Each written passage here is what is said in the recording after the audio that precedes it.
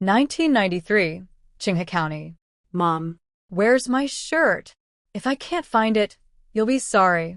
Her younger son, Zhang Jingguo, shouted so loudly that his voice cut through the smell of cooking oil, making Wang Xiufan's ears ring. She was standing in the hot kitchen, stirring the food with a spatula. The big iron pot was sizzling with braised pork. Today was her 48th birthday. To prepare this meal, she had saved her egg money for half a month and got up before dawn to roll dough and fry meatballs. It's in the bottom drawer. I ironed it for you, Wang Xiufan said, wiping the sweat from her forehead. Stop moving my stuff around. Everything smells like oil. It's embarrassing.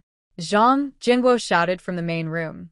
The curtain lifted, and her eldest daughter-in-law, Lu Mei, walked in holding her son, Qiang.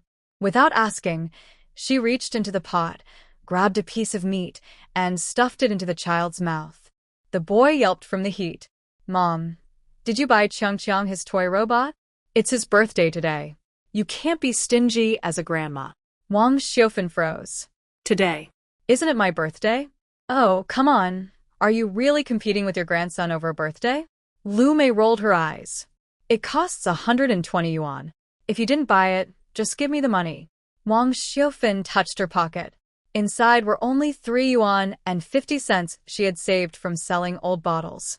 All right, let's eat. Her husband, Zhang Dajuan, slammed the door open, threw his bicycle into the yard, and walked in with a dark face. In an instant, the braised pork and meatballs on the table were snatched up by several pairs of chopsticks. Wang Xiufan brought out the last bowl of noodles. She had made it especially for herself. Noodles again? Zhang Dajuan slammed the table. I work all day and you feed me this? Where's the meat? The meat's all in the children's bowls. She answered softly. Her daughter, Zhang Zhaodi, picked at her fish and complained, Mom, the pants you made are so old-fashioned. My coworkers laughed at me. It's so embarrassing.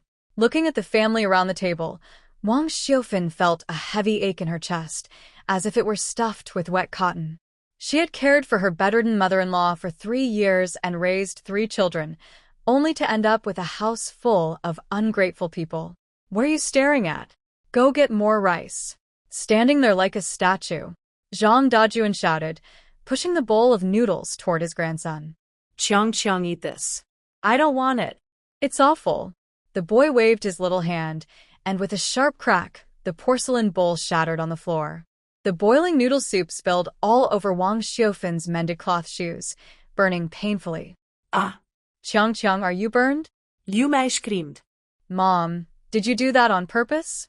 Zhang Dajuan, furious, stood up and slapped Wang Xiufan hard on the shoulder. Useless woman. What's the point of keeping you around? Go get a rag and clean it up. Wang Xiufan stumbled into the doorframe. Her shoulder burned, but her heart suddenly felt cold. For 25 years, more than 9,000 days, she had worked like an old ox pulling cart, while the people riding it kept whipping her.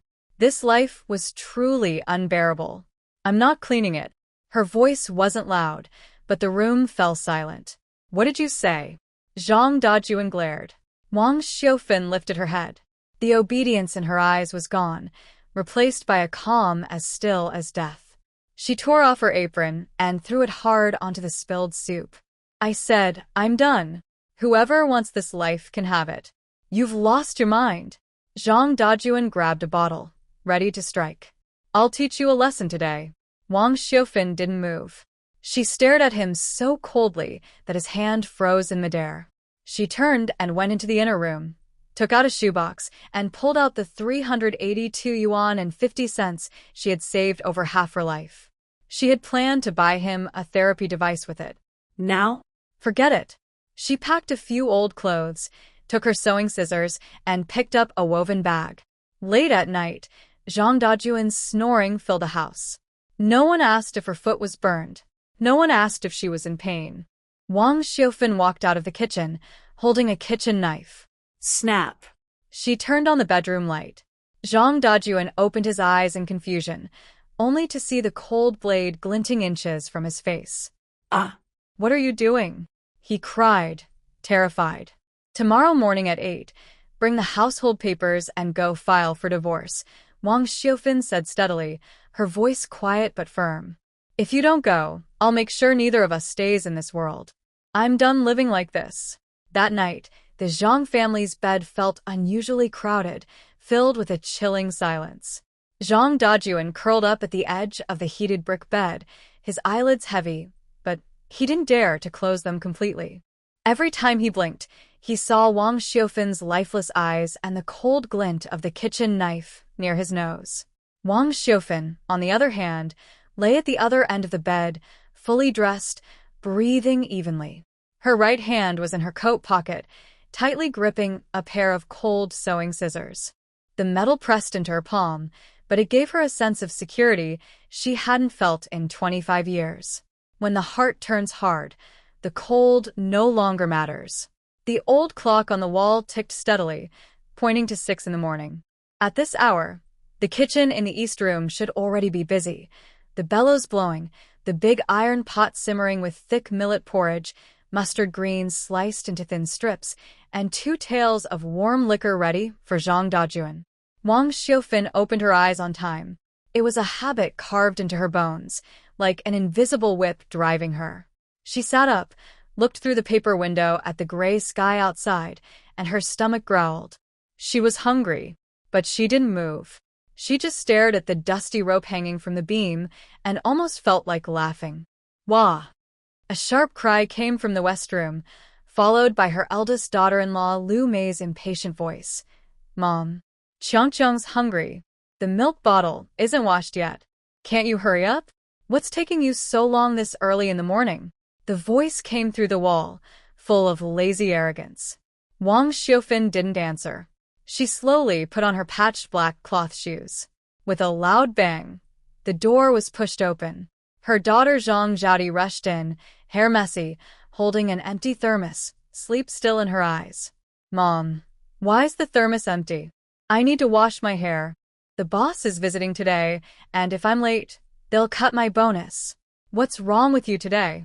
Wang Xiufan faced the cracked mirror, combing her graying hair once, twice, until it was neat and smooth.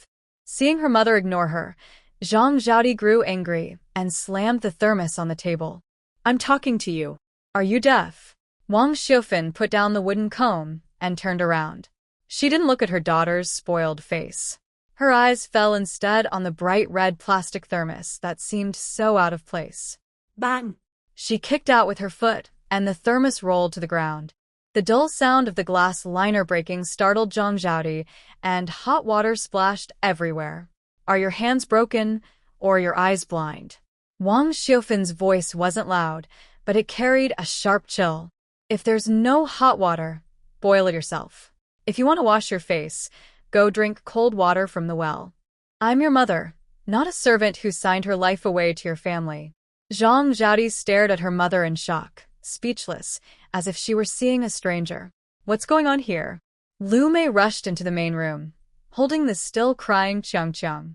She saw the cold stove and empty table, no breakfast, not even a cup of hot water. Her eyebrows shot up, and she pointed at Wang Xiufan, her voice sharp.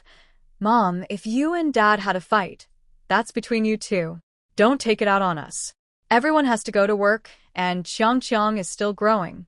How can you be so hard-hearted as a grandmother? Wang Xiufan glanced at her, her eyes cold, as if she were looking at a stray dog by the road. Lu Mei, she said calmly, calling her daughter-in-law by name.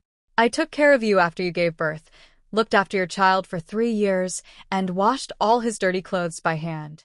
In these 3 years, have you given a single cent for food? Lu Mei froze, her eyes darting away.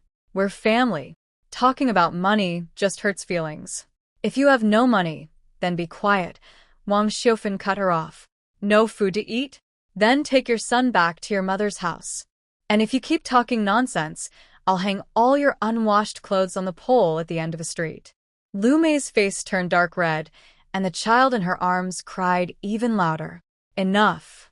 The curtain to the inner room was suddenly pulled aside. The eldest son, Zhang Jingguo, came out wearing an ill-fitting suit jacket. His face showed clear impatience as he frowned at the messy scene. What's all this noise so early in the morning? What will the neighbors think if they hear this? He walked up to Wang Xiufan, his brows tightly furrowed, trying to look authoritative. Mom, you're almost 50. Why are you acting more childish as you get older? Do you want the whole village to laugh at us? Hurry up and make breakfast. I have a meeting at the office today. Wang Xiufan looked at her eldest son, the one she had loved the most. When the family was poor, every egg they had went into his mouth. She raised him to be fair and healthy, sent him to school, and helped him get a job. Now he was a proper official, looking successful and proud. But she realized that all her care and effort had not raised a grateful son, but an ungrateful one. Wang Xiufan suddenly smiled, but the smile never reached her eyes. She ignored Zhang Jingguo, turned around, picked up an old woven bag, and began to pack her things. Her movements were quick. A few patched clothes, an old shoebox where she kept her money, and a large pair of black tailor scissors she had used for more than 10 years. Other than that, she didn't touch anything in the house, not even the shoe insoles she had sewn by hand. The whole family watched her swift movements, their shock slowly turning into a strange sense of panic. The woman who had worked like a shadow in this house for 25 years really seemed ready to leave. Zhang Dajuan, who had been hiding in his room pretending not to care, finally couldn't sit still. Seeing that all the children were present, he straightened his back and felt bold again. He shuffled out in his slippers, slammed the table, and shouted angrily, "This is outrageous. You think you've had enough of a good life, don't you? Without this house, where can a woman nearly 50 years old go?" He pointed at the door, spitting as he spoke. Who would take you in? Once you step out that door, you'll have nowhere to stay. If you end up hungry on the street, no one will even care. He was sure Wang Xiufan was only pretending. This family couldn't run without her, and she couldn't live without this family. Wang Xiufan stopped what she was doing and lifted the woven bag. Zila. The sound of metal scraping against the wooden table made everyone's teeth ache. She suddenly pulled out the tailor scissors and stabbed them hard into the table. Thud. The scissors sank deep into the wood, standing upright among the messy teacups, still trembling slightly. The room fell silent. Even the child's crying stopped in fear. Zhang Dajuan. Wang Xiufan pressed both hands on the table, her eyes sweeping over every face in the room. Her voice was calm, too calm. All your life, you've relied on me, on my hands washing, sewing, and working to raise these 3 ungrateful children. Without me, you wouldn't even find a clean pair of socks. She paused, a mocking smile curling at the corner of her lips. Let's see who really can't live without the other. She held out her hand. Give me the household registration book. Don't make me use force again. I mean what I say. Zhang Dajuan looked at the sharp scissors glinting in her hand, then at Wang Xiufan's cold, emotionless eyes. The same chill that had terrified him the night before crept up his spine again. His face turned pale, then flushed. Being threatened by his wife in front of their children was the ultimate humiliation. The household book? Keep dreaming. He gritted his teeth and shouted, trying to sound tough though his voice trembled. You want a divorce? No way. I'll drag this out forever if I have to. He refused, not just for pride, but because he didn't want to lose the woman who kept the household running for free. Wang Xiufan said nothing more. She pulled the scissors from the table and tucked them into her pocket. Fine. She nodded, her eyes as cold as if she were looking at a stranger. If you won't give it to me, I'll go to the police and report you for abuse, for making my life impossible. Then I'll go to Zhangguo's office, to Liu Mei's factory, to Zhaodi's counter. I'll make sure everyone knows. I've got nothing left to lose. Let's see whose life gets harder, mine or yours. With that, she slung the snakeskin bag over her shoulder and walked out. Get back here. You useless woman, come back. Zhang Dajuan took a few steps after her, but the door slammed shut in his face. The sight of the scissors stuck in the table that morning had truly frightened Zhang Dajuan, but he still held on to a bit of hope. Women always make a fuss, he thought. After a night of anger, she'll come back. Where else could she go? He imagined that by evening, the crazy woman would be back at the stove, warming his drink as usual. The old clock on the wall clicked, the minute hand pointed to 7:55. He slowly pushed his old bicycle toward the gate, sneaking glances around. Creak! The rusty iron gate groaned as it opened. Zhang Dajun looked up and nearly jumped out of his skin. At the doorway stood Wang Xiufan, wearing her faded old cotton jacket and holding a snakeskin bag. She looked like a dark-faced guardian blocking the only way out. In her arms, the handle of a pair of sewing scissors glinted coldly in the morning light. Her eyes were colder than the lingering chill of early spring. Zhang Dajuan's heart skipped a beat, then anger rose inside him. Was this woman really challenging him again? Move. He pressed the bicycle bell hard, its sharp ringing filling the air, his face dark with irritation. Don't block the way. I have a morning meeting at work. I don't have time to argue with you. Move aside. Wang Xiufan didn't move. Her heels seemed nailed to the ground. Seeing this, Zhang Dajuan's temper flared. Even though he held a minor position at the supply and marketing cooperative, he cared deeply about his pride. How could he let a woman block his way? He pushed down on the pedals, and the bicycle rolled straight toward her legs. He had done this before. Usually, just a glare or a quick turn of the handlebars was enough to make her step aside. But today, as the wheel came close, Wang Xiufan didn't move. Instead, she stepped forward suddenly. Her calloused hand grabbed the back seat of the bicycle with a sharp clack. Get off. Using the strength built from years of farm work, she pulled hard. Hey. Zhang Dajuan hadn't expected her to actually fight back. The bicycle, along with his bag, tilted to the side, and he almost fell. His new leather shoes scraped a long mark in the mud, and the handlebar hit his ribs, making him gasp in pain. This is outrageous. Furious and embarrassed, Zhang Dajuan shoved the bicycle aside and raised his hand to strike her. You've gone too far. But this time, instead of shrinking back, Wang Xiufan stepped forward, her weathered face lifted toward him. Just as his hand was about to fall, help. The supply cooperative officer is hurting someone. Wang Xiufan's voice rang out, sharp and piercing, as if releasing 25 years of pent-up anger into the sky. Zhang Dajuan is trying to hurt his wife. He's going to beat her. Zhang Dajuan froze, his mind buzzing. That shout was like a bomb dropped into a calm lake. It was early morning, the busiest time for people heading to work or buying groceries, and the alley was full of passers-by. Aunt Lu from next door, who loved to eavesdrop, ran out still holding half a bowl of tofu pudding. Old Zhao from across the street came out with his birdcage, his eyes wide open. Several workers riding bicycles stopped, putting their feet on the ground to watch the commotion. In the blink of an eye, a crowd had gathered at the Zhang's door, packed tightly in several layers. Usually quiet and timid, Wang Xiufan now stood with messy hair, pointing at the furious Zhang Dajuan, her whole body trembling. Everyone, please judge for me. There were no tears in her eyes, only determination. Her voice was loud and clear, every word cutting deep. I've been married into the Zhang family for 25 years, working like a servant. I took care of my bedridden mother-in-law for 3 years, doing everything myself. I raised 3 children by sewing clothes day and night. Yesterday was my 48th birthday. I just wanted a bit of meat, but not only did he refuse, he even told his grandson to pour hot water on me. The crowd gasped, whispering and pointing. Zhang Dajuan's face turned dark red as more people gathered. In those days, reputation at work meant everything.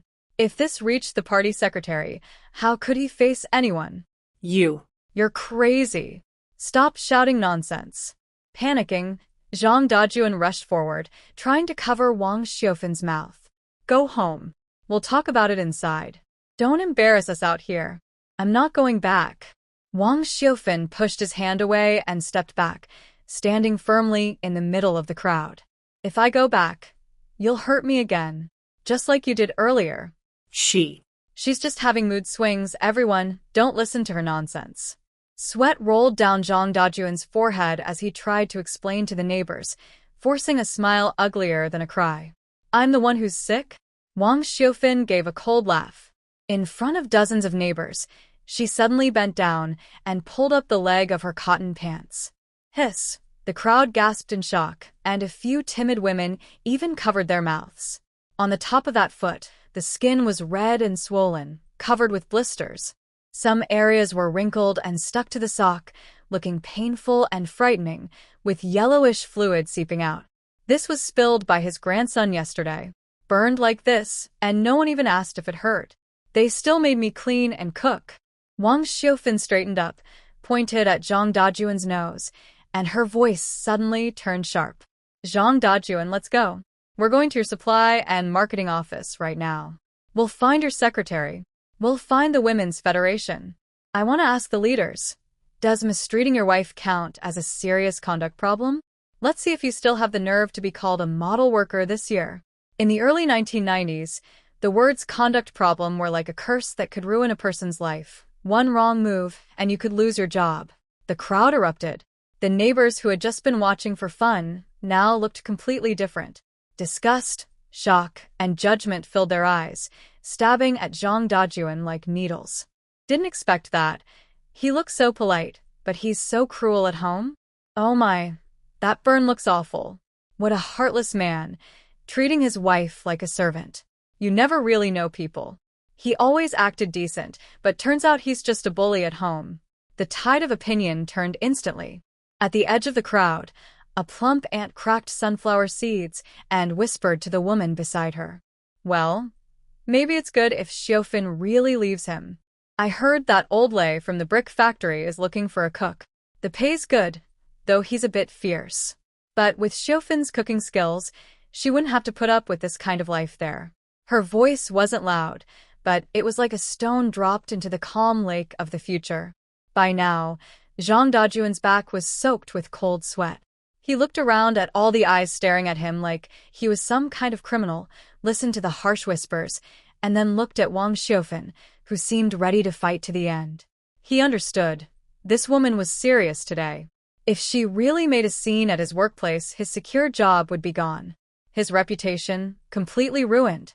Fine. Fine. Zhang Dajuan clenched his back teeth, his face trembling with anger and fear. He didn't dare look at anyone around him. With shaking hands, he pulled a bunch of keys from his pocket and threw them hard into the yard. They hit the concrete with a loud clang. Zhang Wo, where are you? Don't pretend you can't hear me. He shouted at his son, who was hiding behind the door, his voice hoarse and twisted with helpless rage. Bring her the household registration book. Tell her to leave. Right now. Wang Xiufan didn't move. She just looked at him coldly. She watched as her eldest son, Zhang Jingguo, came out nervously, holding the red booklet as if it were burning hot. He shoved it into her hand and quickly stepped back, not even daring to call her mom. Wang Xiufan held the booklet tightly, her rough fingers rubbing the plastic cover as if she were holding her own future. She bent down to pick up the keys, didn't even glance at Zhang Dajuan, straightened her back that life had long bent, lifted her woven bag, and walked out of the alley that had trapped her for 25 years. The late spring wind was sharp and cold, cutting her face like a knife and swirling the dead leaves on the ground. Wang Xiufan walked quickly, her steps light and strong. She gripped the red booklet tightly, her palms sweaty, but her heart felt bright and free, as if sunlight had finally broken through. Not far behind her, the sound of bicycle wheels crunching on gravel pierced the air. Zhang Dajuan pushed his old, crooked bicycle, muttering angrily under his breath, but not daring to stop. Her eldest son, Zhang Jingguo, hunched his shoulders. The wide-shouldered suit he wore flapped awkwardly in the wind. He kept glancing back, afraid that someone he knew might see this embarrassing scene. Her daughter-in-law, Lu Mei, held little Qiang in her arms, her eyes sharp as hooks fixed on Wang Xiufan's back. Her lips moved as she whispered to Zhang Jingguo, still scheming. The whole family looked like a lizard that had lost its tail, still twitching on the ground, struggling in vain. The end of the alley was only 300 meters from the neighborhood office. For 25 years, Wang Xiufan had walked this same 300 meters, always with her head down, going to collect ration tickets or get papers signed, always watching Zhang Dajuan's mood, begging for a few coins of household money. Today was different. She was going to free herself. Mom. Why are you doing this again? Zhang Jingguo hurried after her, reaching out to grab Wang Xiufan's sleeve. But when she shot him a cold look, He awkwardly pulled his hand back. Dad's just stubborn. Can't you give in a little? Let's go home, close the door, and live our lives quietly, all right? You've made such a scene that everyone in town is talking. How am I supposed to face people at work now? Wang Xiufan didn't stop walking, nor did she lift her eyes. When your father hit me, you weren't worried about losing face. When your son poured hot water on me, you weren't worried about losing face. Now that I want a divorce, suddenly you care about your reputation? Zhang Zhengwo's face turned red, his neck stiff, unable to say a word. A few minutes later, the group arrived at the neighborhood office. In 1993, the office walls were painted green, and the air smelled of ink and old tea. Oh, isn't this Comrade Zhang? Aunt Zhao, the mediator, was blowing tea leaves off her chipped enamel mug. When she looked up and saw the crowd, she was startled. Zhang Dajuan parked his bicycle by the door. The fierce look he had in the alley vanished, replaced by a pitiful, wronged expression. He stepped forward quickly, grabbing Aunt Zhao's hand. Sister Zhao, you must help me. My wife's gone mad. Must be some kind of illness. Over a small argument, she grabbed scissors and tried to hurt me. Lu Mei, sharp as ever, pinched her son Qiang hard in her arms. The child burst into loud tears, his sharp cries echoing through the small office. Yes, Aunt Zhao. Lu Mei's eyes turned red as she pointed at Wang Xiufan. Look at my mother. She smashed up the house early this morning and even wanted to cause trouble at my father's workplace. We, as the younger generation, really can't live like this anymore. But divorce. That would bring shame to our whole family. Behind the desk, several clerks stopped sorting files and turned to look at Wang Xiufan. Their eyes were full of judgment and blame. In those days, in a small county town, divorce was rare and considered disgraceful. Especially when a woman asks for a divorce, people will gossip and call her names. Aunt Zhao frowned deeply when she heard that. She set her teacup down hard on the table, putting on the look of someone who didn't want to get involved but still had to speak up. She began to scold Wang Xiufan earnestly. Xiufan, I'm only saying this for your own good. Dajuan has been a respected worker at the supply and marketing cooperative for years. He's an honorable man. You're almost 50 now. How can you still be so foolish? All this trouble just because of a small argument. If people hear about it, how will Dajuan face his colleagues? And what will the children think? The clerks nearby started whispering among themselves. Exactly. She just doesn't appreciate her good life. Director Zhang is always polite to everyone. It must be his wife causing trouble. The public opinion quickly turned, led by the convincing act of Zhang Dajuan and his son. Standing beside Aunt Zhao, Zhang Dajuan turned his back to the clerks and gave Wang Xiufan a mocking smile. His looks seemed to say, in this county, I have plenty of connections. You think you can fight me? You're too naive. Wang Xiufan said nothing. She quietly watched them perform, as if watching clowns on a stage. For 25 years, she had learned to endure, to stay silent. Zhang Dajuan thought she was still the timid woman who used to cry behind the stove. But the scalding bowl of noodle soup from last night had already burned away that weak version of her. Is the show over? Her voice was soft but sharp, cutting through the buzzing room like ice. She stepped forward, not to argue, not to cry or make a scene. She simply placed the household registration book and marriage certificate on the table. Snap! The sound was so crisp that Aunt Zhao's pen trembled in her hand. Then Wang Xiufan reached into her pocket and pulled out a heavy pair of scissors. Clang! The scissors hit the wooden table, their sharp edges glinting coldly, pointing straight toward Aunt Zhao. The room fell silent. Even breathing could be heard. Aunt Zhao shrank back in fear, her chair scraping loudly against the floor. Xiufan, what are you doing? This is a government office. You can't cause trouble here.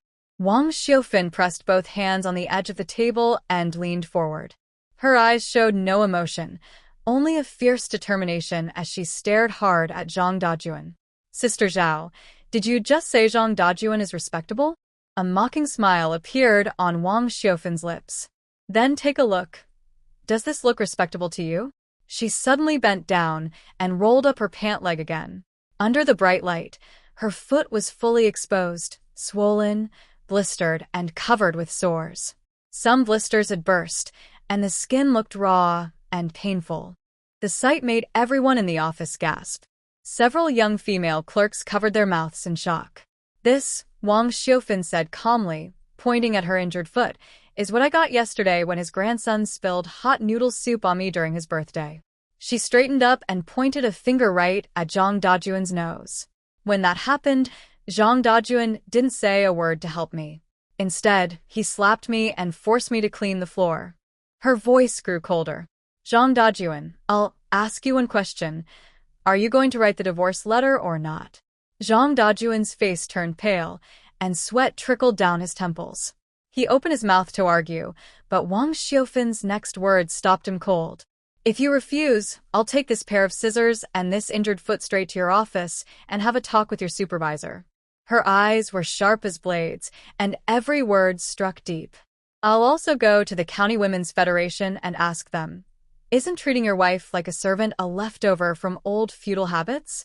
Isn't that a serious moral problem? You still want to be named a model worker this year? Or would you rather lose your job?" In the early 1990s, being accused of a moral problem was a serious matter.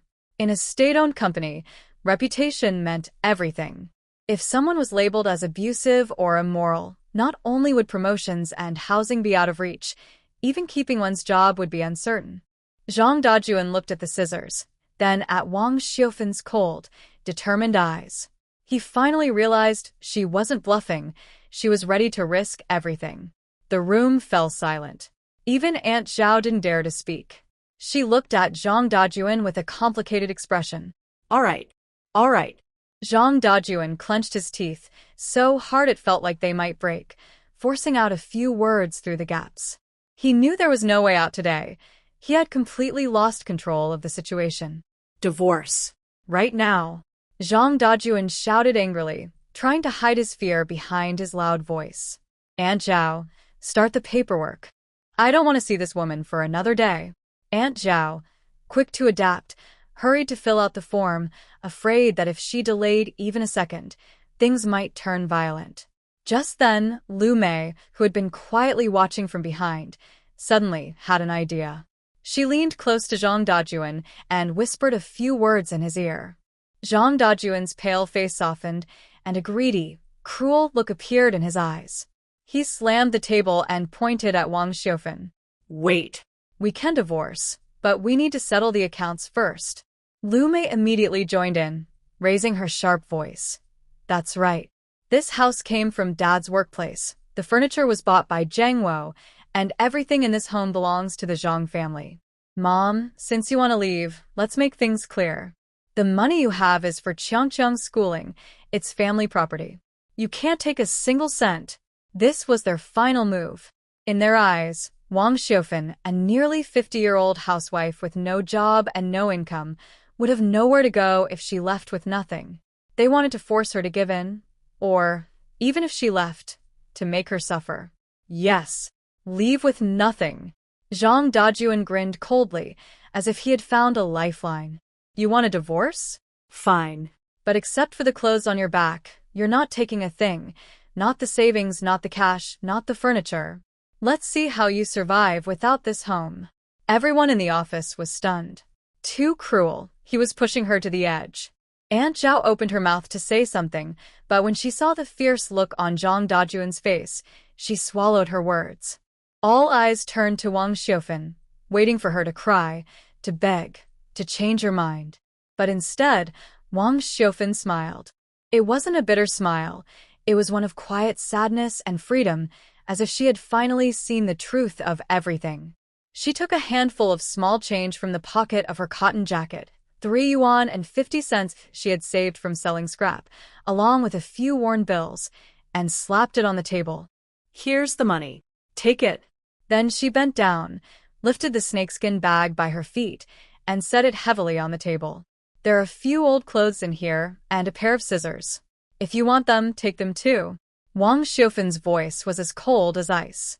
"As for that house, the furniture, and your secret savings, I, Wang Xiufan, don't want a single cent." "What? You, my frosh?" She hadn't expected the old woman to be so firm. For 25 years, I've worked for the Zhang family, like a servant. Even if you hired a housekeeper, it would cost at least a few dozen yuan a month, right? Wang Xiufan looked around at the family, her eyes sharp. 3 yuan and 50 cents. That's the price of my 25 years in the Zhang family. The rest, I'll just count as my mistake for trusting the wrong people. She turned to the clerk. Stamp it. Her determination was so strong that the clerk instinctively picked up the seal and pressed it down on the document with a loud thud. Zhang Dajuan's hand trembled as he held the pen. He hadn't expected his final threat to fall flat. Wang Xiufan's calm contempt hurt him more than any argument. It felt as if something he treasured deeply was nothing but trash in her eyes. Fine. You've got nerve.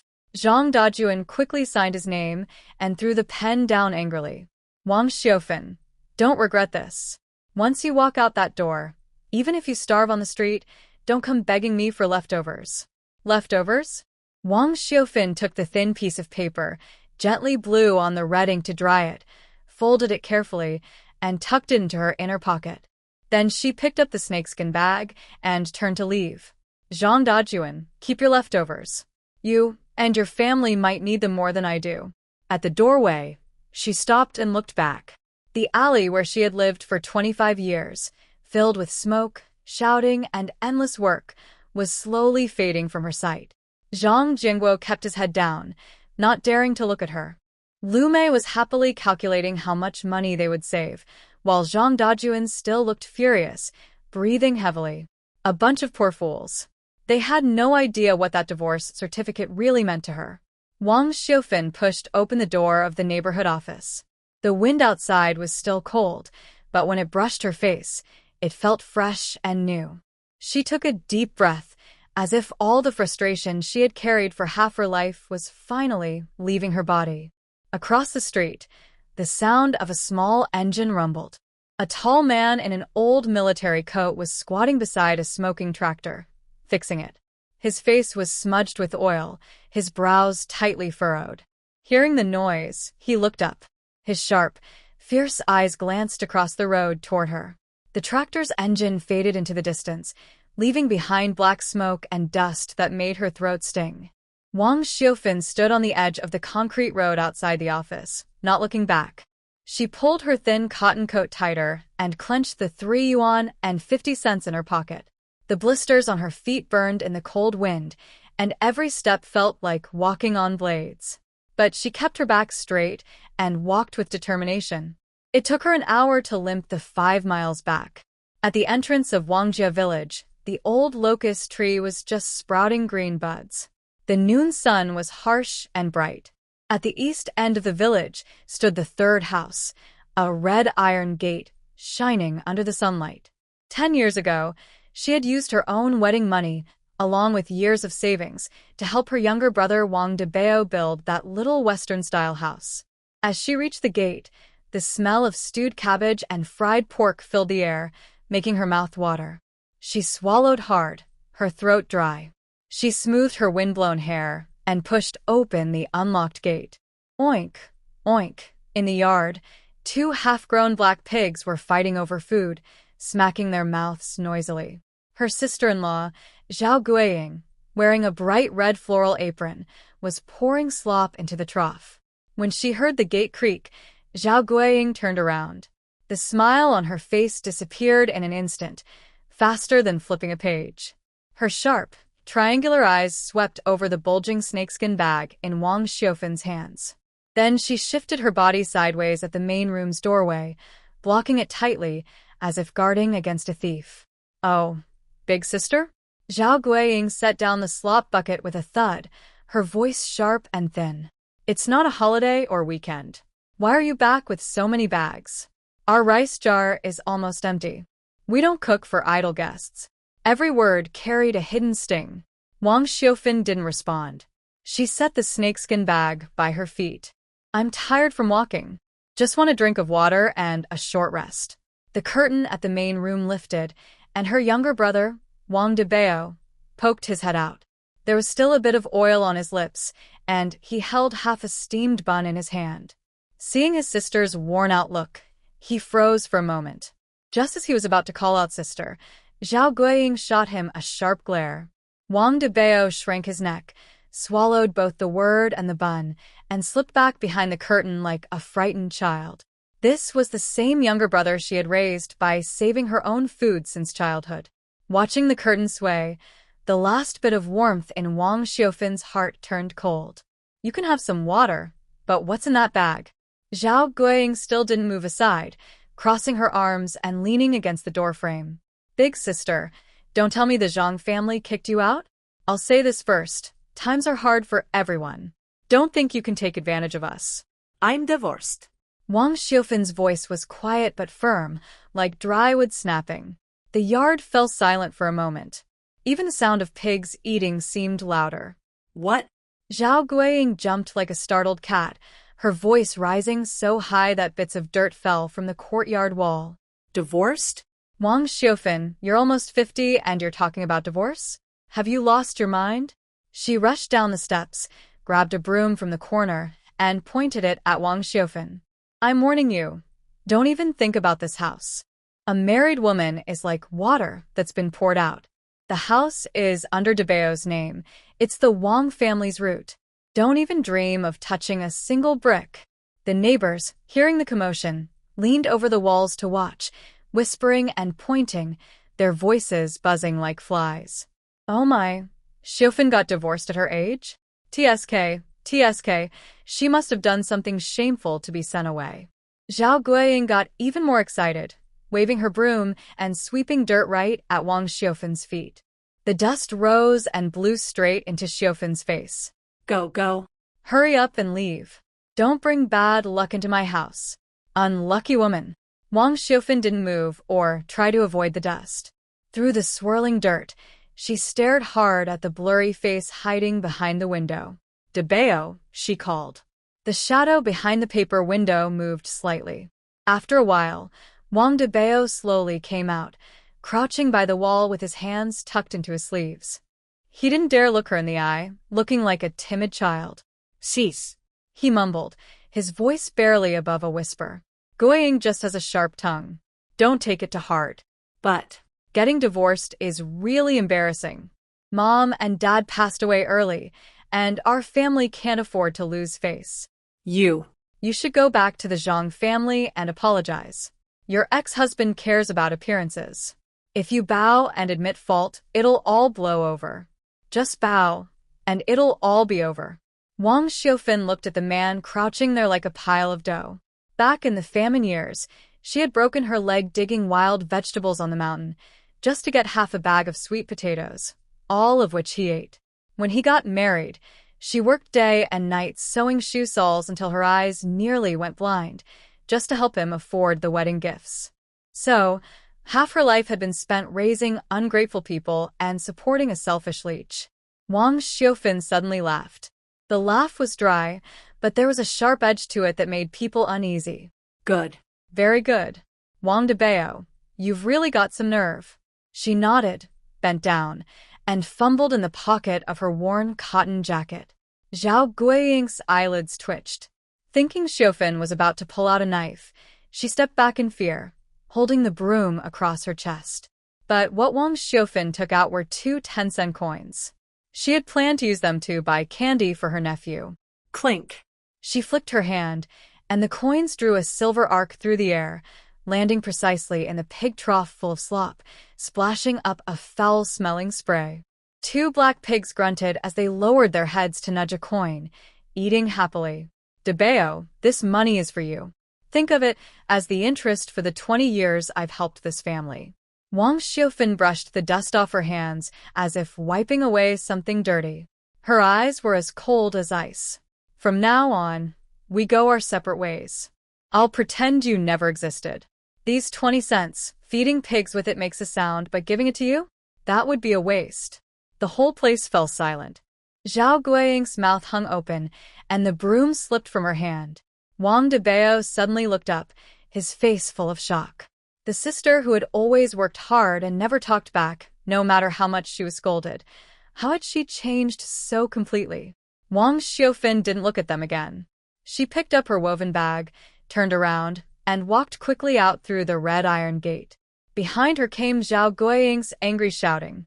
Crazy. She's really gone crazy. Don't come begging us for food later. You useless woman. Beg? Wang Xiufan looked ahead, her lips curling into a cold, firm smile. In this life, even if she starved or fell from a building, she would never beg those people for anything again. As she left Wangjia village, the sky was already growing dark. The late spring wind was sharp, scraping her face like sandpaper. Wang Xiufan walked aimlessly and soon found herself on the western edge of the town's outskirts. The area was messy, full of makeshift shacks. The air smelled strongly of burning coal and bricks. In the distance, tall chimneys puffed out black smoke.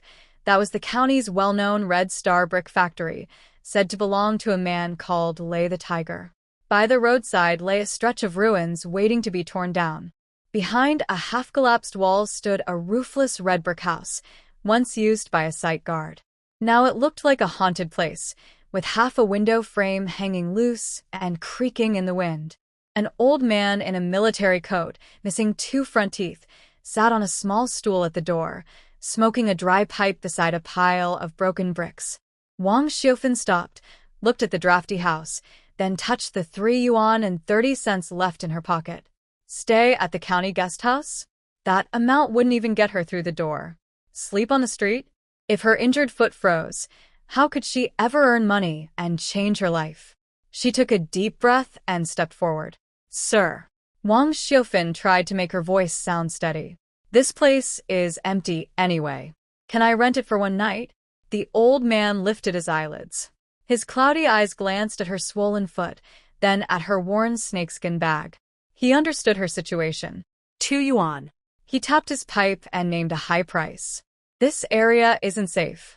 Only my place can block the wind, and there's a door to keep it shut. 2 yuan? That was outrageous. But Wang Xiufan didn't bargain. She knew she wasn't buying a room. She was buying a night of safety. She counted out 2 wrinkled 1 yuan bills and handed them over. The old man took the money and grinned, showing yellow teeth. There's straw inside. Make yourself a bed.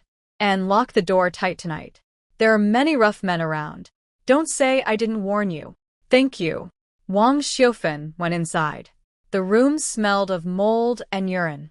Broken bricks and tiles covered the floor, and a pile of dark straw sat in the corner. Above her was a hole in the roof, through which a few pale stars could be seen. This was her new home. No warm bed, no good food, not even a proper door. But here, there were no fists from Zhang Dajuan, no sharp words from Lu Mei, and no weak betrayal from Wang Debao. Wang Xiufan spread out the straw, took out her old clothes from the bag, wrapped herself up, and curled into a corner. Her injured foot throbbed, and her stomach growled with hunger. She pulled out half a cold bun from her pocket, the one she had taken that morning when she left the Zhang's house. The bun was hard as a rock, dry and crumbly, and she had to soften it with saliva before swallowing. Still, she ate it eagerly, not wasting a single crumb. The wind blew through the broken window, chilling her scalp. She swallowed the last bite, looked up at the narrow patch of night sky, and breathed out a cloud of white mist. The wind was cold, but her life, from this moment on, was warm, and it was her own. The night grew deeper. The wind no longer felt like wind, it was like a dull knife cutting into flesh. At night, the ruins on the edge of the city turned into a place where the wind howled fiercely. The northwest wind swirled into the roofless brick house, making a ghostly sound that sent chills down the spine. Wang Xiufan curled up in a corner, hiding in a pile of dark, moldy straw, her body bent like a shrimp in winter. The old cotton jacket she had worn for 7 or 8 years had become stiff, the cotton inside clumped into hard lumps that could no longer keep out the cold. The icy air slipped in through her collar and sleeves, as if countless cold little hands were touching her all over. But the worst was her foot.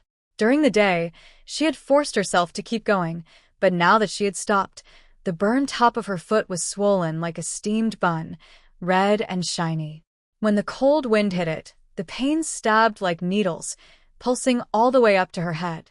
Wang Xiufan clenched her teeth, sweat covering her forehead. She reached out to touch her foot. It was burning hot. I can't just sit here, she thought. She knew that if she stayed in the wind all night, by morning her leg might be useless, and she herself could freeze. Under the faint starlight shining through the hole in the roof, her eyes fell on the doorway. There lay half a broken door panel, probably once used at a construction site to block dirt. It was thick, soaked with rain and mud, and looked heavy. It was the only thing in the room that could block the wind. Wang Xiaofan took a deep breath and slowly stood up, holding onto the wall. She didn't dare let her right foot touch the ground, so she hopped on one leg toward the door. Each hop made her injured foot tremble, and the pain made her gasp. When she reached the door, she bent down and gripped the edge of the panel tightly, her fingernails filled with mud. Up, She muttered, using all her strength, the veins on her neck standing out. It didn't move. The panel had been soaked in the mud for so long it seemed rooted to the ground. Wang Xiaofan refused to give up. She had done heavy labor for the Zhang family for 25 years. She could carry a gas tank upstairs, so how could she not move a piece of wood? She adjusted her stance, pressed her good leg firmly on the ground, leaned her shoulder against the panel, and pushed again. up. The panel creaked and finally shifted a few inches.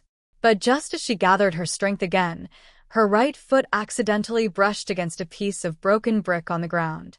The sharp pain spread through her body like fire.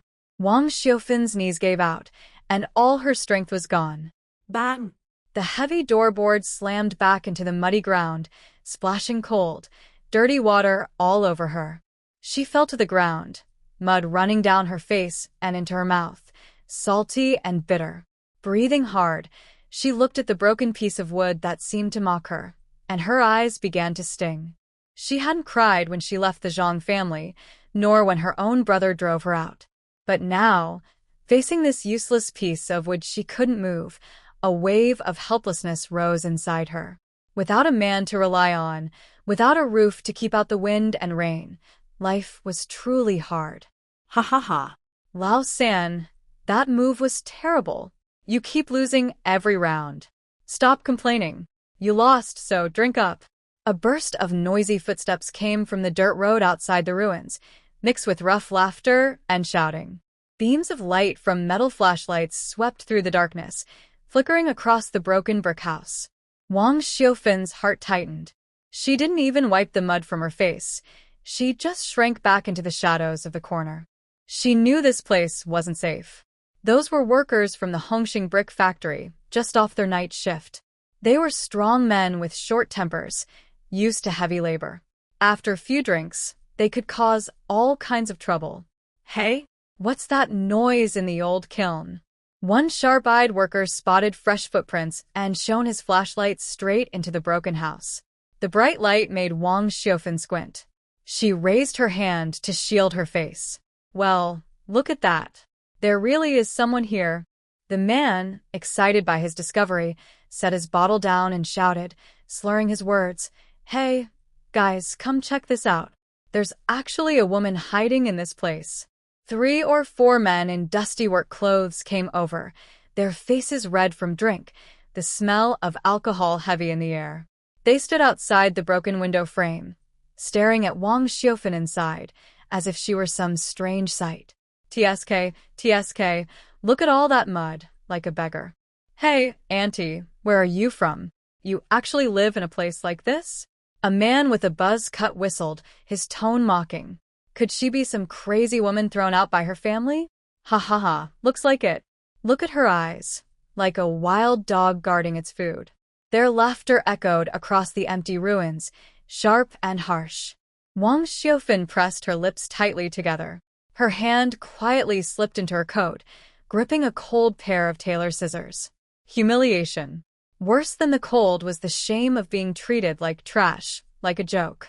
Leave. The words squeezed out from between her teeth. She lifted her head.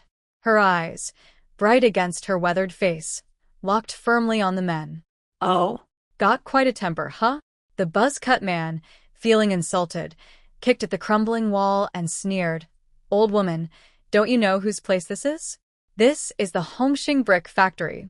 Believe it or not, I could throw you into the kiln." He started to step inside. Wang Xiufan suddenly stood up. Her legs trembled, her back was bent, but the heavy scissors in her hand gleamed as she pointed them toward the door. "I dare you to come in." Her voice shook, but the fierce determination behind it made the man hesitate for a moment. Just a moment.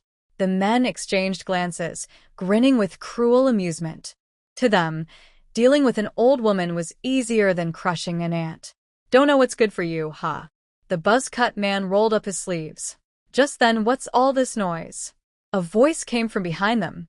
It wasn't loud, but it was deep and rough, like sandpaper scraping rust, carrying the weight of years and smoke.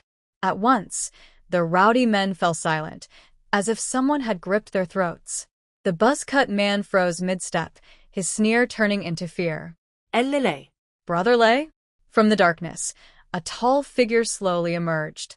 He wore a faded old military coat, its collar turned up, hiding half his face. As he came closer, a strong sense of pressure filled the air.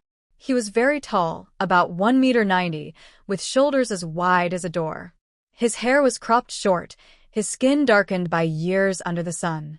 A 2-inch scar above his left eyebrow made his sharp features look even fiercer. Lei de Sheng. In this area, everyone knew the name Lei the Tiger. A former soldier, he was someone who had truly faced danger. In just a few years, he had turned a failing brick factory into the best in the county, relying on his strength and determination. Wang Xiufan's hand, holding the scissors, was slick with sweat. She could hardly breathe, caught between danger ahead and behind. Lei Desheng stopped in front of the broken house, his deep-set eyes sweeping across the place. His gaze was as cold as ice. "Brother Lei, ha. There's a homeless woman taking up space here," one of the men said quickly, bowing and smiling nervously, afraid to anger this fierce man. "She looks messy, maybe even a little crazy." She was waving a knife around. "We were just about to drive her away so she wouldn't dirty the factory grounds." Lei Desheng didn't answer. He didn't even glance at the workers, as if they were nothing but air. He took long strides forward, his old army shoes crunching on the broken bricks, and walked straight toward Wang Xiufan. She instinctively stepped back. 1 step. 2 steps. Her back hit the cold brick wall. Nowhere left to go. Lei Desheng stopped half a meter in front of her. Too close. He stood like a tower, blocking out the moonlight. The smell of cheap tobacco, burnt clay, and sweat surrounded her like a net. Wang Xiufan looked up and could only see his strong jaw and those bright, intimidating eyes in the shadows. What was he going to do? Would he hit her like Zhang Dajuan had? Or throw her out like the others wanted? She clenched her teeth, gripping the scissors tighter until her knuckles turned white. If he dared to move, she would. The workers around them held their breath, waiting to see what would happen next. Old Tiger Lei had a bad temper. That old woman dared to wave a knife in front of him. She might end up with a few broken bones. Lei Desheng moved. He didn't reach out to grab Wang Xiufan, nor did he try to take the scissors from her. He simply bent down. His broad back tightened like a drawn bow. A large, calloused hand with thick joints grabbed the broken doorboard that Wang Xiufan had tried and failed to lift. Up. No extra movement. No loud shout. The sleeve of his army coat swelled as the veins on his hand stood out like ropes. The heavy, water-soaked board, hundreds of pounds, was lifted easily with one hand, as if it were just a piece of cardboard. Bang. With a dull sound, Lei Desheng set the board upright and jammed it firmly into the drafty doorframe. It fit perfectly. The cold wind that had been blowing in was instantly blocked outside. The room seemed to grow warmer at once. Then he lifted his foot and kicked 2 discarded red bricks from the side. Thud. Thud. 2 kicks, and the bricks wedged tightly under the board, sealing the last bit of gap. The place fell silent. The workers who had been waiting to watch the commotion stared wide-eyed, their jaws nearly hitting the floor. This was old Tiger Lei? The same Lei the demon, who flipped tables at the slightest word and made every local troublemaker avoid him. He was actually fixing a door for a homeless old woman in the middle of the night? Lei Desheng straightened up and brushed the dust from his hands. The movement was casual, yet carried a sharp, effortless strength. He turned around. His fierce face showed no emotion as his cold eyes swept over the stunned workers. Enjoying the show? His voice was still low, but it carried a chill that made their scalps tingle. The man with the buzz cut shivered, suddenly sober. And no, not at all, Brother Lei, we leave. Lei Disheng said just one word. Simple, harsh, leaving no room for argument. Igregajes. Right away. We're leaving now. The group of men fled in panic, stumbling and scrambling away. They didn't even dare to pick up the bottles on the ground, afraid that if they were a second slower, that fierce man might kick them. In the blink of an eye, the ruins became quiet again. In front of the broken house, only 2 people remained. The wind still howled outside, but the doorboard blocked it, turning the noise into a dull thud that somehow made the place feel safer. Wang Xiufan leaned against the wall, the scissors in her hand slowly lowering. She looked at the tall man before her, her mind blank, still trying to process what had just happened. Lei Disheng turned around, facing the doorboard he had just set upright. Through a wide crack in the board, his gaze fell on Wang Xiufan. Under the faint starlight, Wang Xiufan could see his face clearly. It no longer carried the fierceness he had shown toward his co-workers, nor the arrogance of someone offering pity. His eyes paused for a moment on her swollen foot, his brows tightening slightly.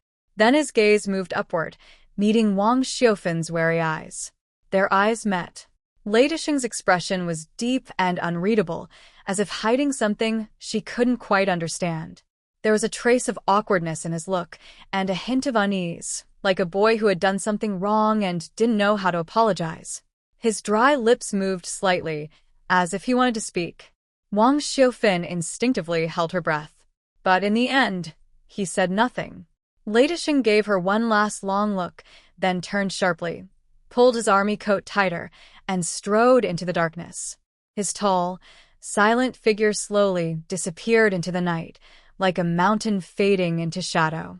Wang Xiufan stood there in a daze, glancing at the doorboard that now blocked the cold wind, then at the scissors still in her hand. After a long moment, she let out a deep breath and slid down the wall to sit on the ground. The straw was the same, the house still broken. But the wind no longer felt cold.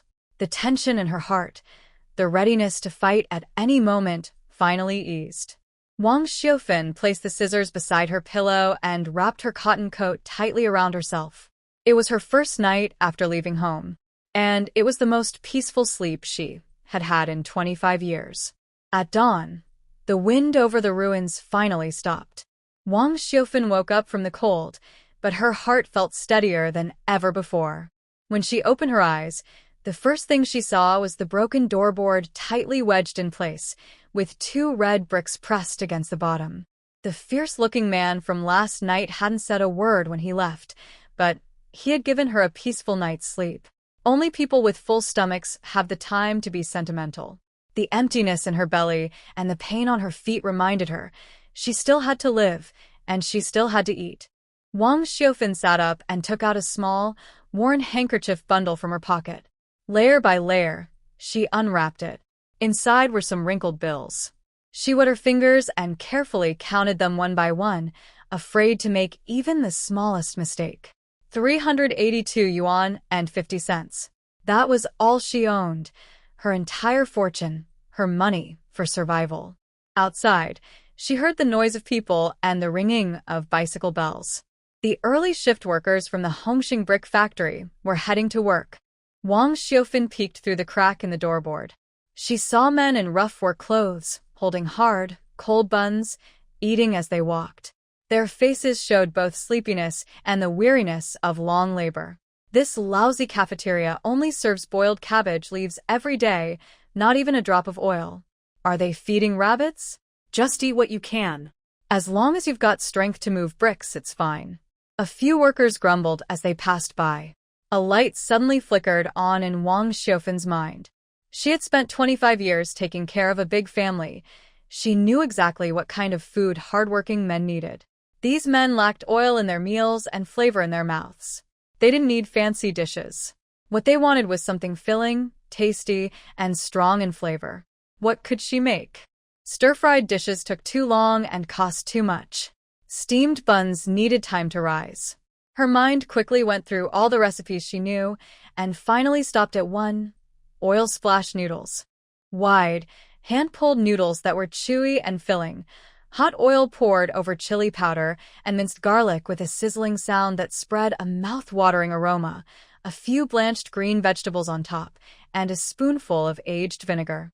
It was cheap, quick to make, rich in flavor. For these rough men, it would be a meal fit for a king. With the idea set, the next step was to gather the tools. Wang Xiaofin didn't rush to the market. Instead, she first went to the county department store. She walked around the counters selling tricycles and stoves, and her heart sank halfway.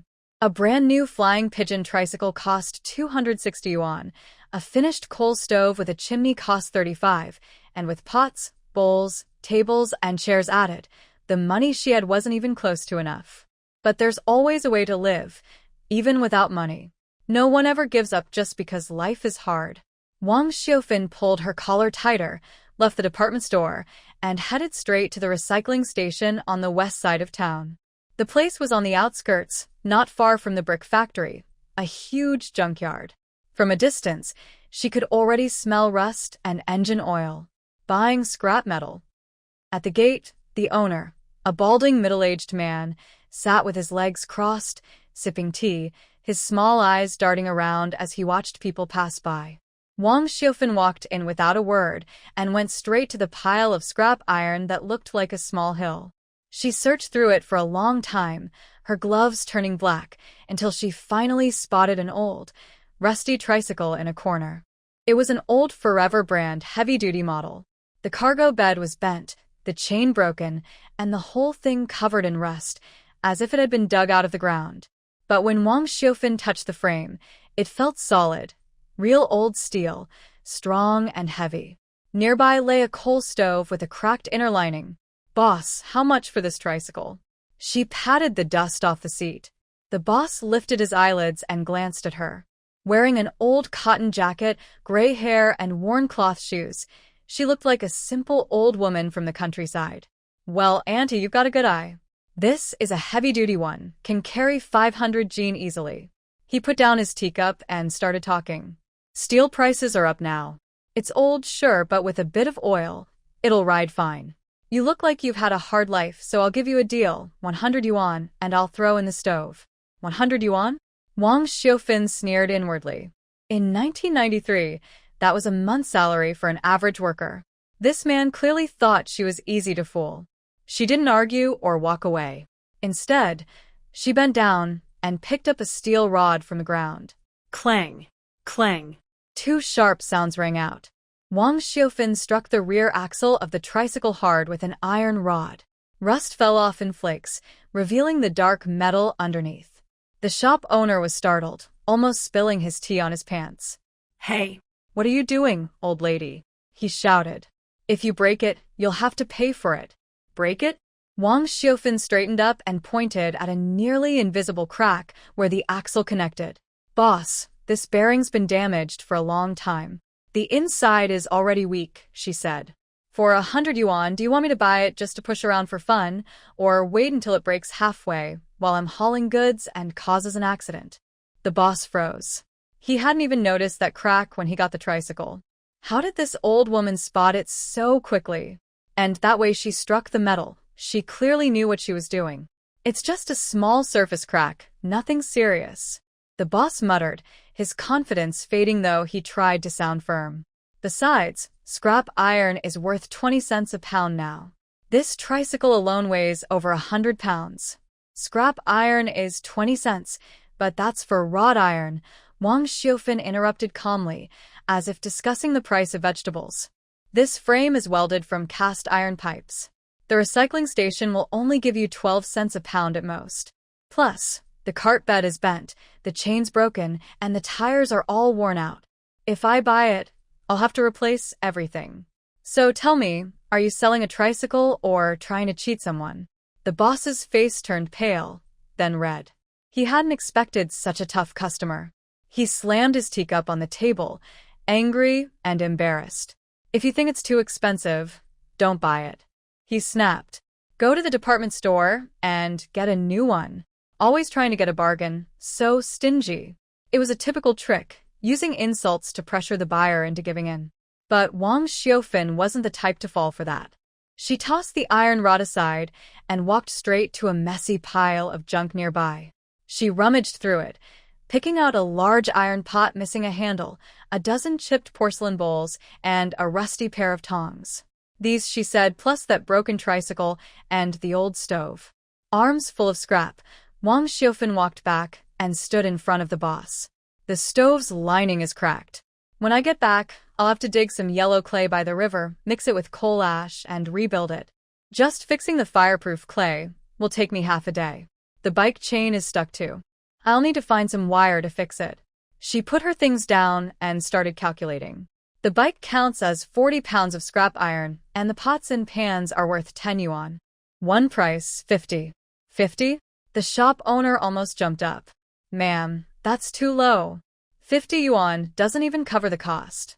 No way, at least 80. Just 50. Wang Xiaofan didn't waste words. She reached into her pocket, pulled out 5 crumpled bills, and slapped them down on the greasy table. Cash. Take it or leave it. If not, I'll go to the recycling shop next door. I saw plenty of good stuff piled up there when I passed by. These days, cash is king. The owner stared at the 5 real bills on the table, his throat moving as he swallowed. That pile of junk had been sitting there for half a year. If he kept it any longer, it would only sell as scrap iron. 50 yuan wasn't much, but at least it was money in hand. Fine, fine. Take it, take it.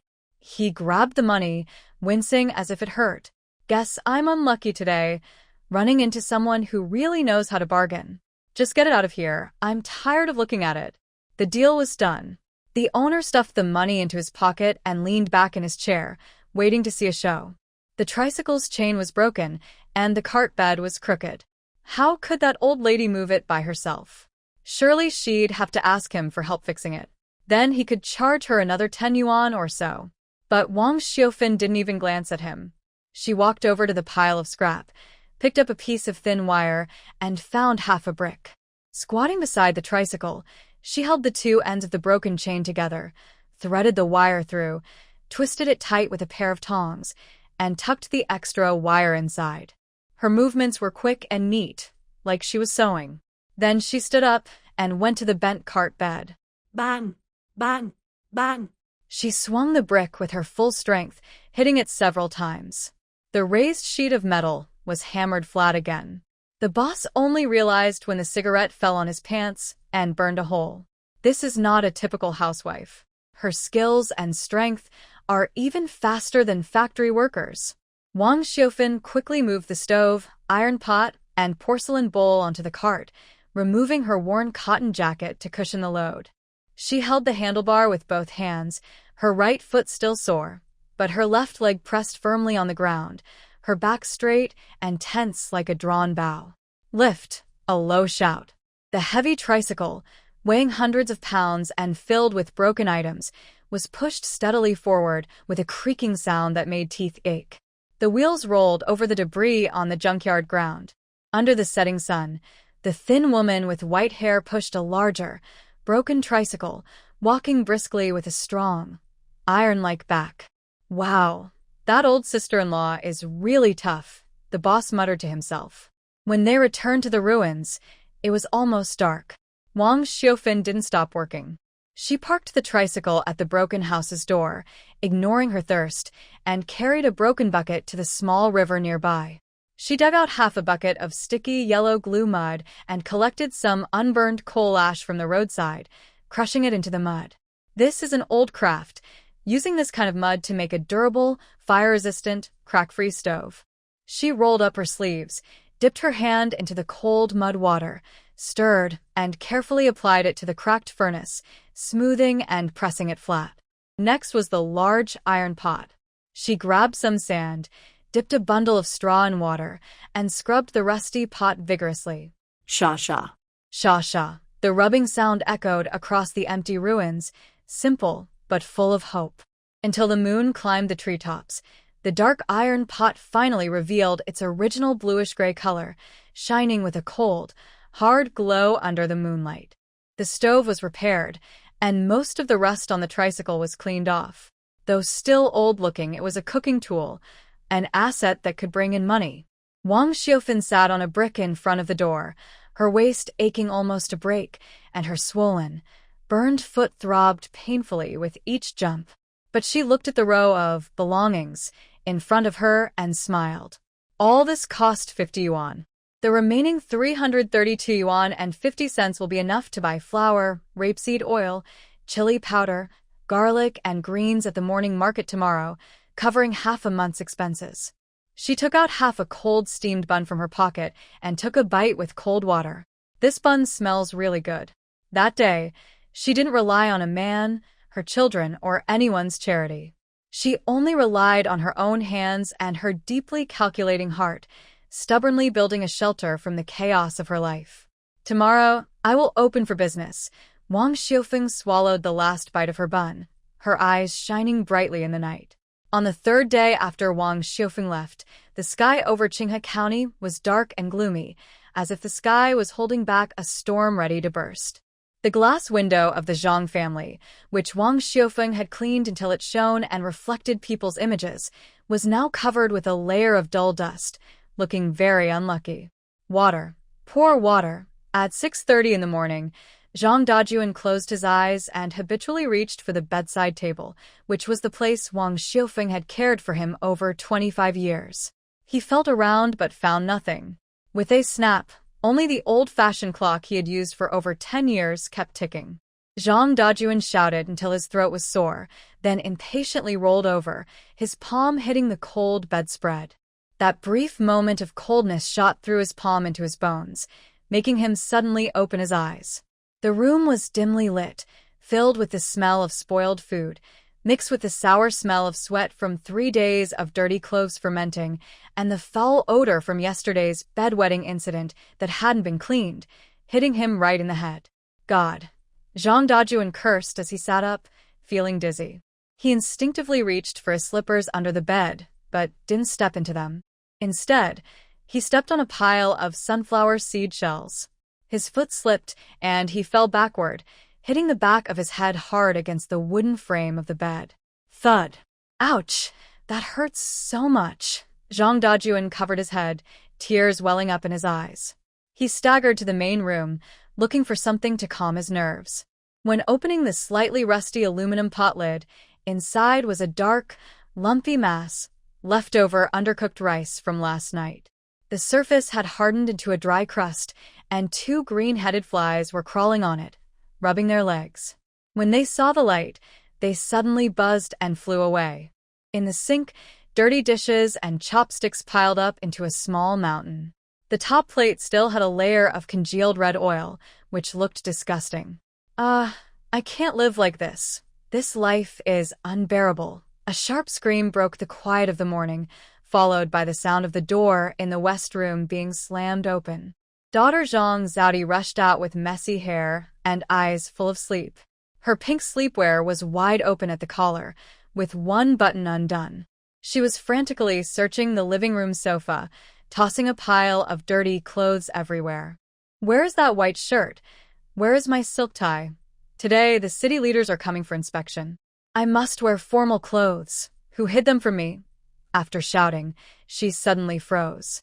The woman who always helped her iron clothes and find buttons, her mother, was no longer there. Why are you crying so early in the morning? Are you calling for spirit? Eldest son Zhang Jingguo also came out from the inner room with a dark face. His proud, broad-shouldered suit was wrinkled like dried pickles. He was only wearing thermal underwear below, holding a sock in his hand, barefoot, with his feet turning blue from the cold. Dad, one of my gray socks is missing. And this one, so stiff it's like a salted fish. How am I supposed to wear it to work? I'm a section chief. Zhang Jingguo threw the stiff sock onto the table, kicking up dust. Is this broken family even a family? Zhang Dajuan already had a headache and was getting more angry from the noise of his son and daughter. Look for it. Just keep looking. She's your real mom, not me and not a nanny. She's gone. Are you missing a hand or a foot? Just then, the eldest daughter-in-law Lu Mei came out holding little Chong, who was still whimpering.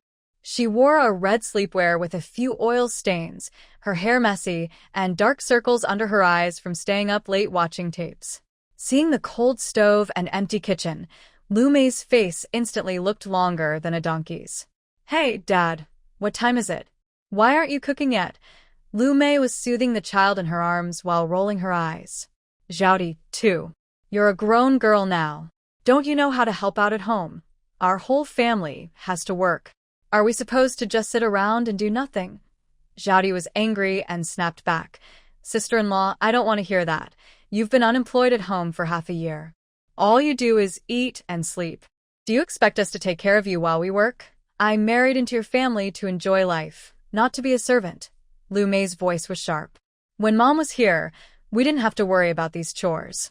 Now that Mom has left because of all the stress, who wants to clean up this mess? This is wrong. It's really wrong." Zhang Dajuan was so angry, he was trembling. He suddenly slammed the table, making the dirty dishes jump. "Lu Mei, how can you talk to your sister like that? Big sister-in-law is like a mother.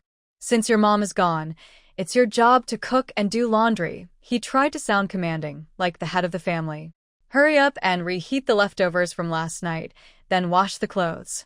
Qiang still needs to go to kindergarten." In the past, when Zhang Dajuan gave a look like that, everyone in the house, except Qiang, would tremble. But today, Lu Mei didn't move.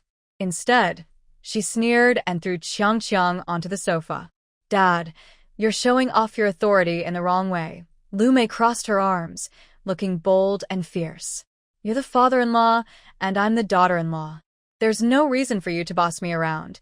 Besides, you know very well who made Mom leave out of anger. If you want someone to serve you, either pay for a nanny or beg Mom to come back. Do you expect me to be a free maid? No way, you." Zhang Dajuan pointed at Lu Mei, his finger trembling, but he couldn't say a word. He suddenly realized that without Wang Xiufan, who was always the punching bag for frustrations, his authority in the family was nothing, just a joke. "Enough. Stop arguing." Zhang Jianguo glanced at the clock on the wall, pacing anxiously. "There's only 20 minutes left. We're going to be late. Dad, give me some money. I want to buy a few fried dough sticks at the alley entrance to make do." "Buy what?"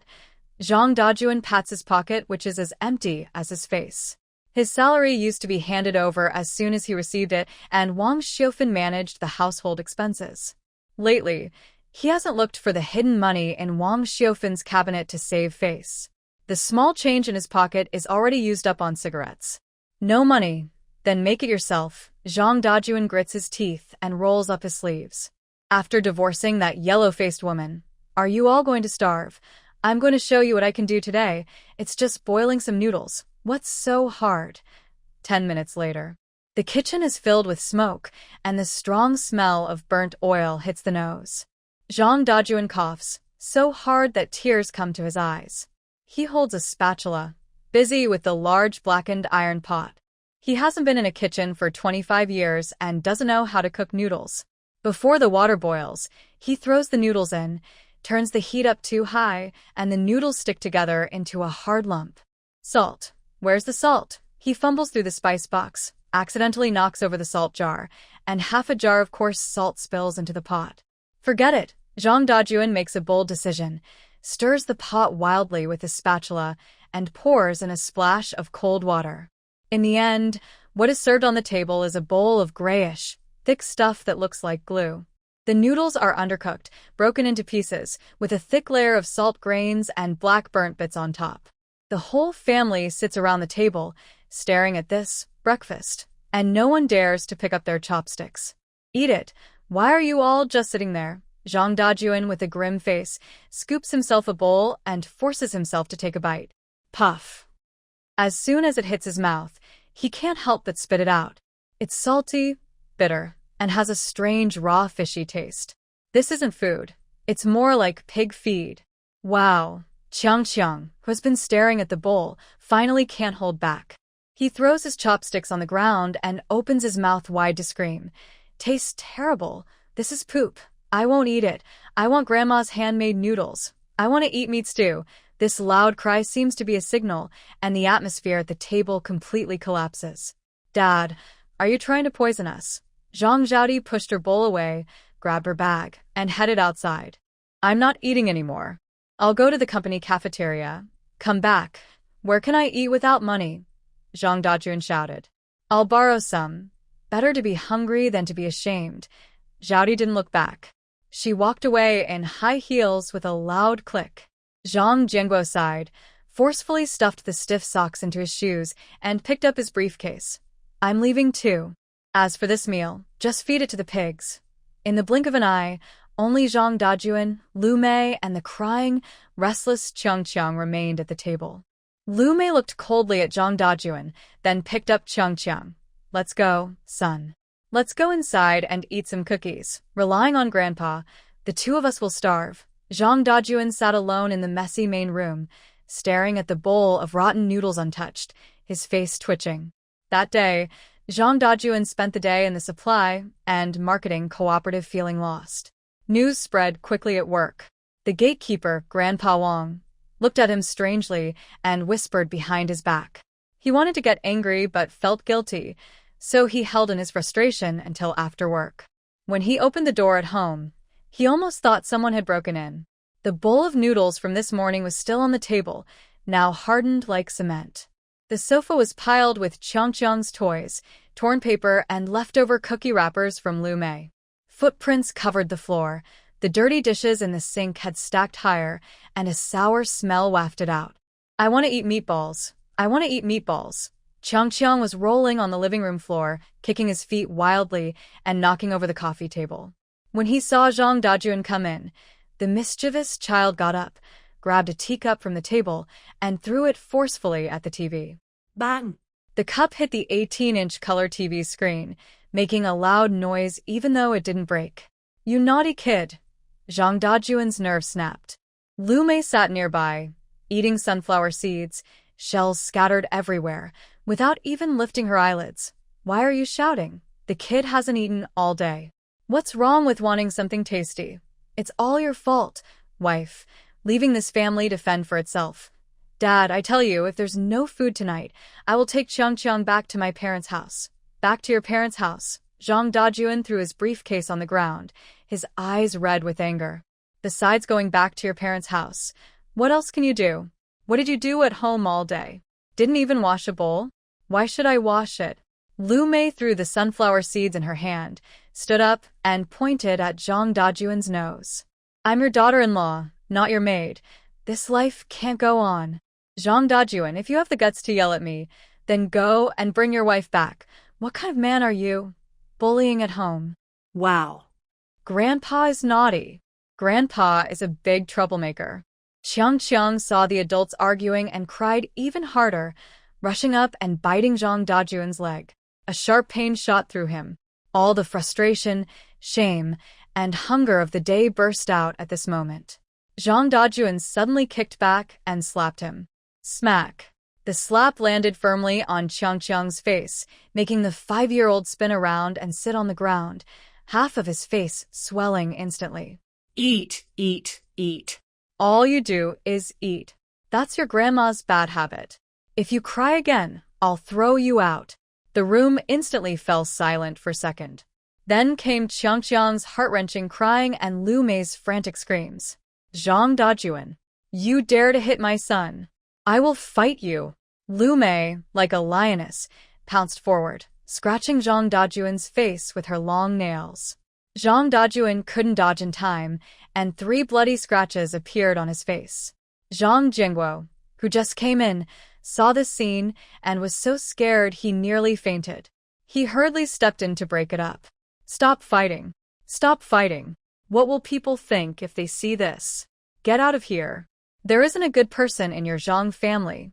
Even hitting your own grandson. Is this what a person does? Lu Mei, with her hair in disarray, cried and cursed at the same time. Jingguo, pack your things. Tonight we're leaving. I won't stay in this broken home for another minute. Half an hour later, with a loud bang of the door slamming, Lu Mei, holding her crying and sniffling child Qiang Qiang, pulled along a helpless Zhang Jingguo back to her parent house. Zhang Zhaodi had already hidden in her room, frightened by the scene she saw upon entering, locking the door behind her. She didn't even dare to come out for dinner. In the main room, Only Zhang Dajuan was left alone. The dull yellow glow of the incandescent bulb above the ceiling lit up the messy room. Broken teacups, dried noodles, sunflower seed shells scattered everywhere, and an empty, cold bed. Zhang Dajuan covered his burning face and slumped onto the sofa. His stomach was growling loudly from hunger. He picked up the half of a cold steamed bun left on the table, the one he hadn't finished in the morning, as hard as a rock. He bit into it hard, his gums aching painfully, almost crying. But he didn't cry. He chewed the dry, hard bun, staring at the empty house with a twisted, fierce look in his eyes.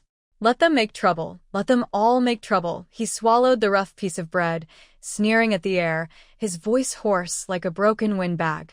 That yellow-faced woman outside must be suffering even more. No money, no house, not even a place to shelter from the wind and rain. I bet she can't hold on for more than a few days. Zhang Dajuan touched the scratches on his face, a nearly foolish determination shining in his eyes. Less than 3 days. Absolutely less than 3 days. She'll be begging at the door for me, begging me to let her come back to do laundry and cook.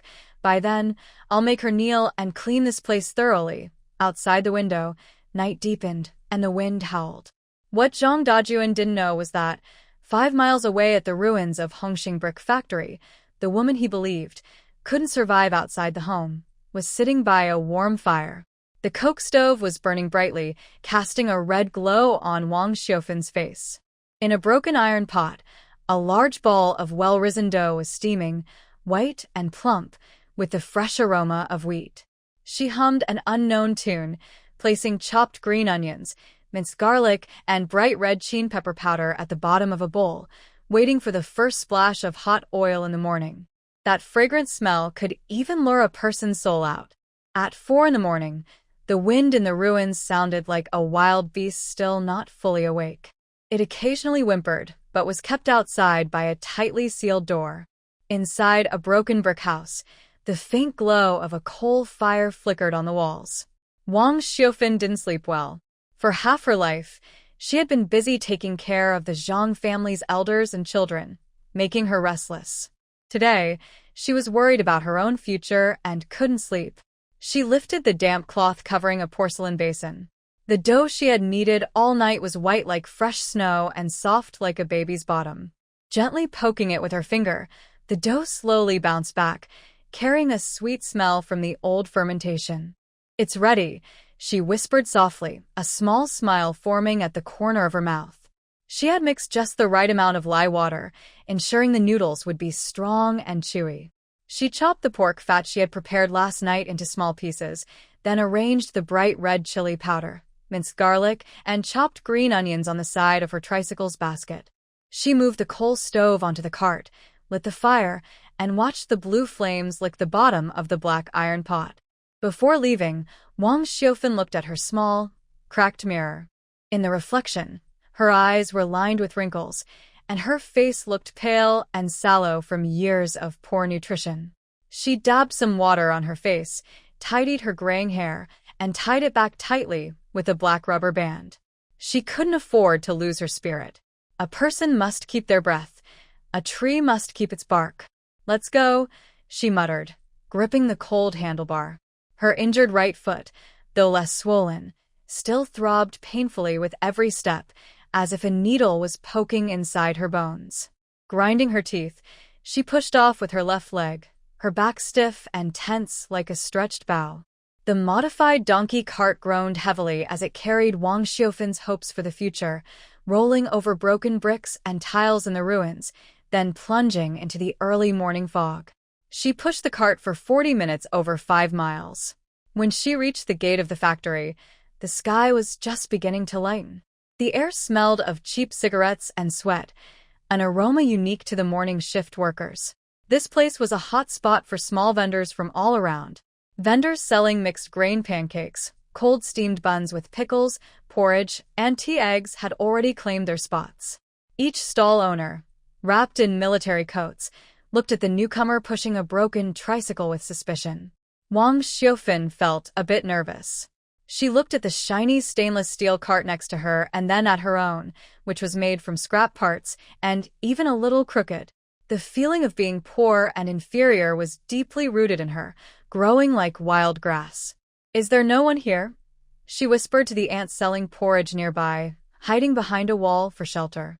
The ant glanced at her but said nothing, just moved her bucket slightly to mark her territory. Wang Xiaofan didn't dare to speak again. She quietly set up her cart, took out the cutting board, and arranged her things. Her hands trembled, and her heart pounded like drums. Suddenly, a loud, mocking voice rang out, full of teasing. "Hey, isn't that Zhang's relative from the supply store?" Wang Xiaofan almost dropped her rolling pin. She looked toward the voice and saw Lu Erlizi, a well-known troublemaker from the alley, squatting by the wall, munching on a steamed bun. Lu Erlizi's shout was like throwing a stone into a calm pond, causing ripples.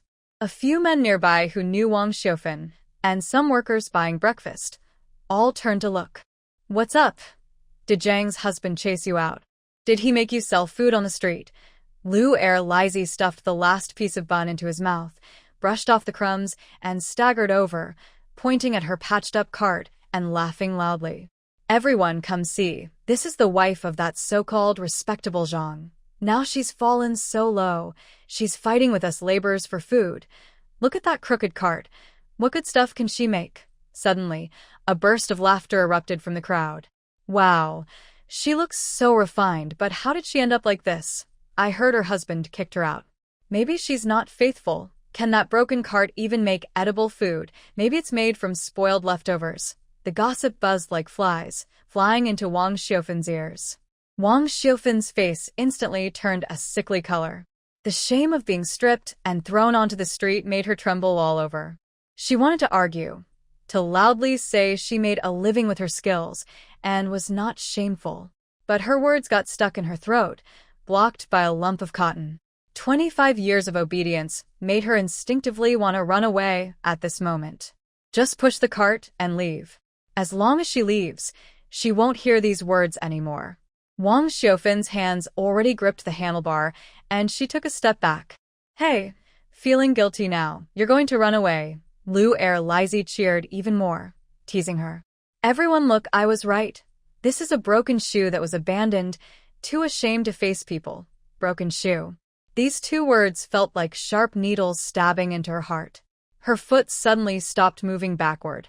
Her mind spun wildly. She remembered how Zhang Dajuan pushed the bowl of longevity noodles to his grandson with indifference, how Qiang splashed hot noodle soup on her feet with arrogance, and that sentence, 3 yuan 50, that's what your 25 years at the Zhang family are worth. Run? Where to run? Back to that cold, ruined house? Or kneel at the Zhang family's door, begging for mercy, still acting as a free nanny who's worth less than a dog? No. She refused to go back to that life. Wang Xiaofan suddenly lifted her head. Her eyes, which were full of panic and avoidance, now showed no tears, only a fierce determination forced out of despair. It was like an honest person pushed to the edge of a cliff, holding a knife in their hand. Bang! A sharp sound made the surrounding laughter suddenly stop. Wang Xiaofan grabbed a piece of dough from the chopping board and slammed it hard onto the pale, washed-out surface. Lu Erlizi was startled and shrank back. "WH, what are you doing? Are you going to hit me?" Wang Xiaofan ignored him, not even glancing at him. She kneaded the dough on the board, then quickly grabbed the rolling pin, moving with speed. Sizzle, that was the sound of the rolling pin rolling over the dough. Wang Xiaofan took a deep breath, gripping both ends of the dough piece tightly. Smack, smack, smack. The noodles fluttered up and down on the cutting board, making crisp, rhythmic tapping sounds. That lump of dough, which had looked lifeless before, seemed to come alive in her hands.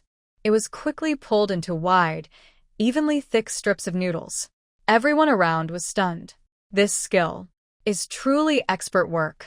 Before anyone could react, Wang Xiaofan turned around and lifted the lid off the pot. Boiling water was bubbling vigorously. She flicked her wrist, and the long, wide noodles slipped into the water like silver fish, light and graceful. Her movements were smooth and natural, showing a quick and confident style. A few minutes later, Wang Xiaofan used a slotted spoon to scoop the clear, shiny noodles into a large, cracked porcelain bowl. She casually blanched some tender green vegetables and covered the noodles with them. Then, the main part began. A big spoonful of bright red chili powder was spread over the noodles. A small handful of finely chopped garlic and some chopped green onions were added. Finally, she sprinkled a little white salt. Wang Xiaofan picked up a small iron pot from the stove, filled with hot cooking oil that had been boiling for a while. The oil was steaming gently. She lifted the pot and tilted it toward the seasonings. Crackle. A loud, powerful burst sounded as the hot oil exploded. The sizzling oil poured over the chili powder and garlic, instantly producing a cloud of white steam. At that moment, a strong, mouth-watering aroma filled the air, rich and intense, with hints of spiciness from the chili, the fragrant garlic, and the warm scent of the noodles. It felt like an invisible hand grabbing everyone's nose tightly. It smelled so good. For the workers who usually ate large pots of cafeteria food and often lacked oil in their stomachs, this was like a spell that pulled at their hearts. The workers, who had been joking and laughing before, swallowed hard, their throats moving in unison, and the sound of their swallowing filled the air.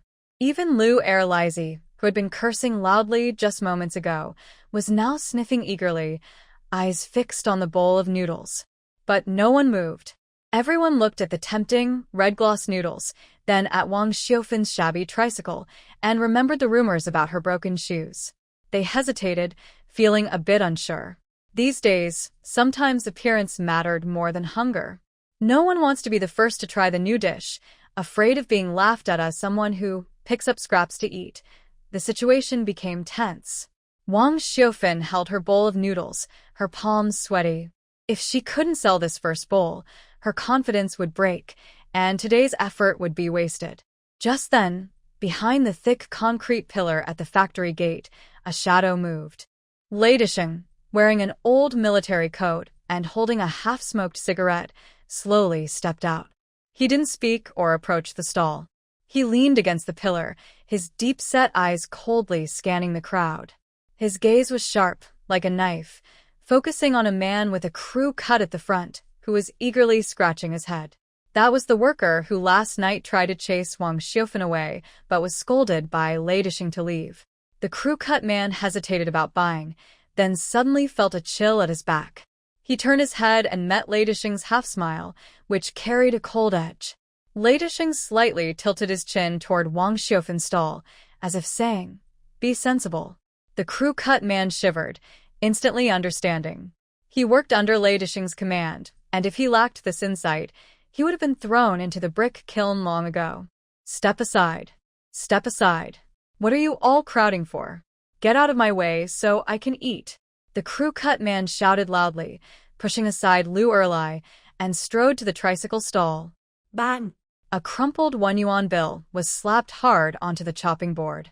"Auntie, give me a bowl. Add more chili. I'm starving." His shout was like a gunshot on a silent lake. Wang Xiaofan looked at the money, her eyes suddenly hot with tears. She didn't cry. She took a deep breath, forcing the sourness back into her stomach, turning it into a new kind of confidence. She picked up the freshly oil-splashed noodles and handed the bowl to the crew-cut man with both hands. Then she turned around, facing the still-watching workers, gathered her strength, and shouted her first-ever call, "Oil-splashed noodles. 1 yuan a bowl. Plenty of oil and big portions. If it's not tasty, you don't have to pay." Although his voice still trembled a little and sounded a bit hoarse, it was like a sharp sword cutting through the cold morning wind and fog. The man with the crew cut took the noodles without hesitation, blowing on them to cool, then slurping them down in one big bite. The wide noodles were chewy and smooth, coated with red oil and garlic aroma. With each bite, warmth spread from his mouth all the way to his stomach, making his craving for food grow even stronger. "Huh." The man with the crew cut wiped sweat from his forehead and shouted to the people around him, "This smells so good. Really exciting. Way better than the cafeteria food." That shout of "really delicious" was like throwing a spark into a dry forest. The workers, who had been acting proud and worried about being laughed at, now threw their pride aside. Who cares about their dignity when they're hungry? The smell of spicy oil and chili made their stomachs rumble with desire. Big sister-in-law, bring me a bowl. Make it extra spicy. Don't squeeze. I want a bowl too. Here's the money. No change needed. More than 10 hands reached out to the counter at the same time, their rough, cracked, red-dusted hands waving a crumpled 5 mao bill, eager to pay. Wang Xiaofan was startled by this sudden rush, her heart pounding in her chest. She instinctively stepped back, trembling as she held the ladle. 25 years in the Zhang family, she had learned to read faces and listen to scoldings, but she had never seen people rushing to give money like this. Hurry up, big sister-in-law. Work is starting soon, someone was urging impatiently. This reminder finally woke Wang Xiaofan up. What's there to be afraid of? It's money. It's life-saving money. She bit her tongue, feeling the pain bring her back to her senses. Having served the big family in Zhang's household, cooking for more than 10 people during festivals, she had long mastered the skill of managing everything. Back then, she served the old master. Now, she served the god of wealth. Coming. Everyone, don't rush. Line up properly. Everyone will get some. Wang Xiaofan shouted loudly, her voice a little hoarse, but her work was already going smoothly. Pulling dough, kneading strips, swinging the stick, pulling noodles.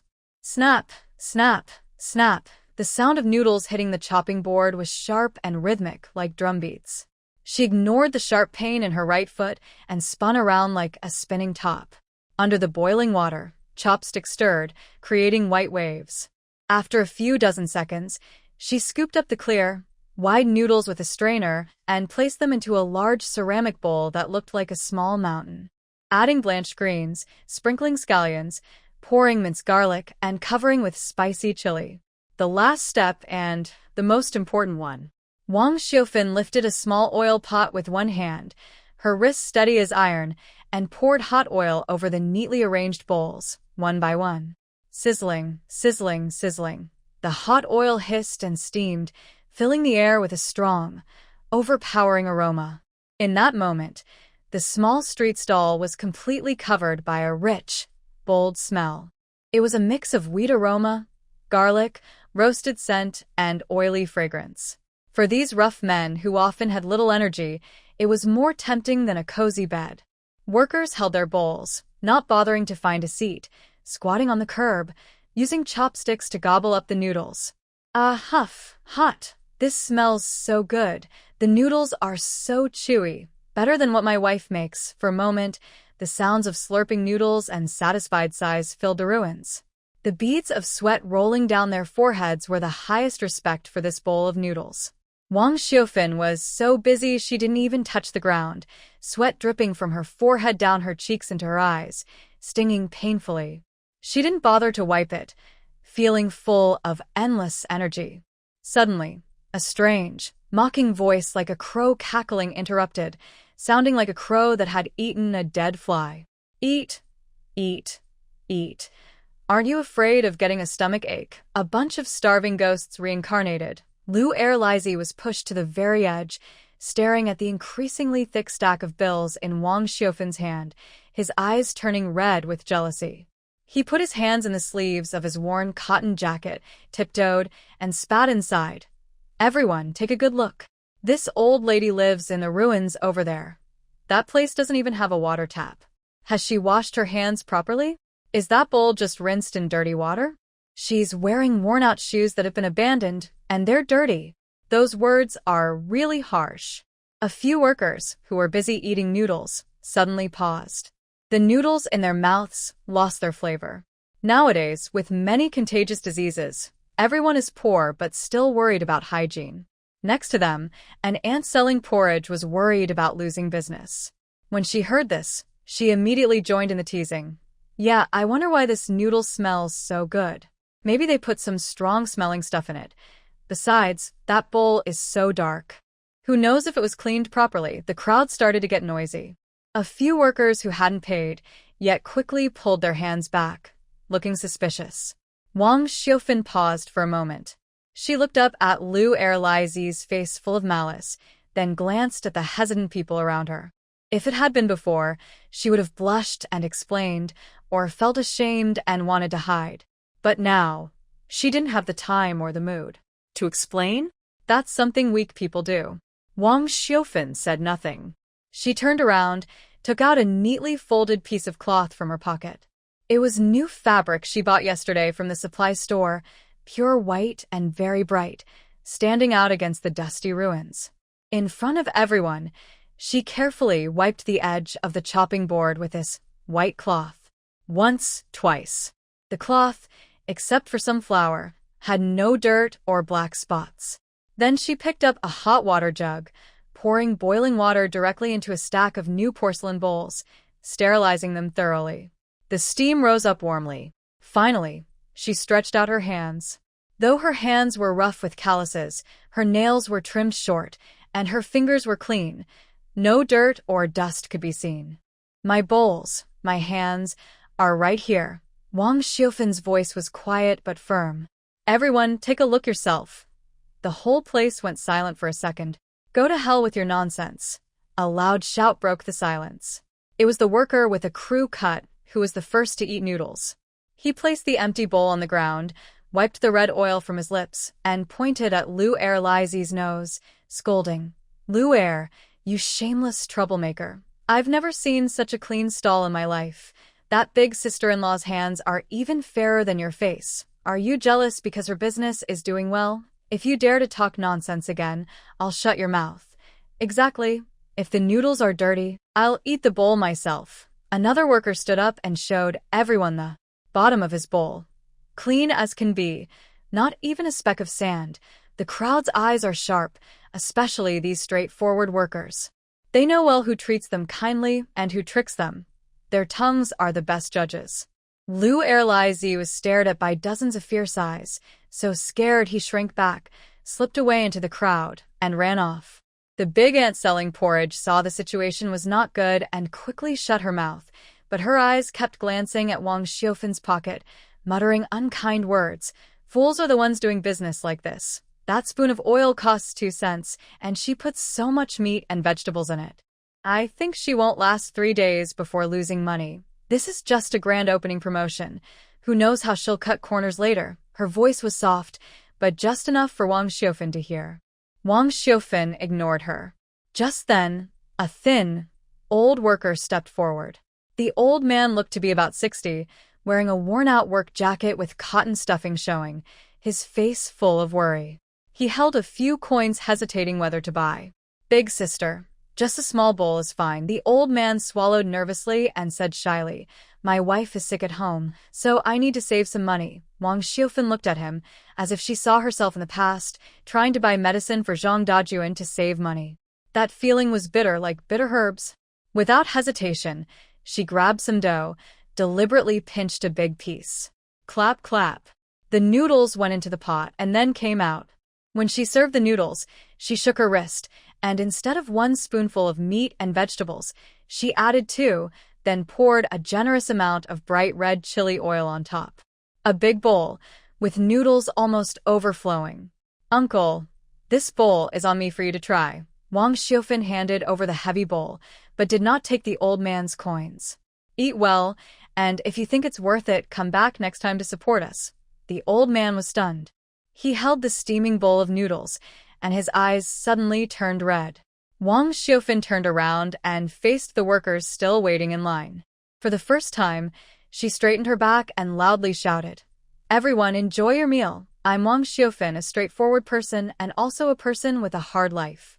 I understand how hard it is for everyone to earn money. Today's noodles will be the same every day from now on. If you take a little less noodles or a drop less oil, you're damaging my stall. Her words were firm and strong, as if they could hit the ground and make a deep hole. The workers who had some doubts before, their eyes changed instantly. That was respect and recognition for someone honest and genuine. Big sister, you're so brave. From now on, I'll buy all my breakfast here. This is how you do business, unlike some stalls where they water down the porridge to cheat customers. The aunt selling porridge blushed and looked embarrassed, wishing she could hide somewhere. Business was booming. Wang Xiufan worked tirelessly, her hands moving quickly, like a machine. The big bowl of 50 pounds of dough, which she planned to sell over 2 days, was almost gone in less than an hour. All gone. Is it really all gone? Behind her, 7 or 8 workers in line looked at the empty iron pot, anxious and tapping their thighs. Big sister, I just finished my night shift. I smelled the aroma all morning. Please, just one bowl. Seeing their disappointed faces, Wang Xiaofan felt both sorry and excited. I'm sorry, everyone. I really am. She kept bowing with a look of apology on her face.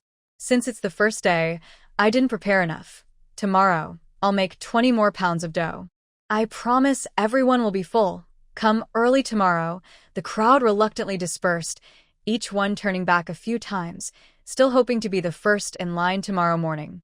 As the sun rose higher and the fog cleared, Wang Xiaofan began to pack up her stall. Her once light and airy apron now felt heavy, coins and bills pressed together, making a crisp clatter with her movements. That was the sweetest sound in the world. She packed each bowl into the truck bed, exhausted to the point that her waist almost broke, and her right foot was so numb and painful that she felt no sensation. Yet, her whole body was filled with energy she had never felt before. The ant selling porridge nearby looked at her bulging pocket with a complex expression, no longer underestimating this abandoned woman. This was not a stray dog driven out. It was clearly a hen that laid golden eggs. Wang Xiaofan ignored the curious looks from others. She tidied up the tricycle quickly, gripping the handlebars tightly. Let's go! With a low shout, the tricycles started moving again. The way back was harder than the way there. Not because she was tired, but because she was afraid. These days, safety was poor, especially in the rural-urban fringe areas. As a single woman carrying so much money, walking on this deserted dirt road felt like a child carrying gold through a busy market. Wang Xiaofan always felt like someone was watching her from behind, and her back chilled. She kept turning around to look several times. Behind her was empty, only a few old poplar trees swaying in the wind, their shadows flickering like ghostly claws. No one? But that feeling of being watched wouldn't go away. She dared not stop. Instead, she quickened her pace, pushing the heavy tricycle and running fast. What she didn't know was that just over 100 meters away, behind a broken wall, Lei Dixing was leaning against the wall, holding a cigarette that hadn't been lit. He watched her hurried figure until Wang Xiaofan turned into the ruins, then slowly straightened up. TSK, such a small nerve, still dares to set up a stall, Lei Dixing muttered softly, but there was no trace of mockery in his voice. He tightened his military coat and turned in the opposite direction, his footsteps muffled by the wind. Back at the broken brick house, Wang Xiaofan looked like she had just finished a big fight. She quickly pushed the tricycle inside, then slammed the heavy door panel into the door frame and used a few large bricks to block the bottom tightly. Only after finishing all this did she feel her breathing even out. She sank onto a pile of straw in the corner, her hands trembling slightly as she reached into her apron pocket. Clatter! A handful of coins spilled onto the broken wooden box lid. There was a piece of paper money, some worth 50 cents, some worth 20 cents, and a large pile of shiny aluminum coins. Wang Xiaofan didn't bother to wipe her sweat.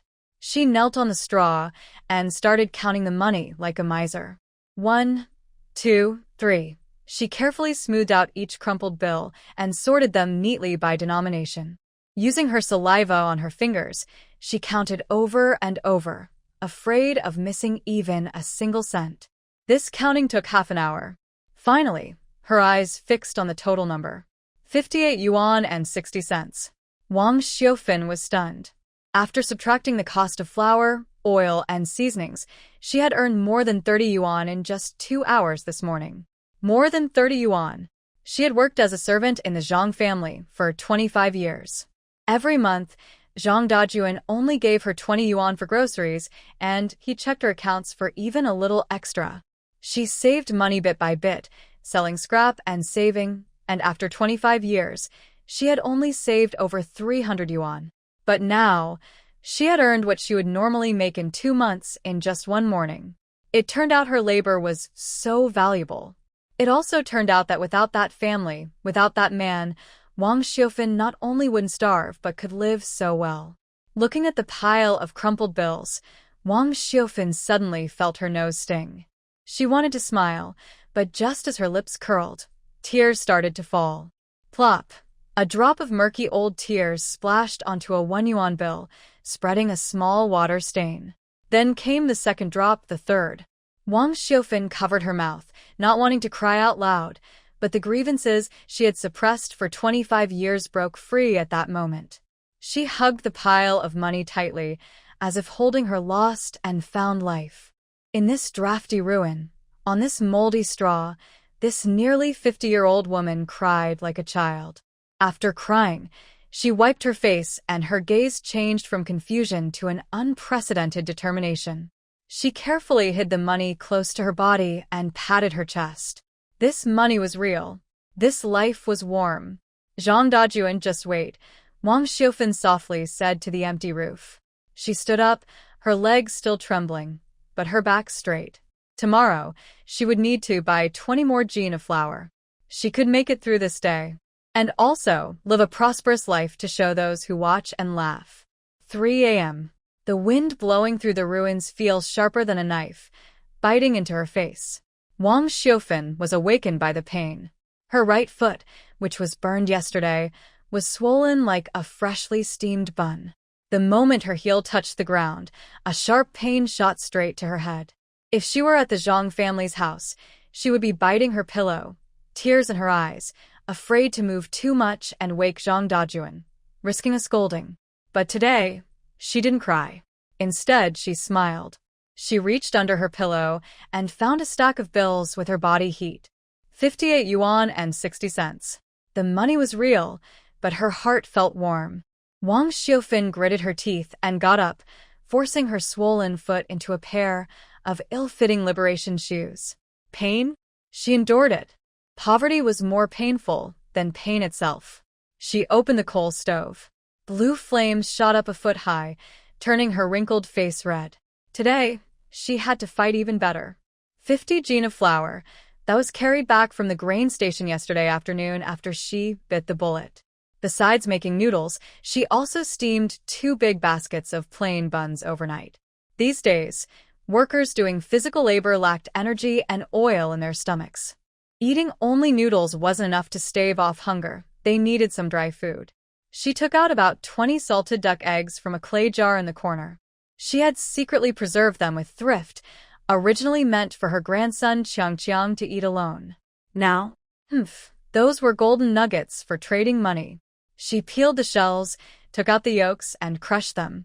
The golden egg yolks looked rich and luxurious. Plus, there was a leftover pot of minced meat from yesterday. She stir-fried it again, sizzling with oil, filling the house with a fragrant aroma.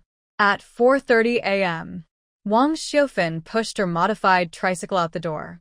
The cargo bed was twice as heavy, making the axle creak loudly, like a tune of prosperity. When she reached the number 1 gate of the brick factory, it was still dark. Her heart sank. Under the windbreak wall that belonged to her, there were now 2 rows of broken benches, filling the space. The woman selling porridge was sitting on a small stool, guarding 2 buckets of porridge, wrapped in a thick cotton coat. When she saw Wang Xiufan coming, her chubby face showed a forced smile, and she spat a shell fragment onto the ground. Auntie tilted her eyes and said, "This place is good luck. I want to share some of it. You know, in business, whoever comes early gets the best spot." I didn't write your name, did I? This was clearly bullying. Yesterday, seeing Wang Xiufan's business booming, she got jealous and angry. Wang Xiufan didn't say anything, just gave her a calm look. Arguing? That's something a quarrelsome woman would do. It wastes her voice and time. Now, every minute counts. She didn't want to waste time arguing. Wang Xiufan pushed her cart, walked around the bench, and headed straight to the windy spot. That place was very windy, making people's faces hurt, with no cover or protection. The aunt selling porridge sneered and whispered to a nearby vendor, "Silly girl. That place is so windy. Who would eat noodles there?" Wang Xiufan ignored her and quietly set up her stove. "Silly? Just wait and see. The northwest wind blows, carrying the smell wherever it goes." Standing downwind, the aroma would drift with the wind, attracting everyone at the factory gate. It was exactly 6 o'clock. When the morning bell rang, workers rushed out like water flowing through a gate. Big sister. 1 bowl of noodles. I want one too. I didn't eat yesterday. I was craving it all night. Dozens of people instantly crowded around Wang Xiufan's stall. The strong smell of meat sauce, garlic, and spicy oil, carried by the northwest wind, seemed to hook into everyone's nose. As for the porridge stall upwind, that faint rice soup smell was completely covered. Not even a trace could be smelled. Line up. Everyone line up. Wang Xiufan swung her rolling pin, but this time, she miscalculated. There were too many people. 50 pounds of flour, just to make and cook the noodles, took at least 2 or 3 minutes per bowl. The workers behind grew impatient, sighing as they looked at the long line. Big sister, hurry up. If we don't eat soon, we'll be late. It's been 10 minutes already. Is the water boiling in the pot? Someone checked the clock, anxious and stomping their feet. Some even considered turning away. Not far off, the porridge ant was amused, shouting sarcastically, "Hey, brothers, don't be so stubborn. The noodles still need to cook, but my porridge is ready to serve. Drink it and go, no delay in starting work. Greedy people often bite off more than they can chew.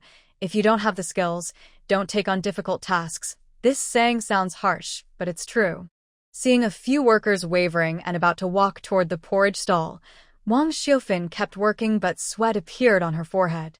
She couldn't let them leave. If they left, not only would the customers go, but the atmosphere would also be broken. Suddenly, she slammed the rolling pin onto the chopping board. "Everyone, don't rush." Her loud voice was full of energy, making the noisy crowd quiet down. Wang Xiufan quickly lifted the thick quilt on the other end of the tricycle. A puff of white-hot steam rose, carrying a sweet wheat aroma. 2 big steaming baskets of fluffy buns appeared, looking like big gold ingots. Brothers in a hurry, no need to wait for the dough. She grabbed a kitchen knife, moving quickly as if slicing vegetables. "Today I have a new style, spicy oil salted egg yolk stuffed buns. Take one and go, eat while walking." No delay in work. Stuffed buns? The workers were stunned. These days, meat stuffed buns are a rare treat only found in city restaurants. What new tricks could a roadside stall have? Wang Xiufan didn't explain and started working directly. She grabbed a hot bun with her left hand, and with her right hand, she gently sliced it open with a knife. Crack. The bun split in half, revealing its snowy white filling. She spread a spoonful of white pork fat on the inside, then added a spoonful of golden salted egg yolk crumbs. Next, she topped it with a generous spoon of meat sauce with bits of fat and lean meat. And finally, the most important step. She sprinkled a spoonful of bright red chili powder, then poured hot oil over it all. Sizzle. The loud pop was more exciting than fireworks during the New Year. The red oil instantly burst out, covering the salted egg yolk and meat sauce tightly, seeping into the bun's cracks. That smell. It was incredible. The richness of pork fat, the sandiness of egg yolk, the aroma of meat, combined with the fiery spice of the oil. This was like a bomb going off in your stomach. Wang Xiufan quickly handed the steaming, oil-covered bun to the most impatient worker at the front. 50 cents each. Fill you up. That worker, already tempted by the aroma, opened his mouth and took a big bite. That was the sound of teeth biting through the bread crust. Immediately, red oil dripped down the corner of the mouth. The worker's eyes widened suddenly, as if struck by lightning. 3 seconds later, he suddenly raised his thumb and loudly shouted, "Damn! It smells so good. Better than eating meat. The yolk is crunchy. I wouldn't trade it for a fairy." This shout completely ignited the crowd. "Give me one. I want to. Don't push. I was here first." The workers who were about to leave all came back, and even a few people from the porridge stall ran over, attracted by the smell. 5 cents, cheaper than noodles and easy to hold and eat while walking, perfect for busy people like them. Wang Xiufan's knife moved so fast it was just a blur. Cutting bread, adding fillings, pouring oil, collecting money. Coins and bills fell into the money box like rain. Not far away, The porridge seller looked at her empty stall, her face trembling with anger, her iron spoon deformed from gripping it so tightly. Just a bunch of starving ghosts. She gritted her teeth and cursed, her eyes red like a rabbit. Suddenly, a commotion erupted around the crowd. "Make way! Make way! Are you blind?" 3 troublemakers in colorful shirts with long hair pushed their way in casually. They were local troublemakers, known for hanging around factory gates, begging for food, and collecting hygiene fees. The leader, with a pockmarked face, eyed Wang Xiufan's bulging money box greedily, finally fixating on the steamed bread in the basket. "Hey, sister-in-law, business looks good." He reached out to grab a freshly made steamed bread, with no intention of paying. "We haven't had breakfast yet. Let us try a bit of the saltiness." Wang Xiufan quickly held up her tongs, blocking the basket. 5 cents each. She looked at the troublemaker with a cold voice. No credit for small businesses. The troublemaker froze for a moment, surprised that this seemingly honest rural woman dared to stop him. He rolled up his sleeve, revealing dragon and phoenix tattoos, with a fierce look on his face. "Old woman, are you shameless? Do you believe I'll smash this broken cart of yours?" Behind him, 2 thugs pushed forward, shoving an old worker who was in line. "Get out of the way. Don't block me from doing my business." The old worker was angry but dared not speak. The crowd instinctively stepped back. Nowadays, no one wanted to provoke these bullies. Wang Xiufan's fingers turned white as she held the fire tongs. "Are you afraid?" "Yes." But that was her money, her life. Just as the thug with the pockmarked face was about to reach for the money box, snap. A soft sound. It wasn't a fight. It was the sound of plaster peeling off the wall. The crowd seemed to be forcefully parted by an invisible hand. Leidisheng, wearing an old, faded military coat and holding an unlit cigarette, stood like a tower 3 meters away from the stall. He didn't look at the thugs. He just leaned against the red brick wall, casually pinching the cement in the wall's crack with his right hand. His height of nearly 2 meters, combined with a fierce scar over his brow, cast a large shadow in the morning light. "This wall is a bit loose," he said softly. His voice was low and hoarse, like sandpaper rubbing against everyone's eardrums. As he spoke, he gently pinched with 2 fingers. Puff. A hard red brick corner was crushed into powder, red dust falling through his fingers. The 3 thugs froze instantly.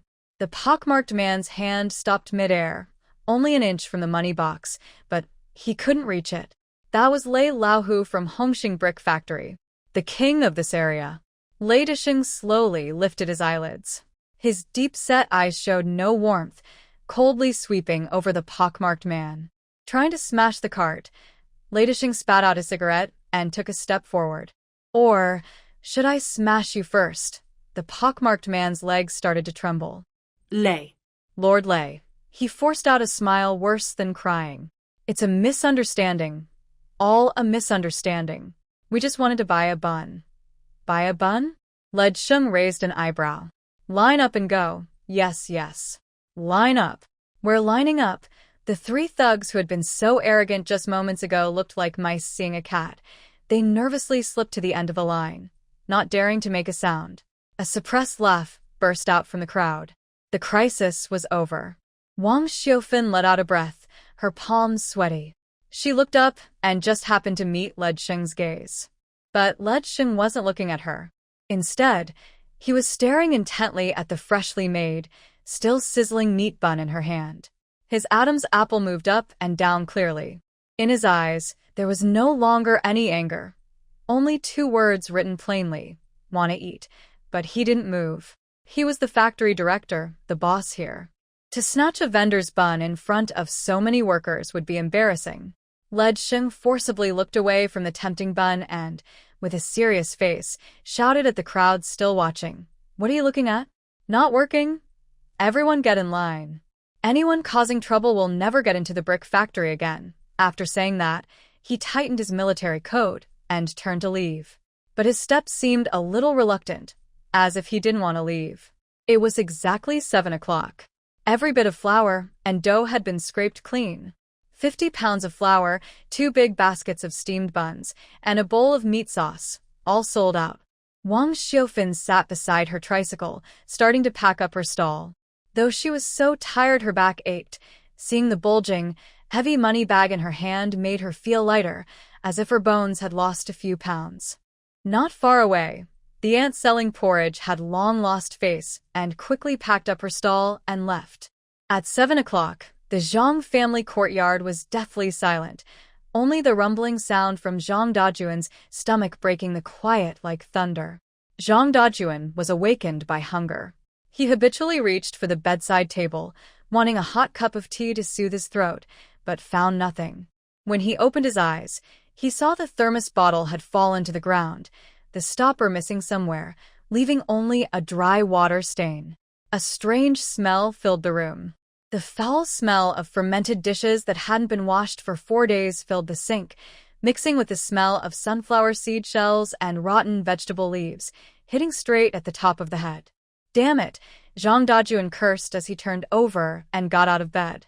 As soon as his feet touched the ground, he stepped into a sticky, unknown liquid, slipping and nearly falling flat on his face. This fall completely blew away his morning temper. He stormed angrily into the east room, kicking the door open with a loud bang. Inside, 23-year-old Zhang Zhaodi was sitting at the dressing table, applying makeup in front of the mirror. She wore a clean white shirt and trendy black leggings. Her lips were painted bright red, looking as if she had just eaten something unpleasant. "Why are you still fixing your face at this hour?" Zhang Dajuan shouted loudly, spitting saliva far away. "The pots at home are cold. The stove is out. Do you want to starve your dad?" Zhaodi trembled slightly, and her eyebrow pencil drew a dark line on her face, like a matchmaker. She threw the eyebrow pencil onto the table and turned around, looking impatient. "Dad, why are you yelling? I'm going to be late for work." "Work? Do you still have the nerve to mention work?" Zhang Dajuan pointed at the messy outside, furious. "Your mom's not here, and you're the eldest daughter. Who else will do the cooking and laundry if not you? Hurry up and light the stove, and make me a bowl of noodles." "I won't go." Zhaodi refused without hesitation, gently touching her freshly painted red nails. "The kitchen is so dirty, like a pigsty, full of oil and mud. What if I ruin my clothes? I paid 30 yuan for this shirt at the department store. Besides," Zhaodi rolled her eyes and sarcastically retorted, "didn't you always brag about being a cook's assistant in the army? Even the officers praised your cooking. So why can't you even figure out how to light a coal stove now?" That hit him hard, stabbing straight at his pride. He used to be a pig farmer in the army, never a cook's assistant. All that was just bragging to Wang Xiaofan to make her admire him and willingly serve the whole family. "You're out of line." Zhang Dajuan, embarrassed and angry, slammed the table. "Zhaodi, don't forget who gives you your pocket money. You want to buy those leather shoes this month, right? Believe it or not, I won't give you a single cent, and you'll have to go to work barefoot." Once money was mentioned, Zhaodi's confidence instantly deflated. She bit her lip, tears welling in her eyes, and finally stomped her foot in anger. "Fine, I'll do it. Let me die of hunger then." She hurriedly put on an old apron left by Wang Xiaofan, full of resentment, and rushed into the kitchen. The kitchen was a disaster zone. The fire in the coal stove had long gone out, and a thick layer of ash covered the fire cover. Zhang Zhaodi had never dealt with this before. She grabbed the fire tongs and poked around wildly, causing ash to fly everywhere and making her cough from the dust. Finally, she used some old newspaper to start a fire. In her anger, she grabbed a bottle of cooking oil and poured about half a jin, a Chinese weight measure, into the pot with a loud glug glug. "Eat. Just eat. You'll be full." While cursing, Zhang Zhaodi grabbed 2 eggs from the basket. The eggs had just been washed and were still dripping water. At this moment, the oil in the pot was already giving off blue smoke, a sign that it was too hot. Zhang Zhaodi, a pampered young lady who never touched water with her fingers, had no idea that this oil pot was a ticking time bomb. She loosened her grip, and the 2 water-wet eggs dropped straight into the boiling oil. Boom! Sizzle! It was like throwing a firecracker into the oil. The hot oil instantly exploded, splattering tiny droplets everywhere. The flame shot up more than a meter high, igniting the greasy cloth on the stove. Thick smoke billowed out, black smoke pouring out of the window. Ah, fire. Dad. Fire. Zhang Zhaodi was so frightened she lost her soul, screaming sharply, covering her face, and desperately backing away. She scrambled out of the kitchen on her hands and knees. In the main hall, Zhang Dajuan was sitting cross-legged, waiting to eat, when he heard the commotion and nearly fell off his chair in fright. Good for nothing, he hurried outside barefoot, grabbing a basin of water, leftover dirty water from last night's wash, without thinking much, and rushed into the kitchen. Splash! He poured the dirty water over the fire. The fire was extinguished. But the moment the smoke and steam rose, it sprayed Zhang Dajuan directly, making him look like a blackened ghost emerging from a coal pile. At this moment, hurried footsteps sounded outside the courtyard gate. What's going on? Did someone flood their house? Neighbor Zhao Yi, carrying a water bucket, followed by Aunt Lu and a few neighbors watching the scene, rushed in a hurry. Everyone was stunned. At the kitchen door, Zhang Dajuan was soaked in water, with soot and dirt on his face, and his uniform was torn and dirty. Zhang Zhaodi was curled up in the corner, with black and white streaks on her face, her hair messy like a chicken coop, shouting loudly. The floor was messy, and the place was filled with smoke and chaos. This was not a proper family. It looked worse than a place after an enemy raid. The air froze for a few seconds. Old Zhao put down his water bucket, crossed his arms, and his eyes changed from nervous to openly mocking. Oh, Dajuan. Old Zhao shook his head, his voice loud enough to be heard in half the alley. Xiaofan just left a few days ago? 3 days? Or 4. Are you two planning to tear down the house? TSK, when Xiaofan was here, this place was as beautiful as a flower. Now, without her, your life is worse than a pigsty. His words felt like sharp slaps, hitting Dajuan's face painfully. Neighbors around also started pointing and whispering, their eyes full of amusement. Yeah, Dajuan used to brag about how capable he was, but turns out he's just a useless fool. He can't even cook a proper meal and drove his wife away. Serves him right. Shame, anger, and embarrassment filled Dajuan. He felt like his face was being pulled off and stomped on the ground. He suddenly turned around, glaring at the crying Zhaodi, with flames in his eyes as if he could burn her to ashes. Stop crying. I knew you'd cry. With a loud slap, he hit Zhaodi hard on the face. Zhaodi was stunned, covering her face, looking at her father in disbelief. Her father, who had always protected her. You good for nothing. Waste. You burned the kitchen just because I asked you to cook. You've embarrassed me in front of everyone. Dajuan roared, veins bulging on his forehead. You forced me. You forced me. Zhaodi suddenly burst out crying, screaming like she was crazy. I told you I wouldn't do it. But you forced me. I can't live like this anymore. I don't want to stay in this broken home for even a minute. After saying that, she pushed through the crowd watching, covered her face, and ran out crying, refusing to go to school.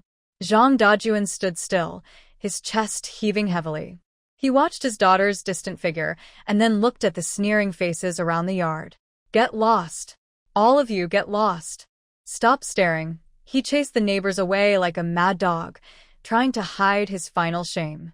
The door slammed shut with a loud bang. The world became quiet again, but his stomach was even hungrier, aching painfully. Zhang Dajuan looked at the kitchen still smoking, losing all desire to cook. Not eating? Fine. I have money. I won't starve. He clenched his teeth, went inside to change out of his dirty clothes, and put on his best navy blue Zhongshan suit. He even styled his hair into a big slicked back look, trying to regain his dignity as a supply and marketing cooperative official. Without that yellow-faced wife, he was still a respectable man. He held his head high, took a confident step out of the alley, and headed straight to the county's only state-run restaurant. It was a fancy place in town. Before, Wang Xiufan's birthday dinner was always at a place like this, but he would scold her for being wasteful. Today, he decided to enjoy himself there. 10 minutes later, Zhang Dajuan stood in front of the small blackboard at the restaurant, stunned. Today's menu: braised pork, 3.5 yuan, shredded pork noodles, 1.2 yuan plain noodles, 0.8 yuan so expensive? Zhang Dajuan instinctively reached into his pocket. Before, his wife Wang Xiufan managed the household money. He only kept a few yuan each month for cigarettes. Recently, to save face and impress friends, he had spent almost all his secret savings on meals.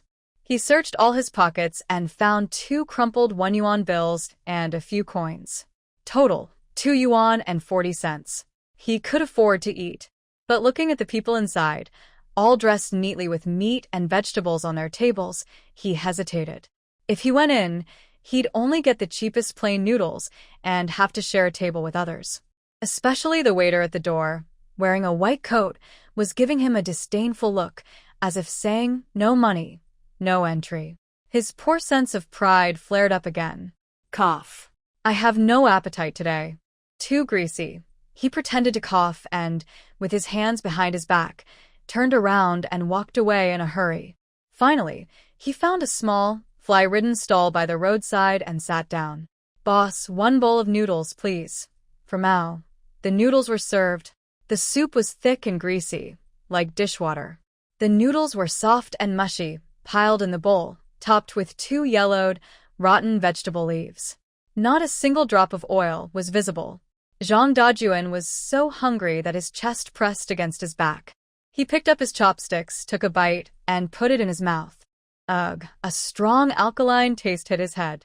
The noodles were sticky, as if undercooked or overcooked, stuck in his throat, making it hard to swallow. It was terrible. Really, really terrible.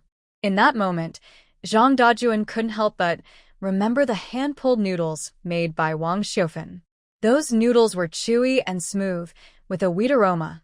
The broth was clear and tasty, topped with green scallions, and there was a bright red meat sauce, oily and flavorful with each bite.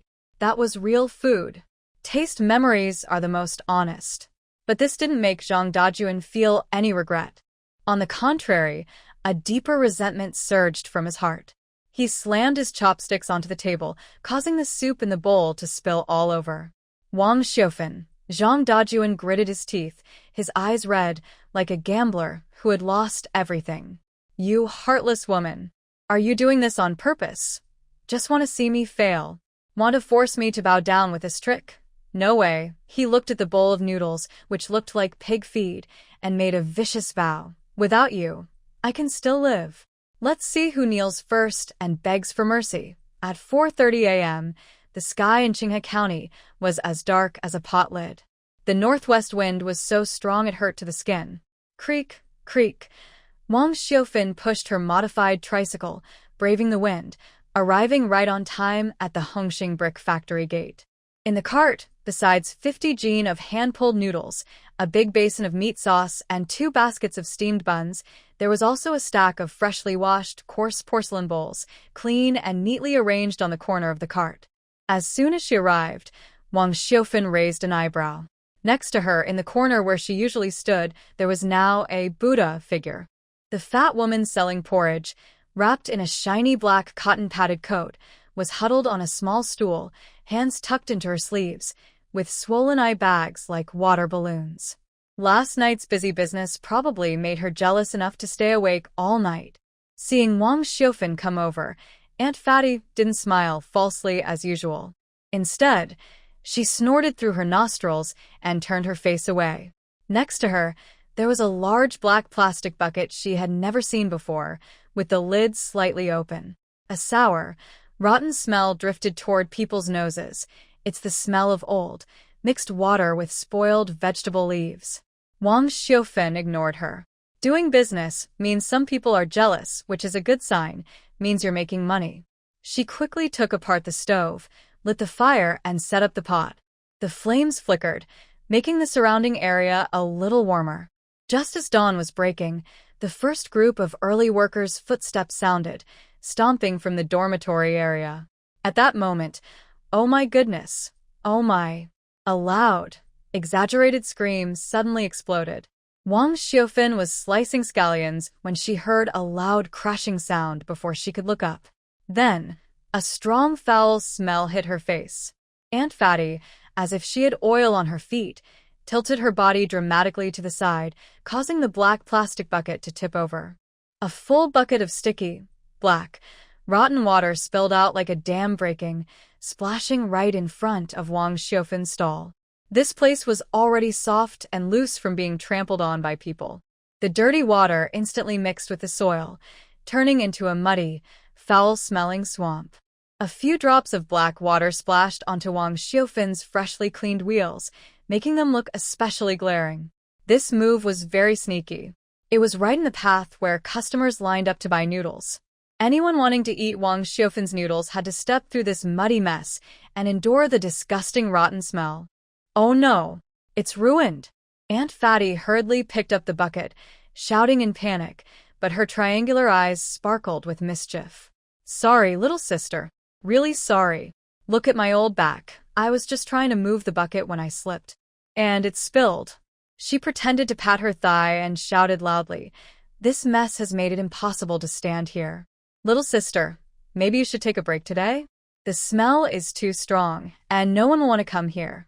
After saying that, she turned and waved to a few workers approaching from afar, raising her voice. "Hey, big brothers. The road here is bad and dirty. Come over here, where the porridge is hot and clean. Don't dirty your shoes." The first few workers who came to stop. Yesterday, there was a man with a short haircut and a few familiar faces. They originally came for spicy oil noodles, but when they saw the muddy black puddle in front of them, their brows furrowed in disgust. Nowadays, even a pair of work shoes is expensive. Who would want to step into foul, rotten mud early in the morning before starting work? How do we fix this? Someone covered their nose, looking disgusted. This is so unlucky. The smell alone makes me feel sick. A few people hesitated. Seeing this, Aunt Pang's face lit up with a smile. She glanced sideways at Wang Xiufan, waiting to see the usually kind, official lady start yelling. As soon as Wang Xiufan opened her mouth to scold, her image as a quarrelsome woman was confirmed. If someone in the food business was associated with dirt and fuss, their business would suffer greatly. But she was disappointed. Wang Xiufan stood behind her stall, still holding the kitchen knife used for chopping scallions. She looked at the muddy ground, and then at the pretending to be sweet Aunt Pang. Her weathered face showed no anger, not even a frown. Her eyes were calm, as if she were watching a buzzing green-headed fly, completely unworthy of her attention. Fighting? Only people without ability would do that. Wang Xiufan placed the knife on the chopping board with a crisp clack. Then, in front of everyone's surprised eyes, she took off her apron and turned to walk toward the abandoned brick kiln ruins behind her.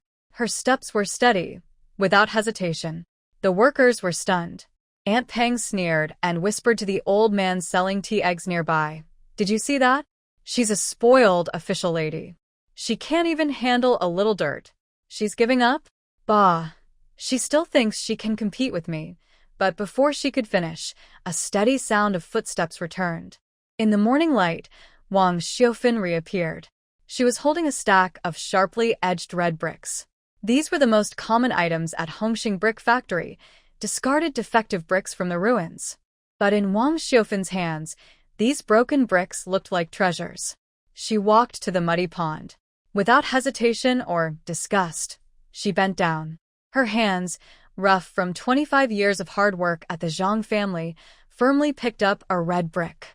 Bang! The brick hit the muddy ground heavily. Black mud splashed, but not a single drop stained the red brick. Second part. Snap. Third part. Wang Xiufan moved very quickly, like an experienced bricklayer who has worked for many years. She used the shape of the bricks to fit them tightly together, placing one after another on the muddy ground. The sticky, rotten mud turned into the best kind of cement. The dull sound of the bricks hitting the ground sounded especially strong in the cold morning wind. The workers were stunned. Aunt Pang's smile also froze on her face.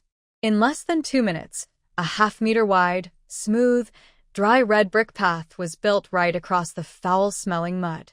Red bricks, black mud. This simple little path was like a loud slap in the face, sharply hitting the person who had caused trouble earlier. But it wasn't over yet. After finishing the path in front of her stall, Wang Xiaofin still had a few bricks left in her arms. She straightened up, brushed the red dust off her hands, and turned to look at Aunt Pang. Aunt Pang felt nervous and instinctively stepped back. What? What are you going to do? Are you going to hit me? Wang Xiaofin didn't answer. She walked to Aunt Pang's stall. Earlier, Aunt Pang had splashed mud far away, and her own front was also splattered with mud. Wang Xiaofin bent down and neatly laid the remaining bricks on the spot where Aunt Pang's rice bowl had just tipped over. After finishing, she stood up, stepped on the bricks to check their stability. They were very solid. The whole place fell into complete silence. Even the few onlookers were wide-eyed, looking at her in disbelief. Someone had thrown mud at her, and she didn't curse or get angry. Instead, she helped her enemy pave the way? Is this sister-in-law crazy? After doing all this, Wang Xiaofin calmly returned to the chopping board and retied her apron. She glanced at the still-stunned Aunt Pang and spoke in a calm, casual tone. The road is flat, so wealth can come in. Big sister, be careful with your steps next time. You're getting old, and falling isn't good. Her words were soft and didn't contain any swear words.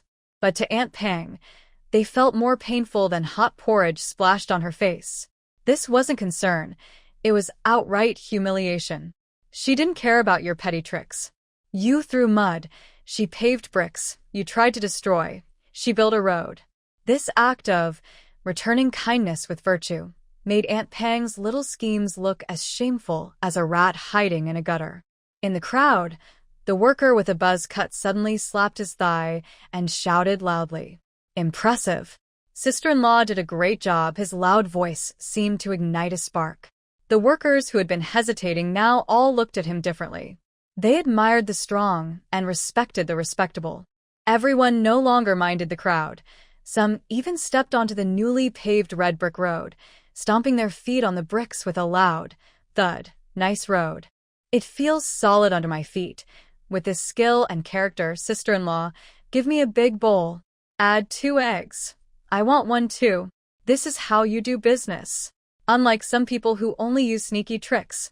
Exactly, with such a bad heart who knows what they might add to the porridge, the crowd surged forward, more lively than yesterday. The red brick road had now become a shining path leading to delicious food. Wang Xiaofin's ladle moved again. Here it comes. Big bowl of oil-splashed noodles, extra spicy, she shouted confidently, her voice full of pride and joy. As for Aunt Pang, she was standing on the red bricks that Wang Xiaofin had helped her lay, her face as red as pig liver, trembling all over. The surrounding workers' teasing eyes felt like needles stabbing her. Those who had wanted porridge now avoided her, as if her stall carried a plague. Aunt Pang really couldn't stay anymore. Shame, anger, and embarrassment overwhelmed her. She didn't even dare to shout. Taking advantage of the crowd and confusion, she lowered her head, quickly packed up her stool and porridge bucket, pushed her cart, and hurriedly left the brick factory gate. She even left behind the remaining porridge in the bucket. Wang Xiaofin didn't lift her head once. She was busy scooping meat sauce for a worker, steady and precise, neither too much nor too little. For her, earning money was the most important thing right now. Bad people and bad things? Under her feet, they were just stepping stones. As long as the red brick road was smooth and the food was tasty, no one could stop her from thriving and prospering. Zhang Zhaodi sat by the window, feeling as if nails were poking into her bottom, making it uncomfortable to sit. Her face, painted with powder, was very pale. She used one hand to cover her stomach, pressing down hard. She was hungry, really hungry. Since Wang Xiaofin left 4 days ago, the family's pot had not seen any oil. The burnt noodles from last night had long been digested. This morning, out of stubbornness, she didn't eat breakfast. Now her stomach was churning, and acid was rising to her throat. Gurgle, a loud sound came from her stomach, quite noticeable. Startled, Zhang Zhaodi quickly cleared her throat twice to hide it. Feeling guilty, she glanced around. Seeing no one paying attention, she finally relaxed and adjusted her collar. She was wearing a clean white cotton shirt with a stiff collar that was spotless. To match the shirt, She wore black fitness pants and small leather shoes with low heels. In this era of gray-blue work uniforms, her outfit made her stand out like a flower in a textile factory, always walking with her head held high. Zhaodi, the section chief, held a brown paper envelope, pushed up his reading glasses, and came over. There's an urgent document that needs to be sent to the construction office at Hongxing Brick Factory. Originally, Shaoli was supposed to go, but he has a stomach ache. You should go instead. Hongxing Brick Factory? Zhang Zhaodi's eyebrows immediately furrowed. That place was in the rural-urban fringe, full of dirt roads. Dust rose whenever big trucks passed. The people there were a mix of all kinds, dirty and messy, completely different from her clean white shirt. Section chief, I still have some accounts to settle. Zhang Zhaodi started to refuse. Oh, I'll go. Lu Jie, sitting at the next table, suddenly stood up excitedly. I happen to need to go there too. Zhaodi, let's go together. I've heard the roads are bad, but I'll take you.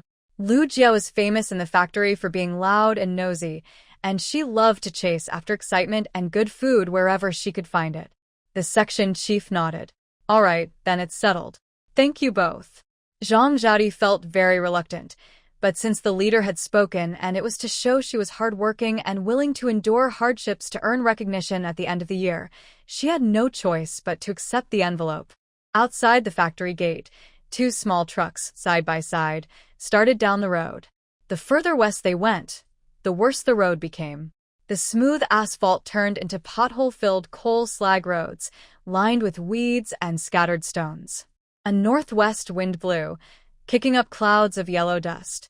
Cough, cough, cough. Zhang Zhaodi held the handlebars with one hand and quickly took out an embroidered handkerchief to cover her mouth and nose, her eyebrows furrowed tightly, as if trying to block out a fly.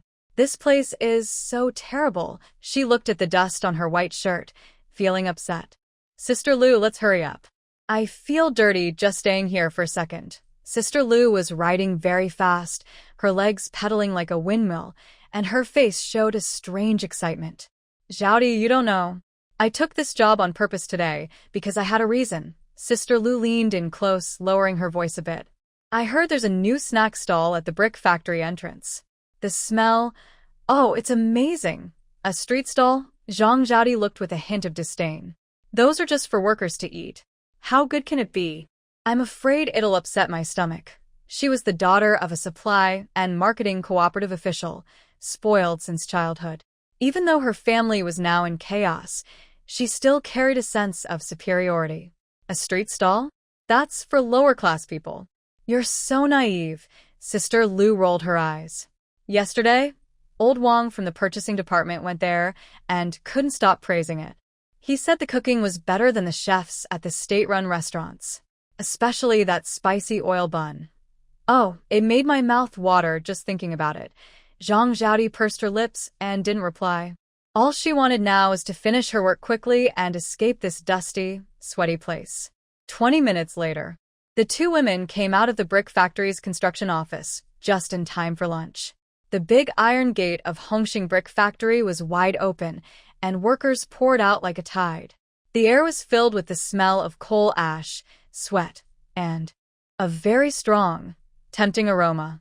It was the sizzling scent of hot oil splashing onto chili powder, mixed with the rich smell of braised meat, the spicy aroma of garlic, and the fresh wheat scent of freshly baked buns. This smell was like a hook, forcefully drifting into everyone's noses with the northwest wind. Gurgle. This time, Zhang Zhaodi's stomach growled 10 times louder than before, like thunder. The smell was so familiar. It reminded her of the dinner aroma she used to smell every evening when she came home from work. Back then, she thought it was normal, even found the smoky smell a bit annoying.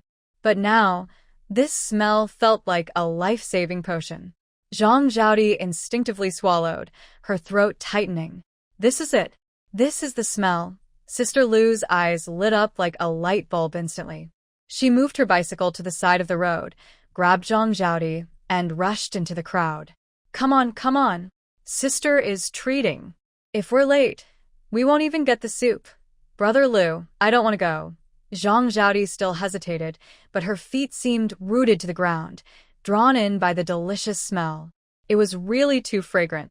Much more tempting than the meat noodle soup at the state-run restaurant, which was expensive and not very tasty. The two pushed and squeezed their way to the edge of the stall. Ahead, a large crowd was gathered, with a line stretching 10 meters long. Workers held big bowls or greasy buns, eating without looking up, their voices loud and lively. "This noodle is so chewy.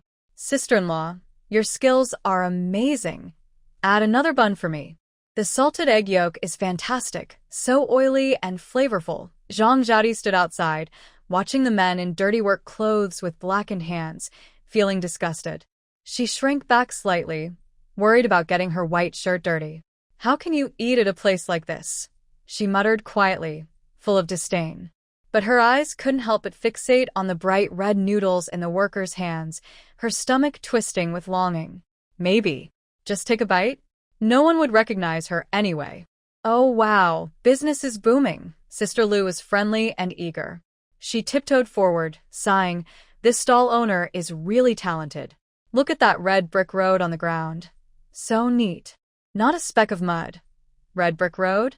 Zhang Xiaodi followed Lu's finger and looked. Sure enough, on the muddy ground, there was a neat little red brick path leading straight to the stall. Even with dust flying around, the area around the stall was clean and tidy. It was quite impressive. Zhang Xiaodi couldn't help but admire the stall owner more. Making such a good business in this rough place definitely wasn't easy. "I'll go wait in line." Sister Lu was impatient. She shoved her bag into Zhang Xiaodi's arms. "You wait here. I'll buy 2 buns. One for each of us." With that, Lu pushed into the crowd. Zhang Xiaodi held her bag and stood at the side, feeling bored. She looked around aimlessly. Her gaze casually swept over the crowd and finally landed on the busy stall owner. It was just a silhouette. Wearing a faded, slightly pilled gray padded jacket with a deep blue old apron tied around the waist. The apron strings were tied in a knot at the back, looking a bit clumsy. The figure was not tall, even somewhat hunched, but her movements were very quick. With her left hand grabbing a bun and her right hand slicing, her skill looked like she had been busy in her own kitchen for half her life. Zhang Xiaodi's heart suddenly skipped a beat. This back figure. Why does it look so familiar? That gray cotton coat. Does the sleeve have a patch? Last year during the new year, that woman didn't buy new clothes to save money. She sewed the patch herself.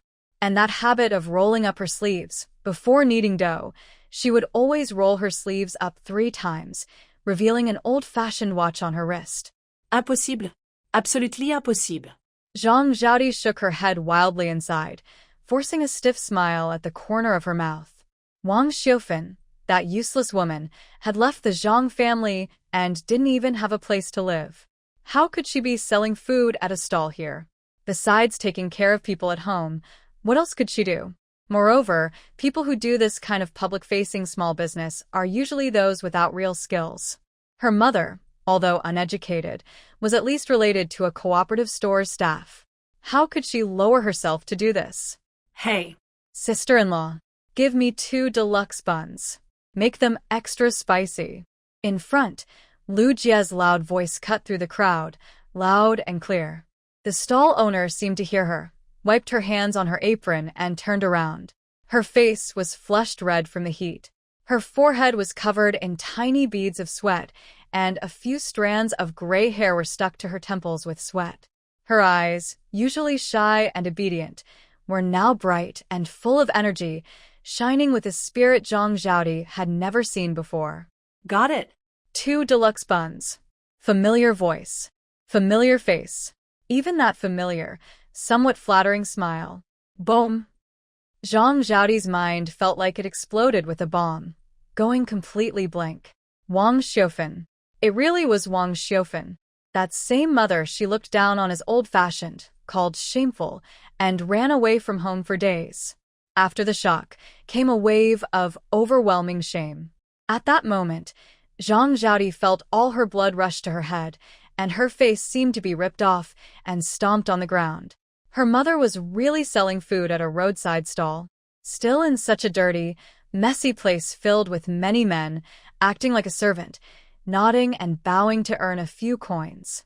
If Sister Lu saw this, if Sister Lu knew that this woman covered in smoke and surrounded by rough workers was her daughter Zhang Zhaodi, it would be the end. Everything she worked hard for to build her image as a child of a leader, and her pride would turn into a joke. Wow, this sister-in-law looks so kind. Sister Lu had already moved to the front, smiling as she took out money. Sister-in-law, your skills. Just as Wang Xiufan was about to look up, just as their eyes were about to meet. Maybe Wang Xiufan would even happily call out Zhaodi. No, absolutely not. A wave of extreme panic twisted Zhang Zhaodi's face. She ignored her white shirt and her image, rushing forward like a madwoman. Oh! A sharp, piercing scream suddenly interrupted Sister Lu. Zhang Zhaodi grabbed Sister Lu's arm tightly, her nails digging into her flesh. She leaned into Sister Lu, her face buried low, not daring to look at the stall. Sister Lu. I can't do it anymore. Zhang Zhaodi trembled all over, scared and angry. She covered her stomach, her voice trembling with tears, acting more real than real. My stomach hurts. It hurts so much. Quickly. Take me to the hospital. Sister Lu was startled by this sudden change, almost dropping her money. What's wrong? Wasn't everything fine just now? Sister Lu panicked, quickly supporting the unsteady Zhang Zhaodi. Is it appendicitis? Oh no. We can't delay. Let's go. Hurry. Zhang Zhaodi desperately pulled Sister Lu in the opposite direction, her strength surprising. I don't want this food. It makes me sick. Take me away quickly. Okay. No eating, no eating. Let's go to the hospital. Although Sister Lu felt it was a pity, seeing her colleague in such pain, she didn't dare delay. She reluctantly looked back at the tempting snack, then helped Zhang Zhaodi and hurriedly pushed the cart away. Behind the stall, Wang Xiufan paused slightly while holding the snack. It seemed she heard a familiar voice. The sound of her stomach ache was so much like the way Zhaodi used to fake being sick when she didn't want to go to school. She looked up, confused, and glanced beyond the crowd. All she saw were two figures pushing bicycles, hurriedly disappearing at the end of the dusty road. The one in the white shirt was riding very fast, as if trying to escape some danger. Big sister? Why are you just standing there? Are the buns ready? The worker nearby asked impatiently. Oh. Yes, they are ready. Wang Xiufan snapped out of her daze and forced a smile. There was no way it was Zhaodi. That girl loved cleanliness too much. She was probably sitting in a bright, spacious office drinking tea now, not coming to such a dirty place. And even if she did come, seeing her own mother selling things here, she wouldn't just ignore her. She would at least say hello. Wang Xiufan shook her head, pushing aside these unrealistic thoughts, and quickly continued pouring oil. Sizzle. The red oil hissed and released a fragrant smell. Life went on. 2 miles away. After confirming that the factory's shadow was no longer visible behind her, Zhaodi suddenly slammed on the brakes. Screech, the bicycle stopped by the side of the road. She gasped for breath, her face pale, sweat pouring down her forehead. Zhaodi, are you feeling better? Should we call a car to the hospital? Lu Jia asked worriedly, exhausted herself. Zhaodi straightened up, feeling hunger again in her stomach, but now it was overshadowed by a stronger feeling of resentment. She turned back and stared coldly at the direction of the brick factory, her eyes dark and frightening. No need, Lu Jia. I'm okay now. Zhaodi gritted her teeth, each word coming out painfully through clenched teeth. Wang Xiufan. You really went ahead and did something so shameful. Do you think I'm not already embarrassed enough? Are you trying to ruin me completely? Fine. Since you're so shameless, let's see what happens next. Let's go back to the factory, Lu Jia, Zhaodi said coldly, got on her bike, and rode off without looking back. Lu Jia was left standing there, confused. This girl, she was just in so much pain a moment ago, and now she's acting like nothing happened. How can she change her mood so fast? The night fell like a heavy black pot, covering the ruins of Hongxing Brick Factory completely. The northwest wind howled between broken walls and ruins, sounding like ghostly cries and wolf howls. Inside the dilapidated brick house, The flames from the coal stove licked the stove lid, casting a red glow on Wang Xiufan's weathered face. She sat on a small stool that wobbled a little, with a pile of small change spread out on the old wooden bed beneath her. There were crumpled bills, a few, and some stiff steel coins, all carrying the smell of smoke and sweat. This was the smell of poverty, but also the smell of survival. 58 yuan and 66 cents, plus what I saved a few days ago. Wang Xiufan's fingers were rough like old tree bark, but her counting was slow and careful. The total was 432 yuan and 84 cents. Looking at the money, the heavy stone that had been pressing on her heart for 25 years finally lifted. In Zhang's family, she worked like a donkey, listening to endless stories of virtue and thrift, but never earning a single yuan of freedom.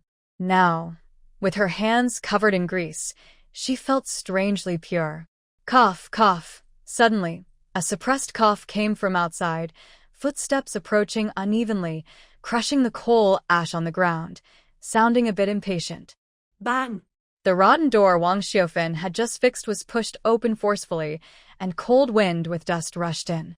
A figure wrapped up like a rice dumpling hurried into the room. Wearing a bright red scarf on her head, with a frog-shaped mirror on her face, and a thick mask over her mouth, she looked like a robber who had just robbed a supply store.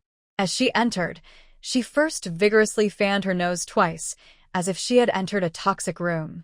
Her eyes behind the dark glasses showed disdain, quickly sweeping over the leaky, run-down house. Wang Xiufan didn't move, still holding a stack of small bills, her eyelids barely lifting. "Close the door. The wind is strong," she said calmly. The visitor froze, surprised by her attitude. Suddenly, she tore off her mask and took off her glasses, revealing a delicate face twisted with anger. It was Zhang Zhaodi. "Mom, are you crazy?" Zhaodi lowered her voice, but her sharp tone was like nails scratching glass. "Leaving a good home to come here and sell food in a place worse than a pigsty? Do you know I almost got seen by my colleagues today? Are you trying to ruin me?" While speaking, she stomped her shiny little leather shoes on the ground, as if the ground was burning her feet. Wang Xiufan flattened a coin in her hand and pressed it onto the bed. "Who cares if they saw? I do not steal or rob. I make a living with my skills." "With my skills?" Zhang Zhaodi sneered angrily, pointing at Wang Xiufan's old cotton-padded jacket covered in flour. "Look at yourself now. You're no different from a beggar. I work at a textile factory. My dad is a cooperative official, but you have a mother who sets up a stall on the street to serve those lazy workers."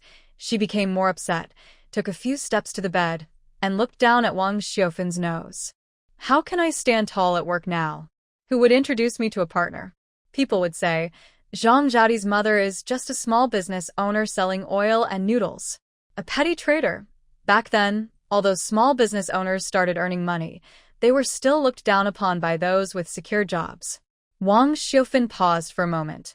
She looked up at her daughter, who she had carried for 10 months and raised with milk and food.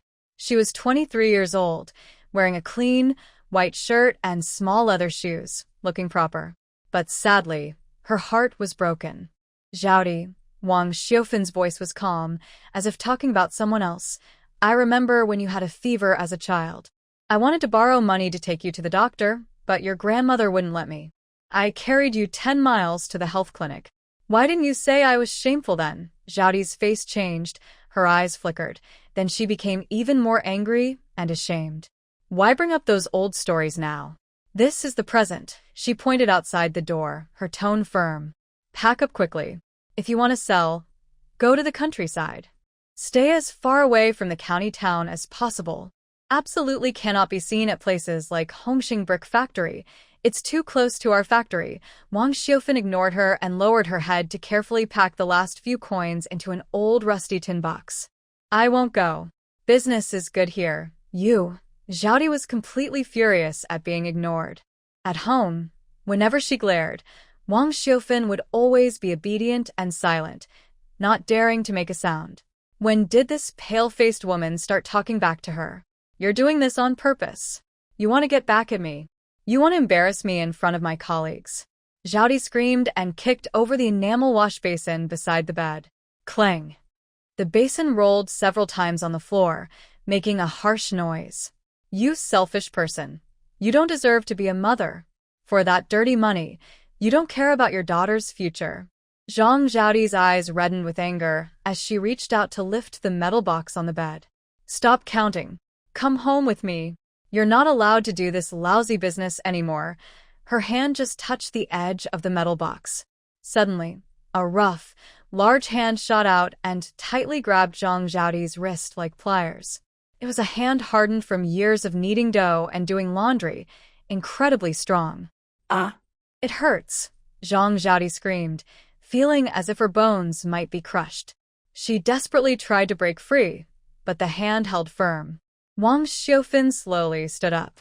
At 48, she was slightly hunched, but now she stood straight and seemed more commanding than Zhang Zhaodi, who was wearing high heels. She looked into her daughter's eyes. Gone was the usual kindness and pleading, only cold clarity remained. It was like looking at a stranger or a troublemaker. Zhang Zhaodi, you're 23 this year, not 3. Wang Xiaofan suddenly flicked her hand. Zhang Zhaodi staggered back 2 steps, clutching her swollen wrist, staring at her mother in disbelief. Think I'm shameful? Fine. Wang Xiaofan pointed at the metal box of money, her tone icy. If you think we only have shame and face left between us, then let's talk about money. You've eaten my food, worn my clothes. I've raised you for 23 years. The current nanny gets 30 yuan a month. I don't ask for much, just 360 yuan a year. Wang Xiaofan paused, then quickly rattled off a string of numbers like beads on an abacus. 23 years, total 8,280.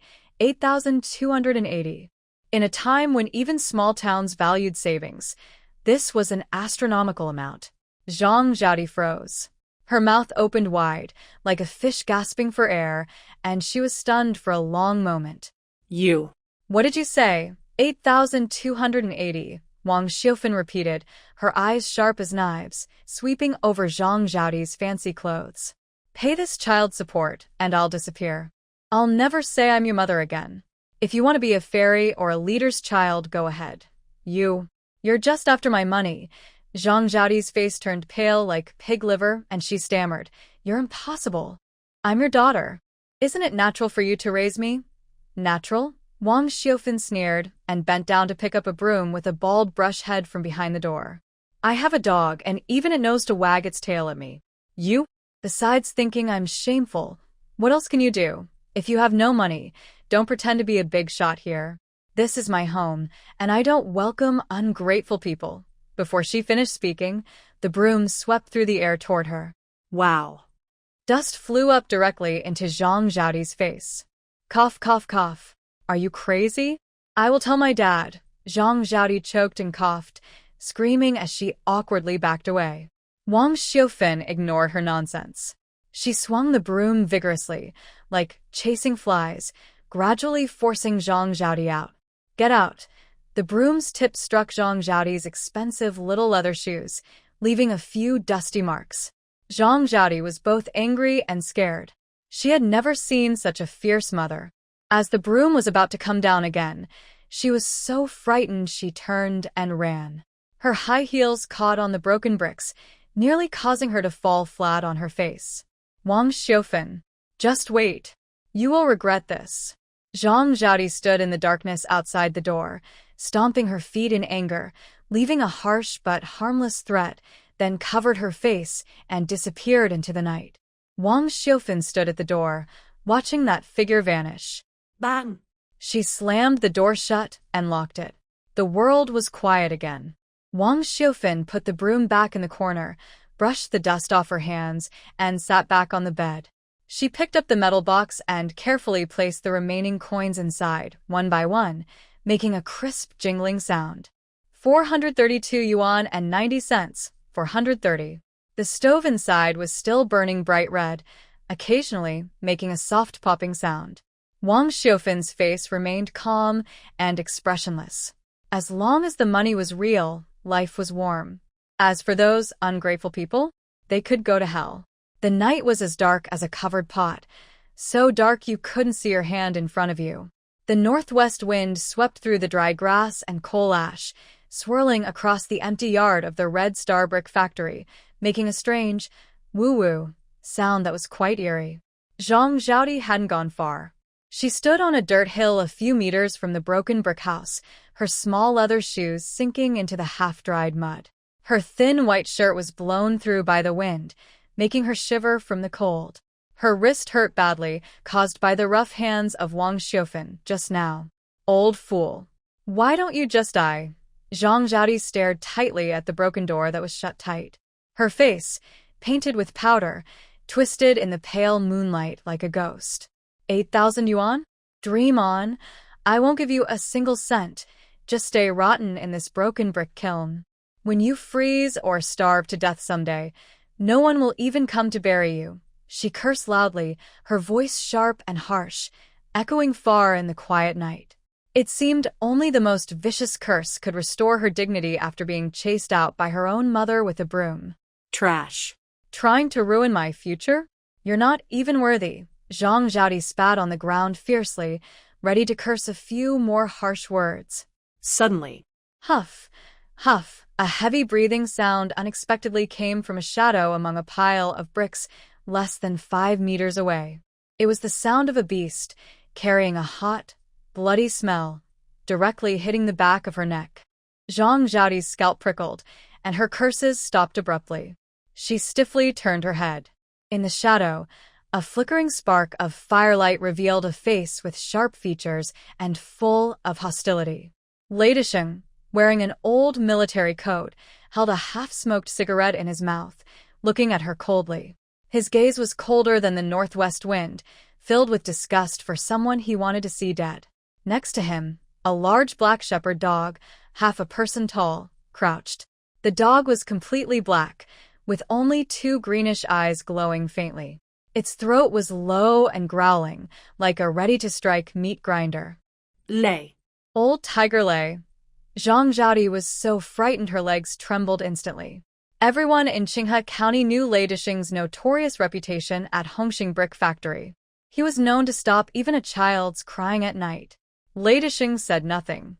He squinted, exhaled a cloud of smoke, and reached to loosen the thick iron chain around his waist. Clang! The sound of the chain hitting the ground was especially clear in the night, like a death omen.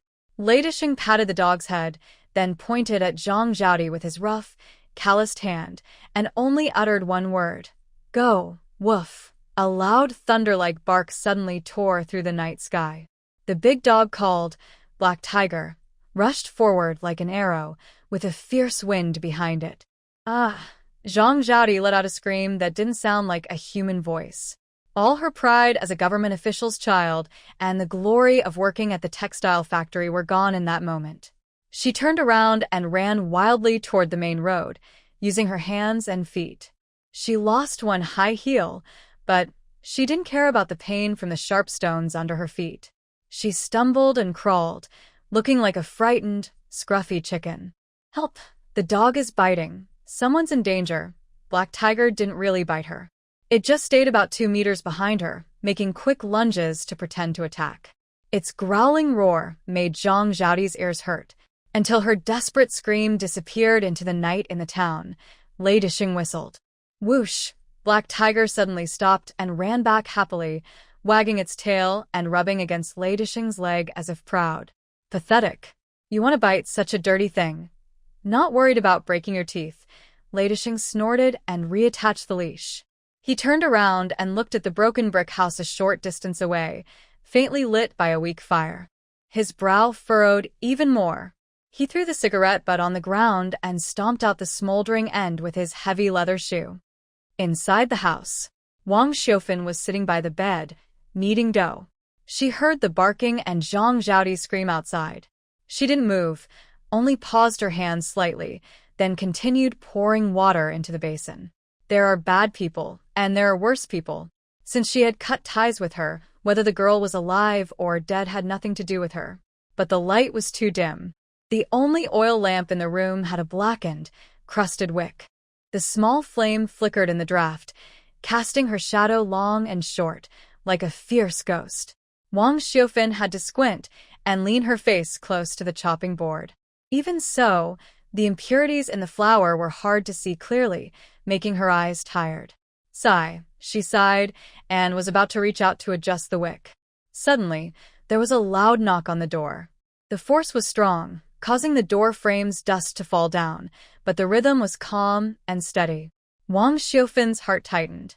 She grabbed the scissors nearby and asked cautiously, "Who is it?" Late at night, could it be that troublemaker Zhang Dajuan coming again? There was silence outside for 2 seconds. Then, a rough, stiff male voice, even a bit impatient, came through. "Night patrol, fire safety check at the brick factory. Lita Sheng?" Wang Xiufin was stunned. The brick factory had been abandoned for years. Only a few homeless people came by. Who would be checking at this hour? But this person was the local boss here, and she couldn't afford to offend him. Wang Xiufin put down the scissors, stood up, and unlocked the door. Creak. The door opened. A cold wind blew in, almost blowing out the kerosene lamp. Lita Sheng, like a tall iron tower, blocked the doorway, completely shielding the moonlight. He wasn't holding a flashlight or a baton. In his left hand, he carried a roll of black rubber-coated wire. In his right, he held a pair of pliers, and tucked under his arm was a white cardboard box. Wang Xiufin was a bit confused. Director Li, this. Lita Sheng didn't look at her at all. He kept his fierce face, staring straight at the ceiling beam, as if there were flowers growing on it. "This broken house is close to the kiln, full of hay." He said this while squeezing into the room. His large body made the small space feel even tighter, and a faint smell of tobacco and soapberry filled the air. "Turn on the kerosene lamp. If water gets in and burns the factory down, I can't even pay for your sale." His tone was aggressive, like he was here to cause trouble. But his actions were quite different. Before Wang Xiufin could react, Lita Sheng took a big step and directly stepped onto the shaky old wooden bed. Creak, the bed squeaked under the weight. Wang Xiufin was startled and instinctively tried to stop him. "Director Li, this bed isn't sturdy." "Shut up. Stand back," Lita Sheng ordered in a low voice. He was biting a screwdriver in his mouth and took out a pair of pliers from his pocket. He tilted his head back and reached out. His old military coat was open, revealing a tight gray sweater underneath. As he raised his arm, the strong lines of his back muscles became faintly visible, full of explosive strength. Wang Xiufin had no choice but to retreat to the corner of the wall. She watched this man, who looked fierce and intimidating to outsiders, carefully threading the wire along the iron hook on the ceiling beam. His movements were quick and skillful, almost professional. He didn't need pliers to strip the wire. He bit off the insulation with his teeth, spat out the rubber, and quickly wrapped the 2 copper wires around his thick fingers, twisting them tightly before wrapping them with black tape. Throughout the process, he didn't say a word. Only heavy breathing echoed in the small space. Wang Xiufin looked up at his back. That was the rough work her husband, who was a government officer, would never do. In Zhang's house, you had to wait for an electrician if the light bulb broke, or wait for the repair team if the water pipe leaked. But in this leaky, drafty old house, this rough man she had only met 3 times was clumsily helping her pull a wire. Clack. Lita Sheng fixed the lamp socket and screwed the bulb from the white paper box into it. Then he jumped off the bed, reached out, and pulled the hanging switch. The moment the electricity connected, zzz, a blinding light suddenly exploded overhead. It was a 40-watt incandescent bulb. The orange-yellow light instantly filled this cold, damp corner, dispelling all darkness and gloom. The room was so bright it almost brought tears to her eyes. Wang Xiufin instinctively raised her hand to shield her eyes. After adjusting to the light, she saw Lei Disheng standing under the lamp. His fierce face was covered in tiny beads of sweat on his forehead, and the scar on his left cheek, under the warm yellow light, didn't seem as frightening. Even his eyes, usually full of fierce glare, now showed a hint of panic and flustered avoidance. And that ear, it was red, as if it was about to bleed. The two looked at each other under the bright light. The brightness, which left no place to hide, made the air feel strangely tense and restless. Lei Disheng seemed to be burned, quickly looked away, hurriedly stuffed his tools into his clothes, and turned to leave, his steps fast as if chased by a dog. When he reached the door, he stopped again. Turning away from Wang Xiufan, Lei Disheng roughly said, "Electricity bill is 150, deducted from the rent at the end of the month." After saying that, he hurriedly disappeared into the night. He even forgot to close the door. Wang Xiufan stood still, looking at the open door, then raised her head to glance at the flickering light bulb above her. The filament was burning red, giving off a warm, comforting glow. Every corner of the room was clearly visible. The dust in the corner, the flour on the work table, and the dough that was being kneaded. It was bright, really bright. Wang Xiufan slowly walked over, reached out, and touched the pull switch. It was plastic, still warm from the man's hand. No fire safety checks. No fear of burning down the factory. This entire area, 500 meters around, was full of broken bricks. Where could there be anything flammable? Clearly, someone was watching her in the dark, afraid she wouldn't see. Wang Xiufan closed the door and sat back at the work table. Under the bright light, she rolled up her sleeves and kneaded the dough with force. Once, twice. The dough became soft and elastic in her hands. With this light shining, her days finally felt bright. 30 blocks of white tofu cut into thick slices and dropped into hot oil. Sizzle. A loud pop sounded, and oil fumes rose. The tofu spun in the hot oil, quickly wrinkling and turning golden brown, becoming crispy on the outside and tender inside, like small fried tofu puffs. Next came 30 eggs. They were boiled, peeled, and scored a few times on the white part to let the flavor seep in. Finally, water was poured into the pot, followed by the caramelized sugar. The heavy spice bag sank with a plop to the bottom. The mixture boiled vigorously, then simmered on low heat, bubble after bubble. As the bubbles rolled in the pot, a strong, savory smell of meat mixed with rich spices filled the air. It was so powerful it seemed like a hook grabbing at everyone's insides, sneaking through cracks in doors and windows into the cold, abandoned ruins. That night, stray dogs near the Red Star Brick factory barked all night, craving the smell and scratching the walls. Early the next morning, at 5 o'clock, just as the sky turned pale, the cold of early spring still chilled the neck. The wind outside the brick factory was sharp and cutting.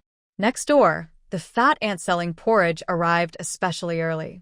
She had a new stool, and her porridge pot was shining clean. Next to it, a cardboard sign was propped up, with big, crooked characters written in brush. More for the same price. Humph. What's so special about oil splash noodles? Just a lucky strike, the fat aunt said, hands in her padded coat sleeves, sniffling. She glanced at the empty lot nearby. That's just a novelty. When it comes to real value, my porridge and steamed buns are what people need to get through the day.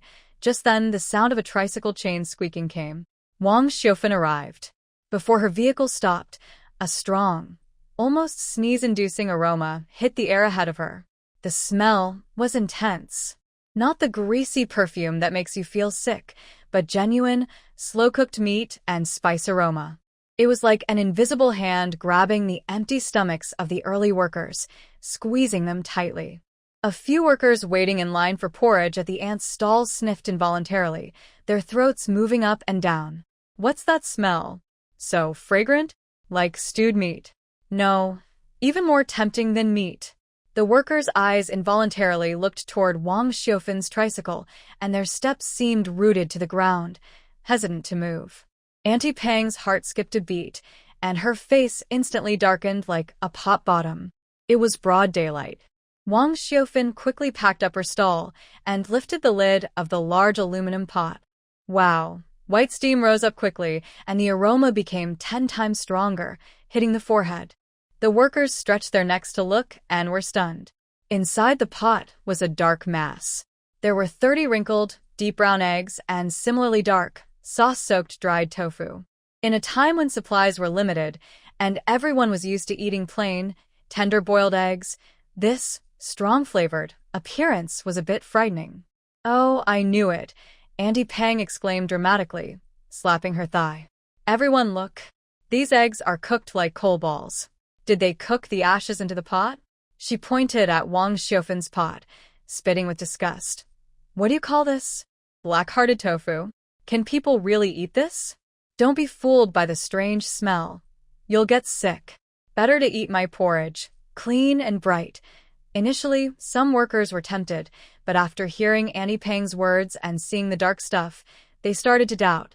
Yeah, this color looks a bit creepy. Could it be spoiled?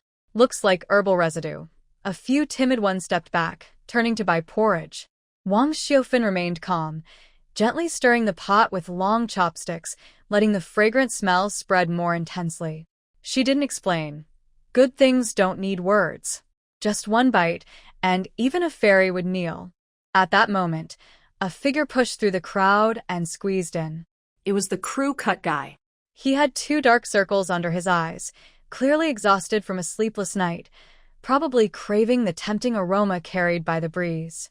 Excuse me. Excuse me. The crew cut man slapped a 50-cent coin onto the chopping board, staring fixedly at the pot. Big sister-in-law, I don't care if it's black or white, as long as it's made by you, I believe. Give me 2 eggs and 2 pieces of tofu, those with the strongest smell. Wang Xiaofan smiled and picked up her spoon. 2 marinated eggs, 2 sauce-soaked dried tofu pieces, served in a rough ceramic bowl, topped with a splash of deep red, shiny braised sauce. Eat while hot. The crew cut man didn't care about etiquette.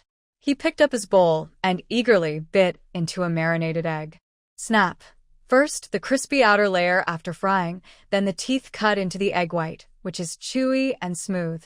Inside, there is soft, creamy yolk. At the moment of biting open, the rich aroma of marinated spices inside the egg explodes in the mouth like a bomb. Salty, fragrant, oily. This is the flavor that hardworking people crave most. There is no fishy smell, only pure, satisfying taste that makes people want to salivate. Wow! The buzz cut suddenly widened his eyes and blurted out a curse. He didn't care about the heat, swallowed it whole, then picked up a piece of dried tofu and stuffed it into his mouth. The tofu was full of tiny holes, and with each bite, it sizzled and released oil and juice, bursting with marinated flavor. Amazing! Truly amazing! The buzz cut suddenly patted his thigh and shouted at the crowd still watching behind him. You fools! This isn't just an egg, it's meat. More flavorful than braised pork.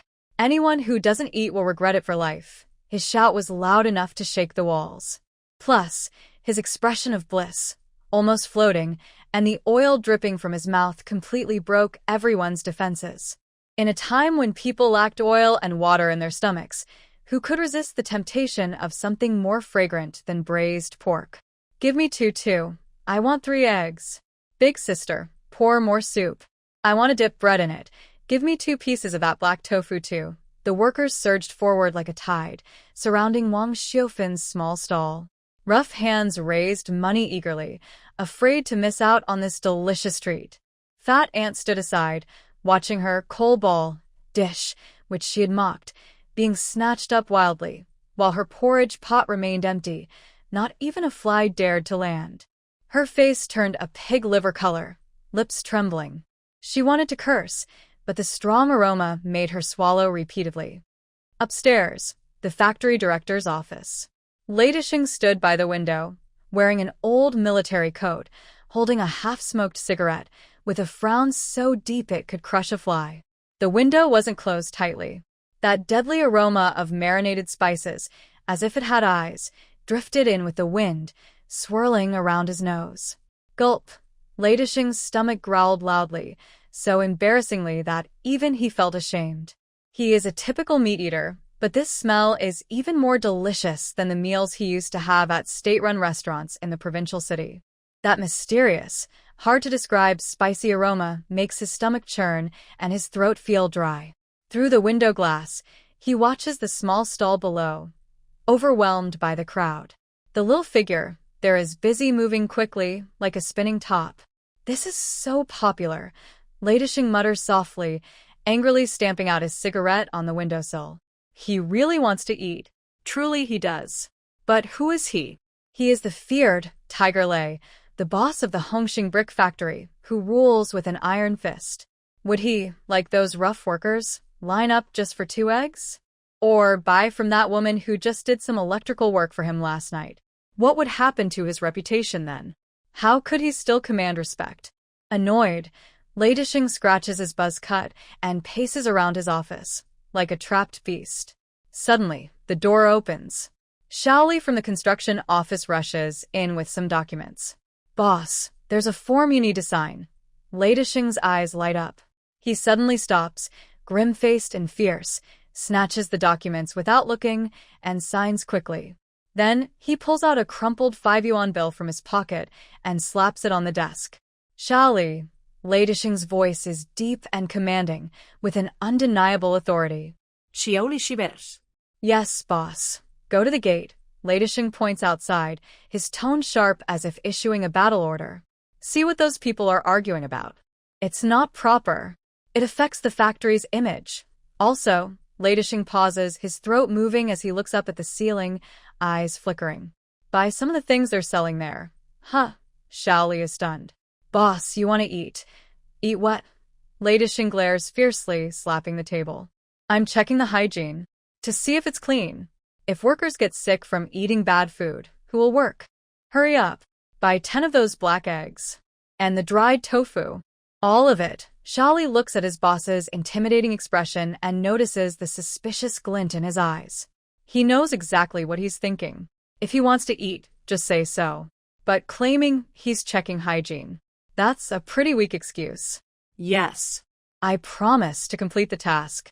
I will definitely find out the hygiene issue. Shaoli stifled a laugh, grabbed the 5 yuan and quickly ran away. Downstairs, Wang Xiaofin was busy until her wrists ached, but her heart was warm.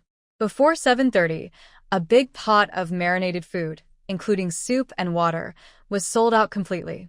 Even the leftover bits at the bottom of the pot were taken by an old worker to mix with noodles. She wiped the sweat from her forehead and quickly did some rough calculations. The cost of marinated eggs and dried tofu was low, but because they had a meaty flavor, they could be sold at a higher price. Just this pot of marinated food earned her a net profit of 38.5 yuan after costs this morning. Plus the money from oil splash noodles and steamed buns, she made nearly 70 yuan this morning. 70 yuan. In the Zhang family, she had to bow her head and ask for money for over 3 months, enduring countless sarcastic remarks from Zhang Dajuan to scrape together this amount. And now it was just one morning's work. Wang Xiaofin touched the bulging money in her pocket. That feeling of security was more real than any sweet words. This money was clean, warm, and comforting. Second floor office. The door and windows were tightly shut, with half-drawn curtains. Lei Dishing sat behind a large desk, in front of a big, peeling enamel basin filled with steaming marinated eggs and dried tofu. He looked cautiously at the door, confirming it was locked. Then, he reached out with his calloused hand, grabbed an egg, and shoved it into his mouth. Chew. Chew again. In that moment, the stern, fierce face that usually looked intimidating and frightening softened. The expression used to scare children collapsed, replaced by a clumsy satisfaction like a child sneaking a candy.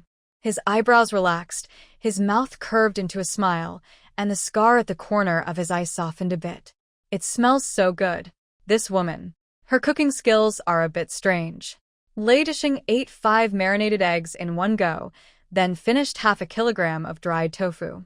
Finally, he picked up the enamel basin and took a sip of the broth at the bottom. Burp. A fragrant, 5-spice-flavored burp escaped. He leaned back in his chair, looking through the gap in the curtains at the thin figure downstairs packing up her stall. The morning light shone on her. Although she wore an old padded jacket and looked a bit stooped, her energy and spirit were undeniable. They look much better than those women covered in makeup. All right then. Lei Dishing stroked his rough chin, his usual fierce look softened with some complicated feelings. With this skill, I won't go hungry in this area. He locked the remaining marinated eggs in a drawer, as if hiding a treasure, afraid that the little Li might see and take them. Tomorrow, Lei Dishing muttered softly, glancing at the large enamel basin. Tomorrow I need little Li to bring a lunchbox. This basin is too small. Night fell. Qinghe County seemed to be thrown into a jar of old soy sauce, dark and suffocating. At the Zhang family courtyard, a foul smell wafted into the nose. The main hall was unlit and cold, like an ice cellar. Zhang Dajuan curled up on a peeling old armchair, wrapped in a dull gray cotton-padded coat, the collar greasy and stained with old dirt. On the table in front of him, there was a bottle of cheap liquor and a plate of soggy, soft peanuts. Crack. He chewed a peanut, his cheeks aching, and a sudden surge of anger shot up his head. What kind of life is this? In the past, at this time, Wang Xiaofan would have already brought foot-washing water and heated a glass of warm milk for him on the stove. Now? The sink was piled high with dishes and chopsticks, buzzing with green flies, with nowhere to stand. Shameless thing. Zhang Dajuan slammed his glass onto the table, making the peanuts jump. When you starve outside and come begging me to open the door, I'll think about it. Just then. Bang! The slightly open courtyard door was forcefully kicked open with a loud, grating noise. Zhang Dajuan trembled and spilled half his liquor. "Who?" he shouted, still shaken. A figure staggered into the main hall. Under the dim light bulb, Zhang Dajuan's eyes nearly popped out. This wasn't a person. It looked like a madwoman crawling out of a mass grave. The person had messy hair, the carefully styled big waves now a chaotic nest, and the thick makeup on her face had been washed into deep gullies by tears. The worst part was the lower body. One foot was bare, the other foot's high heel was broken, and her sheer stockings were torn into a net-like pattern. Her thigh was covered in blood. Zhang Dajuan was stunned for a long time before recognizing his proud daughter. "Did someone rob you?" When Zhang Zhaodi entered the house, she seemed to be struck by a sudden weakness and collapsed to the ground, crying loudly. "Ugh. Dad. I don't want to live. I can't go on." Her crying was sharp and loud, sounding especially frightening in the silent night. Zhang Dajuan was already annoyed. Hearing her, he got even angrier. He suddenly slammed the table. "Stop crying." Crying and yelling in the middle of the night. "Are you trying to embarrass me more? I told you to persuade your mom to come back, and look at how you've turned out. What will the neighbors think of me now?" Zhaodi shivered from the scolding, her sobs caught in her throat and turned into hiccups. She looked up, her face full of resentment and hatred. "Dad." "Do I still call her mom?" Zhaodi gritted her teeth, her voice sharp like nails scratching a blackboard. "That old woman. She's gone crazy. She's completely lost her mind." While wiping her tears and snot, Zhaodi exaggerated her story, leaving out how she had insulted her mother. She only said her act of filial piety was ruined by a dog. Not only does she refuse to appreciate it, but she also calls our whole family vampires. Says she cut ties with us long ago and even tried to hit me with a broom. Even worse, a cruel glint flashed in Zhaodi's eyes as she lowered her voice. "There's a rough man at the brick factory. A thug with a mean face, a convict. Wang Xiaofan is flirting with that thug. That thug. He released a big dog that looked like a calf and bit me. Dad, look at my leg, almost got it crushed." "What?" Zhang Dajuan felt like his head was about to explode, a fiery green flame rushing straight to his mind. A thug? Biting his own daughter? This is outrageous. Outrageous. He trembled with anger, his veins bulging like worms on his neck. He grabbed a bottle from the table, ready to smash it on the ground. "This scoundrel. How dare he cheat on me outside? And hit my daughter? She's got guts like a bear and a leopard." As a man who had been a cadre at the supply and marketing cooperative for half his life, his reputation was more important than his life. "My wife ran away. Can we still say we are a married couple? If she has someone outside, how can Zhang Dajuan still face people in Qinghai County? I want to tear her apart. I want to report these adulterers to the police." Zhang Dajuan roared, rolling up his sleeves to go outside. "Dad." "Wait a moment." Zhang Zhaodi suddenly rushed forward and grabbed Zhang Dajuan's leg. "What? Are you still protecting that wicked woman?" "No." Zhang Zhaodi sniffed, her resentment fading from her eyes, replaced by a greedy gleam. She swallowed hard, speaking very softly, as if afraid a mouse in the corner might hear her. "Dad, you haven't seen it. She's living in that broken brick kiln. The place is terrible, but She paused, breathing quickly. But she's really making a lot of money. Money? Zhang Dajun stopped and looked at his daughter, suspiciously. Yes. I saw it with my own eyes. Zhang Zhaodi gestured. She's holding a big tin cookie box, full of money. I saw her counting some bills, some coins, and lots of great unity notes. Just in that short time, I saw hundreds. Those 3 words seemed to freeze Zhang Dajun in place, like a spell. His sharp, calculating eyes narrowed, the anger in them quickly fading, replaced by a shrewdness like the clicking of an abacus. His drunkenness also eased a lot. Zhang Dajun slowly sat back in his old chair, tapping his knees rhythmically. So, you mean she's selling oil splash noodles at the broken brick factory gate? And some kind of meat-filled bread. Yes, Zhang Zhaodi got up from the ground, ignoring her sore legs, and moved to the table. The business is very busy. Those lazy workers are like they haven't eaten in years, lining up to buy. 1 bowl of noodles costs a yuan, and I don't think her big pot is enough. People even drink the soup. Zhang Dajun was silent. As a senior accountant at the Supply and Marketing Cooperative, he was naturally sensitive to numbers. His mind started calculating quickly. 1 jean of flour costs 32 cents, and 3 bowls of large noodles can be made from 1 jean of flour. Add oil, salt, soy sauce, vinegar, and coal-fire money. Zhang Dajun kept muttering to himself, his eyes shining brighter and brighter, even looking a bit frightening. The cost of a bowl of noodles is at most 3 cents. Selling it for $1? That means a profit of 70 cents per bowl. She said business is booming. Selling 100 bowls in the morning is easy. That's a pure profit of 70 yuan a day. When he reached this point, Zhang Dajun suddenly took a deep breath, and the peanuts in his hand dropped onto the table with a loud snap. 70 yuan a day. 30 days a month. That adds up to 2,100 yuan? This number hit Zhang Dajun like a heavy hammer, pounding hard in his chest, making his eyes spin and his breathing quicken. In 1993, having 10,000 yuan made you a very wealthy person in the county. Zhang Dajun was a small official at the Supply and Marketing Cooperative, earning at most 150 to 160 yuan a month with bonuses. Wang Xiufan, a woman with only elementary school education, was running a small street stall. Could she earn a month's salary in just 3 days? This wasn't just selling noodles. It was like printing money. A wave of huge jealousy, mixed with greedy desire, instantly swallowed Zhang Dajun's fragile self-respect. His previous anger and embarrassment meant nothing compared to 2,000 yuan. 2,000 yuan. Zhang Dajun's throat moved violently. This wasteful wife of mine actually hides such a treasure. Creak. Just as the two of them were lost in calculations, their eyes red from excitement, the door was pushed open again. Dad? Zhaodi? Why does this room smell so bad? With the sound of leather shoes, the eldest daughter-in-law Lu Mei and the eldest son Zhang Jingguo entered. They had come back to their parents' house to escape the chaos.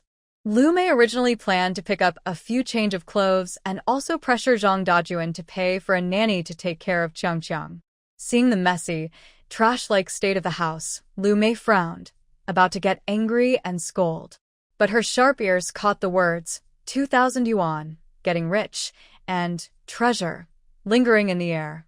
Her disgust on her face almost disappeared in an instant. She quickly walked to the 8 immortals table, threw a bag of rotten apples onto it, and stared fixedly at Zhang Dajun with her slightly swollen eyes. Dad, Zhaodi, what were you just talking about? Who got rich? Is Mom back? Zhang Jingguo, looking like a scolded child, followed behind, still holding the potty for Chang, with a confused face. Mom's back? Does that mean there's food to eat? I'm starving. Zhang Dajun glanced at his irresponsible son and daughter-in-law but said nothing. Instead, Zhang Zhaodi vividly retold what she had just said. This time, she focused on describing the iron box full of money and Wang Xiufan's lively business. Oh my goodness! Lu Mei, upon hearing this, excitedly patted her thigh, causing her chubby body to tremble. I knew Mom was capable. No wonder she hasn't come home these days. She was busy with that big 10,000 yuan business. Lu Mei's eyes sparkled like a hungry wolf seeing meat. She no longer mentioned going back to her parents' house and sat down heavily opposite Zhang Dajuan, wearing a grin that was almost sickening. Dad, this is your fault. Since Mom earned so much money, we can't keep living like this. Lu Mei pointed at the messy house and confidently said, Look, Chang Chang is about to start elementary school, and we need to spend money. Jiang Wo's work isn't doing well, and our whole family is counting on that money to improve our life. Exactly, Dad. Zhang Jingguo also came over, straightening his back when he heard about the money. Mom earns money just to spend on her kids, right? There's no reason to keep it all to herself. Besides, living in that broken place is unsafe. What if someone steals the money? The four of them quickly reached a strange but firm understanding in this cold, stinky, ice-cold hall. No one mentioned Wang Xiufan's burn on her foot. No one talked about her freezing in the ruins. And no one mentioned the 25 years of guilt. In their eyes, that woman was not a person but a walking ATM, a private property of the Zhang family. Zhang Dajuan cleared his throat, and the authority of the head of the family returned to his wrinkled face. Under the dim light, he slowly placed his hand on the table, as if holding down a fat duck about to fly away. Well, the certificate has been received, but the property hasn't been divided clearly yet. Zhang Dajuan squinted, his tone cold and firm. She is our Zhang family's daughter-in-law. She can't peel off this layer of skin. When she ran away from home, she took the family's money as her capital. That 300 yuan was my hard-earned money. Zhang Dajuan pounded on the table with a loud thud. So, that stall and every penny she earns are, by law, joint family property belonging to our home. Exactly, Lu Mei quickly agreed, her small eyes full of cleverness. Dad is right. Mom was confused and fooled. We need to help her watch over things and get the money back so she doesn't spend it recklessly outside, especially that guy, Ladishing. Zhang Zhaodi gritted her teeth and added, I think Mom was just bewitched by that wild man. She probably wants to give all the money to him. We can't let outsiders take our family's wealth. Smack. Zhang Dajuan slapped the table, making a decisive statement. That greedy face, under the flickering light bulb, looked especially sinister and ridiculous. Early tomorrow morning, Zhang Dajuan stood up, waving his hand as if he were a general about to go to war. The whole family is going. Jiang Wo, take leave. Lu Mei, you go too. We're going to Hongxing Brick Factory to bring your mom back. Mainly, Zhang Dajuan paused, his eyes dark and fierce. Bring back that iron box with the money and that stall. Those are our old Zhang family's things. No one can take them away. Okay, Dad. Lu Mei was so excited she rubbed her hands together. I'll take over the stall's accounts tomorrow. Mom is getting old and can't keep track of everything. I'll help her manage it. That night, although the Zhang family courtyard remained cold and messy, their hearts were warm.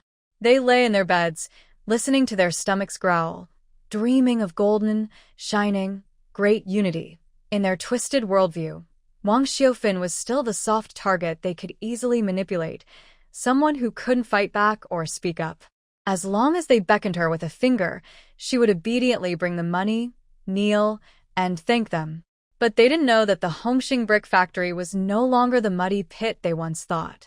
At 6 a.m, the lively scene outside the Red Star Brick Factory was busier than a New Year market. As dawn broke, the strong smell of braised meat drifted on the northwest wind, pulling at everyone's stomachs from far away.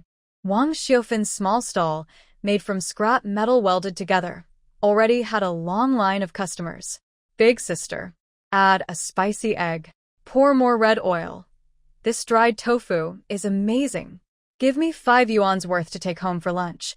Wang Xiufan was busy, her hands flying over the large iron spoon, steady as if she had practiced martial arts. She quickly tied her hair back and wore a faded blue apron. Every time she received a crumpled bill, she casually slipped it into a battered red tin box next to her cutting board. The sound of coins clinking against the box was clear and reassuring. The red box, originally holding cookies, was now filled with coins and bills, too full to close. There were small silver coins, 50-cent pieces, and even a few blue-gray, Great Unity notes peeking out, making people happy just to see them. From a few dozen meters away, behind a pile of dirt, 4 pairs of eyes watched the scene, feeling more painful than being pricked with a needle. Ugh.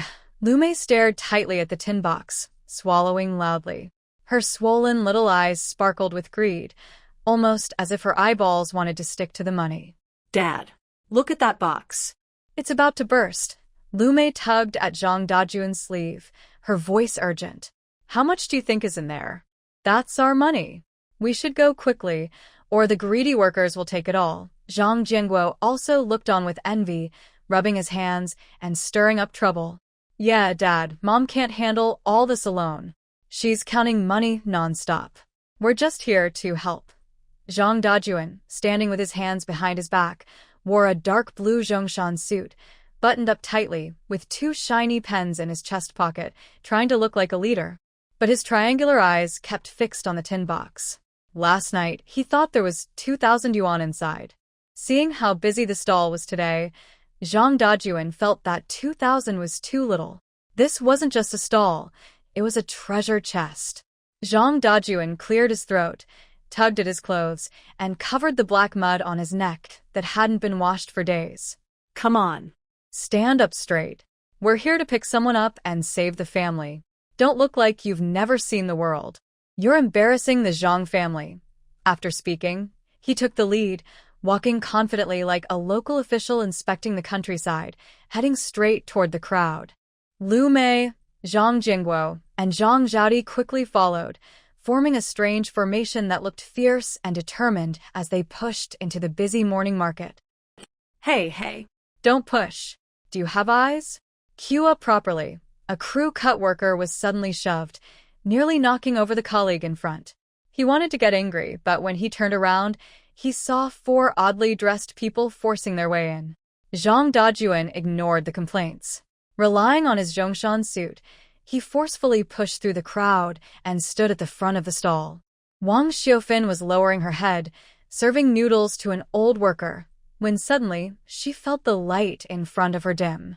She looked up, and her movements froze. 4 familiar yet strange faces looked down at her. They were her husband, children, and daughter-in-law. But their eyes held no warmth of reunion, only fierce greed and hunger, like flies attracted by the smell of blood. Xiaofin, Zhang Dajuan, with his hands behind his back and eyebrows knitted into a chuan shape, spoke with a tone full of helpless pain, loud enough for 2 circles of people nearby to hear. Have you had enough trouble? He pointed at her patched cotton coat and then at the workers covered in dirt around her, showing disgust. Fighting with your family is one thing, but how can you come out to do such lowly servile work? This is madness. Pack up and come home with me. His loud voice silenced the noisy crowd around them. The workers eating noodles stopped and looked curiously at these unexpected visitors.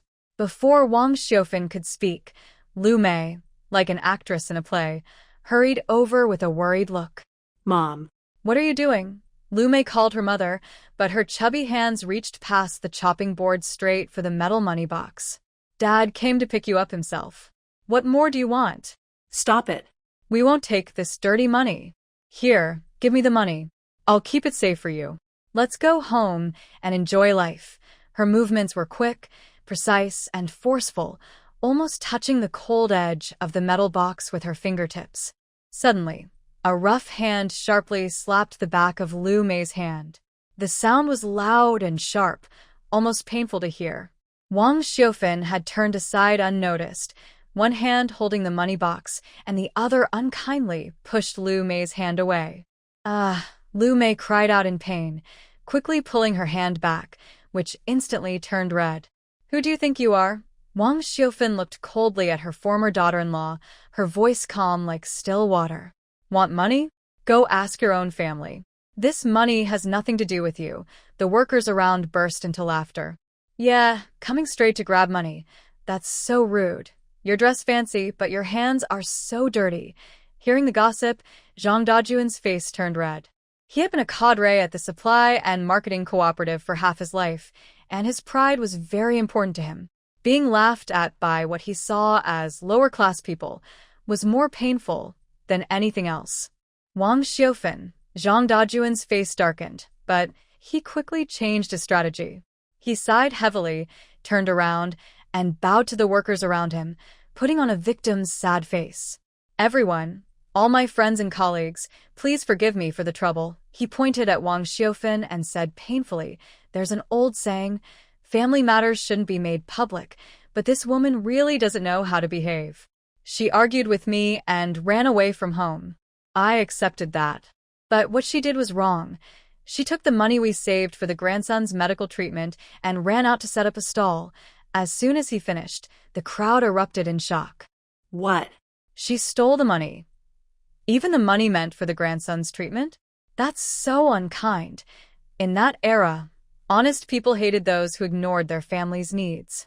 The workers who had supported Wang Xiufan's actions started to look uncertain.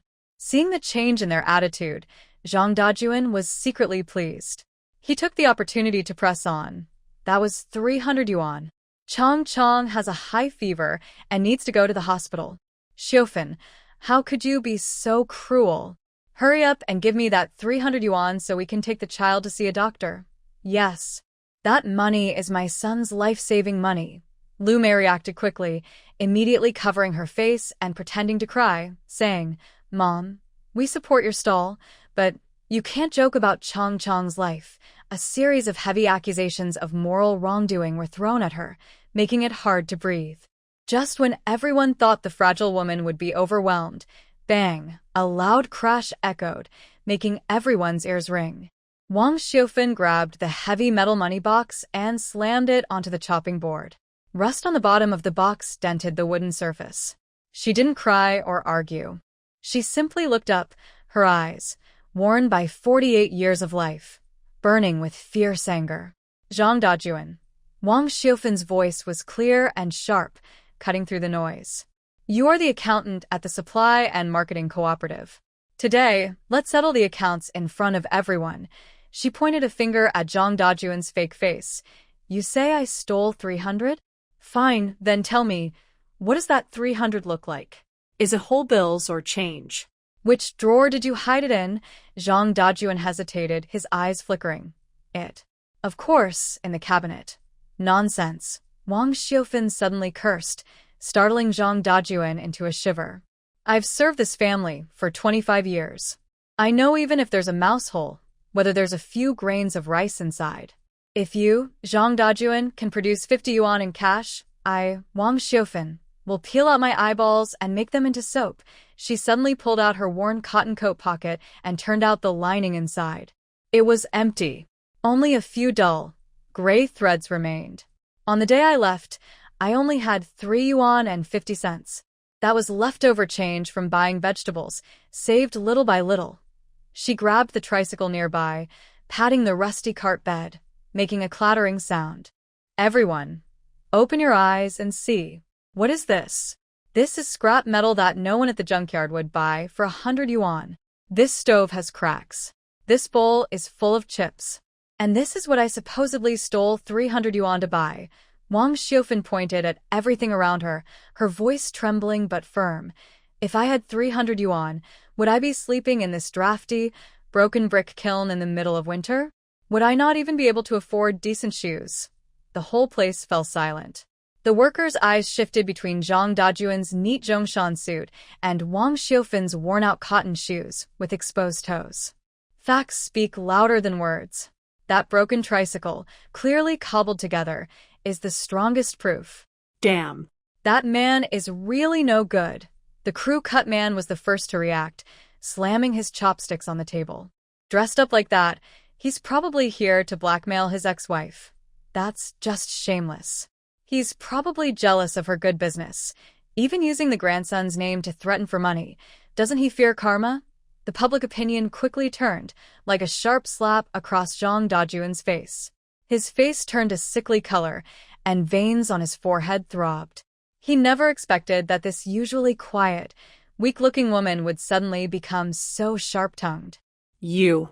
Zhang Dajuan trembled with anger, pointing at Wang Xiufan with trembling fingers. Dad. Don't argue with her. Zhang Zhaodi, who had been standing nearby, couldn't hold back anymore.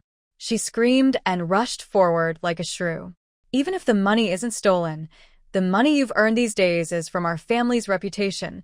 Zhang Zhaodi pointed at Wang Xiufan's nose, spitting as she spoke. You're our Zhang family's daughter-in-law, born into our family, and when you die, you'll be our family's ghost. Every penny you earn belongs to our family. It's all my dad's. She turned around and pointed at the bubbling braised eggs in the pot, shouting at the workers still waiting in line. Stop eating. All that money was stolen. Don't eat any of it. Then, relying on her youth, Zhang Zhaodi reached out to snatch the long chopsticks from Wang Xiufan. Get lost. Wang Xiufan pushed her away. Zhang Zhaodi, wearing high heels, slipped and fell flat on the greasy ground. Ah? My new dress. Zhang Zhaodi screamed in distress, rolling on the floor. Dad. She hit me. She hit your daughter. This scene completely ignited the face that Zhang Dajuan held dear. In front of everyone, his ex-wife exposed his flaws, his daughter was hit, and his authority was challenged.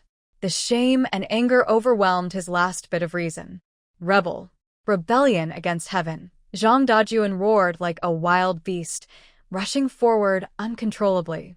He tightly held the edge of the folding table filled with condiments and bowls, using all his strength to flip it forcefully upward. Since you're not obedient, you shouldn't do this business anymore. Come home with me. Crash. A loud bang. The simple folding table was instantly overturned onto the ground. Several large porcelain bowls shattered, spilling bright red chili oil, dark vinegar, white garlic paste, and steaming noodles all over the floor. The hot soup splashed everywhere, like a rain of oil. Ouch! A few co-workers in the front, unable to dodge in time, got splashed with hot soup on their pants, jumping in pain. An older worker, holding a bowl just about to eat, was left with only a pair of chopsticks, watching helplessly as the noodles he had barely touched were knocked into the dirt. In the early 1990s, food was life. Spilling noodles on the ground was a serious mistake. The old man's hands trembled, showing his pain over wasting food and his anger. The air seemed to freeze. The lively stall suddenly turned into chaos. Zhang Jianguo and Lu Mei were startled by the sudden violence and instinctively stepped back. Only Zhang Dajuan remained standing, gasping heavily, his chest rising and falling rapidly. Looking at the mess on the ground, a strange sense of pleasure unexpectedly rose in his mind. It's ruined. All ruined. How can you still set up your stall? How can you still be disobedient? Come back with me. Zhang Dajuan pointed at Wang Xiufan, shouting with a stiff neck, "This is what happens when you're unfaithful." Wang Xiufan stood still. The boiling braised soup in the pot was still bubbling on the stove, the only thing that hadn't been overturned. She looked down at the noodles mixed with dirt on the ground. Those noodles were kneaded by her at 4 a.m, a result of her hard work and effort.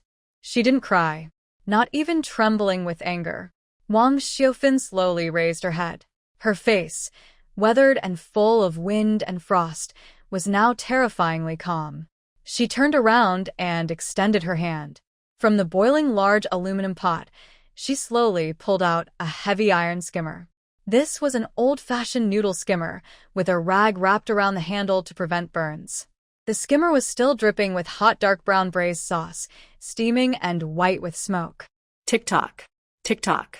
Hot soup dripped from the edge of the strainer onto the cutting board, making a soft sound. Wang Xiufan clenched her grip on the handle, her knuckles turning white from the force.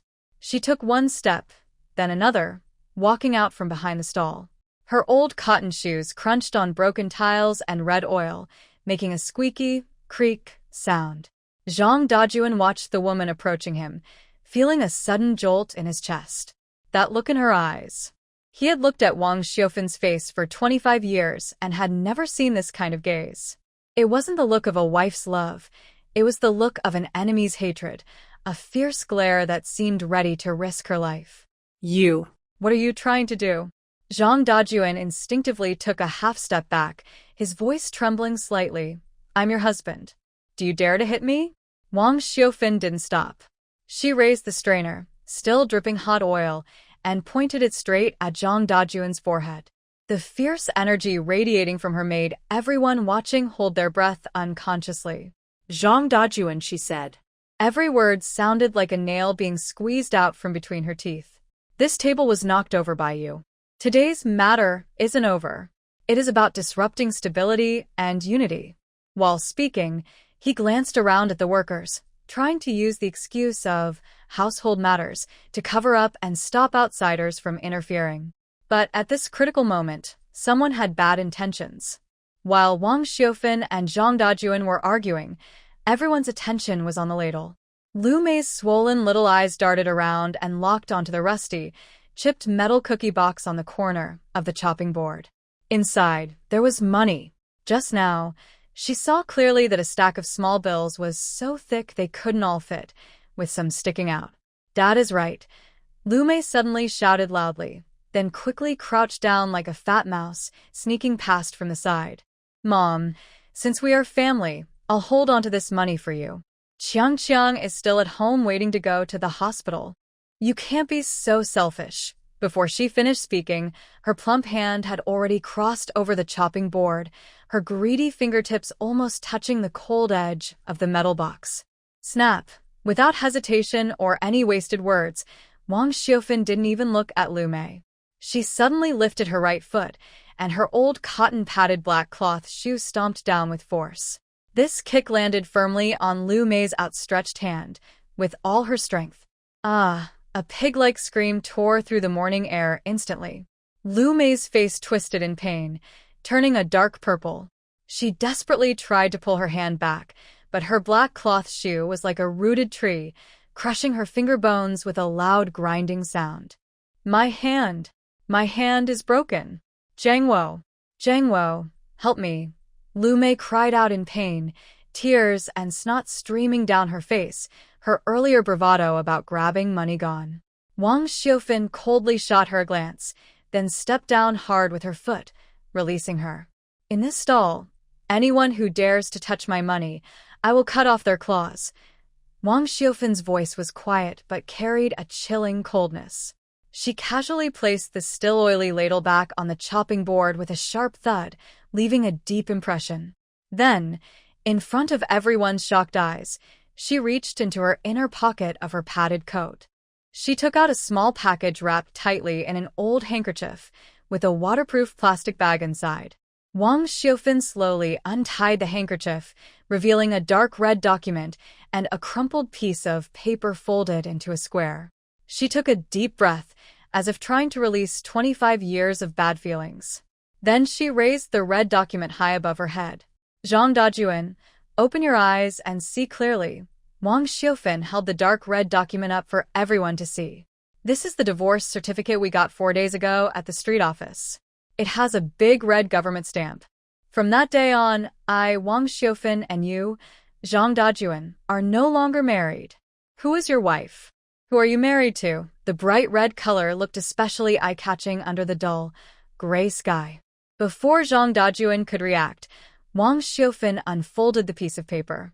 It was something Zhang Dajuan never wanted to see again, the signature he made to get rid of his nagging wife. Listen carefully. Wang Xiufan's voice was clear and firm, each word like a slap in the face, hitting the Zhang family hard. Divorce agreement. The husband, Zhang Dajuan, and the wife, Wang Xiufan. Due to emotional breakdown, they voluntarily divorce. The wife agrees to leave everything behind, savings, house, furniture, even pots and pans, all go to the husband. The wife only takes her clothes and 3,150 in cash. From now on, life and death, sickness and health, no longer related. After reading, Wang Xiufan strode over to the worker with a crew cut, thrusting the paper in front of his eyes. Big brother, you can read, right? Read out loud, isn't this scoundrel's signature? His red fingerprint. The crew cut man widened his eyes, looked at the paper, then suddenly slapped his thigh. Damn. It's true. Clear as day. Leaving everything behind. 3,150. And that fingerprint is still red, not even faded. Bang. The crowd exploded. Now, all doubts were gone. The workers' eyes on Zhang Dajuan's family changed from curiosity to outright contempt and anger. How shameless. Kicked out his wife without a penny, and now that she's earning money, he's trying to take it. Is this a government official? No, he's a thief. A bandit. Just now, he said she stole 300 yuan, so it's all made up? Bah. What nonsense. Countless sneering eyes like sharp knives peeled away Zhang Dajuan's proud, official image completely. Shame, anger, fear. Zhang Dajuan's face turned pale and then red, his lips trembling. He felt as if he had been stripped naked and made a public spectacle on the street. He had been working at the supply and marketing cooperative for many years, relying on his reputation. If this got out, would he still be considered a model worker? Would he still keep his accountant job? No.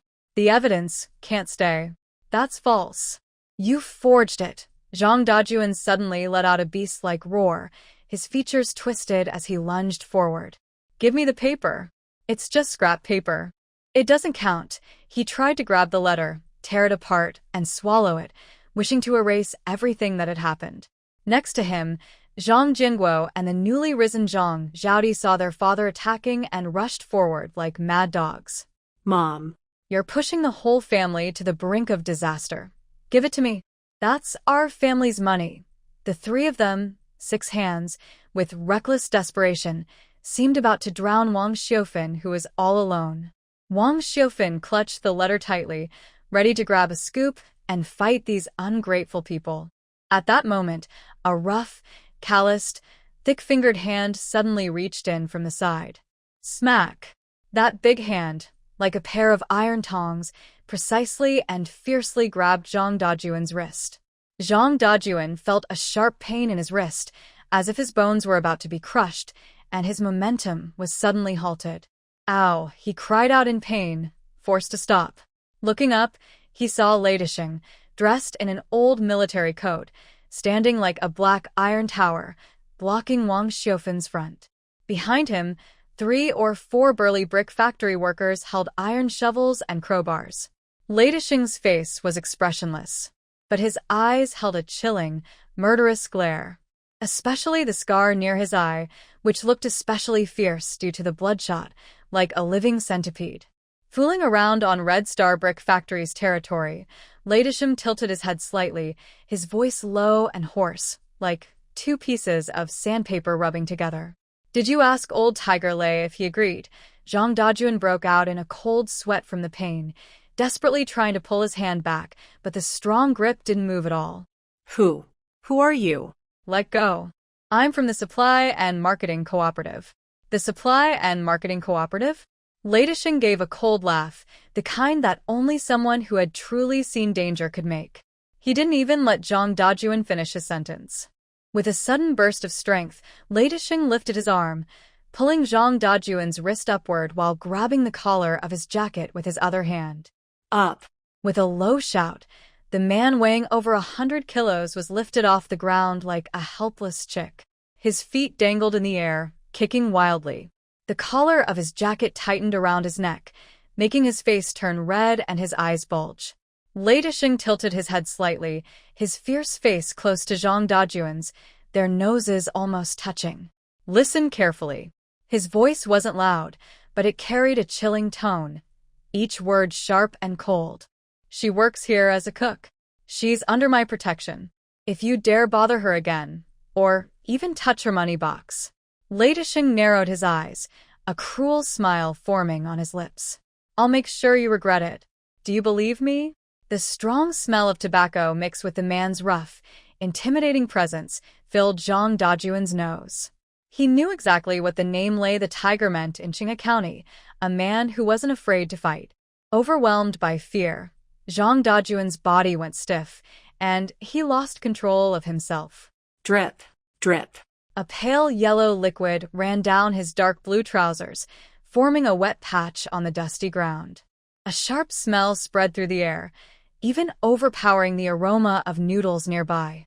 For 2 seconds, the place was completely silent. Then, a man with a buzz cut pointed at Zhang Dajuan's soaked pants and burst out laughing. Look.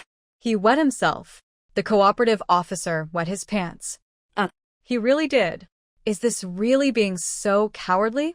Weren't you quite brave just now? The jeering voices of hundreds of workers sounded like waves, quickly overwhelming Zhang Dajuan. Zhang Zhaodi covered her face, wishing she could find a hole to hide in. Lu Mei and Zhang Jingguo were also terrified, stepping back slowly. Lei Disheng frowned in disgust, casually tossing Zhang Dajuan onto the ground as if discarding trash. Thud. Zhang Dajuan fell face-first into a puddle of his own urine. All his dignity, face, and the pride of being the head of the family shattered in that moment. Get out. Lei Disheng only said one word. Zhang Dajuan ignored the 2 pens he dropped in the mud. Filled with shame and fear, he scrambled to his feet, stumbling and crawling. His wet pants clung to his legs, making every step look ridiculous. Go. Quickly go. He lowered his head like a stray dog, supported by his children, and in the midst of insults like, get lost, and shameful, he hurriedly left the Hongxing brick factory. Until the family's figures disappeared at the end of the dirt road, the crowd's laughter gradually subsided. Lei Disheng turned around. He looked at the messy stall on the ground, and then at Wang Xiufan, standing straight with her back upright. Their eyes met briefly in the air. Lei Disheng said nothing, only awkwardly adjusted his military coat collar, as if trying to hide the hand that had just touched Zhang Dajuan, perhaps worried it was dirty. Thanks, Wang Xiufan said softly. Lei Disheng snorted, turned his face away, his ears slightly red, and shouted at the workers still watching the scene. What are you looking at? Get back to work. No more messing around. Pay cuts if you don't. After saying that, he led the workers away without looking back. But his steps seemed hurried, like he was fleeing. Wang Xiufan withdrew her gaze.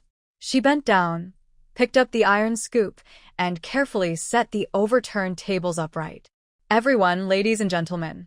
Wang Xiufan dusted off her hands and bowed to the workers still lingering nearby. Today you all saw a joke. But I, Wang Xiufan, want to say this. From now on, no family members or dogs of the Zhang family are allowed to come within half a step of my stall. Good. Sister-in-law is brave. We support you. If anyone causes trouble in the future, we will help you deal with them. The workers cheered. Wang Xiufan smiled, but as she looked at the greasy floor and broken dishes, her initial enthusiasm slowly cooled down. Setting up a stall outdoors is not a long-term plan. Not only does the sun and wind beat down on her, but if a troublemaker or bully comes along, her small cart could easily be overturned. She needs a solid place, a territory of her own, a place to shelter from the wind and rain, where no one can easily knock over her table. Wang Xiufan looked up, her eyes passing over the ruins in front of her, and settled on the side of the brick factory's main gate. There was a row of old, unused red brick houses. They used to be the factory's cafeteria, but now the doors and windows were shut tight, and thick dust covered the glass. Although broken, they were spacious. Though old, they were real houses, walls, and a roof. A bold idea grew wildly in her mind, like wild grass. What is setting up a stall worth? She wants to open a shop. A real restaurant of her own, one that can make her life prosperous and lively. The northwest wind swept up dust from the ground, blowing the spilled noodle soup at the factory gate until it dried into a rough, ugly scar. Wang Xiufan bent down, carefully picking up broken pieces of porcelain and tossing them into the trash. What a pity. These days, food is precious. Top-quality flour and a big pot of bone broth cooked overnight. Her fellow workers still gathered nearby, chatting in small groups, occasionally glancing her way. Gone were their previous teasing smiles. Now, their eyes held genuine respect. That ladle, still dripping oil, had firmly branded the name Wang Xiufan on the land of Hongxing Brick Factory. But Wang Xiufan knew well, having determination alone is not enough. She straightened up and looked at her battered tricycle. Setting up a stall outdoors is like hanging a weakness from your belt. Today, Zhang Dajuan might cause trouble, but tomorrow, jealous troublemakers might come to smash her cart. In this world, to grow her business, she needs a solid foundation. Click. She locked the full tin box of cookies into a hidden compartment under her cart, then used a chain to secure the tricycle to an old, crooked tree nearby. Wiping the flour and dust off her clothes, Wang Xiufan didn't rush back to the broken, drafty brick house. She turned around and looked past the low wall, focusing on the red brick building inside the factory gate. That was the old cafeteria. It had 2 floors, with blackened brick walls from smoke, and half of the glass windows were broken.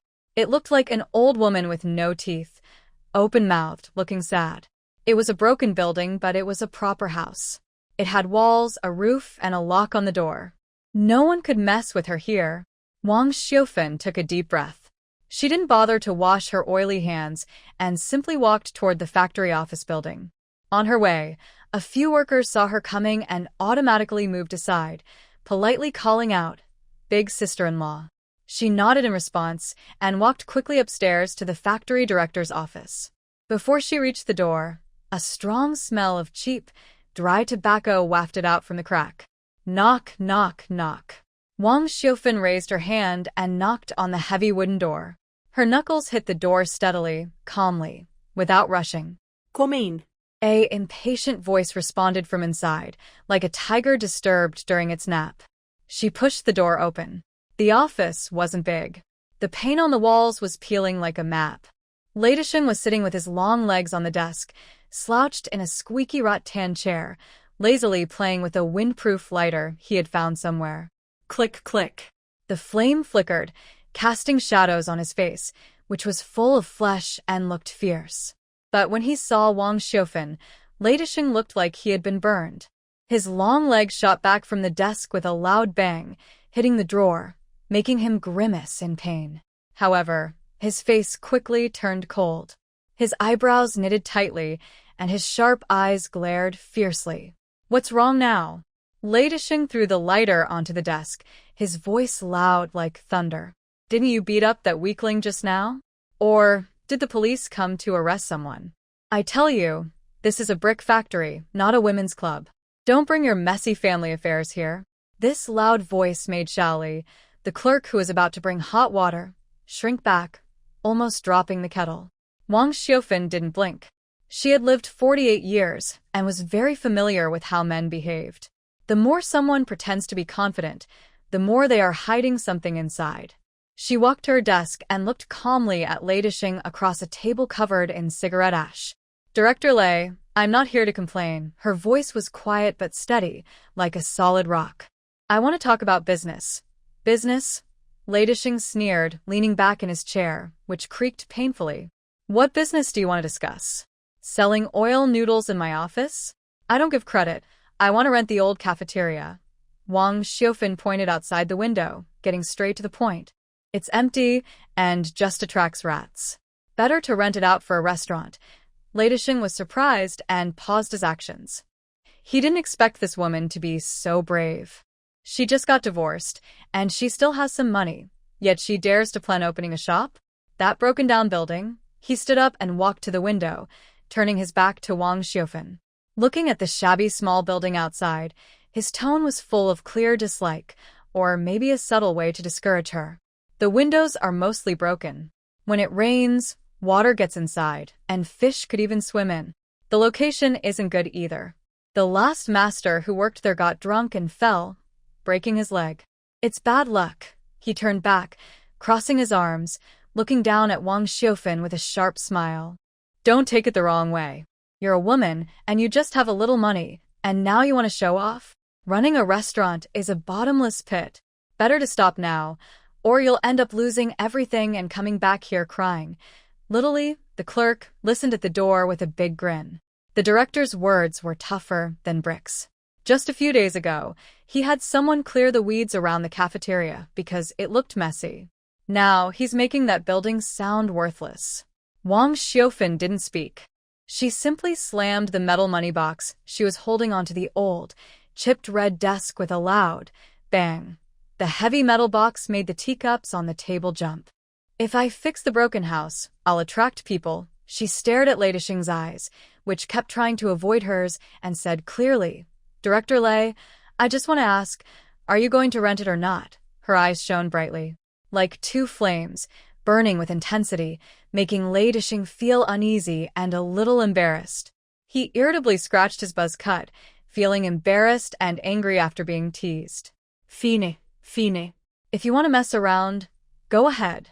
Just don't blame me if you lose out." Retribution suddenly opened a drawer, rummaging through a mess of drawings and receipts. Finally, He grabbed a rusty copper key. Take it, take it. He threw the key onto the table like trash, making a loud clattering sound. That broken place is just clutter. Seeing it makes me annoyed. If you can clean it up, consider it helping me clear out the junk. Norent. Just don't let mice run into my office again. Outside, Xiao Li's eyes nearly popped out. Norent. Even though it's a rundown cafeteria, it's still a few hundred square meters. With current market prices, it should be at least a few dozen yuan a month, right? Is the factory boss out of his mind or under some spell? Wang Xiaofan looked at the key on the table. That was the key to her new life. But she didn't reach out to take it. She reached into the metal money box and opened the lid. Inside, coins were jumbled together, small change, some crumpled bills, and a faint smell of oil and smoke. That was her hard-earned money from working early mornings and late nights, earning every penny with sweat and effort. It was also her pride. Factory Director Lei. Wang Xiaofan counted 5 large bills from the box, then pushed it forward, her tone very serious. Family is family, let's be honest. Since I divorced and started my own business, I don't take advantage of anyone. The rent must be paid. Lei Disheng looked at her as if he'd heard a huge joke, eyes wide with disbelief. Are you crazy? You don't want what's freely given? Are you afraid of burning your hands with money? It's not about having too much money. Wang Xiaofan stared straight into his eyes, her expression firm and unyielding. It's about not wanting to owe favors. Free stuff is risky. It makes you feel guilty and weak. If you don't take the money, I won't take this key, and I won't rent this place. After saying that, she made a move to take back the money. Hey, you stubborn woman. Lei Disheng lost his temper completely. His face turned bright red, like he'd been stepped on a tail. He wanted to get angry and curse at the ungrateful woman, but seeing Wang Xiaofan's calm yet firm face, he swallowed the harsh words at the tip of his tongue. This woman is really stubborn. So stubborn that it made him want to hit her, but also made his heart feel a little itchy. The two of them sat across from each other at the table, tense. The air was filled with the smell of cheap tobacco and an unexplainable tension. In the end, Lei Disheng gave in. Fine, fine. Here, here. You have money, so you're right. Lei Disheng angrily grabbed a ballpoint pen from the pen holder on the table, snatched a piece of letter paper, and quickly wrote a few lines. The sound of the pen scratching the paper was sharp and unpleasant. 50 yuan a month. But I, Lei Laohu, am not a heartless landlord. Fixing up that broken house costs money, so the first 3 months are rent-free for renovations. He slapped the written receipt in front of Wang Xiaofan and pointed to 5 large union receipts. This 50 yuan is a deposit. Also, since you've opened a shop from now on, you have to cover the workers' lunch at the factory. If the food is bad, even if you put a little less salt, I'll kick them out immediately. Do you hear me? Wang Xiaofan's lips curled into a slight smile. That's the way to do business. She neatly stacked the 5 union receipts on top of the receipt. Deal. 5 minutes later, Wang Xiaofan held the heavy bronze key and stood in front of the old cafeteria's door. It was a double wooden door, with most of the red paint peeled off, revealing the grayish-white wood grain underneath, like a long-healed scar. She took a deep breath and inserted the key into the lock. Click. The rusty lock turned with a rough sound. Wang Xiaofan pushed hard. Creak. The heavy wooden door slowly opened, and a musty smell mixed with dust hit her face. The noon sunlight shone through the open door. Dust particles danced in the light. The room was full of cobwebs, several broken-legged tables were scattered on the floor, and a thick layer of dust covered the stove in the corner. It was desolate. But in Wang Xiaofan's eyes, this was not a ruin. She seemed to see white walls, shiny tables and chairs, steam rising from the stove, and smelled the aroma of braised meat and hot noodles. The midday sun was fierce, shining straight through the broken windows of the old cafeteria, making the dust in the air swirl around. The smell of old mold and dead mice filled the air, a musty scent that only an abandoned house could have. Wang Xiaofan stood in the empty hall. This place was not fit for cooking. It looked more like a junkyard. The floor was covered with broken glass and mouse droppings. Cobwebs in the corners were thick, like spider caves. The large stove, once shiny, was now covered in a thick layer of black grease, hard as asphalt. Looking at this scene, a more delicate person might have felt their legs weaken. But Wang Xiaofan did not. She took a deep breath, inhaling dust into her lungs, then coughed twice. She bent down and pulled out an old, yellowed bedsheet from a bag full of miscellaneous items. With a ripping sound, the bedsheet was torn in half. One half was wrapped around her head as a scarf to block dust. The other was tied around her waist as an apron to protect her clothes. She squatted down and quickly rolled up her pant legs. Her right foot, which was tightly wrapped, was now exposed. The blister on top of her foot had gone down, but after days of walking back and forth, a dark red scab had formed over it, looking fierce. Wang Xiaofan didn't even frown, as if that foot wasn't part of her body. "Get to work," she muttered to herself. The old cafeteria had no water or electricity. To clean it, she had to go 100 meters to a small creek to fetch water. Wang Xiaofan carried 2 rusty metal buckets she found at the junkyard, limping as she headed outside. On the first trip, water splashed out and wet her shoes, making her wound sting painfully. She clenched her teeth and took bigger steps. On the second trip, sweat ran down her forehead into her eyes, making her feel dizzy. She brushed her face with her shoulder and kept walking. The third, fourth trips. Soon, a small puddle formed in the middle of the hall. Wang Xiaofan knelt in front of the greasy stove, holding a sharp piece of broken tile she found at the door. Without soap or steel wool, she used the tile as a scraper. Sizzle, sizzle. The tile scraped against the hardened grease, making a grating sound that was almost painful to hear. Each scrape lifted a layer of dark, sticky oil and dirt.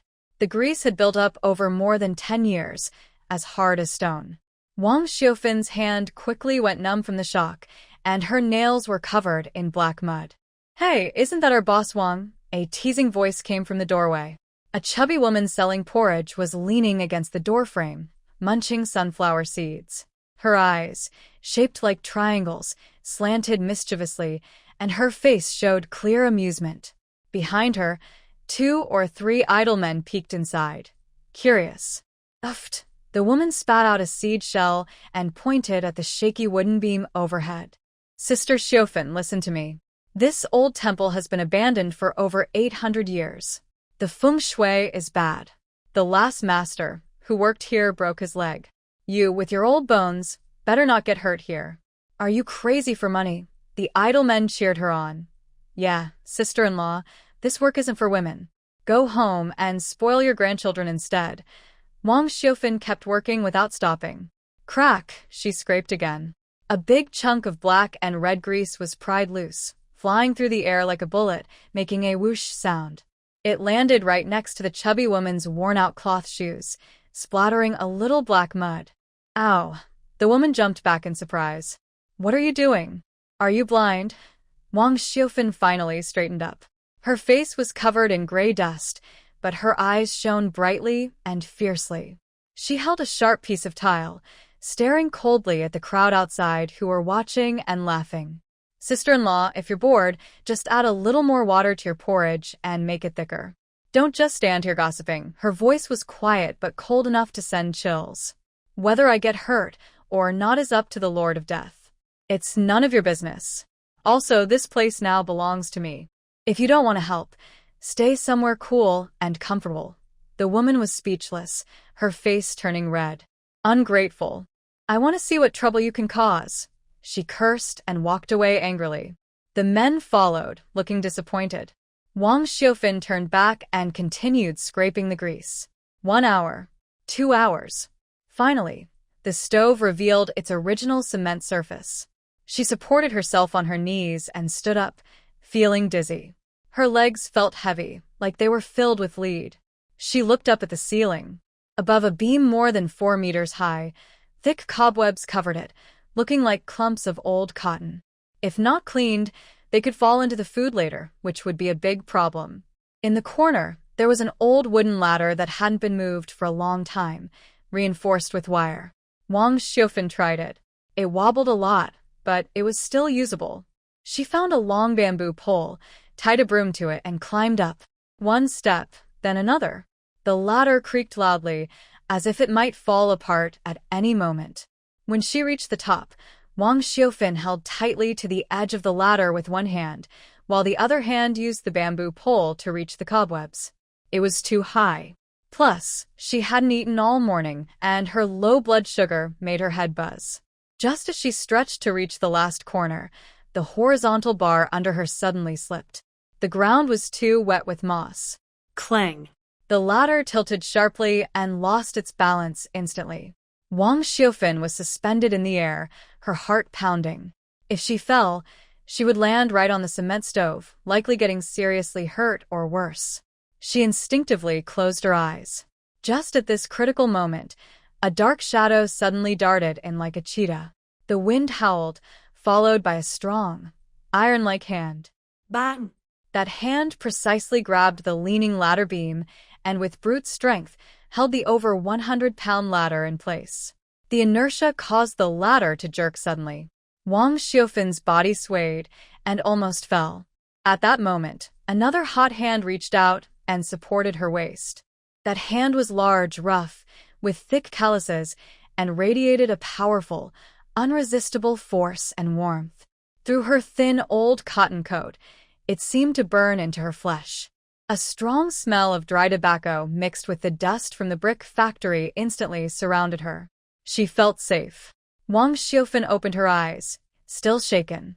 What she saw was an old military coat covered in brick dust, and above that, Li Desheng's face, as dark as a pot bottom. He was still holding a half-burned cigarette in his mouth. Because he clenched it too hard, the filter was flattened. His triangular eyes stared at her intensely, and the scar at the corner of his eye looked especially fierce from the bloodshot. "Are you crazy?" Li Desheng's voice was low and rough, as if he had 2 pieces of charcoal stuck in his throat. Feeling the stiffness of the waist under his palm, he quickly pulled his hand back as if burned and took a step backward. The ladder shook again when he let go, but luckily it soon steadied. Wang Xiufan held onto the ladder, breathing hard, her heart pounding in her chest. She looked down at the man who had suddenly appeared and was about to thank him. But Li Desheng didn't even glance at her. He suddenly turned around and shouted at the group of workers crowding at the door, peeking in to watch the scene. "Crew cut. Das Huang. What are you all standing there for? Enjoying the show?" His roar startled the men outside. They almost dropped their lunchboxes. Factory director. We were just passing by. Crew cut tried to laugh it off and sneak away. Passing by my foot. Li Desheng yanked the cigarette from his mouth, crushed it hard under his shoe, and pointed at the dirty, cobweb-covered hall, his voice echoing. "Who's been late this month? Who left early? If you don't want our attendance bonus cut, get in here right now. If this old cafeteria isn't cleaned up today, I'll keep every fine slip and settle them all at the end of the year." The workers looked at each other in confusion. Wasn't this just picking a fight? The cafeteria wasn't even part of the brick factory anymore. It was rented by Wang Xiufan. Why should they be the ones to clean it? And what did the attendance bonus have to do with it? But when Li Desheng spoke, it was like an order from above. All right, we're coming." Crew cut reacted first. He glanced at Li Desheng's dark face, then at Wang Xiufan on the ladder, and instantly understood what was going on. This wasn't about fines, it was about concern. "Come on, guys. Let's get to work. We got to protect that bonus." With a wave of his hand, 5 or 6 strong young men rushed in.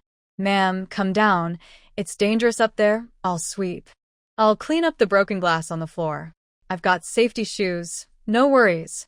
Das Huang. Go get some water. Bring all those old buckets." The old cafeteria, which had been as quiet as a ghost house just moments ago, suddenly came alive with noise and energy. Wang Xiufan stood on the ladder, staring blankly at the scene before her. Li Desheng finished shouting and still seemed unsatisfied. He quickly took off his heavy military coat and casually threw it onto a broken table at the door. He was wearing a sleeveless shirt that revealed 2 muscular arms with prominent veins and a faint dragon tattoo crossing his shoulder. He strode to the corner, bent down, and grabbed a large marble table with a broken leg, weighing at least 200 pounds. Up, he gave a low command. The table, which Wang Xiufan couldn't even push before, was now being lifted by him alone.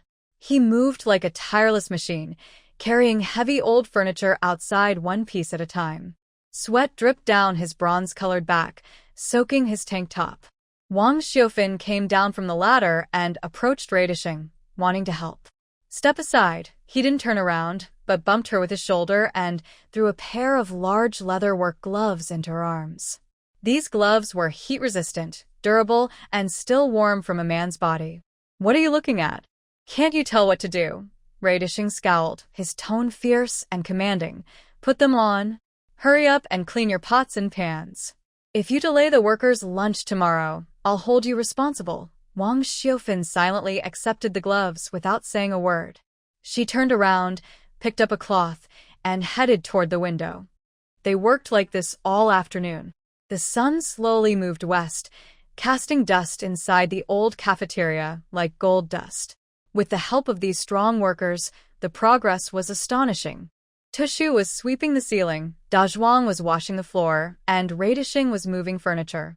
Wang Xiufan was not idle either.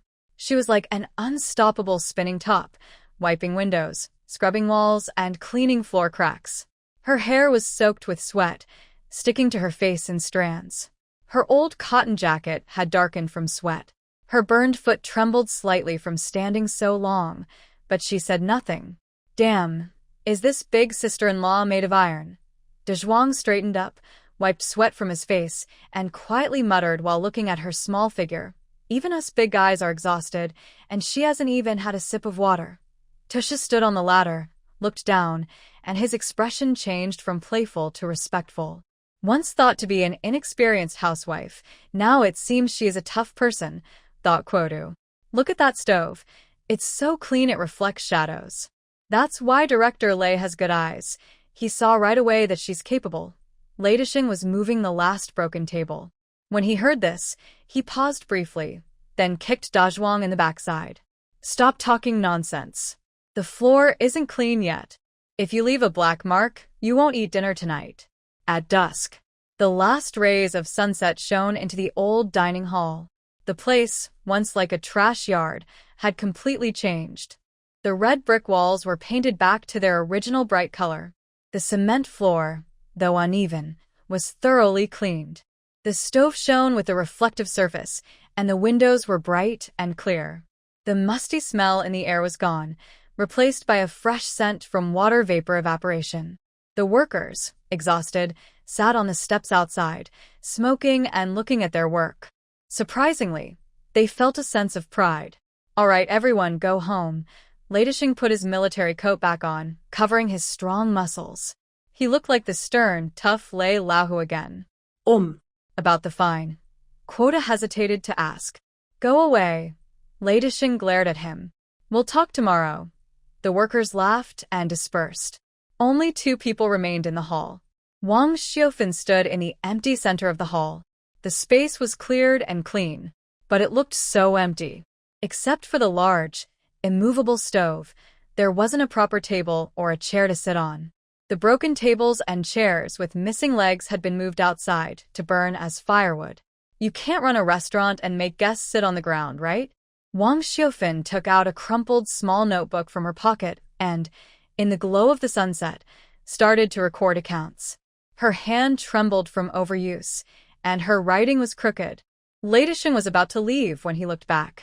He saw Wang Xiufan's trembling hand and her instinctive shift of weight, an expression of pain from her leg injury. Retribution frowned. He reached into his pocket, found the windproof lighter, and lit a cigarette with a click. He took a deep, hard puff. He wanted to say something like, "Go buy some red flower oil to rub on," or "I'll find a way to fix the table." But he opened his mouth, looked at the stubborn figure ahead, and in the end, said nothing. He simply threw the still-burning cigarette butt on the ground, crushed it firmly with his big leather shoe, then turned and strode into the dusk. Wang Xiufan heard his footsteps fade away. She did not look back. Instead, she wrote a heavy line in her notebook, missing 12 sets of tables and chairs. This is reality. Just after overcoming one problem, another appears. But as long as there is a roof to shelter from the wind and rain, these difficulties are nothing. The setting sun heated the red brick wall of the old cafeteria, but it couldn't warm the worn-out account book in Wang Xiufan's hands. She sat cross-legged on the shiny cement floor, her brows tightly furrowed. 332 yuan and 50 cents. That was all the coins and money she had left in her pocket. She had just visited the county furniture factory. The cheapest pinewood square table and 4 long benches cost 45 yuan. 12 sets would be 540 yuan. That didn't include the cost of pots, bowls, utensils, or the first batch of flour, meat, and vegetables. A poor cook can't make a meal without rice. Wang Xiufan closed her account book, her gaze falling on a pile of leftover scrap wood in the corner, trash that had been taken down by Lei Dishing earlier. Can a living person be made to hold in their urine to death? If she couldn't afford new furniture, she would find old ones at the scrap yard. Broken legs, peeling paint, if they are sturdy, they can still be used for eating. The next day, just before dawn, before the big iron gate of Hongxing Brick Factory was fully opened, Wang Xiufan pushed her modified tricycle out the door. It made no sound except for the bell. She had a hammer at her waist, a screwdriver, and a tape measure in her pocket, her pant legs rolled up tightly, ready for a big job. Suddenly, a cloud of black smoke and the roar of a tractor approached, making Wang Xiufan cough twice. A tractor, considered a luxury car, at that time, blocked the road arrogantly. Lei Dishing, wearing his iconic old military coat, stood with one hand on the handle, looking down at her from above. He had 2 big dark circles under his eyes, clearly tired from a sleepless night. The irritation in his voice was so strong that even from 2 meters away, I could feel it. Early in the morning, "Where are you going?" Lei Dishing shouted, his voice hoarse as if filled with sand. Wang Xiufan stopped the car and patted the empty truck bed. "To the county scrapyard, to find some old tables and chairs to fix up." Scrapyard? Lei Dishing's eyebrows immediately knitted into a frown. He looked at her dull, grayish outfit and then at the broken-down car, his face darkening like a pot bottom. "Are you planning to make my workers sit among trash to eat?" He suddenly pulled the handbrake, and the tractor stalled. Lei Dishing jumped out of the car, threw the half-smoked cigarette onto the ground, and crushed it with his shoe, his movements full of inexplicable anger. "Shameful. Come with me." Without waiting for Wang Xiufan's response, he turned and headed toward the back of the brick factory. Wang Xiufan was stunned for a moment, but could only push the cart and follow. The back of the brick factory was an empty lot, with weeds taller than a person. At the end stood a huge red brick warehouse, with 2 heavy iron doors locked by a rusty padlock, looking like it was holding some fierce beast. Lei Dishing fumbled around his waist and finally took out a jingling bunch of keys. Click! The lock opened. He stepped forward and kicked the iron door hard. Clang! The door swung open, and a musty, moldy smell mixed with the scent of decaying wood hit like a wave. The light was dim, and dust danced in the beams of light. Wang Xiufan covered her nose and squinted inside. Her heartbeat skipped a beat. This wasn't a warehouse. It was more like a furniture graveyard. In the hundreds of square meters, piles of broken tables, chairs with broken backs, and heavy cabinets were stacked chaotically. The dust on top was a finger's thickness, and cobwebs covered everything like a spider's web. "See it?" Lei Dishing leaned against the doorframe, looking disgusted as he pointed at the pile. A few years ago, the factory was renovating, and they threw away all these broken things. The fire brigade's Lu guy keeps coming to complain, saying these are fire hazards and threatening to fine us. He kicked the nearest broken-legged table. With a loud crash, the table collapsed in half. "I'm worried no one will clean this up. You, take all this junk and get rid of it." Lei Dishing took out a shiny copper lighter, clicked it, and lit a cigarette. He puffed clouds of smoke while his eyes kept glancing at the ceiling beam, avoiding looking at Wang Xiufan. "Throw it far away, I don't want to see it and get annoyed." Wang Xiufan said nothing. She put down her tricycle and carefully stepped into the pile of trash. She brushed her hand over a dusty desk and took out a screwdriver from her pocket. She scratched hard at an inconspicuous spot on the leg of the desk. The brown paint peeled off, revealing dark red wood underneath. Red pine. Old red pine from decades ago. Wang Xiufin's heart suddenly jumped. This kind of wood has fine grain, doesn't warp easily, and is very heavy. Only old workplaces from many years ago used it. Now, most furniture is made of pressed wood, and real solid wood is hard to find. If this desk was in the hands of someone who knows about wood, it would be a valuable family heirloom. All these piles of junk are actually this kind of wood? She had found a treasure. Wang Xiufin turned around and looked at the impatient man at the door. Is this trash? No, this is a gift for a fortune. Director Lei. Wang Xiufin straightened her back, brushed the dust off her hands, and tried to hide her excitement. These things are a bit old, but the wood is good. With some repairs, it's even sturdier than new. I can't take it for nothing. Although she was poor, she had a clear conscience. If she accidentally owed a big favor like this, she would always be a little lower in Director Lei's eyes and wouldn't stand tall. Lei Dishing's hand, holding a cigarette, trembled. His face, full of flesh, instantly turned red, like a big dog with its tail stepped on, looking fierce and anxious. If I say you can take it, then take it. Why all this nonsense? Lei Dishing suddenly stepped forward, his fierce aura forcing Wang Xiufin to step back. This is trash. Firewood. If you don't take it away, I'll burn it all now, so it doesn't take up space. He then held up the still-burning lighter, making a move to light a pile of old newspapers nearby. The flame shot up high, making the scar on his eye corner look red. Stop! Wang Xiufin was startled and quickly rushed over to hold his hand. That hand was hot and hard as iron. When their hands touched, Lei Dishing seemed to be burned by an iron, and he suddenly pulled back. The lighter fell to the ground with a snap. The air suddenly went quiet for a few seconds, only dust awkwardly dancing in the sunlight. Okay, I'll do it. Can I do it? Wang Xiufin was also convinced by this reckless person. He was forcing people to make money. But it can't be for nothing. Just consider it me helping the factory clean the warehouse. I'll take care of this work, and from now on, I'll be in charge of the warehouse's cleanliness. As for these trash, they count as my wages. Lei Dishing picked up a lighter, hummed, and seemed to agree. He turned around to hide his embarrassment and shouted at the distant workers carrying bricks. CUN2. Da Zua. Where have you all gone? Come over and work. 10 minutes later. A few shirtless men looked worried as they entered the warehouse.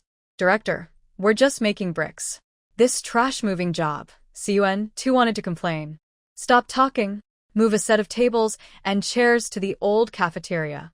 Sister Wang will add some meat dishes at noon. Lei Dishing kicked him lightly on the backside. Hearing there was meat to eat, the men's eyes lit up, and they cheered as they rushed into the pile of dust. The tables and chairs were moved one by one to the open space outside the old cafeteria. Wang Xiufin was not idle. She fetched a bucket of water, grabbed a cloth and sandpaper, and started working in the open square. Crackle, crackle. The sound of sanding wood was monotonous and sharp, but to Wang Xiufin, it was the sound of money. She skillfully turned over a broken-legged square table, took out nails and a hammer from her pocket. Finding the loose joints, she hammered a few times, and the wobbly table instantly became as steady as a mountain. Then she began to sand. Rough sandpaper removed the paint, fine sandpaper polished it. With rhythmic swings of her arm, the dusty old paint peeled off like snowflakes. She wiped it with a damp cloth, revealing the dark red grain of the red pine, shining with a glossy luster under the sun. Very beautiful. Wow, De Zhuang, who had just moved a chair, stared with wide eyes. This table looks even more impressive than the one we just bought. Sister Wang, are you performing magic? CUN2 also came over, touched the table surface, and said in amazement, It's incredible. This isn't junk, it's good stuff. Wang Xiufin wiped the sweat from her forehead and smiled. The things are good, just covered in dust. Once cleaned and polished, they're just as good as anything else. This sentence refers to the table and also to herself. At that moment, a clear bicycle bell rang from the main road. Zhang Zhaodi was wearing a big white shirt with a large collar she bought to look good, riding her bicycle, ready to go to work at the factory. She deliberately took a longer route to see how badly her mother was living after leaving home, so she could joke about it with her friends at the unit later. From afar, she saw the scene at the entrance of the Red Star brick factory. Dust was flying everywhere. Wang Xiaofin was crouched on the ground like a gray mouse, her hair messy, her face covered in dirt. Nearby, a few shirtless, sweaty workers were pulling rotten wood out of a pile of trash.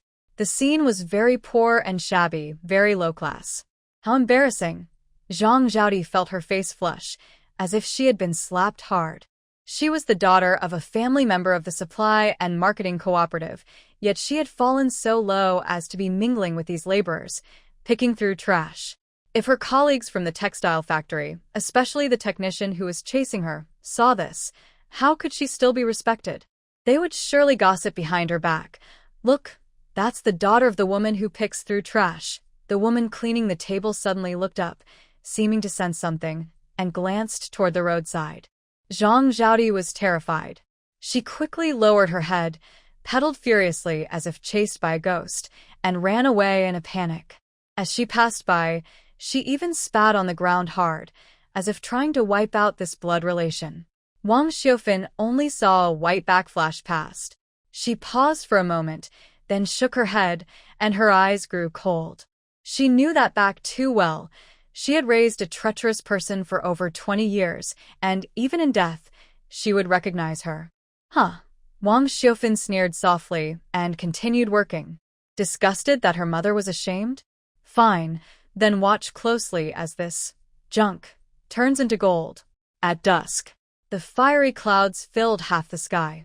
In the old cafeteria hall, 12 sets of newly repaired red pinewood tables and chairs were neatly arranged in 3 rows. Although not all identical, some had round legs, others square, and the shades varied, they were all orderly. But under Wang Xiaofin's skillful hands, every table was polished to a bright shine, giving off a strong, solid feeling of the old days. This didn't look like a shabby, cobbled-together place. It had the style of a traditional state-run restaurant. Wang Xiaofin supported her aching back and looked at all the belongings in the room, her eyes slightly moist. This restaurant was truly coming to life. Heavy footsteps sounded at the door. Retribution, with his hands behind his back, strode in like a lion patrolling its territory. He glanced at the tables and chairs, his eyes lingering for a moment on the carefully repaired joints, and a faint smile appeared at the corner of his mouth. "It's okay," he snorted, still acting stubborn like a stubborn old duck. Retribution stopped at the door, turned his back to Wang Xiaofin and gruffly said, "If the food isn't cooked properly tomorrow, I'll have to take this pile of junk back. Also, make more braised pork for lunch tomorrow. I want to check your skills." After saying that, he strode out quickly, his figure disappearing into the dusk.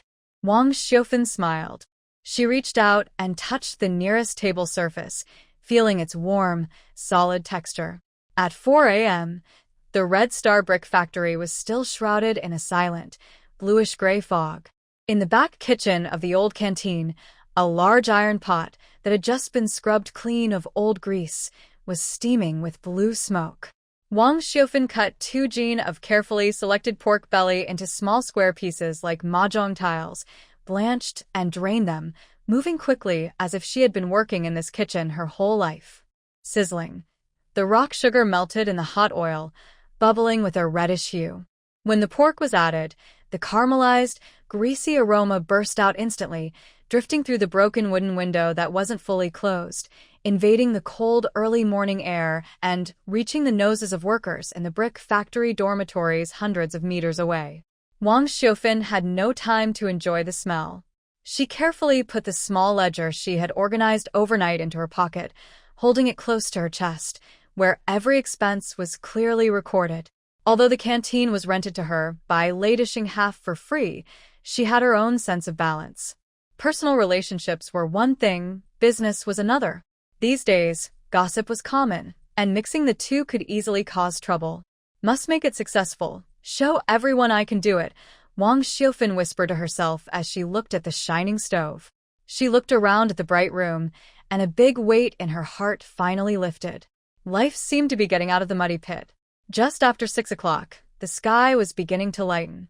The sound of early workers' footsteps started to be heard faintly. Wang Xiaofan carefully placed a bright red, trembling braised pork dish at the most visible spot by the window, wearing a smile she had practiced all morning, ready to welcome the first customers. "Big brother, one bowl." Before she finished speaking, she hesitated. Usually, the workers looked starving and eager, but today they seemed frozen in place. A few men with crew cuts and dazhuang stood at the door, their eyes flickering. They looked at each other nervously, as if nails were growing under their feet, and they didn't step inside. Besides the smell of meat, there was also a disgusting rumor in the air. "What's going on?" Wang Xiaofan paused with the ladle in her hand, frowning. "Do you dislike the food my sister-in-law makes, or are you afraid there's poison in the meat?" Crew Cutman awkwardly scratched the back of his head, glancing outside. He hesitated for a long time but couldn't say anything clear. "Sister-in-law, I just remembered I still have some unwashed pants in the dorm. Oh, this braised pork is delicious, but us workers, we probably can't handle such soft rice." A sharp, harsh voice, like a needle, cut through the air from the doorway. A chubby woman holding a bucket of thin millet porridge, which was so watery it reflected people's images, leaned against the doorframe. Behind her, a lazy man named Lu Lazy followed. Her eyes, shaped like inverted triangles, swept around the newly renovated cafeteria and finally landed on Wang Xiaofan with a smirk that reached her ears. "TSK, look at this big cafeteria. Look at these red pinewood tables and chairs." The chubby woman spat sunflower seed shells on the ground. "We've been selling food at the door for 7 or 8 years, but Old Thunder never gave us a good look. Now that Sister Wang is here, this 100-square-meter place feels like it's given to us for free. Even the hidden stock in the warehouse can be moved around freely." She deliberately lowered her voice, but it was sharp enough to be heard clearly. "Some women, once divorced, become quite open. They say they sell food, but who knows what kind of meat they're secretly selling. Here, we only smell sweat, not any lewd scents." Ha ha ha ha.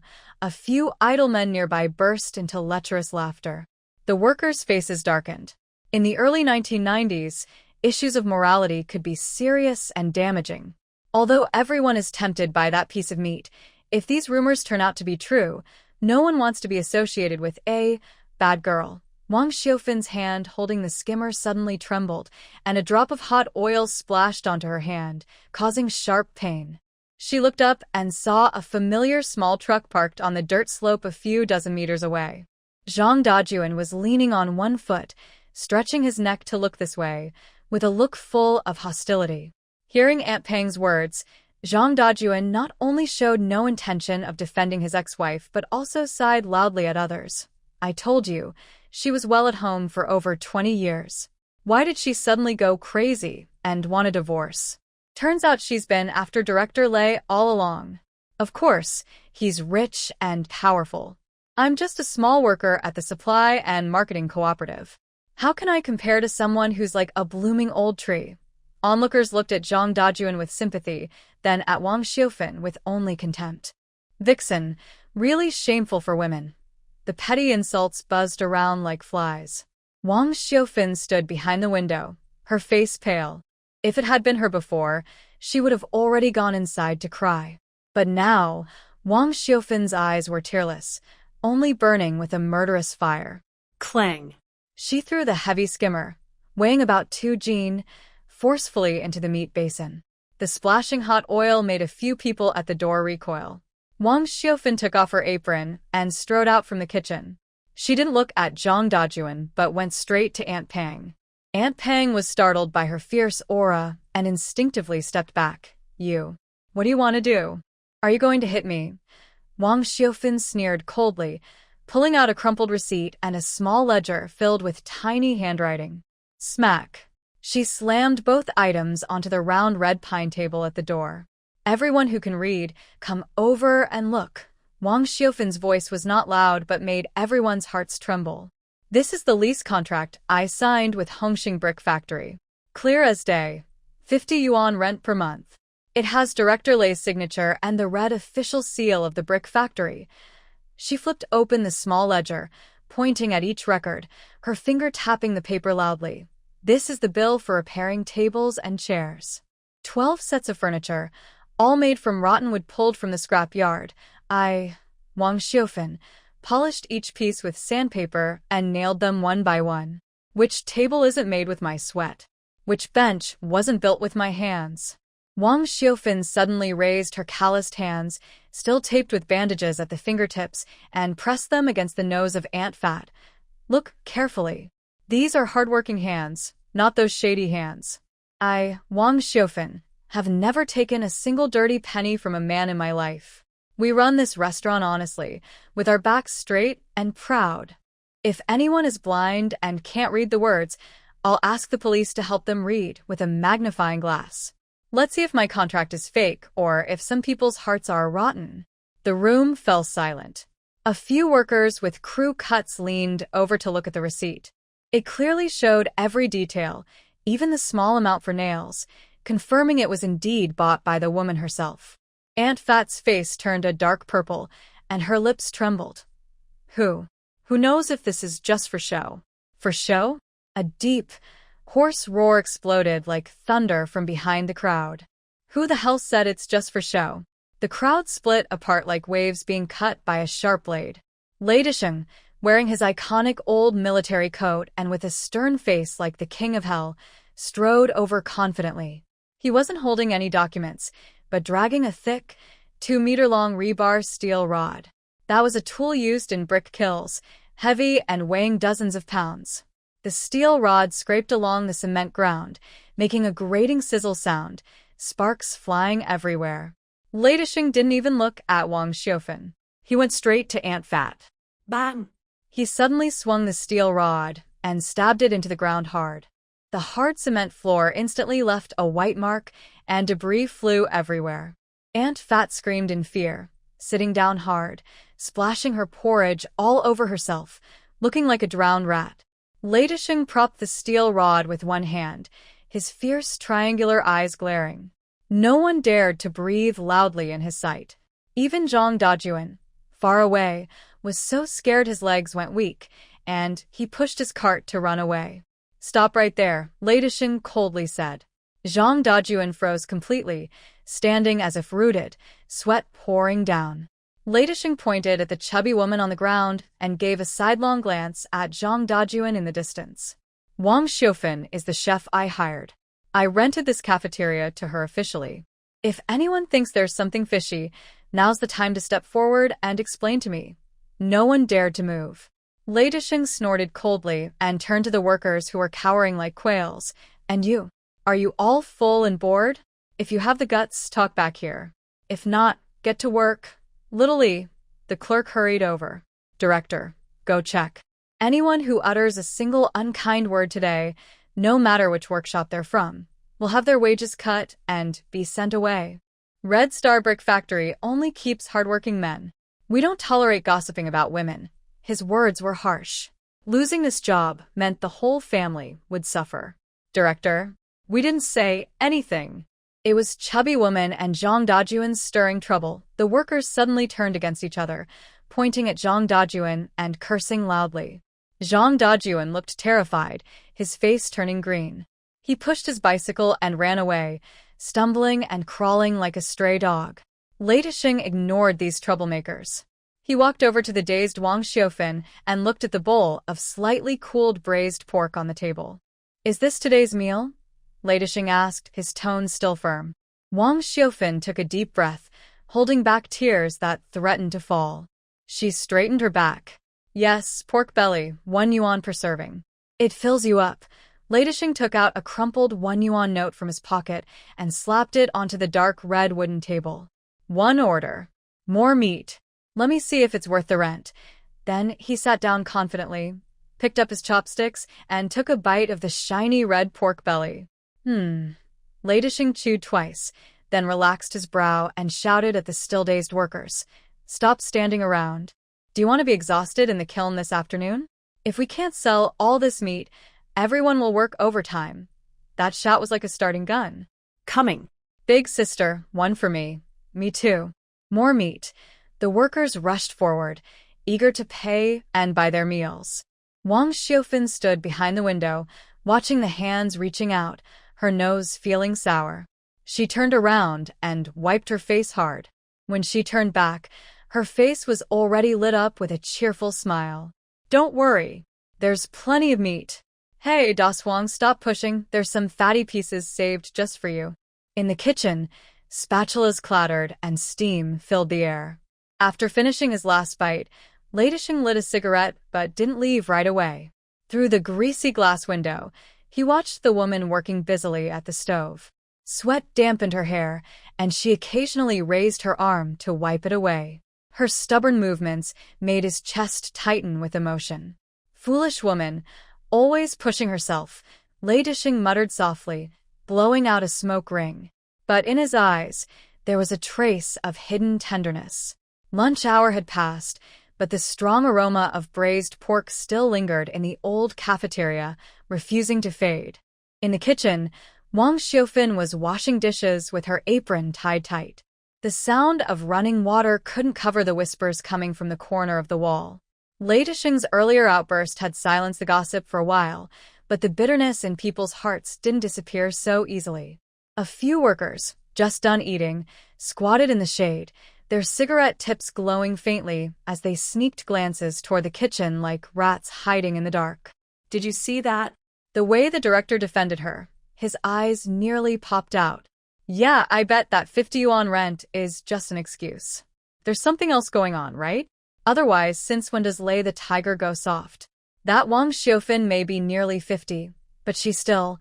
Wang Xiaofan's hands froze for a moment, then she scrubbed the bowl even harder, the sound sharp and steady.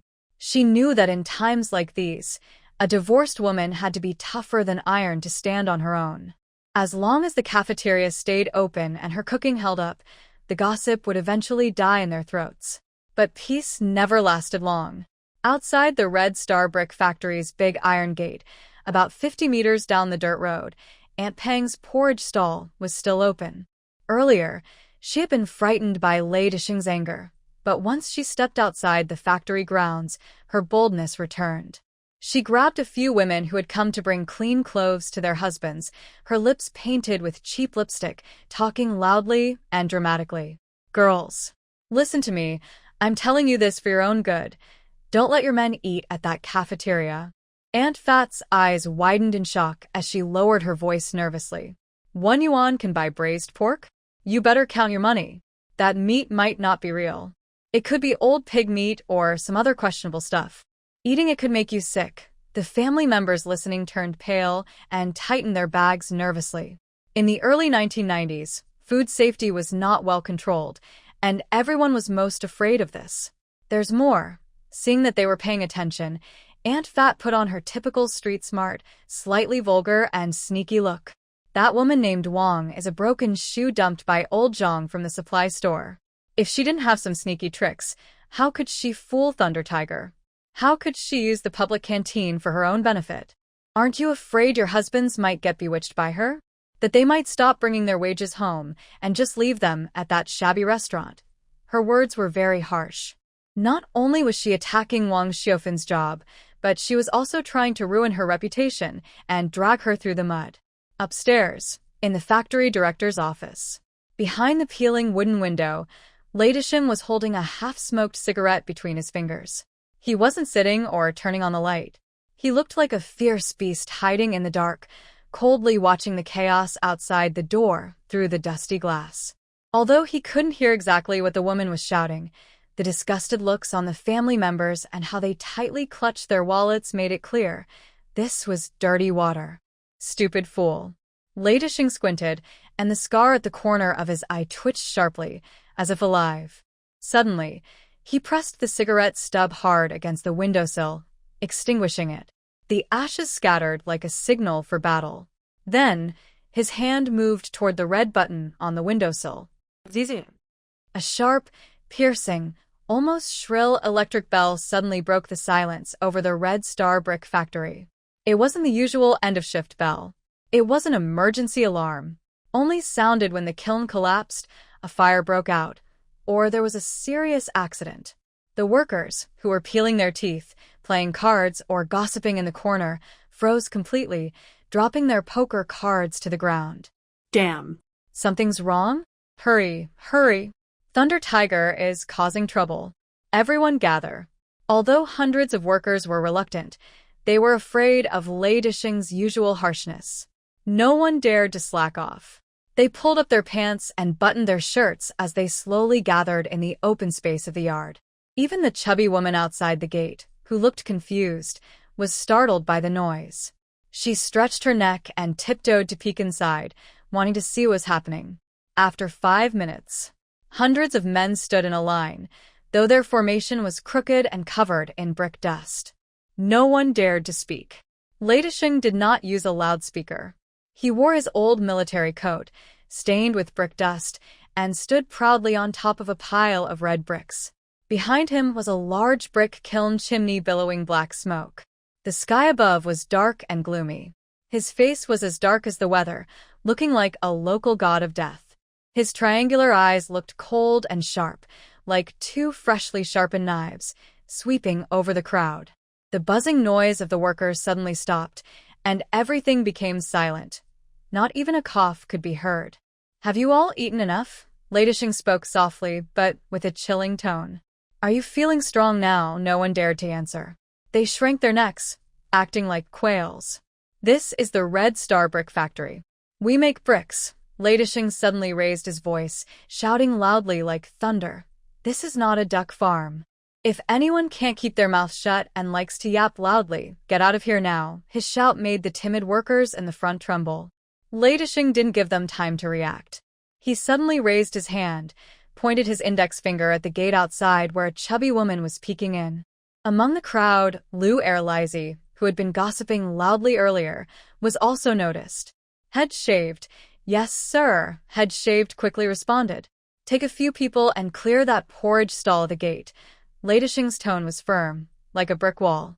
From now on, within 500 meters of the Red Star Brick Factory gate, anyone selling spoiled food or rotten rice will be smashed on sight. If anything happens, I'll take responsibility. Everyone was shocked. This wasn't just clearing stalls, it was clearly forcing Wang Xiaofan out. It was too overbearing. The chubby woman outside the gate, hearing her livelihood was threatened, immediately threw her iron pot on the ground with a loud crash. White rice soup spilled everywhere. "Oh no! Old Lei is bullying a poor widow. This is unfair. For a broken shoe, I might just make someone die." A fat woman sat on the ground, slapped her thighs, and started crying and rolling around. Her crying was worse than a pig being slaughtered. "Everyone look. The factory director is having an affair with the cook, and no one can live." A man with a crew cut and a few others stood at the door, looking awkwardly back at Lei Dishing. After all, she was a woman, an old woman throwing a tantrum. It wouldn't look good if he hit her, and he was worried about getting involved. Lei Dishing stood on a pile of bricks, not even lifting his eyelids or glancing at the door. He just stared at the hundreds of workers below, reaching into his pocket and pulling out a black attendance book that controlled everyone's fate. Smack! The book was slammed onto a brick at his feet, kicking up a cloud of dust. If anyone thought she was wronged or pitiful, they should step forward and roll with her. "I, Lei Laohu, don't lack people. Finding a three-legged frog is hard, but two-legged workers are everywhere. But here, we need peace and quiet. Crew cut. Are your hands broken or are your ears deaf? Do you want me to do it myself?" This sentence hit like a heavy hammer in the crew cut's chest. In this era, where even holding a muddy rice bowl was risky, who dared to oppose the factory director? "Hurry. Take her away. Take her away." The crew cut didn't dare hesitate anymore. To keep his job, even his own mother had to be taken away. He waved his hand, and a strong young man named Da Zhuang and a few others rushed out. They didn't care how much the fat woman cried or scratched. They just carried her and the bucket away, like dragging a pig to slaughter. "Let me go. Lei Dishing, you murderer." Ugh. The shouting grew fainter until it was completely gone. After warning the troublemakers, it was time to set rules for this group of troublemakers. Lei Dishing picked up the black book, brushed off the dust, and cast a cold, sinister look at the workers who had just been talking back. From today on, anyone who speaks dirty words, gossips about the canteen or colleagues, or spreads rumors. Lady Shing paused, showing a set of very white teeth, smiling in a way that made people feel uneasy. Not only will you lose your full attendance bonus, you'll be packed up and kicked out. If you're full of energy and don't know where to use it, go move more bricks in the kiln.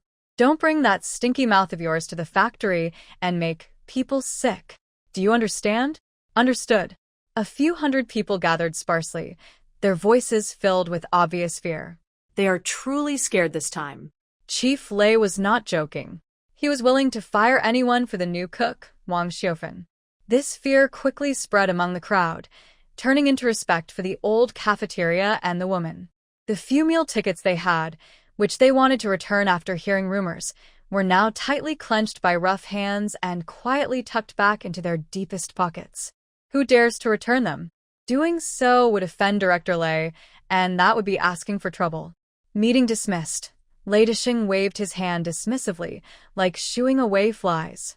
Everyone hurriedly dispersed, tiptoeing as they left, afraid to make any noise that might bring trouble.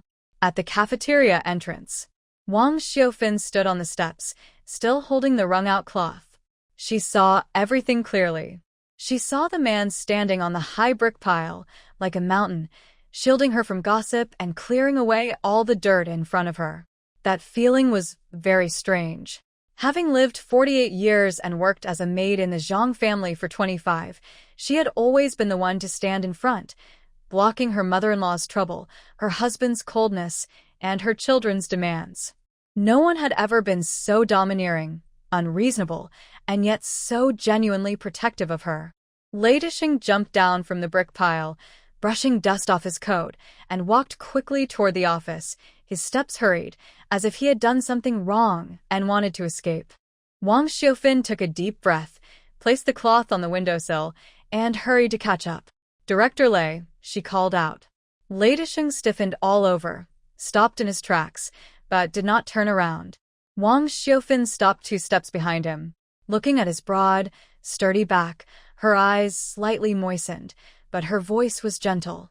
About earlier. Thank you. If she didn't get rid of Aunt Pang, the reputation of the cafeteria would eventually be ruined. This kindness was too great. Lei Dishing, with his back to her, twitched a couple of times in his neck veins. Suddenly, he turned around.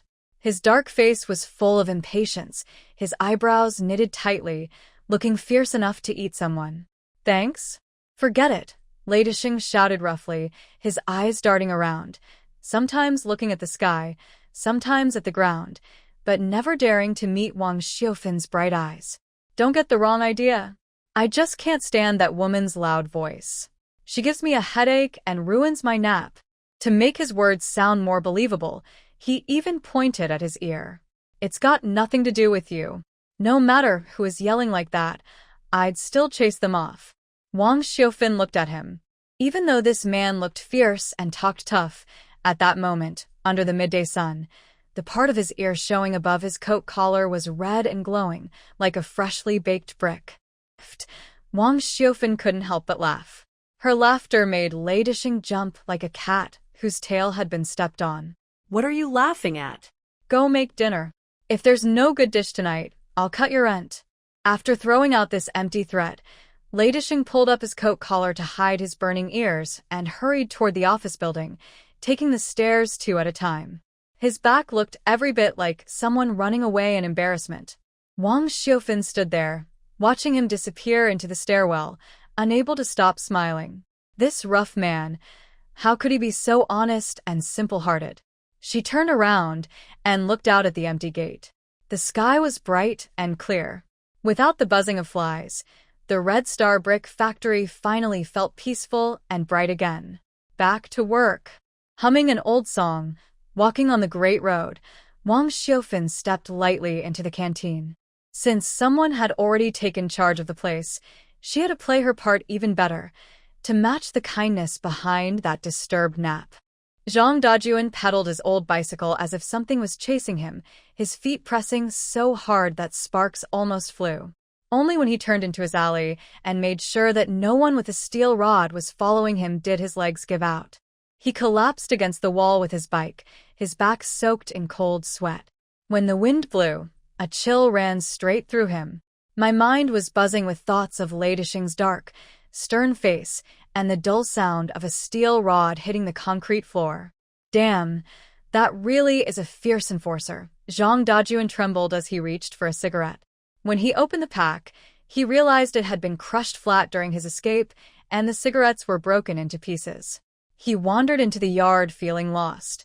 When he pushed the door open, a foul smell hit him, almost making him stumble. The water bucket had been left untouched for 3 days, giving off a sour smell, and a few green-headed flies buzzed around the room. On the table was the same broken plate, holding a half-dried, soft biscuit. Thinking about the rich smell of braised pork at the brick factory, and then looking at this pigsty of a home, Zhang Dajun felt his stomach tighten, and acid rose to his throat. His fear hadn't passed, but his anger and resentment started to boil over. "Hey, Dad, what are you up to? Did a wolf chase you away?" Lu Mei, his daughter-in-law, came out from the inner room, chewing sunflower seeds.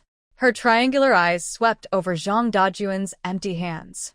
Seeing he had no meat scraps, her face instantly stretched longer than a donkey's.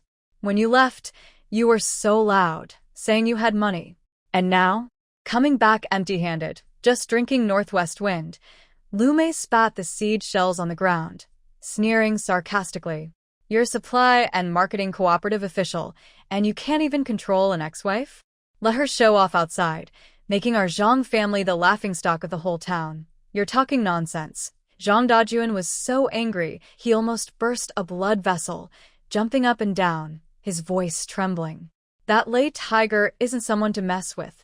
If his steel rod had been half an inch off, I'd be dead today." "Lei Tiger?" Lu Mei snorted coldly, sitting heavily on a creaking wooden chair, her eyes darting around quickly. "Dad, stop talking about useless things. I heard from Xiao Li at the textile factory that Wang Xiufan sold several big pots of braised pork today. A yuan a bowl. The local folks are lining up to pay." She suddenly slammed the table, her eyes shining with greed. "I calculated it. That broken cafeteria makes at least 100 yuan a day. In a month, that's 3,000 or 4,000 yuan, big money. 3,000 or 4,000. Zhang Jingguo, who had just come home from work, heard this and dropped his empty lunchbox with a loud clatter. "What does 3,000 or 4,000 yuan mean?" Zhang Dajun had worked at the supply and marketing cooperative most of his life, earning only about 150 or 60 yuan a month. That amount was enough to cover 2 years of his official salary. Zhang Dajun's breathing suddenly quickened. The fear hadn't fully gone, but greed started burning from within. Still, he shrank back and said, "Even if we have more money, it's on Lei Laohu's territory. That man has been through a lot, and if we go there, we'll just be sending ourselves to death." "Dad, you're just being confused." Lu Mei stood up and leaned in like a clever strategist, lowering her voice. Her scheming mind was clearly working. Think about it. When Wang Xiufan left, she only had 3 yuan and 50 cents. Where did she get money to buy meat? Where did she get money to buy flour? That business was doing well, so the money must have been stolen from our family. She spread her hands and spoke confidently. If the money was stolen from old Zhang's family, then the money she earned is also ours. What do you call that? Joint property of husband and wife. If we go to take the money, isn't that stealing? No, it's just taking back what belongs to us. Even the heavens would agree with that. Exactly. Zhang Jianguo slapped his thigh, his drooping eyelids suddenly opening wide. "I know my mom best. Without the money we've saved over the years, how could she run such a big operation? Turns out, she's using our hard-earned money to support some outsider." Under the temptation of 3,000 or 4,000 yuan, Zhang Dajun's shame and fear were instantly overwhelmed. He remembered the humiliation from earlier in the day and gritted his teeth as he cursed. "Yes. We have to get the money back. Not only that, we need to burn her broken account book. That woman cares about black and white on paper, right? Without the account book, how can she settle accounts with Lei Laohu? Better yet, ruin her canteen so she won't dare to cause trouble in front of me again." Under the dim light bulb, Three heads huddled together, their shadows on the wall looking like three hungry wolves with red eyes. Dad, you showed your face during the day, so Lei Laohu is definitely watching you. Lu Mei's eyes flicked, locking onto her husband. Jiang Wo, you're the son. Even if you're caught, your mom wouldn't really send you to the police station, right? That money is for us to send Chong Chong to school. If you don't go, you're just a coward with no guts. Zhang Jiangwo's face turned pale with fear. No. My mom is acting crazy now. She's holding scissors, and Lei Laohu is still around. Good for nothing. Lu Mei's face changed, and she used her last card. If you won't go, fine. Tomorrow, I'll take Chong Chong back to my parents' house. We're done with this life. Let your son call someone else dad, and you just stay here and take care of your broken old mother.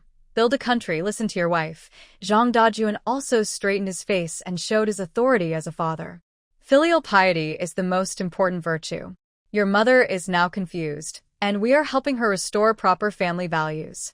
If you don't dare go, you're watching your own father starve, and that's unfilial. Under the pressure of the threat of being cut off and the label of disobedient, the usually timid Zhang Jingguo finally broke down. He hugged his head and squatted on the ground. Fine, I'll go. Isn't that enough? The family quickly came up with a sneaky plan. Zhang Dajuan kept watch from a grass nest behind the brick factory wall, while Lu Mei stayed at home to support him. Zhang Jingguo took the long-handled screwdriver from the repair kit and a small metal flashlight that held 2 size 1 batteries. I checked. The wooden window behind the old cafeteria is already rotten, Zhang Dajuan said excitedly. Wang Xiufan must be exhausted after a long day. She'll be sleeping like a dead pig.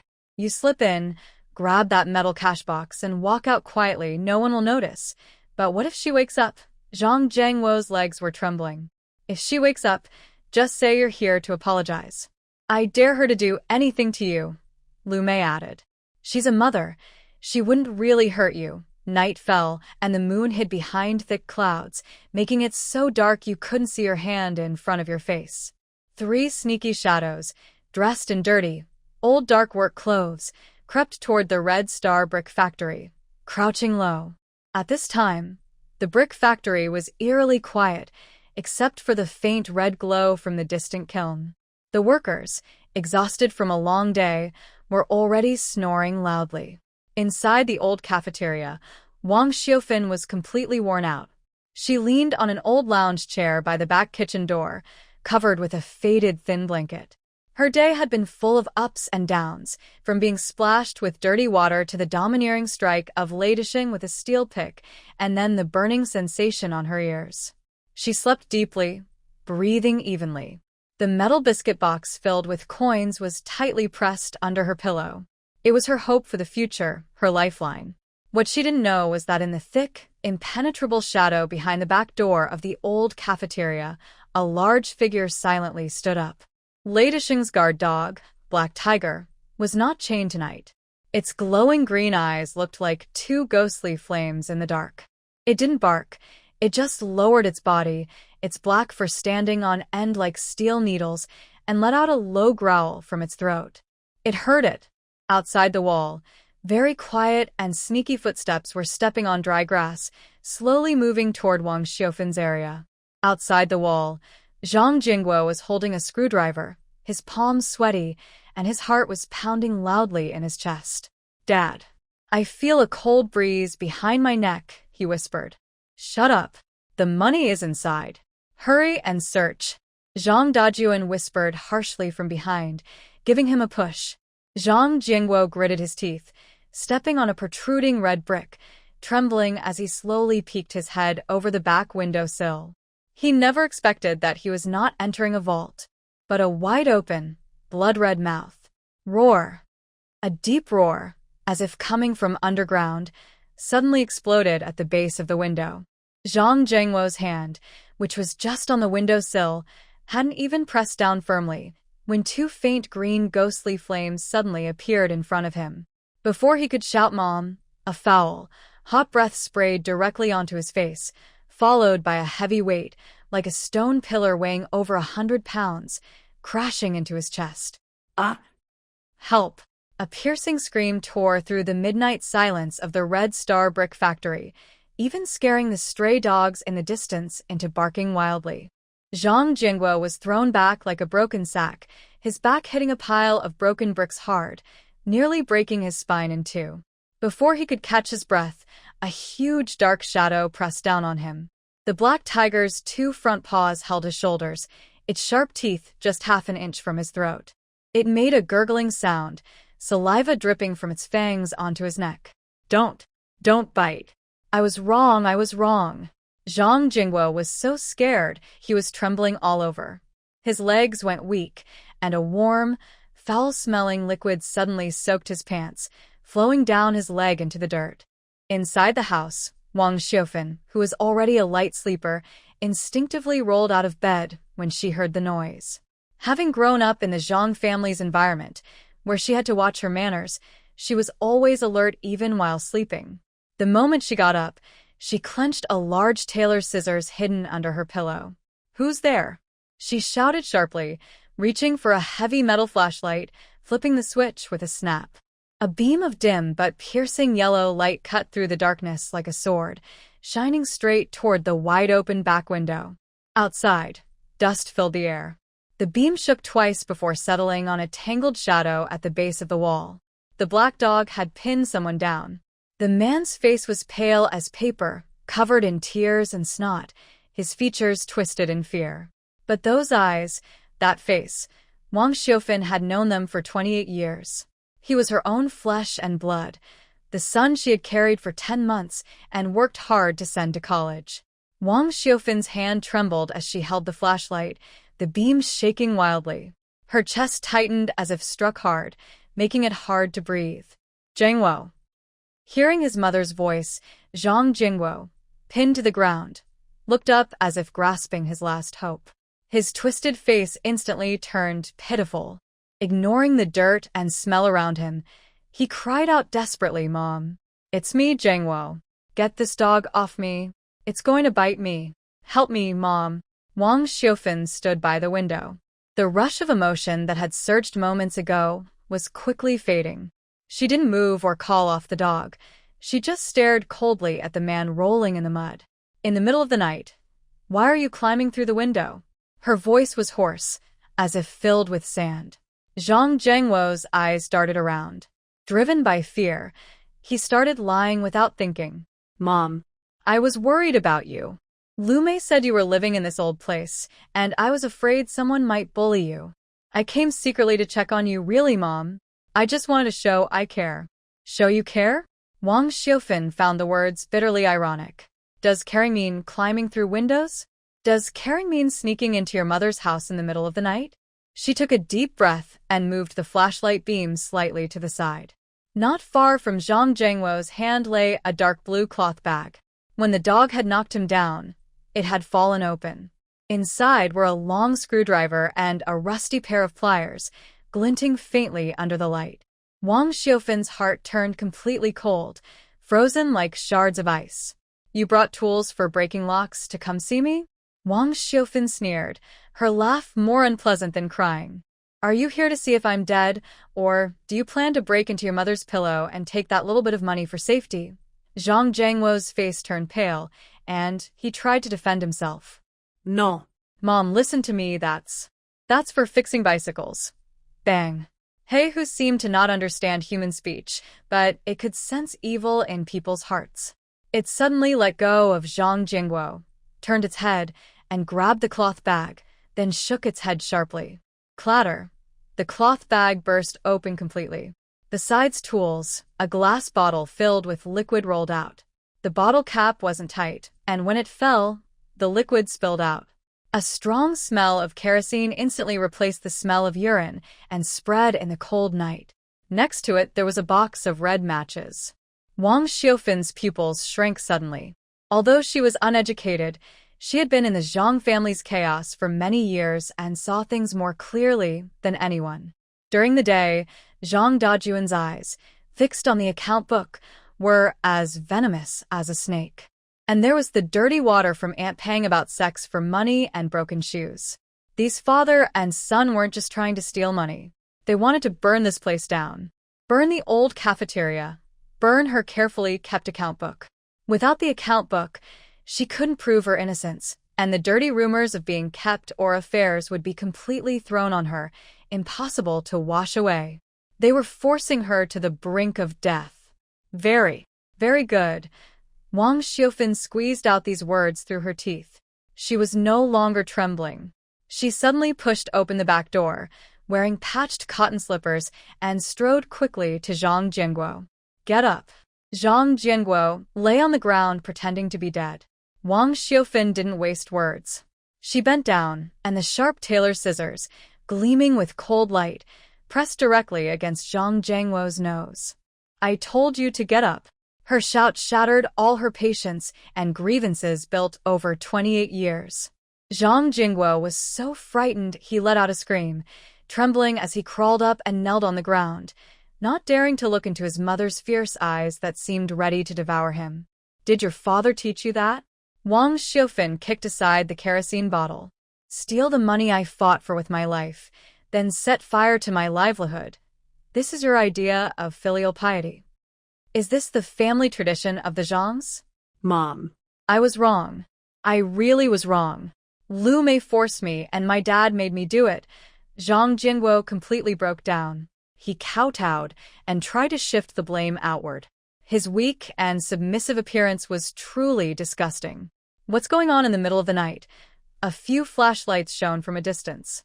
The loud screams earlier had attracted the night shift workers, Chun Tu and Zhuang.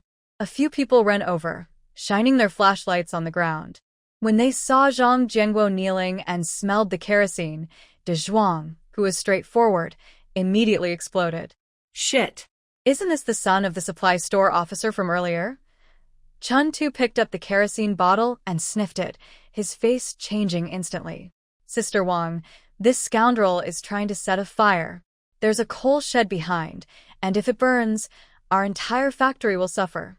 The workers' eyes changed from curiosity to anger. In the early 1990s, fire safety in factories was a big deal. If it caught fire, everyone's livelihood would be at risk. Bah. What a damn scoundrel, stealing his own mother's hard-earned money and trying to burn her shop. How can someone like that be a son? I say we should just beat him to death. Many contemptuous looks like whips lashed at Zhang Jingguo. At Red Star Brick Factory and throughout Qinghai County, his reputation was now completely ruined. Zhang Jingguo covered his face, wishing he could find a hole to hide in.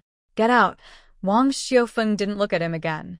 She pointed to the dark wilderness, her voice cold as ice. Take your stuff and go back to tell your dad. Want to burn me alive? Let him come with the kerosene himself. Don't send your cowardly self to die. Zhang Jingguo was relieved, grabbing his things and scrambling away.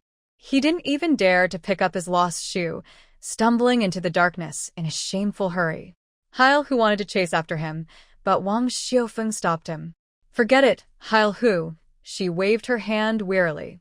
The workers cursed and dispersed, telling Wang Xiufeng not to be afraid. They took turns watching over her.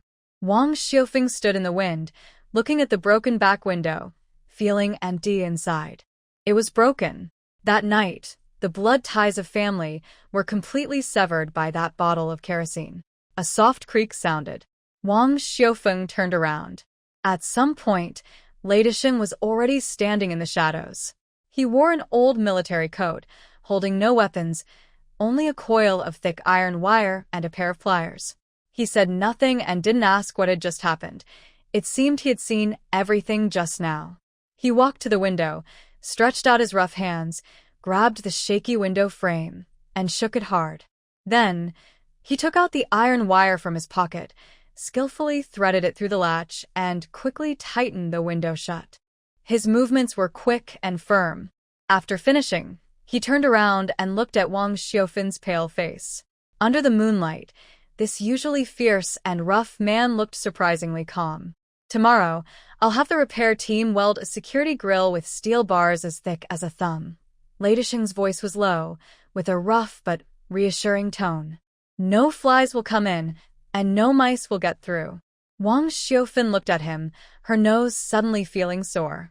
Her own son was holding a kerosene bottle, threatening to burn her alive. But this rough man, who wasn't related by blood, was thinking about how to help her block the wind and rain. She took a deep breath and forced back her tears. Okay, Wang Xiufan nodded, turned to walk inside, her back straight. I'll go buy 2 pounds of flour and make fried dough sticks tomorrow morning. Even if the sky fell, she would keep going. And she would do it better than anyone else to make those unkind people jealous. Morning light pierced through the thin fog over Hongxing Brick Factory, slanting into the old cafeteria's glass window. The strong smell of kerosene in the air had been thoroughly cleaned away by Wang Xiufan with strong alkaline water, along with the coldness from last night. At the back window, the sound of welding continued non-stop. 2 veteran repair workers, sweating heavily, welded thick steel bars onto the window frame, sparks flying everywhere. This was not just a security grill, but also a strict rule ladishing set for the cafeteria. Wang Xiufan stood in front of the stove, neatly tying her gray hair back with a hairpin. She took off her patched cotton jacket and put on a clean, white apron bought for her. She tied the apron tightly at her waist, looking sharp and efficient. That pair of scissors from last night hadn't drawn blood, but it had cut the last thread of hope in her heart. Since no one cared, she decided to walk her own path with confidence. Crash. A fully loaded tricycle stopped at the door. Wang Xiufan didn't push the cart into the back kitchen but parked it right at the most visible spot by the main entrance. Inside the cart, there were no scraps anymore, only a whole bright red pork rib, 5 large bone-in pieces with blood streaks, and 10 jin of premium pork belly with a good mix of fat and lean meat. Nowadays, meat is a precious item. All these hard goods cost her most of her week's savings. She didn't blink. Since Aunt Pang spread rumors that she was a troublemaker and used spoiled pork, she decided to display this meat in the sun for everyone to see clearly. Smack! A heavy kitchen knife was raised and brought down sharply. The ribs were cut into inch-long pieces, the pork belly into cubes, and the large bones were smashed with the back of the knife, revealing the pink marrow inside. Thud! Thud! Thud! The crisp, rhythmic sound of chopping echoed through the factory area, each strike seeming to slap the rumor spreaders in the face. The morning break whistle blew, and workers came out in small groups. Passing by the cafeteria, their steps slowed unconsciously. The story of Zhang Jingguo trying to set fire last night had already spread. People felt sympathy, but they still carried the dirt of Aunt Pang's spreading of spoiled pork. Look, this is the cafeteria. Do you think Aunt Pang's words are true? Can this meat be eaten? A few young workers peeked and whispered, suspicion forming an invisible wall that kept the hungry ghosts outside. Wang Xiufan didn't lift her head. She threw the bone-in pieces into a large iron pot, added cold water, skimmed off the foam, and threw in crushed old ginger and large scallions. Turn up the heat. Half an hour later, before opening the lid, a strong, commanding aroma wafted out through the exhaust fan. It was the pure scent of meat, fat, and marrow boiling, so rich it completely masked the factory's coal ash smell. Cream-colored steam spread out, and the young workers at the door, covering their noses, unconsciously lowered their hands. Their throats moved uncontrollably. But this was only the beginning. Wang Xiufan set up a clay pot, threw in a handful of rock sugar into hot oil. She was making caramel, an essential skill of a master chef at a state-run restaurant. The sugar melted, changing from light yellow to amber, finally turning a tempting crimson. Sizzle! The pork belly pieces went into the pot. The iron spoon flew around, coating each piece evenly with a shiny, bright red robe. Just then, Lei Disheng, who had just come down from the office building, saw this scene. He originally wanted to check if the security bars were sturdy, but as soon as he stepped out the door, he was drawn in by a tempting aroma. Look at you guys, so useless. Lei Disheng scolded the crew cut guy and Xiaoli behind him, but he couldn't help but walk faster toward the dining hall. Come on, let's see those security bars. Lei Disheng confidently stepped over the threshold, glancing at the freshly cooked braised pork in the pot. The braised pork, after thickening, looked shiny and slightly trembling with steam rising.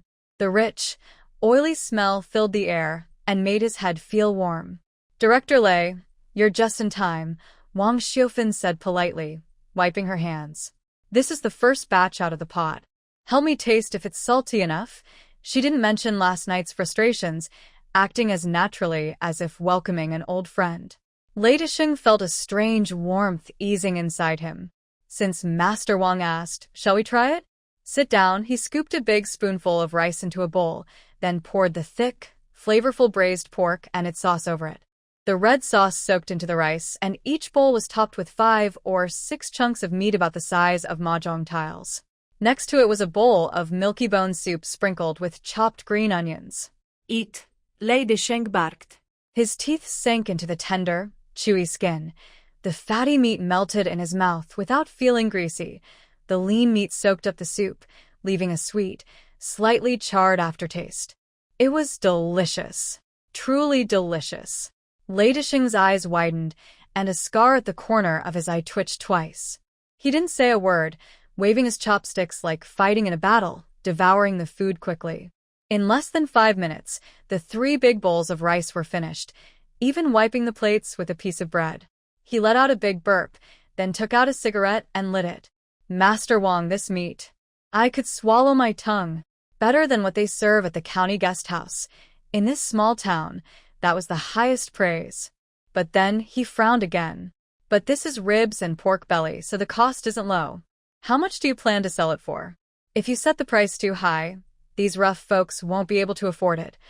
Wang Xiaofan named the price she had already thought of.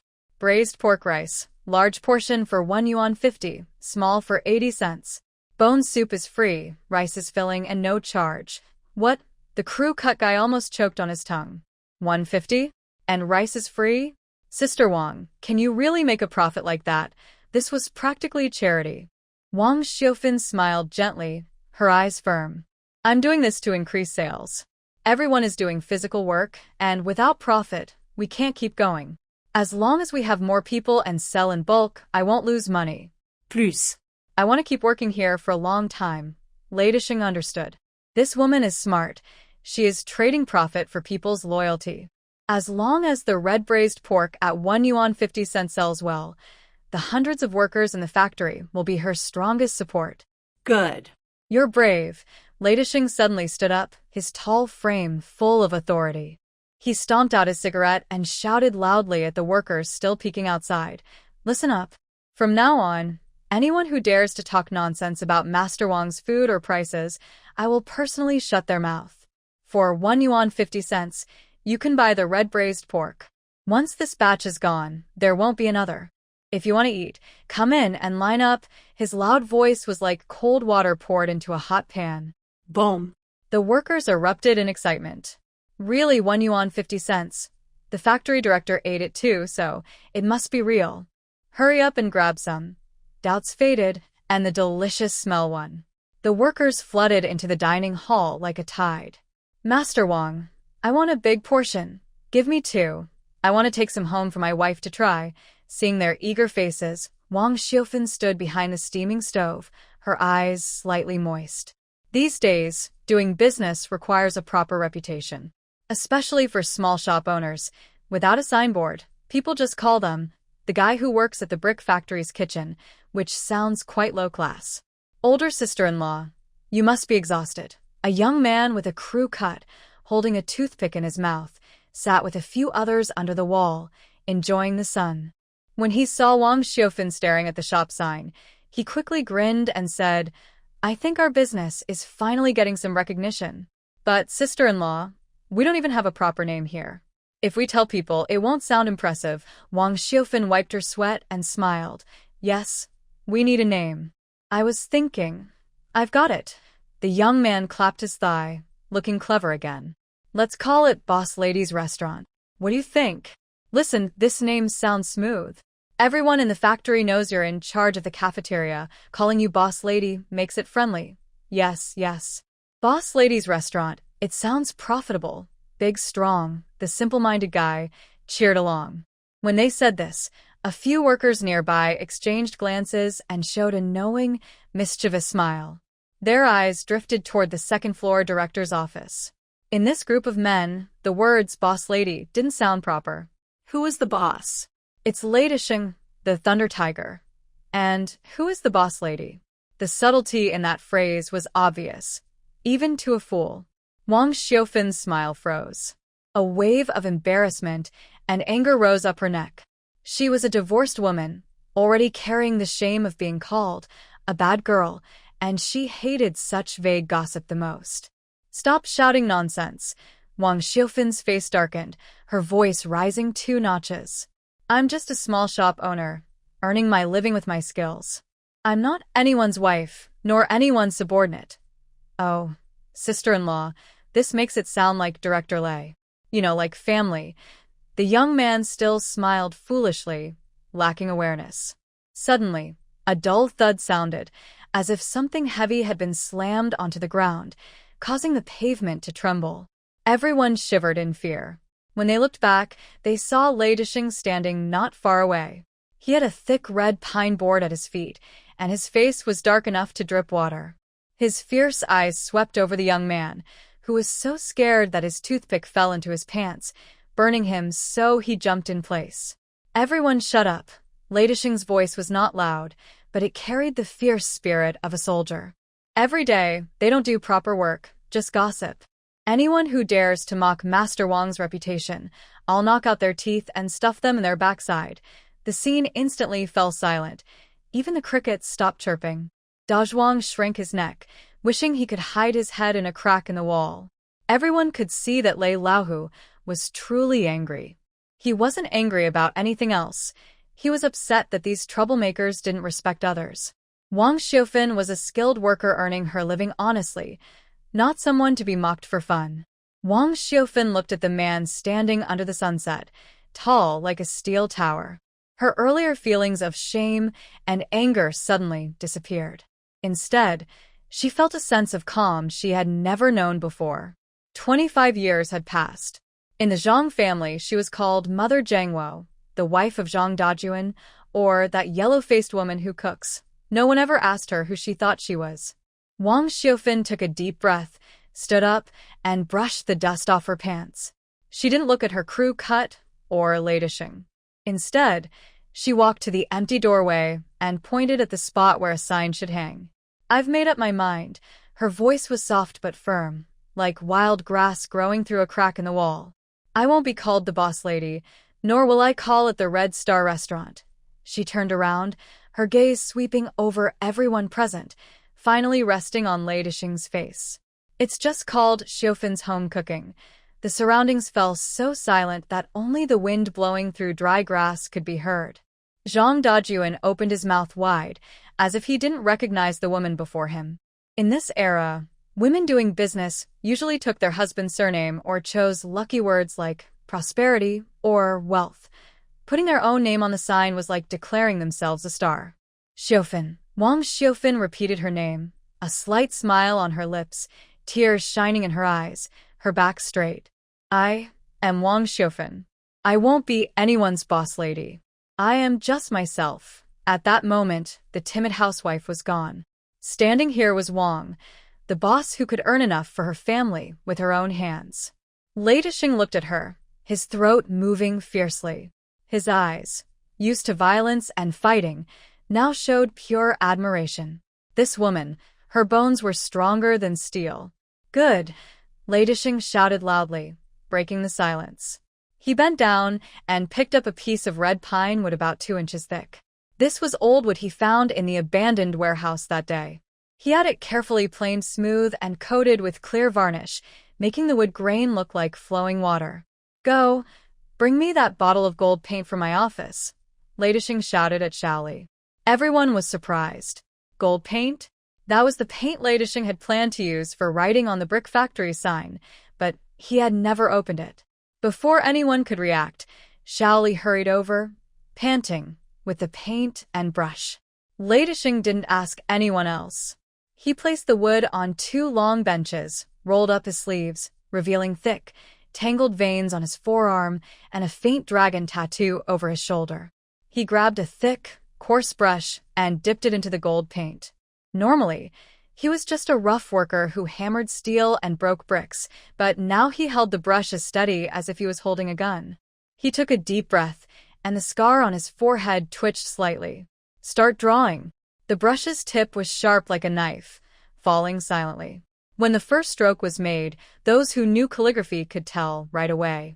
This wasn't just writing, it was carving a monument. Each stroke carried a bold, decisive, iron-blooded energy, powerful and vigorous, with a style called Yen style, broad and heavy. Nice, Feng, Hong, Chong, Kai. 5 big characters flowed in one go. The golden paint shimmered on the red pine wood, and the words revealed the roughness and vitality unique to this land. Wow. The crew cut couldn't help but curse director Yu. You can do this too? His writing was even more impressive than that old teacher at the County Cultural Center. Ladishing threw down the brush, a rare look of pride on his face, but he quickly put on a serious expression. Don't be surprised. When I was in the army making blackboard posters, you were still playing in your diaper with mud. He didn't waste words. He hoisted the heavy sign and kicked open the still-dazed Dazhuang. Get the ladder. What are you standing around for? Waiting for the new year? The sunset was just right. Golden red rays shone on the old cafeteria's entrance. Ladishan climbed the ladder, hammering 2 2-inch nails into the wall with force. Clang. The sign hung straight and steady as Mount High. Wang Xiufan stood below, looking up. Xiufan's home cooking. These 5 words are like a medal hanging at her life's crossroads at age 48. 25 years of hardship, being kicked out and humiliated, betrayed by her son. At this moment, all that grief flows out in 2 lines of hot tears from the corner of her eyes, clean and clear. This is her shop. This is her name.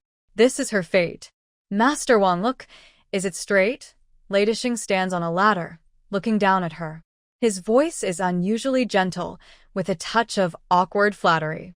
Wang Xiufan quickly wipes her face and nods hard, smiling brighter than gold paint. Yes. Perfect. Thank you, Director Lei. Good news doesn't spread far, but bad news travels quickly. This time, the sign for Xiufan's home cooking spread like wings, reaching the outskirts of town in less than half an hour. Qinghe County Supply and Marketing Cooperative, Finance Office. What did you say? The sign is up. Zhang Dajuan's porcelain teacup, used for display, froze midair. The neighbor lady reporting the news gestures animatedly, eyes full of gossip and curiosity. Exactly. It looks grand. Old Lei personally wrote the characters, shining gold. I heard that today's lunch of braised pork sold out like crazy.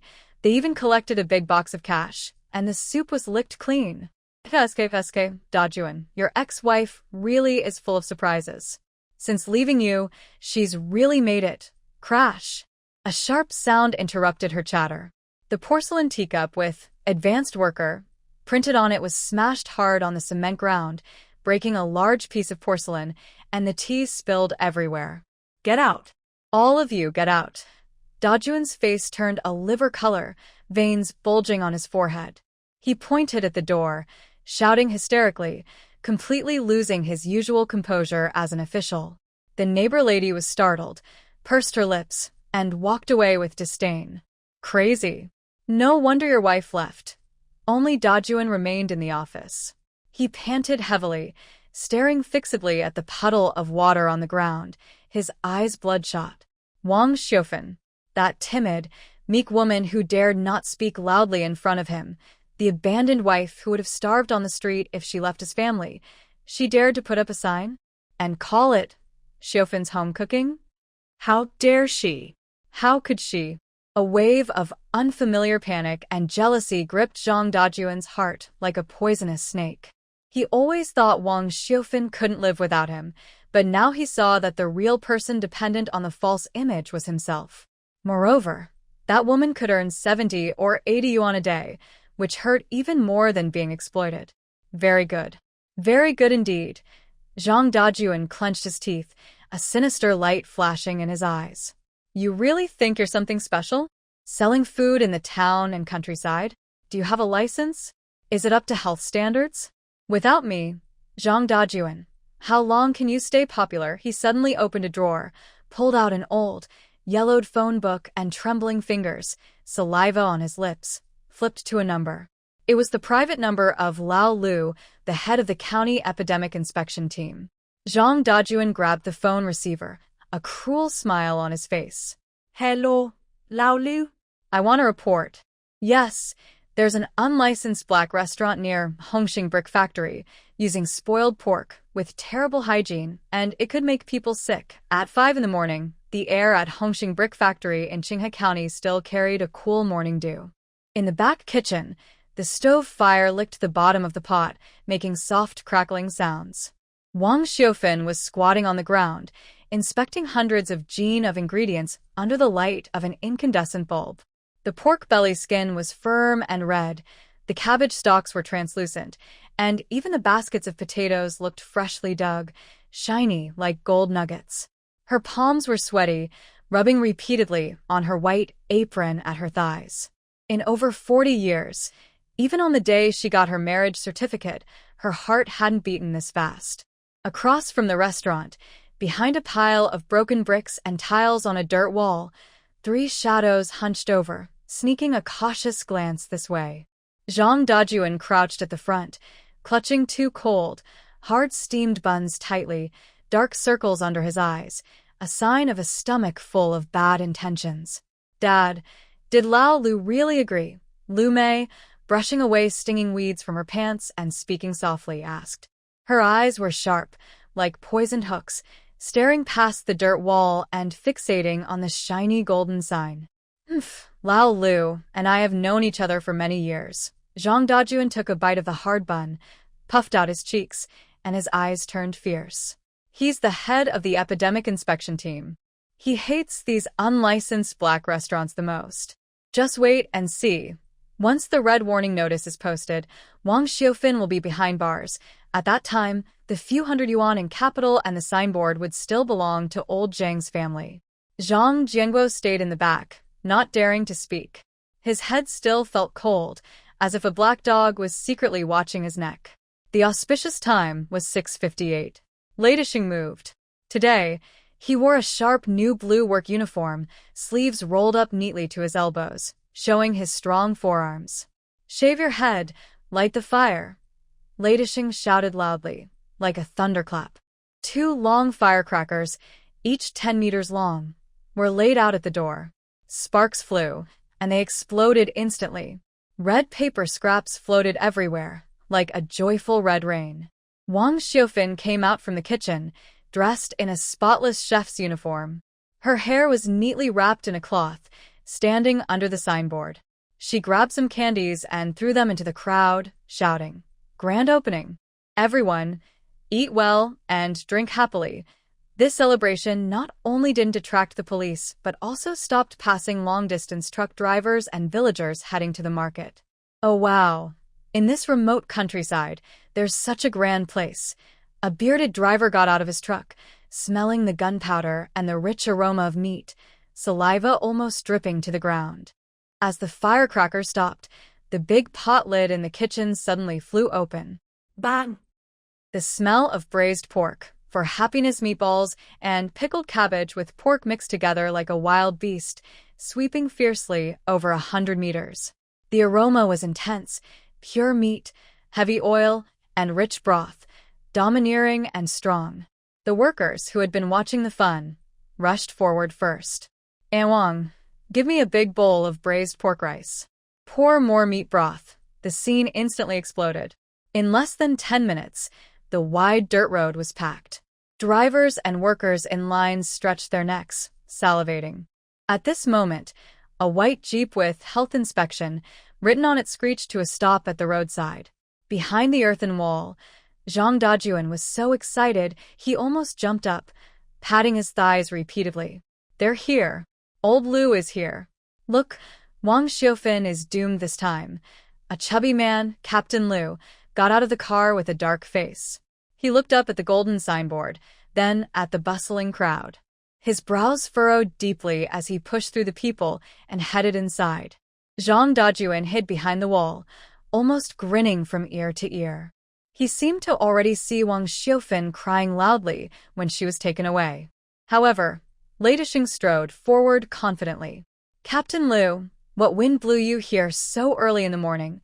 Lei Dishing didn't carry the scary iron rod, but instead cheerfully handed over a good cigarette with a filter. Captain Liu saw it was Lei Dishing and immediately relaxed his tense face.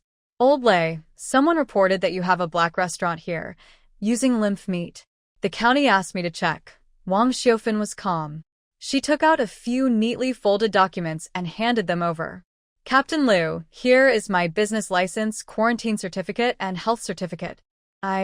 Wang Xiufan, Maysby from the countryside, but I've already taken care of all the necessary paperwork. Director Lei has been watching over me. Come inside and check. If you find a piece of rotten pig meat, just smash my shop. Captain Liu took the documents, glanced at them, and then went into the kitchen. The stove was cleaner than his own wash basin, and the meat on the counter was all high-quality pork. Nonsense. Captain Liu came out and shouted at the officer. This place is cleaner than the county guest house. The person who reported this is just trying to get back at us. Go back and find out who made that call. He turned to Lei Dishing and sniffed. Old Lei, this smell really tempts people. Get each of my 2 brothers and me a plate of rice. We want to support small businesses too. Zhang Dajuan, hiding in the bushes, watched this scene in shock. His face turned purple and blue, like he had swallowed a dead fly, feeling sick to his stomach. Dad, this isn't what we agreed on, Zhang Jingguo stammered. At this moment, Lu Mei was too focused on the metal money box at the door. She ignored Zhang Dajuan. Her small triangular eyes stared fixedly at the box. Wang Xiufan was collecting money quickly, like a flash. 150, and I'll give you 50 cents back. 3 yuan, please come inside. Bundles of money with 5 and 2 yuan notes fluttered into the box like snowflakes, making people dizzy. Lu Mei's fingers moved swiftly over her knees, and her eyes shone with greed, as if she could see through the wall. 1, 5, 10. Oh heavens, how much is this? Lu Mei's voice trembled with surprise and worry as she kept counting. By noon, the sun was scorching hot, like fire. The Zhang family hid in the grass, hungry and thirsty, feeling dizzy.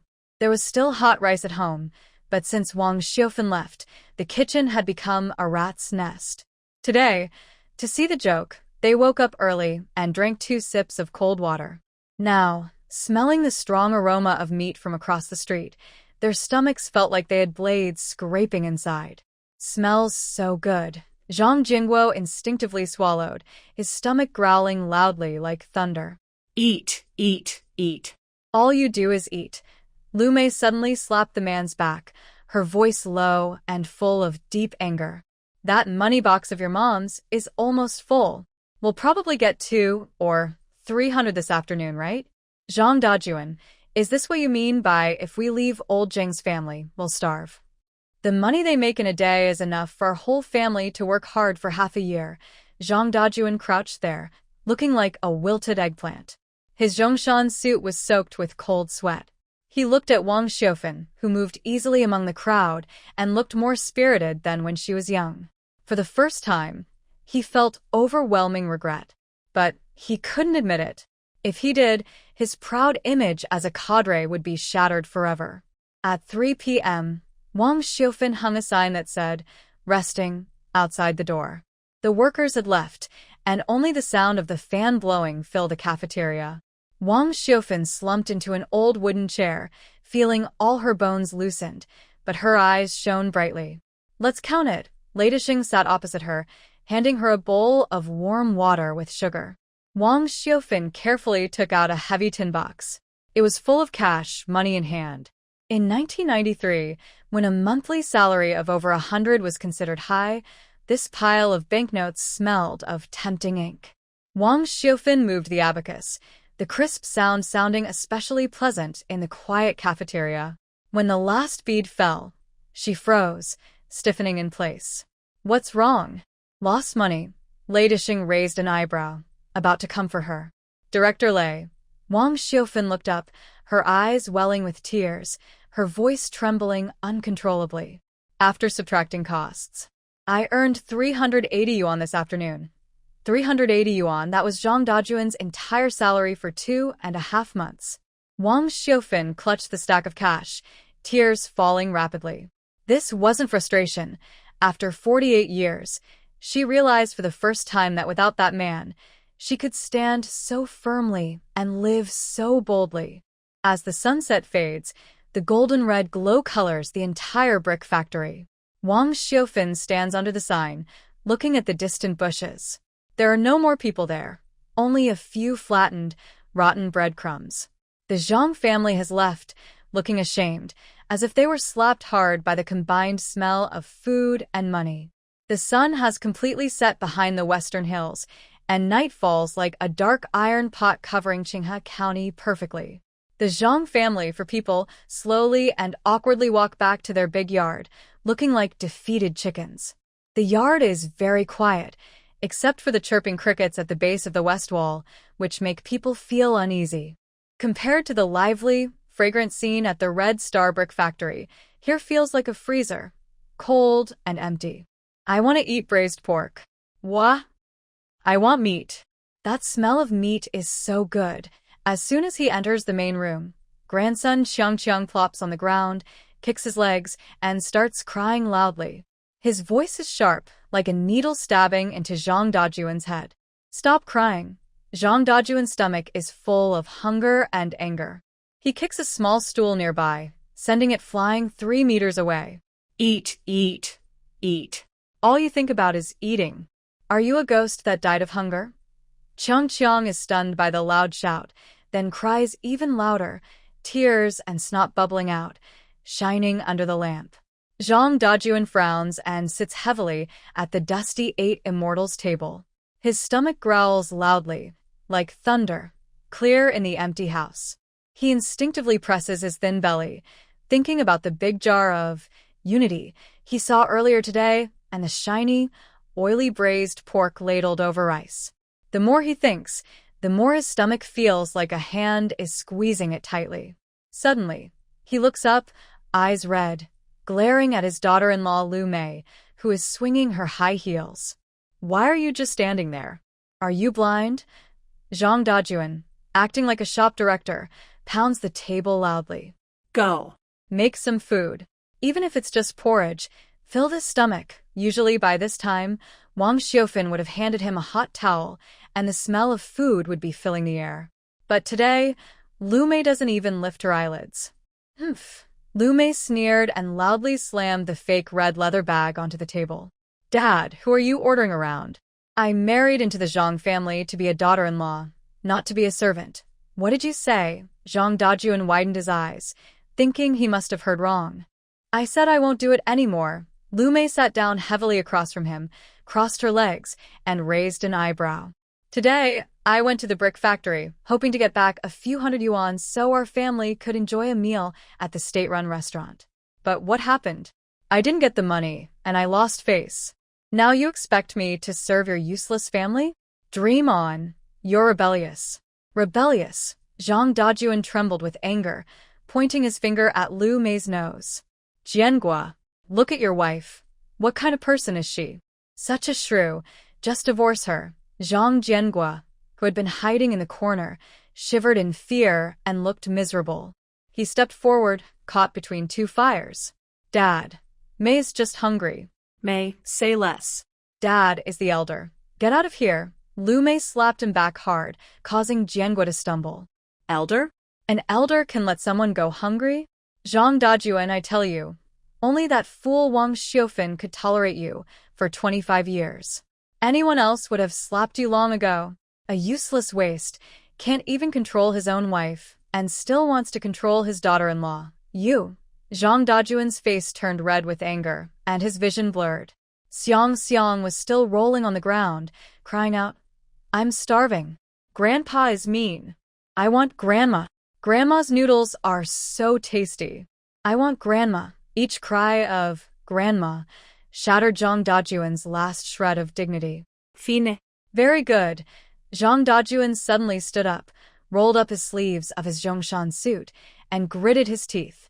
If I leave Zhang the butcher, I won't eat a pig with hair anymore. If I leave, I can survive anywhere. I'll do it myself. He pushed aside Jiangua and stormed into the kitchen. A strong smell of mold hit him, almost making him vomit the leftover rice. He pulled the string to turn on the light. The dull yellow bulb flickered twice before lighting up. The stove was covered in thick grease, and a few green-headed flies buzzed around. Zhang Dajun endured the disgust and reached to lift the lid of the rice jar. It was cold to the touch. He reached inside, feeling around. After a long search, he found only cold, gray ash at the bottom and a few hard, old mouse droppings. It was empty. When Wang Xiaofan left, she didn't leave a single grain of rice for the family. This wicked woman. Zhang Dajun cursed and stubbornly searched through the cupboard. In the past, Wang Xiaofan always kept it full of noodles, dried mushrooms, and other supplies. When he opened the cupboard door, a few cockroaches scurried away in panic. On the empty shelf, only a lonely bundle of dried noodles lay in the corner. The paper packaging was yellowed, as if it had been stored for a year or two. When he shook it, the noodles inside broke into several pieces with a rustling sound, crumbs falling down. This small amount of noodles wouldn't even be enough for one person to fill a gap between their teeth. Zhang Dajun looked at the broken noodles in his hand, feeling hopeless. It was only at this moment, looking at the ruined kitchen like a wreckage, that he truly realized Wang Xiaofan had taken not just herself, but also the life and energy of the family. But he couldn't give up. Outside, Lu Mei, the quarrelsome woman, was still waiting to see him fail. "I don't believe it." Zhang Dajun gritted his teeth and threw the noodles onto the chopping board. He lit a fire. In the past, Wang Xiaofan would start the coal stove easily by poking it a few times. But when it was his turn, he wasted half a box of matches, trying to ignite a pile of matches and coal, which then emitted black smoke and refused to catch fire. Cough, cough, Cough. Thick smoke billowed, choking Zhang Dajun until tears streamed down his face. His well-maintained official's face instantly turned black, like a soot-stained pot. Finally, when the water boiled, he threw the broken noodles into the pot all at once. He turned around to find some oil. The oil bottle was empty, with only a ring of sticky black oil residue around the opening. He looked for salt. The salt jar was uncovered, and the salt inside had absorbed moisture and turned into a solid block that he couldn't scoop out. 10 minutes later, Zhang Dajun carried a large, roughly made ceramic bowl with a missing piece and walked out of the kitchen. The bowl contained a lump of grayish paste. Because he didn't add oil, the noodles stuck together. Because he didn't add salt, it only had a stale wheat smell and the scent of coal smoke. But this steaming, hot smell was like a life-saving elixir to the hungry family. The main hall suddenly fell silent. 3 pairs of eyes, 6 green glows, stared fixedly at the bowl in Zhang Dajun's hands. Qiang also stopped crying. She climbed up from the ground, staring intently at the bowl, saliva dripping from her mouth. Zhang Jiangwo's throat moved violently, and he instinctively took a step forward. Even Lu Mei, who was just scolding loudly earlier, is now silent, her eyes fixed on the bowl like a hook. "Dad." Zhang Jiangwo swallowed nervously, his voice trembling. "Is it ready?" Zhang Dajun looked at the hungry family with sharp eyes and instinctively pulled his bowl closer to his chest. "What are you looking at? I made this." "It's not for you."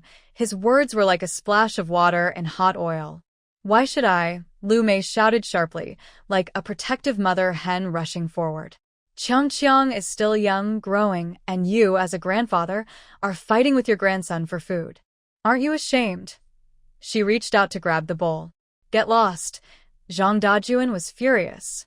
He turned aside quickly, fiercely protecting the bowl of porridge. "This is my home.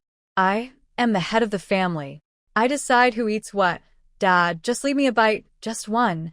Zhang Jiangwo, starving and no longer timid, moved closer, trying to share some food. The 4 family members, gathered around the shaky 8 immortals table, pushed and shoved over a bowl of rotten noodles that had no oil, salt, and even a sour smell. "Let go. This is for Qiang." "Nonsense. I made this. Wow, I want to eat. Give me some." In the chaos, someone's elbow suddenly hit Zhang Dajun's wrist hard. Crack. A clear, crisp sound of breaking made everything go silent. The large, rough ceramic bowl with a chip in it arced through the air and crashed heavily onto the cement ground. It shattered into pieces. Scalding noodle soup spilled everywhere, the grayish, mushy noodles like a pile of rotten mud, splattering all over Zhang Dajuan's neat Zhongshan suit pants, even sticking to his shoes.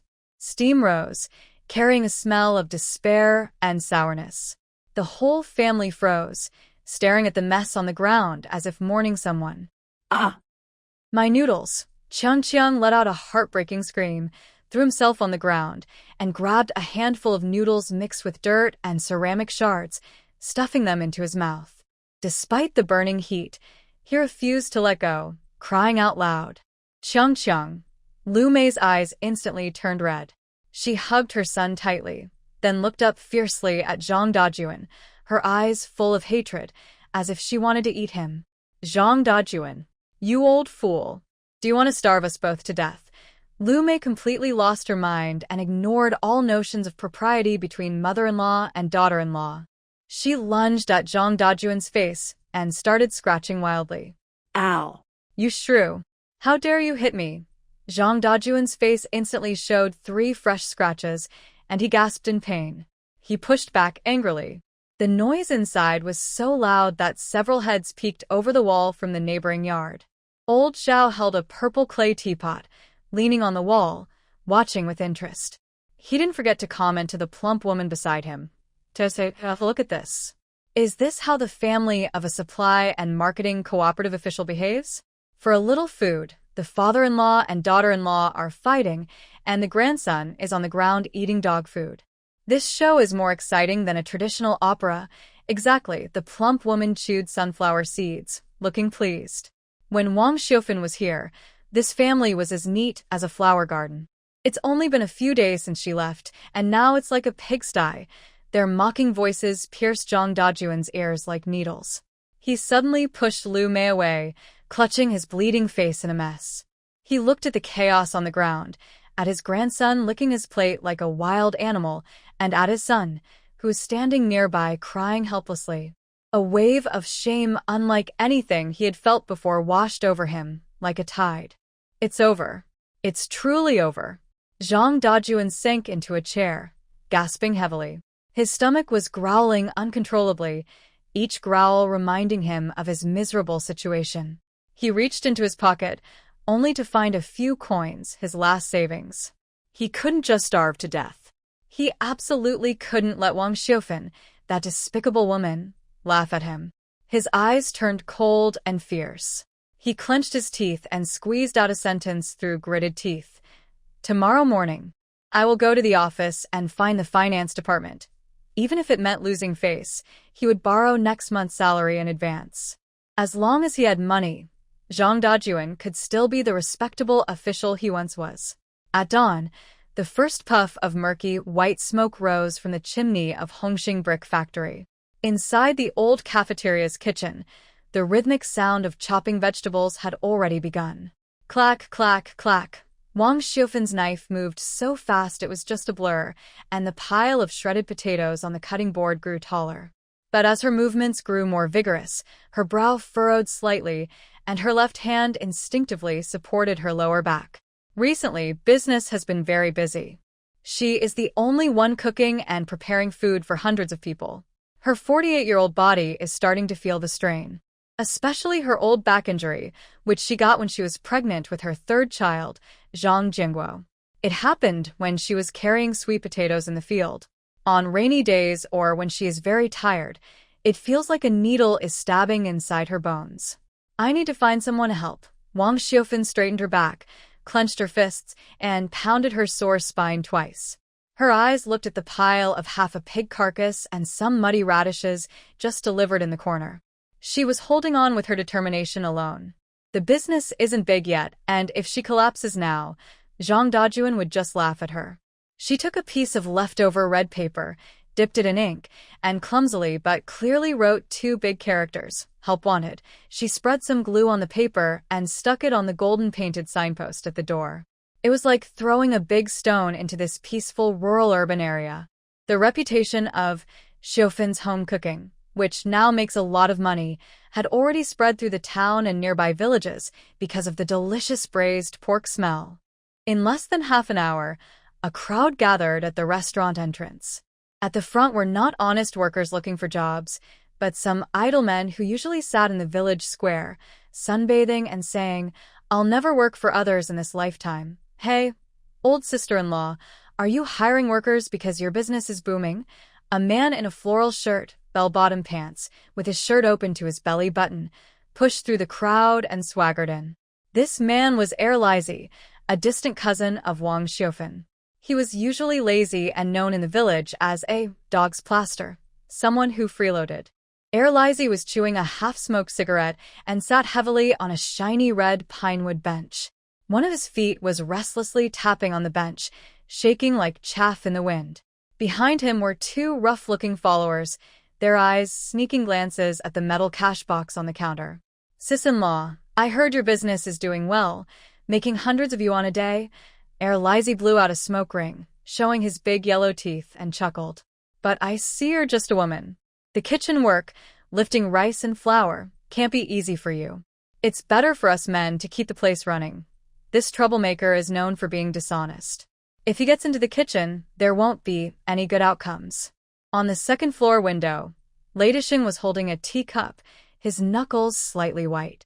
He was about to shout and push the window open when he saw Wang Xiufan calmly pick up a boning knife. "How do you want to settle this?" Wang Xiufan didn't lift her head. She gently rubbed the knife on a sharpening stone, making a sanding sound that made people's teeth hurt. The troublemaker didn't notice the cold tone in her voice and thought there was hope. He waved 5 fingers and said, "Not much, just 5 yuan a day. We're relatives, I sit here, and no one dares cause trouble. That's called protection. Sister-in-law, you're single and unprotected. This money is hot to handle. 5 yuan a day adds up to 150 a month. This isn't just hiring workers. It's like inviting a troublemaker and paying protection money." The workers around looked at Wang Xiufan with worry. These days, widows often face trouble, and many women, seeking safety, have to pay for peace when dealing with bullies. "Hot to handle," Wang Xiufan sneered and suddenly raised her hand.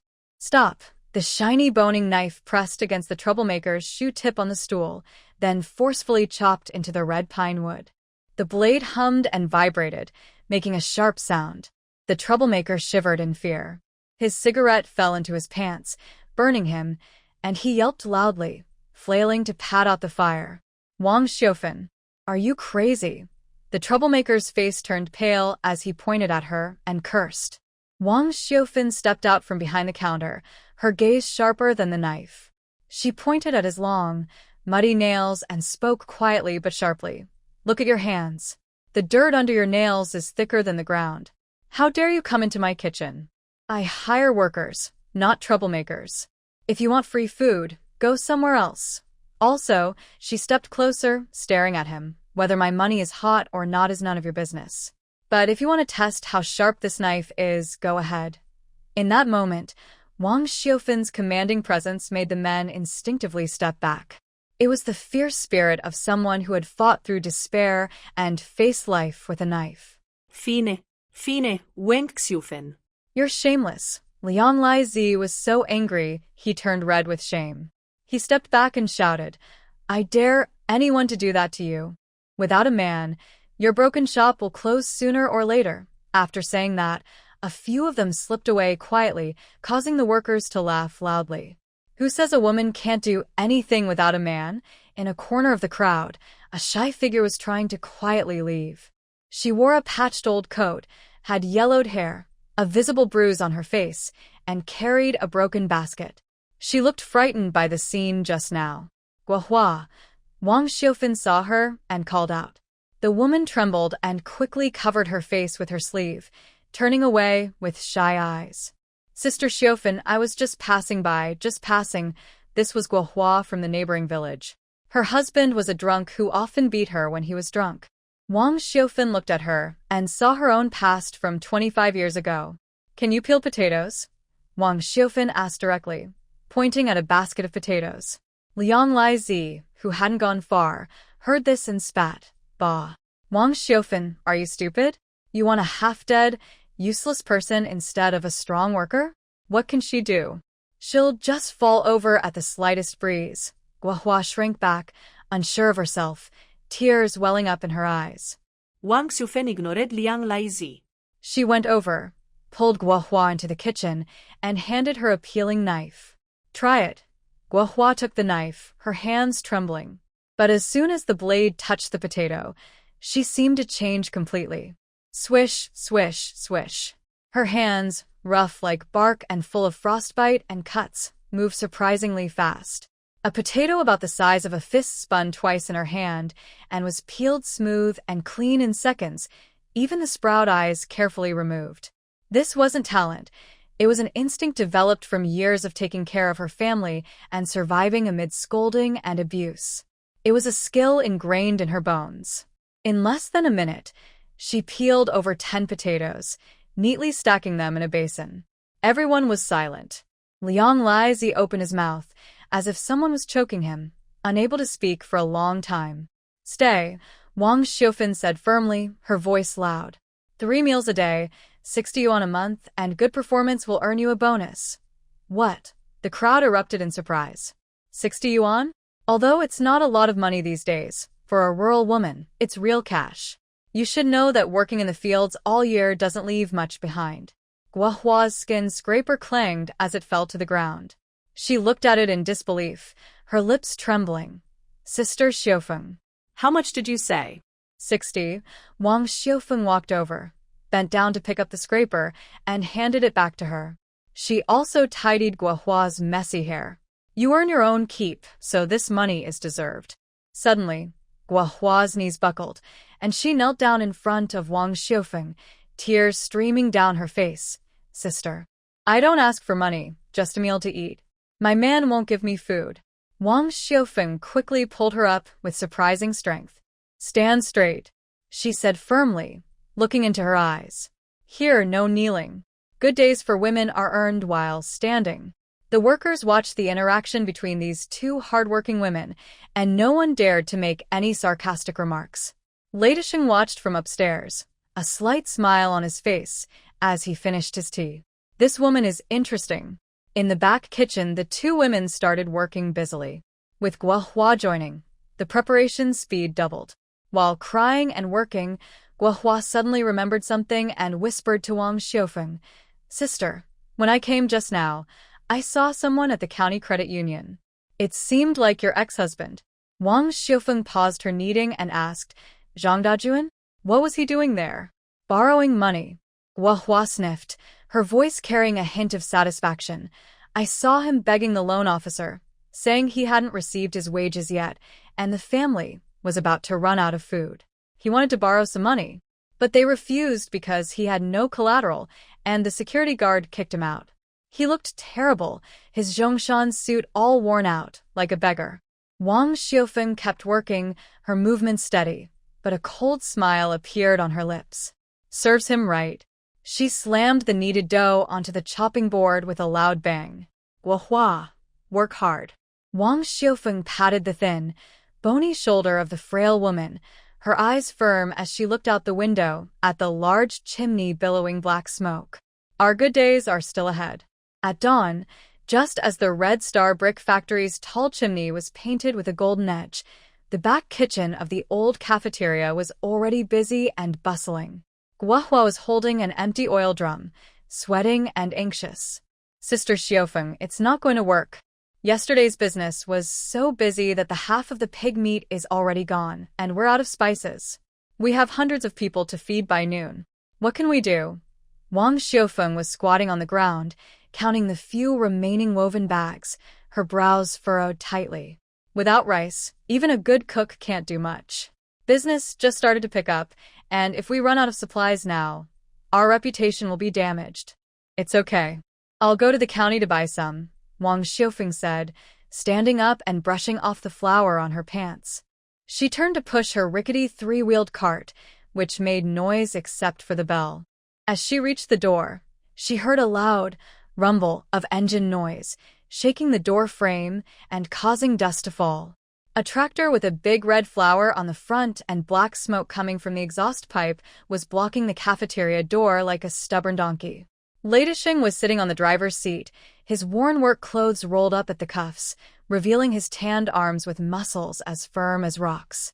He held the trembling steering wheel with one hand and called out to Wang Xiufeng, "Where are you going?" "To buy supplies." Wang Xiufeng coughed from the smoke and waved her hand. "Director Lei, please make way." "I'm in a hurry." "Make way?" "Dream on." Lei Disheng spat out the grass stick in his mouth, jumped down from the high driver's seat, landing silently on the ground. "With that broken three-wheeler, you're only bringing back a few 100 pounds of meat? By the time you pedal back, the vegetables will be cold. Besides, the county road isn't safe lately." "You, a woman carrying several hundred yuan in cash, are you trying to risk your life?" Wang Xiufeng was stunned, instinctively clutching her pocket where the money was. It was yesterday's earnings, still warm. Before she could react, Lei Disheng strode over quickly, snatched the handle of her three-wheeled cart, and with one hand, lifted the 100-pound iron lump and locked it under the wall. "Get in the car," Lei Disheng said firmly, pointing to the back of the tractor. Wang Xiufeng looked inside, and her heart suddenly trembled. In the back of the truck, which was originally just a bare metal sheet, there was now a thick layer of dry, golden straw.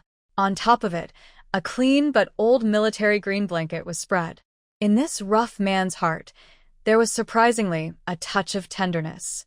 "Why are you just standing there? Do I have to carry you up?" Lei Disheng saw she wasn't moving and furrowed his brows, about to get angry. Wang Xiufeng blushed and quickly climbed up with quick, nimble movements. Sitting on the soft straw pile felt like being on a cloud, and even the strong smell of diesel became less harsh. "Hold on tight," Lei Disheng shouted loudly. He swung the steering wheel, and the steel beast roared to life, rumbling onto the dirt road leading to the town. Nowadays, the roads in the rural-urban areas were really rough. The uneven dirt road looked like a face full of pimples. Tractors driving on it bounced and jolted every few steps. Wang Xiufeng held tightly to the iron bars on both sides of the truck bed, her body shaking with the vehicle's rough movement. The wind howled past her ears, messing up her hair, but it couldn't shake the strange feeling of calm inside her. She had lived in the Zhang family for 25 years and had sat behind Zhang Dajuan on his bicycle. Back then, if she moved even a little, Zhang Dajuan would impatiently scold her for twisting around. But now Lei Disheng, who was driving this big machine, seemed focused straight ahead. Yet whenever they hit a big pothole, the speed would noticeably slow down. Wang Xiufeng secretly glanced at the rearview mirror in front of her. In the glass, Lei Disheng's sharp eyes occasionally looked back to check if she was being jolted too hard. Then he would press the accelerator again. This silent care was like a bowl of warm yellow wine, so gentle, yet with a strong aftereffect that made her feel uneasy. Halfway along the road, they entered a poplar forest. This place was called Ghost's Fright, with dense, towering poplars on both sides, blocking out the sun. It looked dark and eerie even in broad daylight. The road was narrow, with sharp turns. Usually, even stray dogs passing through would run with their tails between their legs. It was known as a hideout for bandits and troublemakers. Suddenly, a loud screech of brakes sounded. Wang Xiufeng leaned forward suddenly, almost hitting the front edge of the truck bed. She looked up, her heart pounding in her chest. On the bend ahead, several thick, dry logs blocked the road completely. 3 young people with long hair, wearing bell-bottom pants, appeared from behind the trees, holding sticks and chains, looking confident and daring. The leader, with a streak of yellow hair, chewed gum and held an iron rod that clanged loudly on the tractor's front. "Turn off! Turn off!" The yellow-haired man crooked his mouth, eyes flickering between Lei Disheng and Wang Xiufeng. "Do you understand the rules? This road is ours. If you want to pass, pay 10 yuan as toll." 10 yuan? That was practically robbery. Back then, pork cost just over 2 yuan a jean. Wang Xiufeng's face turned pale. She had lived in the supply and marketing cooperative's family compound for many years and had never seen such a scene. Her mind flooded with stories of road bullies robbing money and valuables, and she felt cold all over. Especially the yellow-haired man, who saw a charming woman sitting in the truck bed. His greedy eyes lit up, and he whistled lewdly. "Wow, big sister, you look pretty lively. Brother, if you're short on cash, let her come down and chat with us. Laughter echoed through the trees, harsh and cawing like crows. Wang Xiaofan trembled all over and instinctively reached into her pocket for money. She believed that losing some money was better than losing her safety. This was her survival rule after 48 years. As long as she was safe, she could earn more. Just as her hand touched her purse, a rough, large hand suddenly reached out and grabbed her wrist. The hand was broad and warm, covered with thick calluses, like an iron clamp, instantly stopping her panic. "Don't move." Lei Disheng's voice was deep and frightening, like a thunder rolling out from his chest. He calmly turned off the engine and pulled out a solid iron rod from under the driver's seat. It was used to start the tractor, made of pure steel, heavy in his hand, capable of smashing stones. Lei Disheng got out of the truck and stood in front of Wang Xiaofan. The tall man, nearly 2 meters, looked like a black iron tower, blocking all malicious intent. He raised his eyes and coldly spat out one word: "Get lost." The three troublemakers froze for a moment. They were used to bullying in this area. Drivers usually nodded, bowed, and handed over cigarettes or money. This was the first time they'd met someone so bold. Damn it, shameless. The yellow-haired man felt his face burn with shame. Furious, he swung his iron rod and charged forward. "Brothers, teach him a lesson," Wang Xiaofan screamed in fear. "Watch out." Before she finished, Lei Disheng moved. He didn't bother with fancy tricks. Instead of retreating, he advanced quickly, like a hunting leopard. Faced with the roaring iron rod, he didn't even blink. Instead, he slightly shifted to the side, and the iron rod just brushed past his work clothes and flew away. The next moment, Lei Disheng's handheld handle swung with a sharp wind, hitting the small leg of the yellow-haired man directly on the shin bone. Crack! A sharp, painful sound echoed. "Ah!" The yellow-haired man let out a pig-like scream, immediately kneeling on the ground, clutching his leg and rolling around. His once arrogant face twisted into a wrinkled mess. The other two thugs were stunned and scared. They hesitated, unsure whether to advance or retreat. Lei Disheng didn't give them a chance to react. He took a step forward, grabbing one thug's floral shirt collar with his left hand, exerting force with one arm, and shouted, "Get out of here." That over 100-gene man was lifted like a small chicken, swinging through the air in an arc, and with a loud splash, he was thrown into a muddy, foul-smelling ditch by the roadside. The remaining thug's legs trembled uncontrollably. The chain in his hand clanged as it fell to the ground. Lei Disheng stepped closer, bringing his handle down heavily on the ground near the thug's foot, kicking up a cloud of dust, less than a centimeter from the thug's toes. "Even the road at Hongxing Brick Factory belongs to Lei Laohu." Lei Disheng's eyes flashed with fierce anger, his veins bulging, like a furious warrior. "Don't you want to live?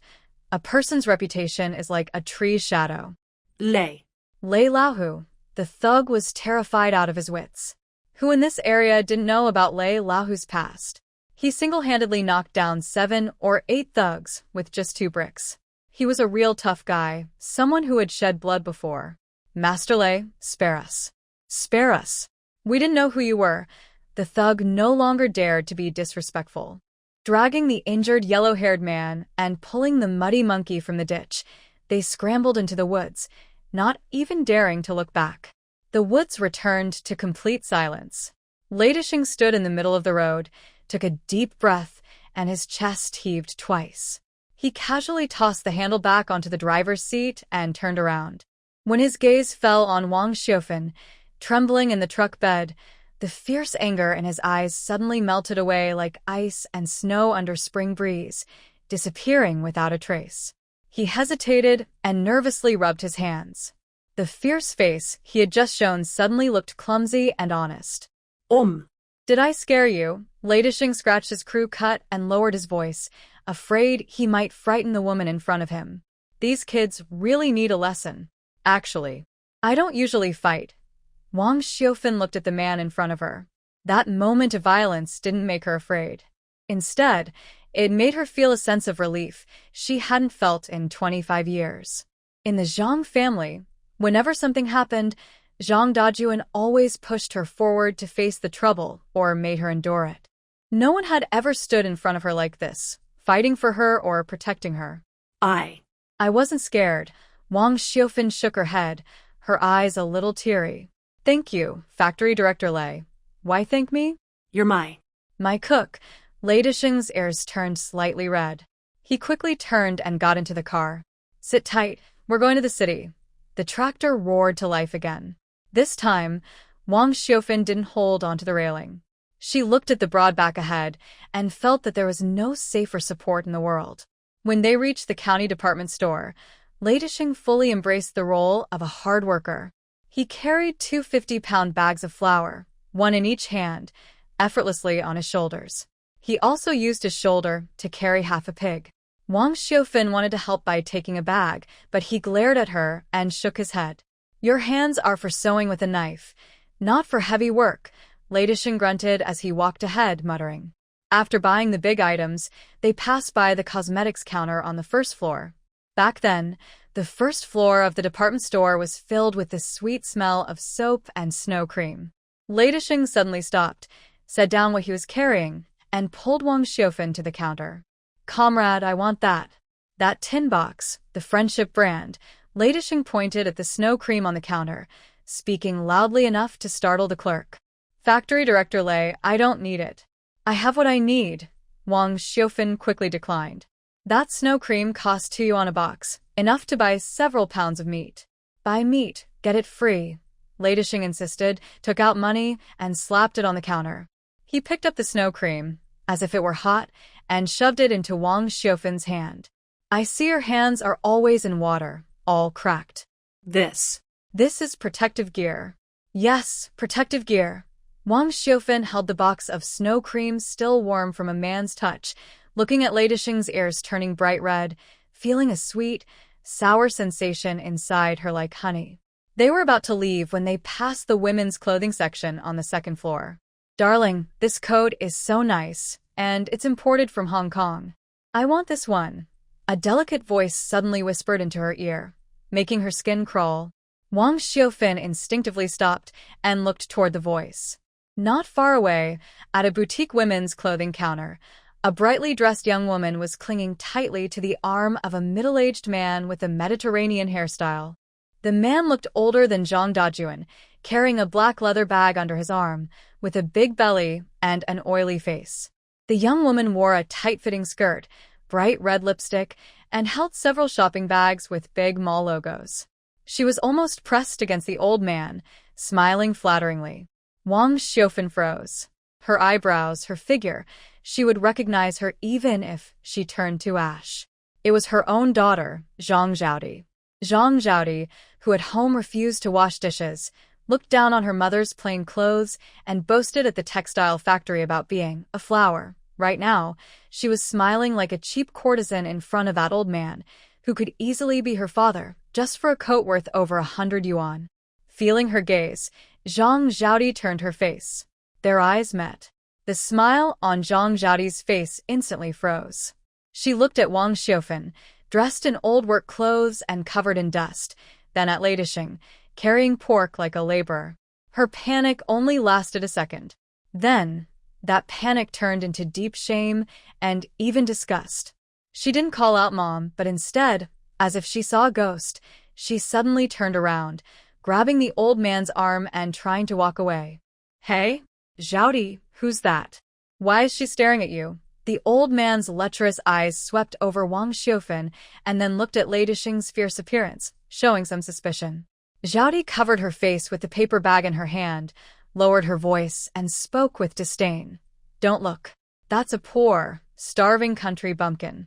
Crazy. Let's go quickly, don't get involved in bad luck. The poor, starving country bumpkin. These 4 words, like a poison knife, sharply pierced Wang Xiufan's heart. She had spent 23 years raising her daughter, feeding her with her own milk, sewing her clothes stitch by stitch. Now, over a few torn clothes, she was treated like a beggar by her own daughter. Wang Xiufan stood still, clutching a tin box of snow cream, which creaked loudly. Her body trembled slightly, not from cold, but from deep sadness. A coldness that went to her bones. Although Lei Disheng didn't know Zhang Zhaodi, He had lived half his life and seen many people. In that moment, he understood what was happening. Seeing Wang Xiufin's pale face, Lei Disheng's anger flared up inside him. He shook the bag of flour on his shoulder, deliberately raising his voice so loud that everyone on the second floor could hear. Xiufin, let's go. We earn our money honestly, with our own hands. We spend it hard-earned. Unlike some people who sell themselves and wear fancy clothes but are truly dirty, his loud voice was like a sharp slap, hitting the air hard. Zhang Zhaodi, about to go into the fitting room, stiffened. Her high heels wobbled, almost causing her to fall. The old man looked at her suspiciously, shook off her hand, and walked away cursing. Zhang Zhaodi stood there, her face turning a dark purple, but she didn't have the courage to turn around. Wang Xiufin took a deep breath. The suffocating pain slowly faded, replaced by a clear mind she had never felt before. She turned around and looked at the rough man beside her who was willing to scold her in public to defend her. A faint smile appeared on her lips. Let's go, Director Lei. Wang Xiufin straightened her back, her voice calm like a deep lake. The meat needs to be delivered quickly. The workers are waiting to eat. And that woman, Zhang Zhaodi? Who was she? At that moment, the thread connecting her to her bloodline finally broke completely. On the way back, the tractor's roar was still deafening. But this time, Wang Xiufin didn't look back at the bustling but fake county town. She touched the box of snow cream in her pocket, looked at Lei Disheng's broad back, and only had one thought. As long as the money is real, and the people around her are real, then life has hope. When they returned to the Hongxing brick factory, it was mealtime. When the workers saw Director Lei personally driving a tractor, carrying a full load of supplies, and escorting Wang Xiufin back like a protector, their expressions changed. This was not just respect for the boss's wife, but also awe for the person under old Tiger Lei's protection. Sister-in-law is back, the sharp-eyed crew cut, the first to help carry things, exclaimed, "Wow, so much meat. Today we're lucky to eat well." Wang Xiufin jumped down from the vehicle, tucked the snow cream into her pocket, rolled up her sleeves, and loudly shouted, "Guohua, get the pot ready and heat the oil. Today for lunch, we're making braised pork with vermicelli, all you can eat." "Got it," Guohua responded confidently from the kitchen. The stove fire blazed brightly, lighting up Wang Xiufin's face, which was no longer confused. She knew her battle was just beginning. This time, she was no longer fighting alone. As the sun rose over the tall chimney of the Red Star brick factory, it made the years of coal ash shine brightly. In the old cafeteria, the strong smell of meat was like a hook, pulling the souls of passing cars on the highway inside. Dozens of long-distance drivers, dressed in greasy work uniforms and with rough beards, sat holding large bowls, eating without lifting their heads. Snore. A big mouthful of meat soup and wide noodles went into their mouths, hot enough to make them gasp, but they didn't want to spit it out. The pork belly, with fat and lean parts, was cooked until tender.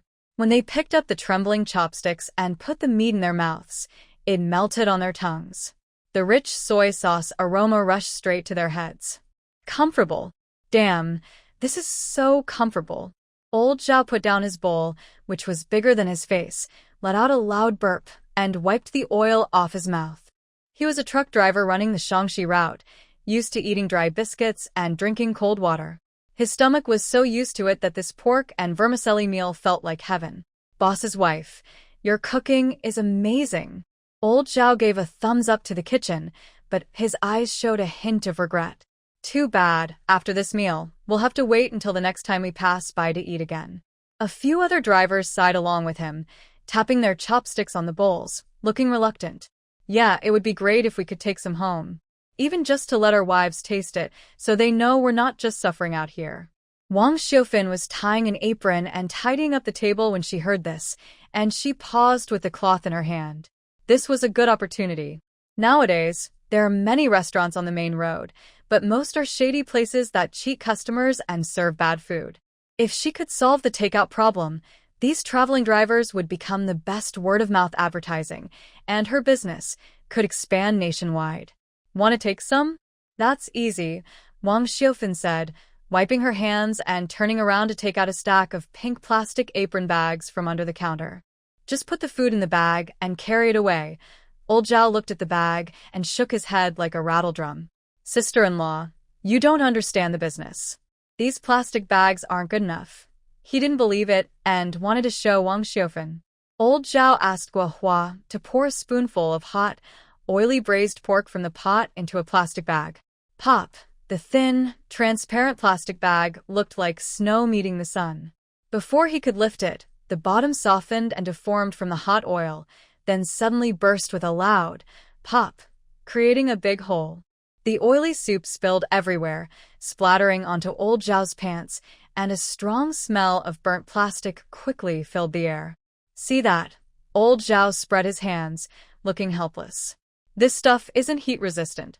Even if it cools down and you put food in, the bag will tear when the car bumps or rubs. Then the inside of the cab will be full of oil smell, and it's hard to wash out.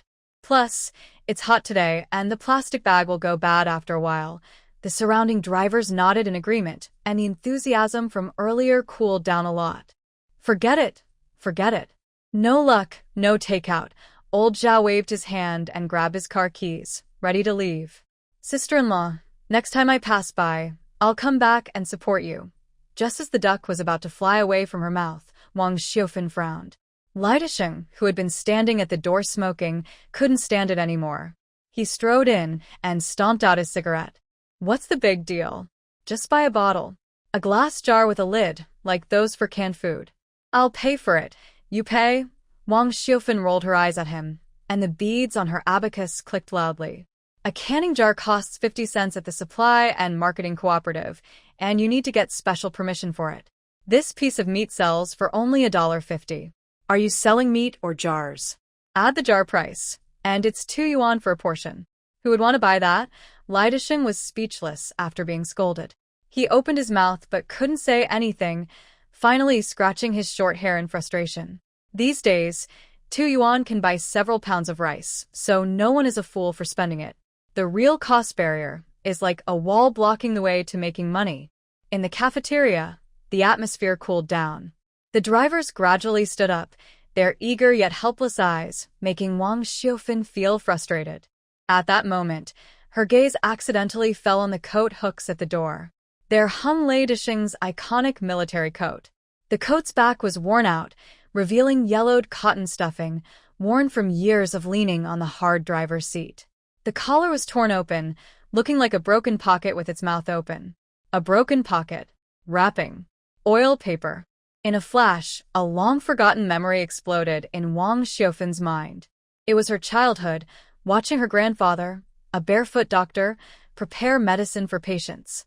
No matter how many herbs, pouring them onto a yellow-brown paper, he could fold a neat, leak-proof medicine packet with quick fingers. There was also the old days of making pickles, sealing them with hot oil to prevent spoilage. Hold on. Wang Xiufan suddenly slapped the counter, her clear and loud voice stopping Old Zhao from stepping out. Tomorrow morning, if you pass by, come and take some. Wang Xiufan quickly walked to the door, her eyes shining brightly. I promise, I'll give you some solid dishes that won't leak oil and can last 3 or 5 days. If even a drop of oil leaks, I'll pay you 10 times the money. Old Zhao was stunned, sizing up the woman in old work clothes. Sister-in-law, you shouldn't boast like that. In this hot weather, without jars, how do you keep it fresh? How do you prevent leaks? Lidaisheng also frowned, lowering his voice. Xiufan, don't overreach. These drivers are picky. If you ruin your reputation, I know what I'm doing. Wang Xiufan turned to look at Lidaisheng, her gaze fixed on his torn coat. A confident smile appeared on her lips. As long as Director Lei is willing to lend me something to use. Night fell, and the Red Star Brick Factory was so quiet that only the distant howling of wild dogs could be heard. In the back kitchen of the old cafeteria, the lights were bright. Wang Xiufan was not resting. She stood in front of the stove, focused as if performing a delicate operation. In a large iron pot, 50 gin of diced pork belly was bubbling away.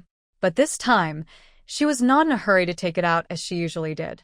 Let the fire reduce the sauce and push out the water, Wang Xiufan muttered, continuously stirring with a metal spoon. As the water evaporated, the broth in the pot became thicker until only a shiny layer of oil covered the meat pieces. She added a large spoonful of aged vinegar and a handful of rock sugar, using the high concentration of sugar and acidity to create a natural preservative layer. This process is called oil sealing. Before refrigerators, older generations used this method to store meat for the new year until the second day of the second lunar month. Once the meat was prepared, the next step was the main part. Wang Xiaofan used a clean, red pinewood cutting board as her work surface. She took out some old craft paper left over from wrapping books for zhang zhaodi, and also found some oil-proof paper used for frying crispy dough sticks. First, she laid a layer of craft paper, then a layer of oil-proof paper. The cooled braised meat, covered in thick sauce, was placed in the center of the paper. She took a deep breath, and her fingers moved quickly. Fold, layer, press, and tuck. This was not an ordinary wrapping method, but the long-lost tiger head wrap from traditional Chinese medicine. Using the toughness of the paper and the biting force of the folds, she tightly locked the seams without any glue, ensuring a perfect seal. Finally, she took a thin hemp string, skillfully tied a beautiful pig's hoof knot, and lifted it. A square, brick-like braised meat package was formed. There were 50 packages in total, neatly arranged on the cutting board like a team waiting for inspection. After finishing all this, it was already 2 a.m. Wang Xiaofan rubbed her sore lower back and looked at the military coat on the chair beside her. It was a coat that Lei Dishing had left specifically before his night patrol, saying he was worried she would be cold at night. She walked over, picked up the coat. The rough fabric carried the smell of tobacco and the man's sweat. It wasn't unpleasant. Rather, it felt reassuring. She took out her old sewing scissors, used for over 10 years, from a basket of sewing tools, and also found a piece of thick canvas left over from making shoe soles. Under the dim yellow light, Wang Xiaofan sat on a small stool, the coat spread across her lap. She threaded a needle and started sewing. Unlike casual mending, she didn't just pull the torn edges together, which would distort the fabric and make it tight to wear. First, she placed the piece of canvas inside the tear and fixed it with pins, then used a backstitch method, sewing carefully stitch by stitch. Each stitch was spaced less than 2 millimeters apart, with such fine sewing that it looked like it was done by machine. After repairing the hole, she deliberately added a layer of tight reinforcement stitches on the elbows and collar, places that often wear out. When Lei Dishing pushed the door open, he saw this scene. The 40-watt incandescent bulb cast a warm yellow glow over Wang Xiaofan.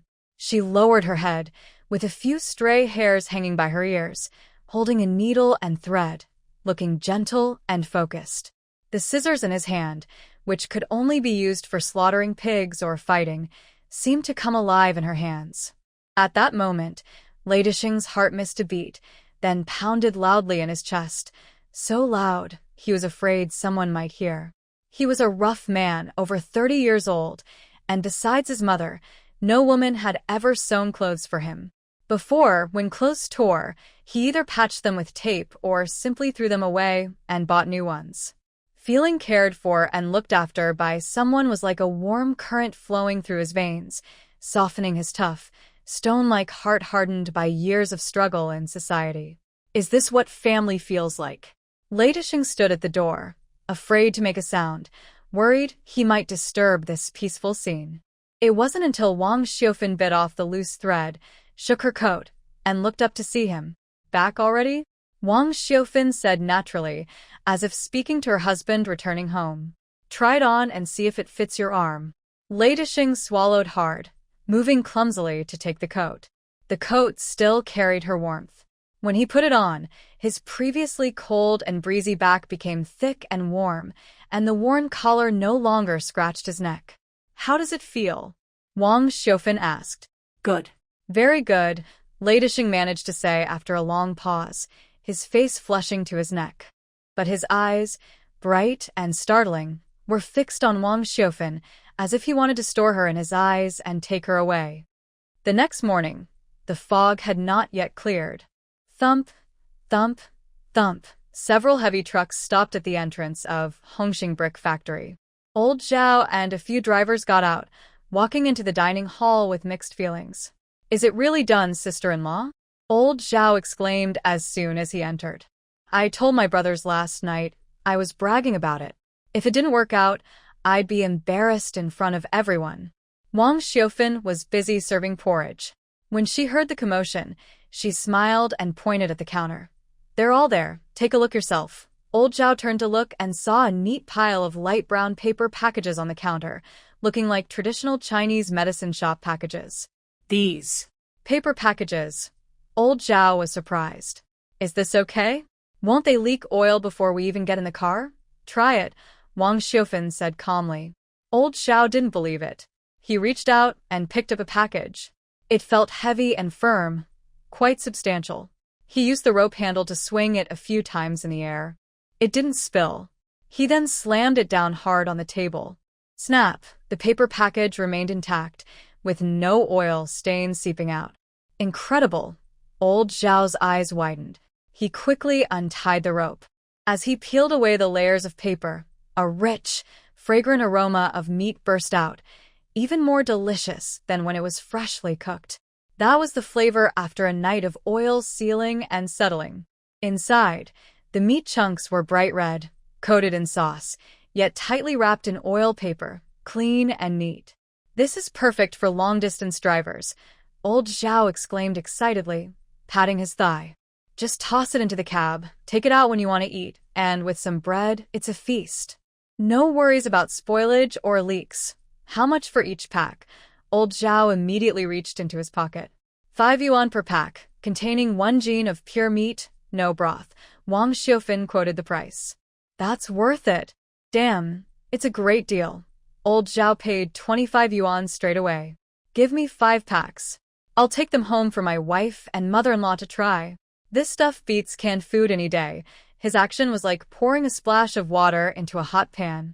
"I want 5 packs too. Give me 3. Don't fight." I saw it first. The drivers who only wanted breakfast suddenly went crazy. These days, good things to bring home are rare. Such a practical and impressive delicacy is like a perfect gift. Within 10 minutes, 50 packs of marinated meat were sold out overnight. Even the leftover bits of meat on the cutting board were wiped clean by a late-arriving driver using a bread roll. Just then, Retribution walked in with his hands behind his back, walking with a distinctive gait. Today, he had deliberately put on his repaired military coat. Although the weather was getting warm, he stubbornly kept it on. He wandered around the crowd on purpose, showing his back to everyone. The torn part was now a neat, sturdy patch with tight stitches, and a hidden thunder character was embroidered there.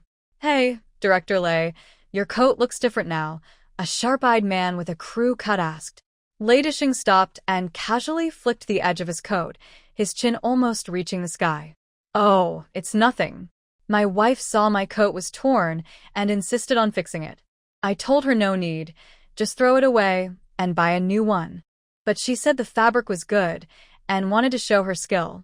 Women are so clever, you can't stop them." His proud tone was almost overflowing. The drivers looked at the delicate braised meat buns in their hands and then at the fine stitches on Lei Dishing's coat, feeling envious and sour. "Director Lei, you must have some good luck," Old Zhao said, sighing. "Such a caring and capable wife. She can make divine meat and sew clothes for everyone. Only you, if it were someone else, she'd have been taken away long ago." Hearing this, Lei Dishing felt very happy. His usually fierce face broke into a big smile, and his ears turned red like heated iron. He secretly glanced at Wang Xiaofan, busy behind the counter, and a wild thought grew in his mind, unstoppable like weeds. He wanted to give this woman a home, a place where the wind and rain couldn't reach, and no one would dare bully her again. At noon, when counting the money, Wang Xiaofan looked at the colorful bills in the metal box, her hands trembling a little. Just that morning, selling 5 packs of takeout braised meat, she made 250 yuan. After subtracting costs, she earned over 100 yuan profit. This was just the extra income from one morning, equal to the profit from 2 days of dine-in sales. Street vendors really make more money than shop owners, Wang Xiufan muttered to herself, her eyes shining brighter. She closed the account book and looked at Lei Dishing, who was helping to move tables. Director Lei, I want to rent the abandoned small warehouse next door. Why? Lei Dishing asked, surprised. To open a dedicated takeout window. Wang Xiufan pointed toward the national highway, her gaze firm. From now on, we won't just sell to passers-by. We want to sell Xiufan braised meat all over the county, even to the provincial capital. First, I will pay off the 9,000 yuan child support. The afternoon sun was scorching, baking the ground at Hongxing Brick Factory until it looked white, and a burnt smell filled the air. At the Xiaofan Home Cooking restaurant, the lively atmosphere hadn't died down. Workers held large bowls, still savoring the aroma of the oil-sealed meat from earlier. They ate eagerly, their mouths greasy, and their shirts soaked with sweat. Behind the counter, Wang Xiaofan was focused on her abacus, checking the morning's earnings. Click, clack, the crisp sound of the beads hitting each other was sweeter to her ears than any opera on the radio. Suddenly, the light at the door dimmed a little. A strong, cheap perfume smell mixed with the outside heat, sneaking inside and making a few workers at the door frown. Zhang Zhaodi wore a beige coat she shamelessly took from a department store. It was the hottest part of summer, yet she buttoned it up tightly, afraid others might see it was a Hong Kong brand. She carried a bright red box of snacks from Daoxiang Village, its edges worn and faded, with a bright yellow label that read, Supply and Marketing Cooperative Clearance. She paused at the door, striking a pose, a fake smile painted on her face like a painted picture. Then she swayed her hips and walked in, her high heels clicking on the cement floor. Mom. Her voice was overly sweet, like half a pound of sugar syrup stuck at her throat, making people get goosebumps. Ho-Hot, who was tidying up the table, trembled and almost dropped the stack of clean bowls she had just stacked. She looked up and saw Zhang Zhaodi had already bypassed the shirtless workers and headed straight to the counter. Mom, I came to see you. Zhang Zhaodi placed the damaged snack box on the counter, her eyes red and teary, tears flowing like water from a tap. I've been feeling terrible these days, like needles stabbing me inside. I've realized that all the mistakes, big and small, are mine and Dad's. Please don't hold it against us. Wang Xiaofan's abacus beads didn't stop. She snapped them into place with a click. She didn't even lift her eyelids and just recorded a note in her ledger. Lunch income, 280 yuan. Seeing her mother's unresponsive attitude, Zhang Zhaodi clenched her teeth and acted even more dramatically. She turned to old Zhao and the others eating, wiped her face and choked with tears, her voice trembling. Uncles and brothers, please, judge for yourselves. My father is really confused now. My mean sister-in-law, Lu Mei, just said a few words to him, and he doesn't know east from west. The house is now a mess, and I feel sad just looking at it. When my mother was alive, she never suffered like this. Mom, I really miss you. I even bought you the best snacks. She said this while not caring about being dirty.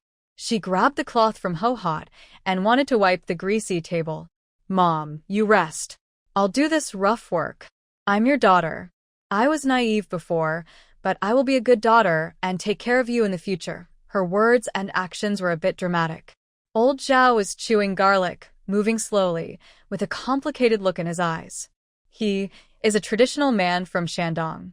He hates to see women cry, especially his daughter. Sister-in-law, old Zhao couldn't help but advise, this is part of ourselves. Breaking bones and tearing tendons, the child knows he made a mistake.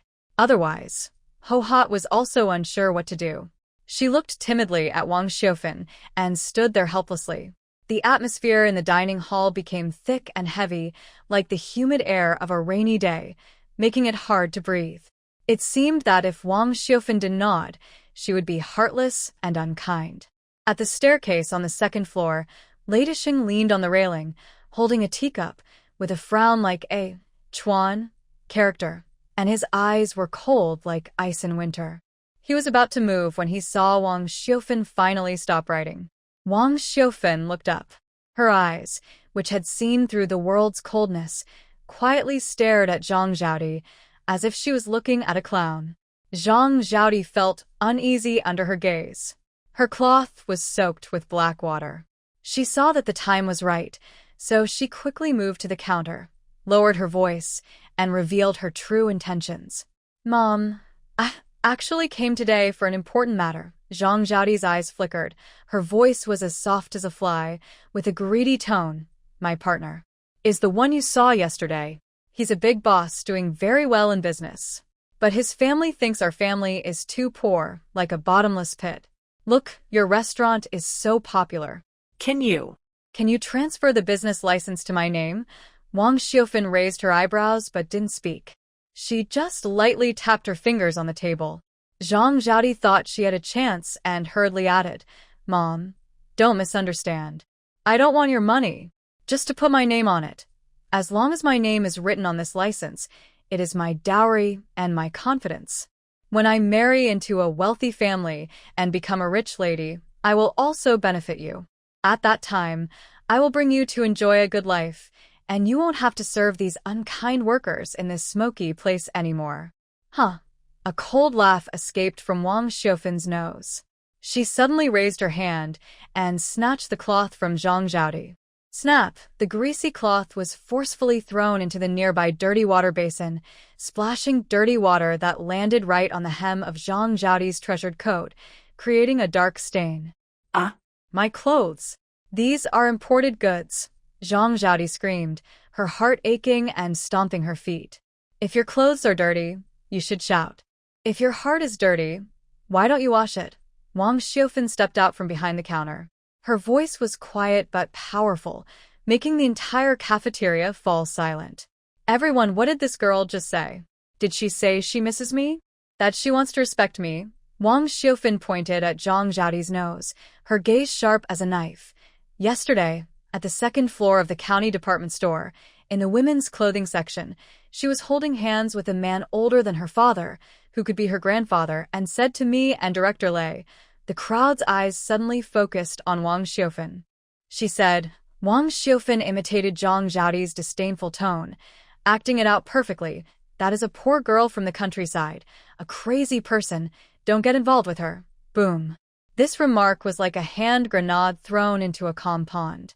Old Zhao's garlic fell to the ground, and the chopsticks in his short hair's hand stopped midair.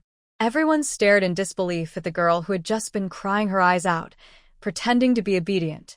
What? A beggar. Old Zhao's face instantly darkened. Sister-in-law cooks such good food. That's because of her skill. How can she be called a beggar? This girl is so mean-spirited. Yesterday she was crazy, and today she's pretending to be her mother just to get a license. Uft. What kind of trash is this? Someone like her isn't fit to be a daughter. The co-workers' gossip buzzed like flies, each word feeling like a slap on Zhang Zhaodi's face. Her face turned pale instantly, and her fake smile was gone. She hurriedly waved her hands. No, it's not like that. It was a misunderstanding. That was for socializing. Mom, how could you embarrass me in front of outsiders? You're going to ruin me. Ruin you. Wang Xiufan sneered coldly and took out a small red notebook from her close-fitting top pocket. She flipped it open to page 15. The page was filled with detailed records of expenses, each one representing over 20 years of a mother's tears and sacrifices. If you want to settle accounts with me, then let's do it properly. Wang Xiufan slammed the notebook onto the counter, her presence commanding, louder than a judge's gavel. Half a month ago, I calculated your debts. I raised you, worked as a free nanny for 23 years, and the total support money is 8,280 yuan. You haven't paid me back. Zhang Zhaodi looked at the notebook, shrinking back as if she saw a ghost. Mom. Have you lost your mind? I'm your daughter. How can a mother and daughter argue over money? Daughter? Wang Xiufan's eyes turned cold. Yesterday at the department store, you didn't even recognize me as your mother. Since I am begging for food, we're strangers. Between strangers, debts are debts. She picked up a ballpoint pen and made a heavy mark on the notebook. Plus, these past 2 days, you've been coming here to act for that old man, disgusting me, delaying my business. For emotional distress and lost work, I'll add it all up. Wang Xiufan raised a finger, pointing directly at Zhang Zhaodi. The finger was rough but strong. 9,000 yuan. Now immediately put the money here. Once you pay, I'll acknowledge you as my daughter. No money. She grabbed a broken snack box from the counter without even looking and threw it out. Bang! The box hit the ground, scattering broken snacks and revealing moldy, hairy filling that emitted a foul smell. If you have no money, get out. My shop, my license, those are for my retirement for feeding dogs, not for you to use to seduce wild men. Her words were sharp and logical, tearing apart Zhang Zhaodi's shameful cover. Every word cut deep. Zhang Zhaodi trembled all over, her lips trembling, unable to speak for a long time. Her little vanity was a joke in front of Wang Xiufin's strict account book. 9,000 yuan? She couldn't even sell herself to gather that much. Okay. Okay. The boss is mighty. The crew cut man couldn't help but cheer loudly and whistled sharply. Exactly. This ungrateful person should have been kicked out long ago. Get lost. Don't embarrass yourself here anymore. The workers' voices rose like a tide of insults. Zhang Zhaodi stood in the middle of the chaos, feeling dizzy. Her carefully drawn face was now twisted like a clown's. Suddenly, a clear whistle came from the second floor. Whoosh! A dark shadow darted out from the kitchen. It was Black Tiger, the wolf dog raised by Retribution. Usually this dog looked silly, but now it seemed almost human. It bared its sharp white teeth and growled lowly, stepping closer to Zhang Zhaodi. Ah? Dog. There's a dog. Zhang Zhaodi was so scared she almost fainted. She slipped in her high heels and nearly knelt on the ground. She ignored her coat and her dreams of a wealthy life. Covering her head, she screamed and ran out the door, not even daring to look at the broken snack box. That panicked figure looked just like a stray dog. Haha. Laughter burst out in the dining hall. Wang Xiufin took a deep breath, closed her little notebook, and put it back into her pocket. It was warm against her chest. She turned around, picked up a big soup spoon, tapped it on the edge of the pot, and looked fierce and confident again. Why are you laughing? Not hungry, right? Wang Xiufin shouted loudly, full of energy. The noodles are about to turn into clumps. Ho hot, add 2 more marinated eggs to that table. I'm paying. Anyone who lets this kind of person in again, don't blame me, Wang Xiufin, for losing my temper. Got it. Ho hot responded loudly and started working quickly. Retribution stood upstairs, watching the woman with her back straight. A slight smile appeared on his face. This woman was tough and ruthless. But that 9,000 yuan bill was paid off perfectly. She was the kind of woman who could be with him for a lifetime. The night was thick and heavy, like a dense jar of sauce, sealing off Hongxing Brick Factory tightly. The noisy old dining hall finally quieted down. Only the 40-watt incandescent bulb on the beams still flickered with a faint, yellowish glow. A few dull moths kept hitting the light, making soft crackling sounds. The last group of workers wiped the oil from their mouths and left. The strong smell of braised pork in the air faded away, replaced by the faint smoke from the coal stove and the cool breeze from the night. Wang Xiufin took off her apron and scrubbed her hands vigorously with soap at the sink. The icy well water made her shiver and helped cool her hot heart, which had been burning from the argument with her daughter earlier that day. She reached into her pocket and touched the hard, red-covered notebook, her 25 years of debts with the Zhang family, now locked away and forgotten. With a click, she locked the notebook inside a metal cookie box, ready to close up shop.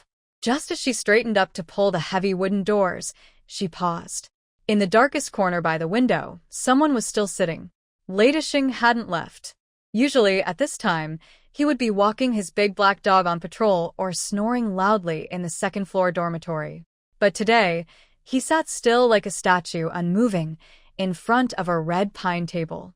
There was no food on the table, only a plate of leftover fried peanuts, wrinkled and greasy.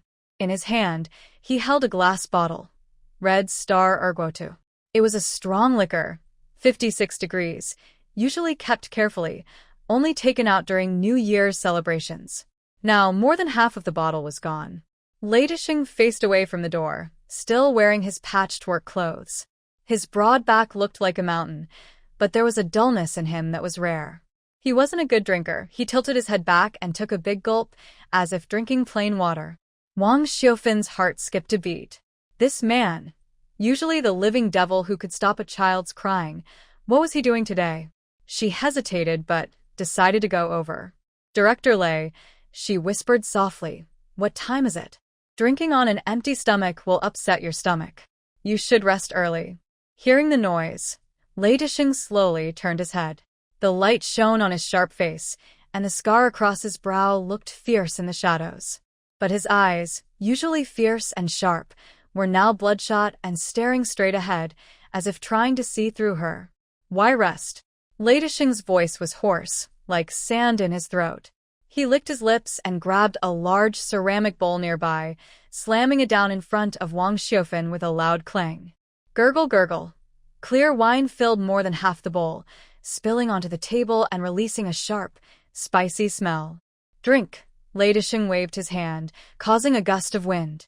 I'm happy today. I must drink. Xiufan. No, the boss lady. This bowl is for you. Cheers to your great victory today. Cheers for finally kicking out those vampires. That was awesome. Wang Xiufan looked at the bowl, frowning slightly. I'm not good at this. Just a sip. Just one sip, Lei Disheng insisted stubbornly, like a child asking for candy. His eyes showed a rare plea. Just for my face. After all these years, I've seen how the world is. Good people don't get good rewards. Today, it's like heaven opened its eyes.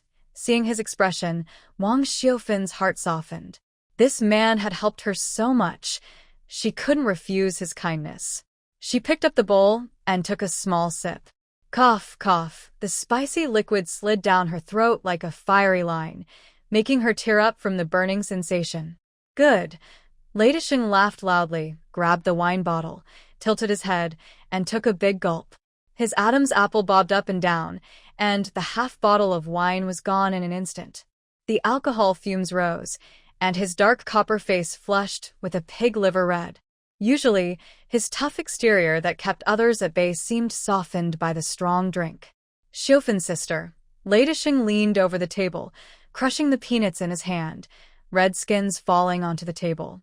Do you think Zhang Dajuan, that bastard, is blind? Huh. Is he heartless? Wang Xiufan was stunned. She didn't expect him to suddenly bring this up. That's his bad luck, she replied calmly, picking up a cloth to wipe the table. Bad luck? He's cursed. Lei Disheng slammed the table, making the chopsticks in the bamboo holder rattle loudly. 25 years. Even a stone in your pocket should warm up. But what does he do?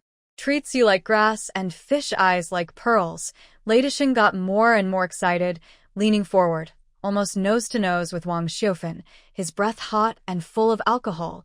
I remember one winter, on the 23rd day of the 12th lunar month, New Year's Eve.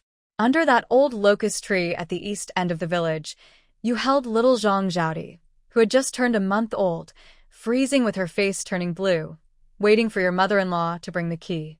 That coward Zhang Dajuan rode past on his bike, didn't even look at you, and went straight into the mahjong hall. That day, it snowed so heavily that you just wore a pair of slip-on shoes.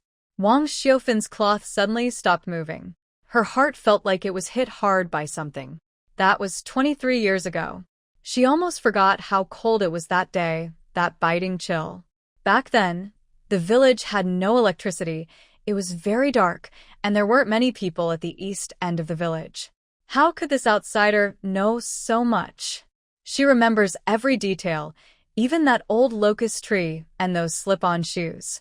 How do you know? Wang Xiufan asked instinctively, her voice trembling. How do I know? Hee. Lei Disheng hiccuped and laughed bitterly, his smile full of sadness. How could I not know? If I didn't know, who secretly threw that half-sack of charcoal at your door that night? If I didn't know, who saved you when you were seriously ill 5 years ago? 5 years ago? Wang Xiufan's memory suddenly pulled her back to that hopeless autumn. It was the first time she collapsed from exhaustion, acute pneumonia, a high fever of 40 degrees. Zhang Dajuan refused to take her to the hospital, saying he could handle it himself. She was feverish and confused, feeling like she was about to die. But the next morning, A package of medicine and a fever-reducing injection mysteriously appeared at her door. That package of medicine saved her from the brink of death. She thought it was a kind neighbor or her younger brother Wang Debao who secretly sent it. Lei Disheng pointed to his nose, his drunken eyes blurry but stubborn. That medicine. I went over 2 mountain ridges in the middle of the night to buy it from the county hospital. On the way back, it rained heavily, the road was slippery, and I fell at Wild Boar Ridge, losing a big piece of flesh from my leg. As he spoke, he rolled up the wide cuff of his work pants. There, on his muscular calf, was a long, winding scar like a centipede. Even after so many years, it was still shocking to see. Wang Xiaofan looked at the scar and froze. It turned out that when she thought she was in endless darkness, calling out to the sky and the earth, someone had been silently and clumsily protecting her in the shadows. Her eyes welled up with tears. She forced herself to hold back her emotions and tried to explain logically. Director Lei, you are a good person. We are villagers, and you are kind-hearted. You can't bear to see others suffer. Good person? Lei Disheng seemed to hear a joke and suddenly waved his hand in frustration. Stop flattering me. I'm not a good person. If I were kind-hearted, why do they all call me Tiger Lei around here? If I were kind, why don't I go take care of Widow Lu at the west end of the village? Why not look after Sister Li on the front street? Drunk, he suddenly reached out and grabbed Wang Xiaofan's wrist as she was wiping the table. His hand was rough, hot, covered with calluses, and had a lot of strength like a pair of pliers. But the moment he touched Wang Xiaofan's skin, he seemed to get an electric shock. His grip loosened a little, becoming more careful, as if afraid of breaking something. Xiaofan, sister. Lei Disheng looked into her eyes, his voice deep and thunderous, echoing in the empty dining hall. Do you think I have nothing to do? With so many women in Manqing County who are upset, can I really handle them all? If I had free time, wouldn't it be better to sleep a little more? They were very close. Wang Xiaofan could clearly see the bloodshot veins in his eyes and the intense heat that had been suppressed for a long time but finally burst out. Then you. Wang Xiaofan's heart was pounding. She wanted to pull her hand back, but didn't move. Lei Disheng released her and took out an old, worn leather wallet from his inner pocket. His trembling fingers pulled out a crumpled black and white photo from the deepest part of the wallet. The photo was only about 2 inches big, with frayed edges. It showed a young man in ill-fitting military uniform, with a crew cut, smiling foolishly but full of spirit. This was taken when I was 20, Lei Disheng said, slamming the photo on the table and pointing at it. Look. I was quite handsome back then, wasn't I? Over the years, matchmakers have worn out the threshold of the brick factory. The villagers say I, Lei Disheng, have high standards, that I'm a fierce, bad-tempered old bachelor destined to stay single forever. That's nonsense. He panted heavily, his eyes red as if they were about to bleed. I don't want to marry because I'm sick, or because I'm poor. It's because my heart has already taken someone in. It's full. There's no room for any other woman. Wang Xiaofan looked at him in shock. Rumors said Lei Disheng had been hurt in the underworld years ago and was no longer capable, or that he was too violent for women to marry. But it was all false. He was guarding someone. For most of his life, the air in the dining hall seemed to freeze, only the old wall clock making a monotonous tick-tock sound. Lei Disheng's eyes gradually became dreamy, as if he could see through the person in front of him, through the dim yellow light, back to a distant past. He no longer shouted. His voice became very soft, gentle, as if afraid to wake a dream. March 6, 1968. Lei Disheng muttered to himself, giving a date. Wang Xiaofan trembled all over. That was the day she got married. That day, it rained lightly, and the road at the village entrance was muddy. The wedding trumpet sounded loudly, noisy, and annoying. Lei Disheng closed his eyes, as if the scene was right in front of him. You wore a borrowed red floral cotton jacket, not quite fitting, with short sleeves. You had a green ribbon tied in your hair, the cheapest kind from the supply and marketing cooperative. You sat on Zhang Dajuan's bicycle, looking down, not looking at anyone, like a scared quail. Every detail was like a knife, precisely depicting the scene from that time. How come you? Wang Xiufan's voice was already choked with emotion. That day, I hid behind the mill at the village entrance. Ladisheng opened his eyes red, two cloudy tears swirling in his eye sockets, but stubbornly refusing to fall. He stretched out his rough, calloused hand, clenched it in the air, making a gripping motion. I was holding a big, white rabbit candy. I had saved up 3 months' allowance to buy it, planning to rush out and give it to you. But when I saw you get on the car and Zhang Dajuan, that coward, pushing you away, I didn't dare to move. I just held on tightly, so tight that the candy wrapper melted, sticky and gooey, impossible to wipe off. Ladisheng sniffed, his voice trembling with tears. Xiufan, 25 years ago. Back then, I was nothing. I couldn't give you a home. I swore behind that mill. I thought, as long as you could live well, I would accept being dirted in the mud for the rest of my life. But I also swore that if Zhang Dajuan ever treated you badly, I would risk my life to bring you back. This sentence was like a thunderclap exploding in Wang Xiufan's mind. She had always thought her life was a discarded piece of cloth, despised and trampled by Zhang Dajuan's family. She wrapped herself in a tough shell, telling herself she didn't need a man, didn't need reliance. During these long, dark years, she didn't realize that in another man's eyes, she was a precious treasure he couldn't have, a bright star he had cherished and carefully thought about for half his life. Feeling so valued was strange and overwhelming, and it suddenly broke down all her defenses. Ladisheng, drunk and acting like a hurt young boy, clumsily buried his head in his arms, his voice muffled as he spoke. Now it's finally over. You're free. You don't know. When I saw you holding the divorce papers that day, my heart felt like an old house was on fire, burning me up. Now, even the heavens can't stop me. Anyone who dares to hurt you, I'll deal with them. I want to spoil you so much that everyone can see the old house is on fire and there's no saving it. No saving it, he muttered, his voice growing softer until it turned into heavy breathing.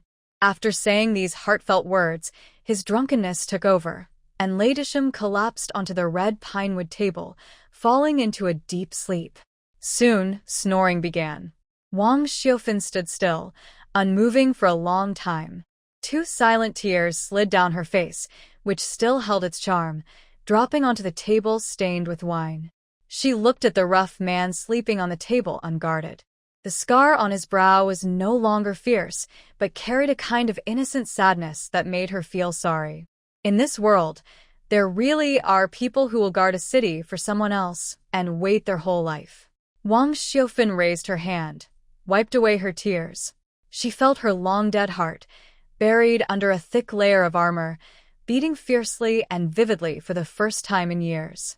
She turned and walked to the coat hook by the door, took down the military coat she had sewn and repaired herself last night.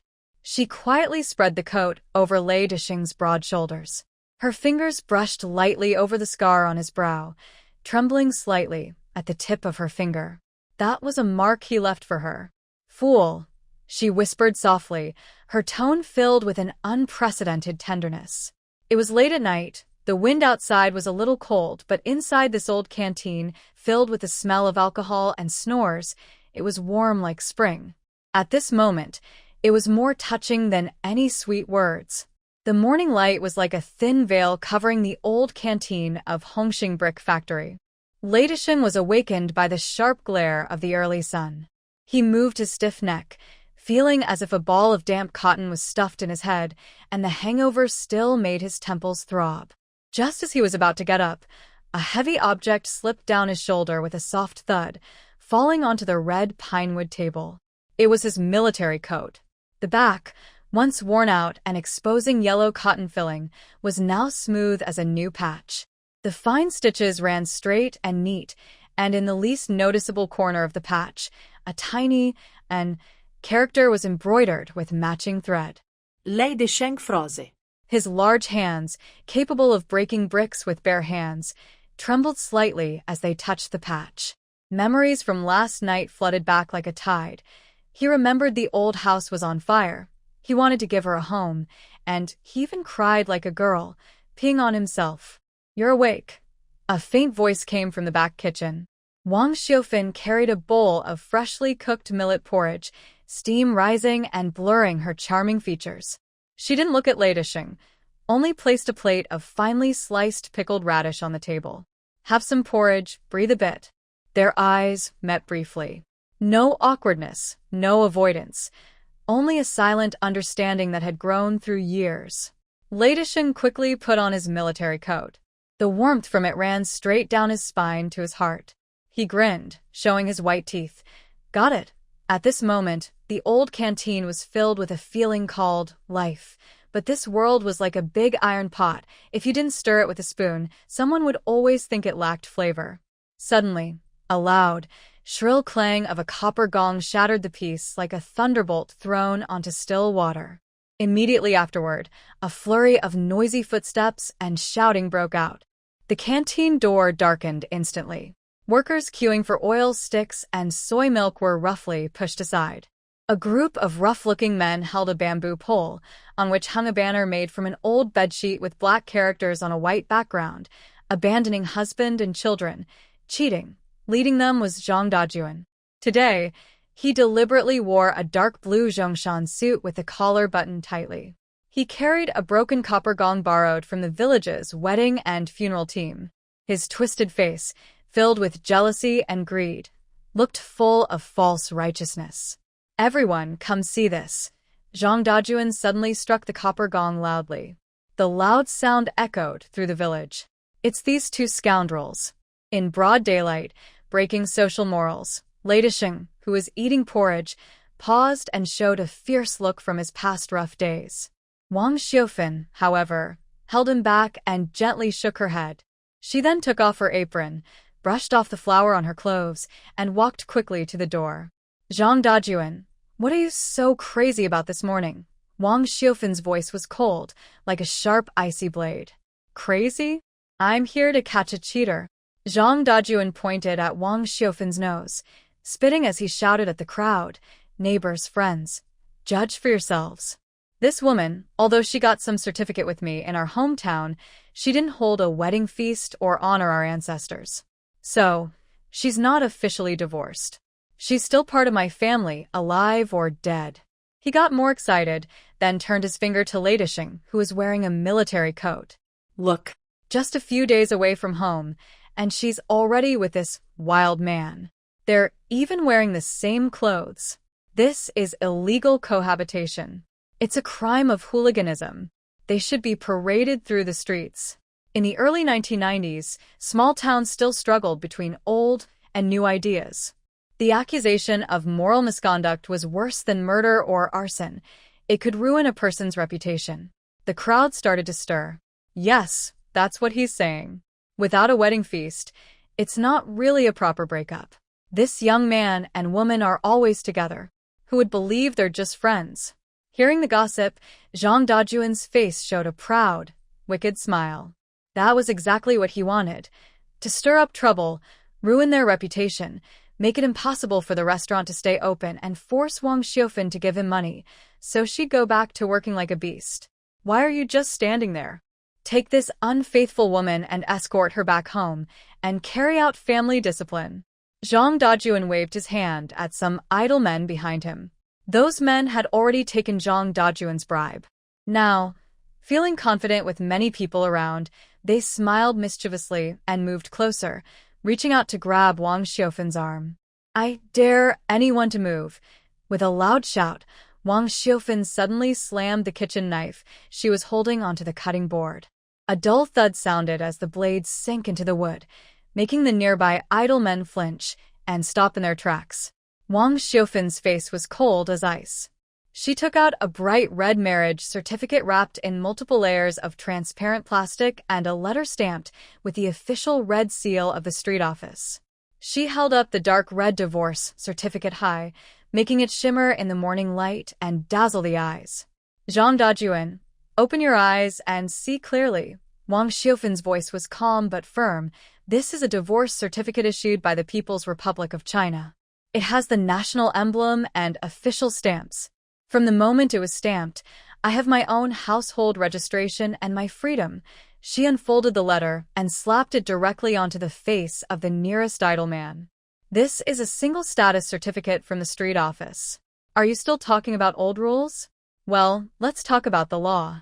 I am now protected by law as a legal citizen. What you're doing is provoking trouble. It's kidnapping. It's illegal. The man was stunned by the string of legal terms.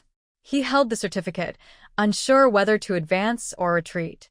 Most of the workers watching didn't understand the law, but seeing Wang Xiufin's righteous attitude, their hearts tilted in her favor. Exactly. She has a red book, which makes her legal. How can old rules be more important than the law? Zhang Dajuan is also a leader at the supply and marketing cooperative. Why does he act like he doesn't know the law? Seeing the public opinion shift, Zhang Dajuan became furious. He threw down his copper gong, tearing his face completely. His blue veins on his neck bulged like worms. Bah! A good official can't decide family matters. The law can govern the sky, the land, but can it control my family rules? As long as I don't give in, you're just a broken shoe. He barked like a mad dog, biting wildly. If you don't come back with me today, I'll come here every day to cause trouble. Not only that, I'll go to the county to report Ladisheng for kidnapping a good woman. Let his brick factory shut down for good. I'll see who can outlast whom. This is the logic of a scoundrel. Those with shoes are not afraid of those barefoot. Even if it costs him dearly, he will fight to the end. Wang Xiufin was trembling with anger, about to argue back, when a broad, warm hand gently pressed on her shoulder. The palm was warm and steady like Mount Hai. Ladisheng pushed through the crowd and stepped forward. He didn't make a move, not even taking off his military coat, just carrying a dirty, rough cloth bag in his hand. Behind him, the short-haired man and Dazhuang followed like two gate gods, holding a thick black record book. This was the duty log of the brick factory. Old Thunder has come out. The crowd automatically made way. Ladisheng walked up to Zhang Dajuan, looking down at him, who was a head shorter than himself. His eyes were like he was looking at a weak chicken ready to be slaughtered. Are you going to report me to the county? Ladisheng's mouth curled into a mocking smile. All right, since you, Officer Zhang, seem to know the law, let's go to the police station and have a good talk.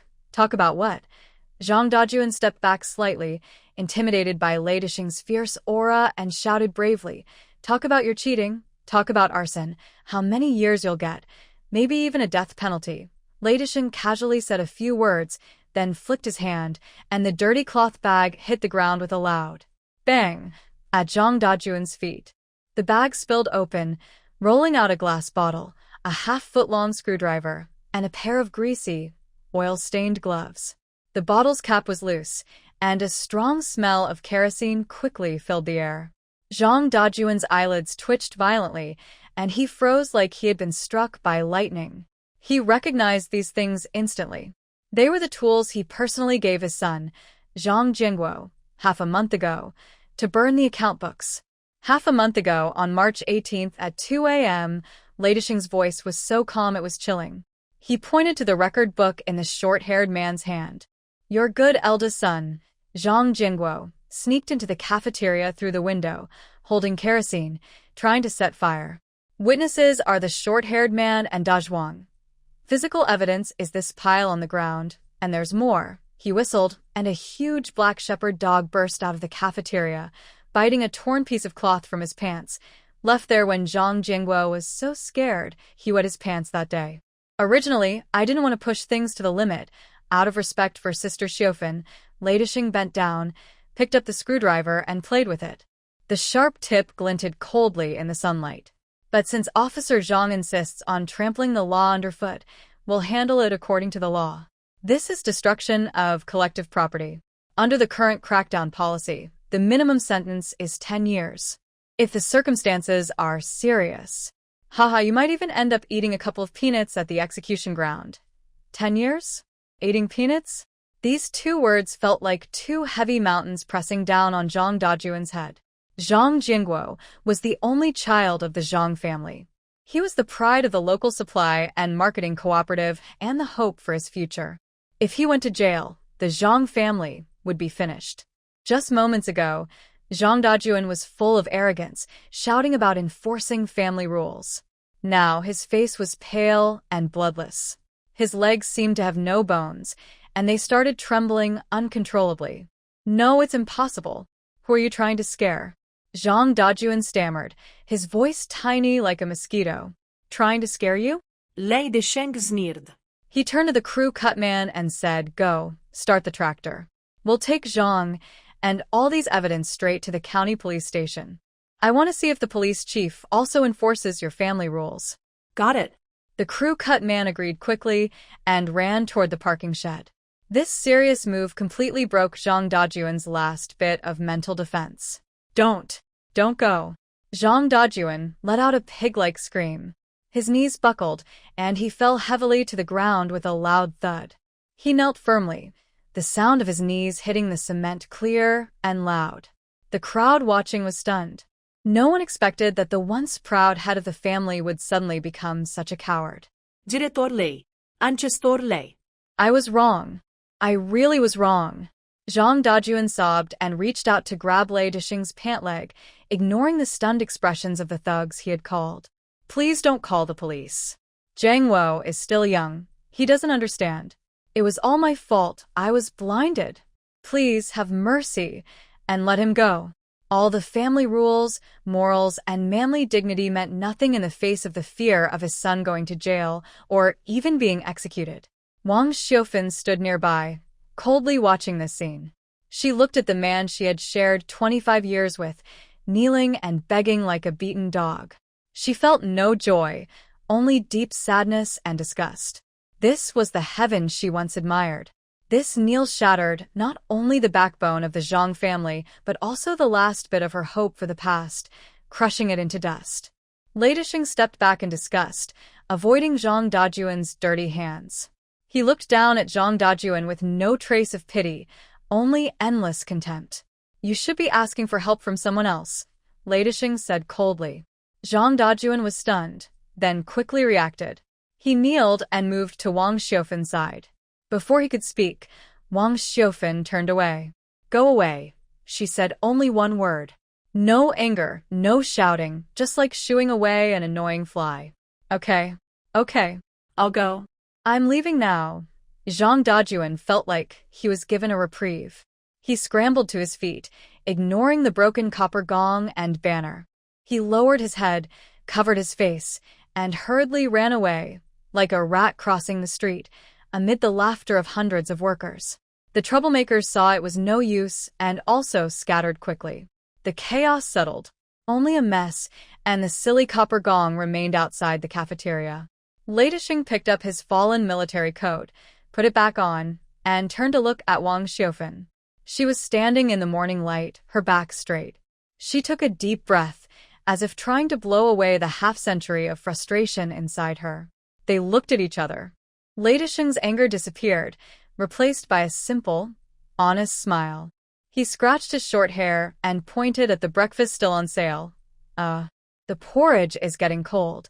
Wang Xiufan chuckled softly, her fine lines relaxing, like a frost-kissed chrysanthemum blooming beautifully. If it's cold, just heat it up, she said, turning toward the stove with a lively voice like an 18-year-old girl.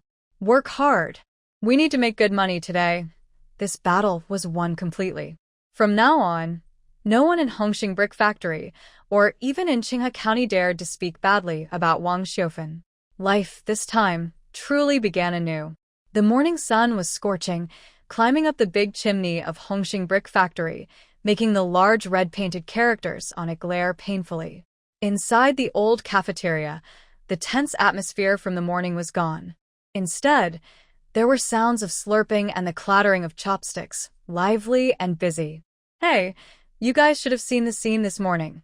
A crew cut man held a large bowl bigger than his face, one foot resting on a long stool. Spit flew as he spoke like a storyteller. Director Lei threw that bag of evidence onto the ground. That Zhang guy from the supply cooperative looked so scared his face turned white. He just knelt down with a thud. His knees hit the cement floor, making a loud bang. It looked painful. Exactly. Big Zhuang, sitting nearby, took a big bite of a golden fried dough stick and muttered, "That kind of coward who treats his wife like a rag deserves to taste the pain of being behind bars. But our boss lady is tough. When that red book is out, No one dares to show their teeth. The workers burst into laughter, their eyes full of relief. Inside the kitchen, steam rose and the aroma was so tempting it could make anyone hungry. Wang Xiaofan, wearing a faded apron, skillfully flipped vegetables with her knife. The chopping sound was steady, like a clock's pendulum. Her face showed no emotion, as if the morning's near-disaster was just a tiny spark in the stove that quickly went out. Only when Hohat handed her a plate did she notice Wang Xiaofan's hand with a few visible blue veins on the back. "Xiaofan, sister," Hohat whispered softly, looking nervous. "Work," Wang Xiaofan said, without looking up. She scraped the knife against the cutting board and swept the shredded potatoes into a bowl. "Even if the sky falls, these hundreds of mouths need to eat at noon. We have to earn the money." Just as she finished speaking, a sudden loud screech of brakes came from outside. Skrrr. The sound of tires rubbing against gravel was sharp, followed by a cloud of dust. The noisy cafeteria suddenly went silent, as if someone had choked it off. Even the sound of slurping noodles stopped. A shiny black Santana car, with the Volkswagen logo on the front, stopped steadily on the uneven lot of the brick factory, kicking up a yellow dust cloud. In 1993, the Santana was known as a government car, and ordinary people would avoid it when they saw it. The car door opened, and 3 or 4 middle-aged women in dark blue official uniforms stepped out. They all had short hair just above the ears, wore black leather shoes with low heels, and carried briefcases under their arms. Their serious expressions seemed out of place amid the smell of sweat and coal dust at the brick factory. "Wow, a Santana!" The crew cut man quickly put his foot down from the stool, eyes wide. "This is a car only county leaders ride in. Why is it here in this dump?" "Something's wrong," someone muttered. "I think that big general's look when he left was strange. Could it be that he really went to the county to report us? Maybe they've sent someone to shut down our restaurant." As soon as this was said, the atmosphere in the kitchen grew tense. These days, ordinary people don't fight with officials. If we're labeled a black shop or accused of improper conduct, our busy days could be over. The middle-aged woman leading the group adjusted her gold-rimmed glasses, looked at the red pinewood sign that read, "Xiaofun's Home Cooking," and frowned slightly. She strode confidently into the restaurant. "Who is in charge here?" Her voice was calm but carried a firm official tone. Leidisheng was coming down from the second floor. Hearing the noise, he hurried over quickly. He still wore his military coat, exuding a tough aura like a protective tiger, blocking the kitchen door. "I'm the manager," Leidisheng said firmly, sizing up the woman. "What do you need, leaders? People pay for their meals here. If you're looking for trouble, Leidisheng," the woman interrupted coldly, pulling out an ID card and showing it. "I'm Lu Aimin, director of the County Women's Federation. Someone has reported us for operating without a license and causing trouble. We are here to check the situation. Get lost." Leidisheng's eyes widened, about to curse, but he remembered Xiaofan's warning. He swallowed the words back, his face turning red with frustration. Lu Aimin was unafraid. She looked past Leidisheng's shoulder, scanning the messy restaurant and the shirtless men inside. Her brow furrowed even more. Opening a restaurant in such a place, with such a chaotic environment, Lu Aimin pushed up her glasses and spoke sternly. For a woman recently divorced and single, it's easy to attract gossip. We must take reports from the public seriously. At the door, a chubby woman and some idle men peeked in, smiling mischievously. "See? I told you that woman isn't proper. Now the officials are here. Let's see how she handles this." Just then, a rough hand gently pushed aside Leidisheng's broad shoulder. Xiaofan took off her apron, brushed the flour from her clothes, and calmly stepped out. "Director Lei, visitors are guests. Please don't block the way." She approached Lu Aimin calmly, neither bowing nor showing panic, simply gesturing politely with a "please." "Director Lu, this place is messy. Please have a seat here." Wang Xiaofan turned around, poured a few glasses of plain water, and brought a plate of freshly cooked, still unsealed preserved meat, placing it on the shiny red pinewood table. "This is our restaurant's signature dish. Please try it and give us your feedback." Lu Aimin paused, surprised. She had been inspecting rural work, seen people throwing tantrums, heard crying and pleading, but she had never seen someone so composed. "Comrade Wang Xiufeng," Lu Aimin said, not touching her chopsticks, her gaze sharp. "We didn't come here to eat. We are here to discuss your work style issues. Director, I am just a simple person. I don't understand complicated principles." Wang Xiufeng interrupted gently but firmly, showing resilience. "I only know that I worked as a farmhand for 25 years, taking care of my paralyzed mother-in-law, raising 3 children, and in the end, I couldn't even get a warm meal. I left everything behind with only 3 yuan and 50 cents. She pointed to the old cafeteria. "This place was built with borrowed boards to block the wind, and I gathered broken scraps to make it. I make a living with my skills and strength. If this is considered a work-style problem, then are there any honest jobs left in this world?" Lu Aimin looked at her hands, calloused and scarred from burns, and her eyes flickered with emotion. Wang Xiufeng reached into her close-fitting top pocket and took out a worn red notebook, slamming it onto the table. "This is my ledger." She pointed to the dense writing inside. "This entry is the 23 years of support money I received for my daughter. I keep track of it clearly. This one is the receipt for the meat I bought this morning, pork belly at 2.3 yuan per jean. This entry is the wages I paid to help her Ho-Hot, 60 yuan a month, no less." Although her handwriting wasn't elegant, it was neat and orderly. Every penny's source and every expense was transparent and honest. Lu Aimin looked down at the ledger, her initial scrutinizing gaze gradually turning into surprise. This wasn't the record of an uneducated rural woman. It was a detailed business report from a shrewd head of the household. Director, Ho-Hot, who had been hiding in the corner, suddenly gathered her courage and rushed forward. Her eyes were red, and the bruise on her face hadn't faded yet. "Don't believe those lies outside." Guohua pointed to her face. "My husband hit me really hard. Sister Xiufeng took me in, taught me how to cut vegetables, cook, and even paid me wages. She's the best person in the world. Anyone who says she's a bad woman has a heart that's been eaten by a dog." Her words were full of tears but sounded firm, shocking everyone present. Lu Aimin was silent. She stood up, said nothing more, and walked straight to the back kitchen. Lei Desheng wanted to stop her, but Wang Xiufeng gave him a look to hold back. The kitchen was not as messy as expected. The cement stove was cleaned so well it reflected shadows, and the condiments were neatly arranged. Even the cloths were folded into tofu shapes. In the corner, 50 packages of braised pork wrapped in brown paper were stacked like soldiers, with no oil stains at all. Lu Aimin casually wiped the windowsill, her fingers clean and dust-free. The cleanliness was better than that of the county guest house. Good. A place hiding dirt and filth. Lu Aimin turned around, her face dark and frightening. But this time, her anger was not at Wang Xiufeng but at the people outside who were watching and laughing. She strode back to the main hall, looked around, and her gaze paused for a second on the chubby woman peeking at the door, who quickly shrank back. "Is this what some people call a bad place? Is this what they call improper conduct?" Her voice rose sharply, echoing in the empty dining hall. "I see that this is not only not a bad place, but also a model of women in our county being independent and strong." She excitedly held Wang Xiufeng's rough hand, full of admiration. "Comrade Wang Xiufeng, we have verified your situation. Those reports are just slander. Now, the country encourages developing small businesses. Earning a living through hard work is honorable." Then she waved to the staff behind her. "Bring it here." The staff immediately ran to the car and took out a rolled-up red velvet banner.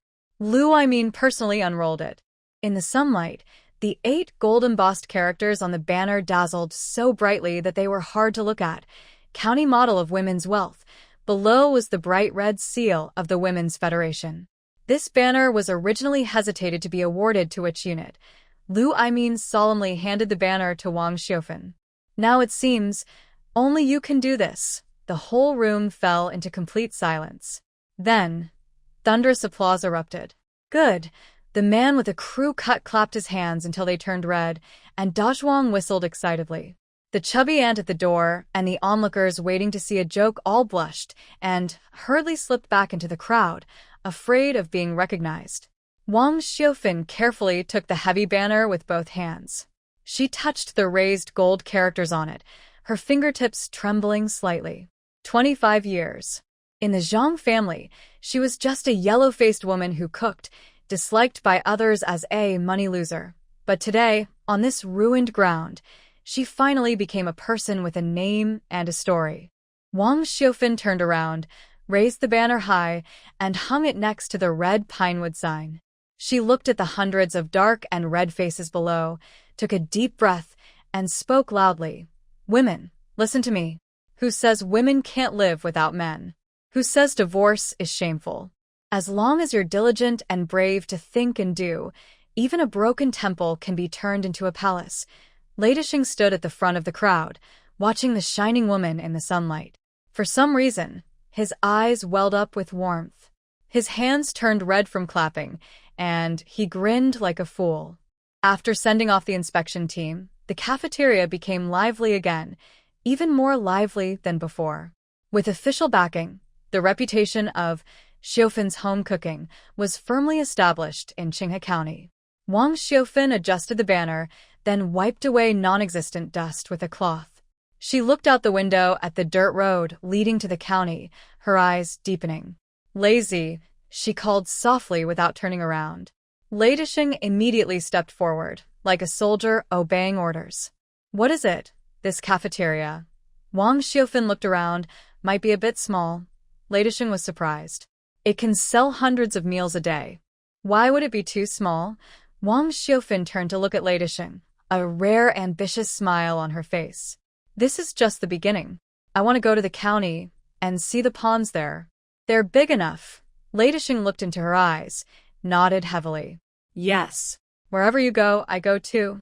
Even if I have to tear a hole in the sky, I'll fix it for you. At 10 in the morning, the sun was blazing hot, making the ground seem to smoke. In the forging workshop of Qinghe County Machinery Factory, the air hammer was pounding loudly, shaking everyone's nerves. The smell of machine oil and metal shavings filled the air. Zhang Jingguo, dressed in his blue work clothes covered in oil and dirt, held a file in his hand but looked lost and distracted. His eyelids twitched rapidly as he kept thinking about how his father, Zhang Dajuan, had knelt down at the brick factory earlier that morning. Zhang Jingguo, stop what you're doing and come out here. A loud shout cut through the noise of the machines. Director Wang stood at the door with a stern face, flanked by 2 security officers wearing red armbands. Zhang Jingguo's heart sank, and he almost dropped his file on his foot. He forced out a weak smile that was worse than crying and went to meet him. Director Wang, what's the matter? I'm busy trying to meet the deadline. Stop talking nonsense and come with us. The security officers didn't bother to be polite. They grabbed his arms from both sides, like they were arresting a criminal, and dragged him out of the workshop. On the way, his co-workers looked at him as if he were a monster, making him feel very uncomfortable. He wanted to argue. What are you doing? I'm a regular worker. I have a stable job. My dad is a supply and marketing officer. Why are you arresting me? When they reached the security office, the director slapped a piece of white paper onto the table. The red stamp on it was bright and glaring, like blood. Zhang Jingguo, after the factory's decision, you are fired, the director said coldly, looking at him as if he was a useless piece of trash. The reason is serious criminal suspicion, attempted arson, and damaging the factory's reputation. Our machinery factory is a model unit in the county, and we cannot tolerate someone like you. Fired? Those 2 words hit Zhang Jingguo like thunder, exploding in his mind. In this era, losing a stable job was like losing your life. Without it, he wouldn't be able to support his wife and children, and he might even be crushed by the system. Why? I didn't set fire. It was a misunderstanding. It was Lei Disheng's grandson who set me up. Zhang Jingguo's eyes turned red with anger. He tried to grab the notice and tear it apart. The security chief pushed him away with disdain. A misunderstanding? It's all over the county now. You went to burn your own mother's shop with a kerosene bottle and got scared so badly you peed your pants. Only someone with no morals and a hot temper would do such a thing. Hurry up and leave. Don't dirty our place. Take off your work clothes. They belong to the factory, and you have no right to wear them. Two workers stepped forward and started to forcibly remove his clothes without explanation. No. These are my clothes. I won't take them off. Zhang Jingguo desperately clung to his collar, crying out like a child who had just lost his candy. This was his last bit of dignity. Snip, a loud tearing sound. Buttons flew off and rolled into the corner. His blue work uniform was forcibly torn off and thrown on the ground like a rag. Zhang Jingguo was left only with a yellow undershirt, his arms pale as lotus stems, and under everyone's watch, he was pushed out of the factory gate. Get out. Convict. Stay away from our factory in the future. You bad luck. As the heavy iron gate slammed shut behind him with a loud bang, Zhang Jingguo stood on the street, looking at the shiny gold letters of Qinghe County Machinery Factory, trembling all over.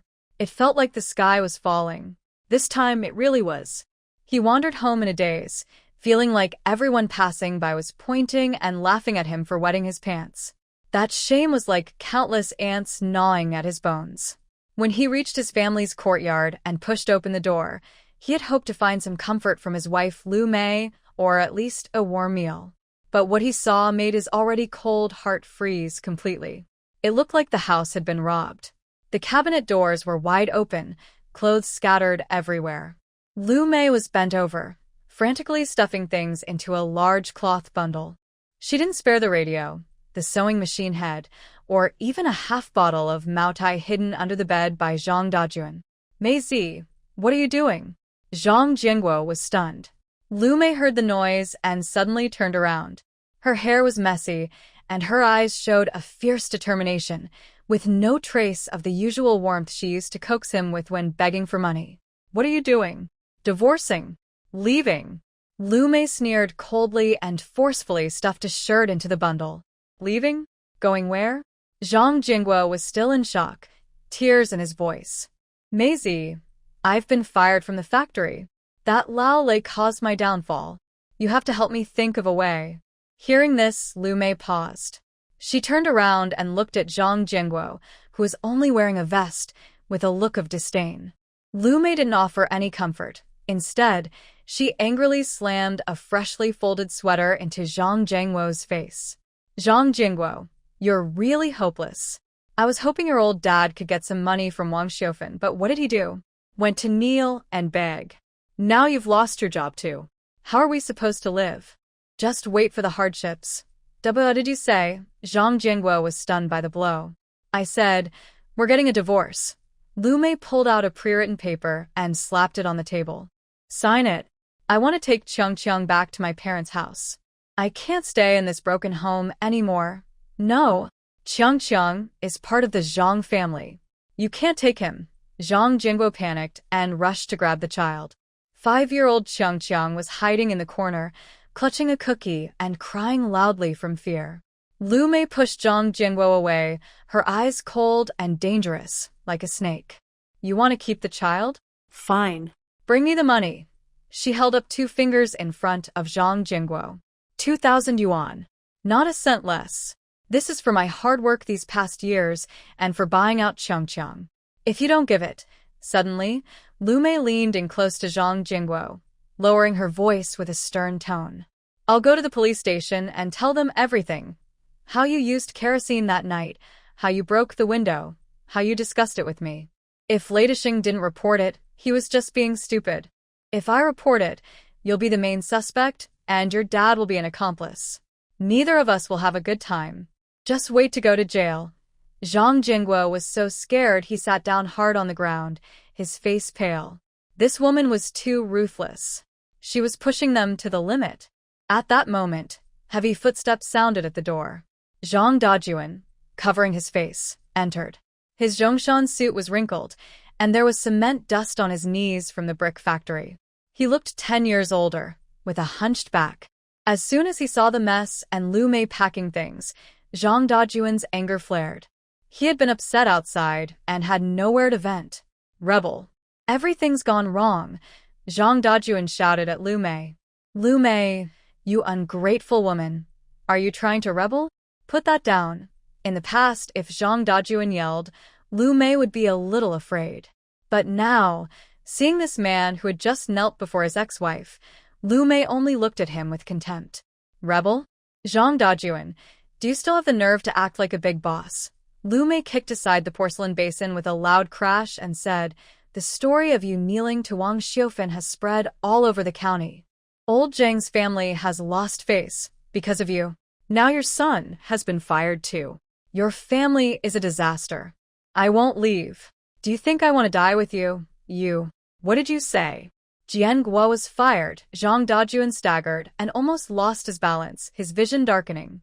He looked at his son, lying on the ground. Zhang Jianguo seemed to grasp a lifeline. He crawled and rolled to Zhang Dajuan's feet and knelt down with a thud. Dad. Dad, help me. Zhang Jianguo clung to Zhang Dajuan's leg, tears and snot covering his face. The factory fired me. Lu Mei wants to divorce me and take Chang Chang away. She also plans to report us for arson. Dad, this was your idea.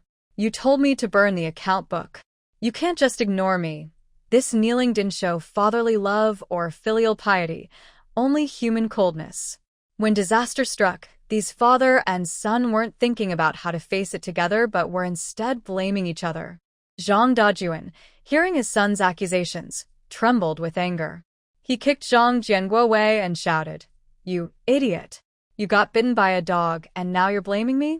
I told you to burn the book. Did I tell you to pee your pants? Enough! Stop acting. Lu Mei impatiently interrupted their fight.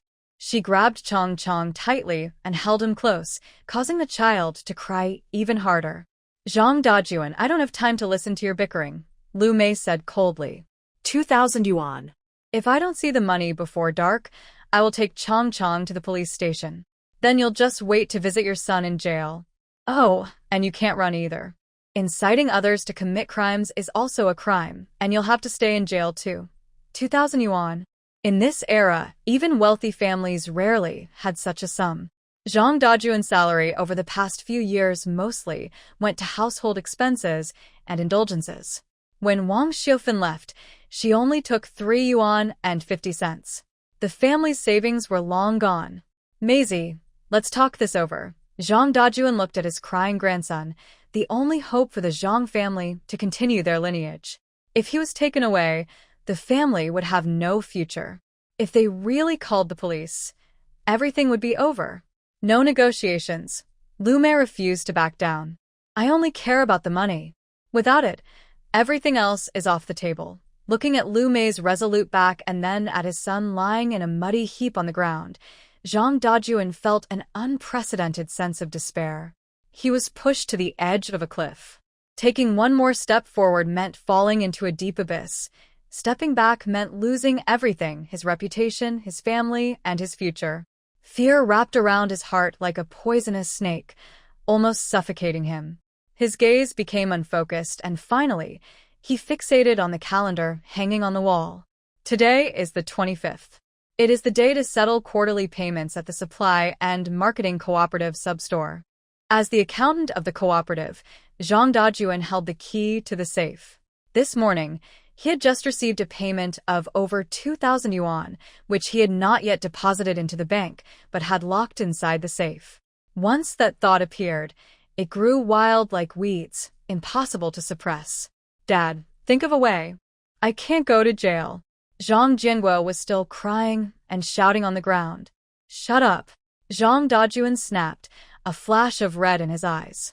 He took a deep breath, forcing himself to stay calm. This money.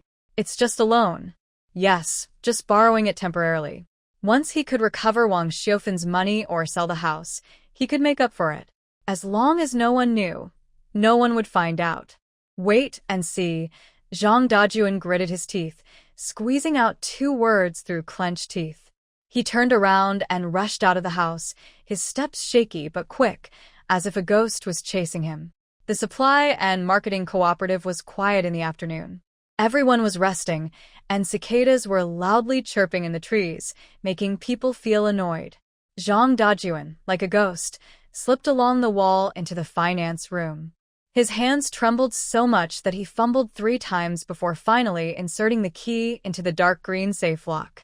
With a soft click, the heavy iron door swung open, and a mixture of ink and old paper smell flooded out. Inside the dark iron cabinet, neatly stacked, were several bundles of great unity notes. Zhang Dajuan's heart pounded wildly, as if it might jump out of his throat. He looked back at the slightly open door, making sure no one was around, then tremblingly reached toward the money. 2,000 yuan. 200 bundles of great unity notes. The money was hot, like a branding iron, burning him as he clutched it tightly to his chest, making his skin and flesh shake. This was public money, a high-voltage line. Moving this money meant certain doom. But he had no choice.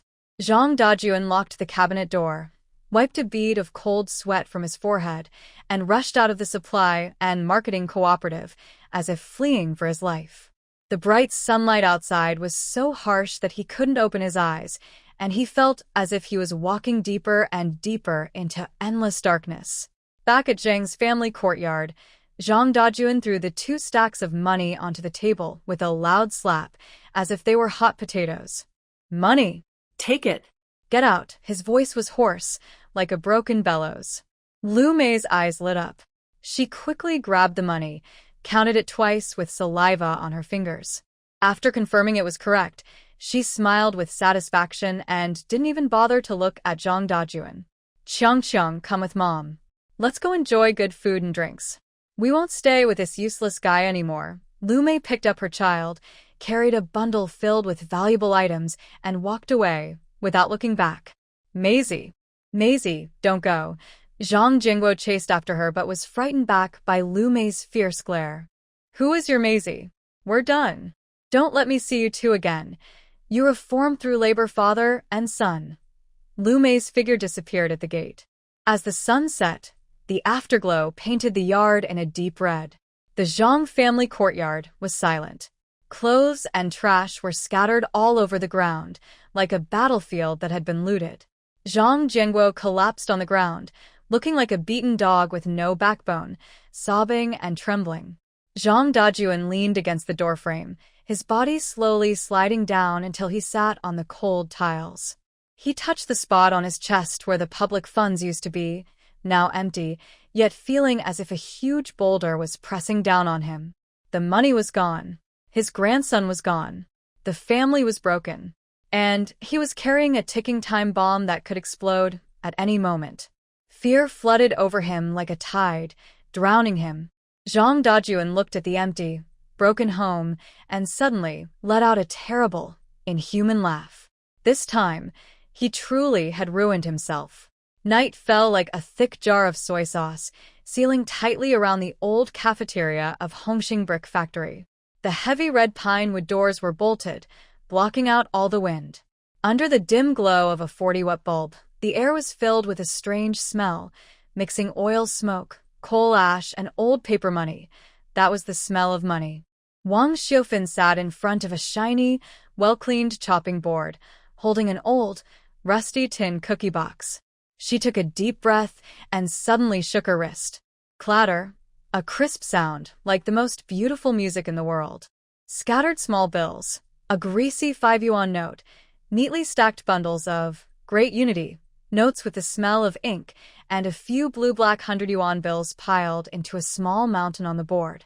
In 1993, this pile of money could buy 2 decent houses in an ordinary county town, or equal the savings of a 2-worker family saving for 5 years without eating out.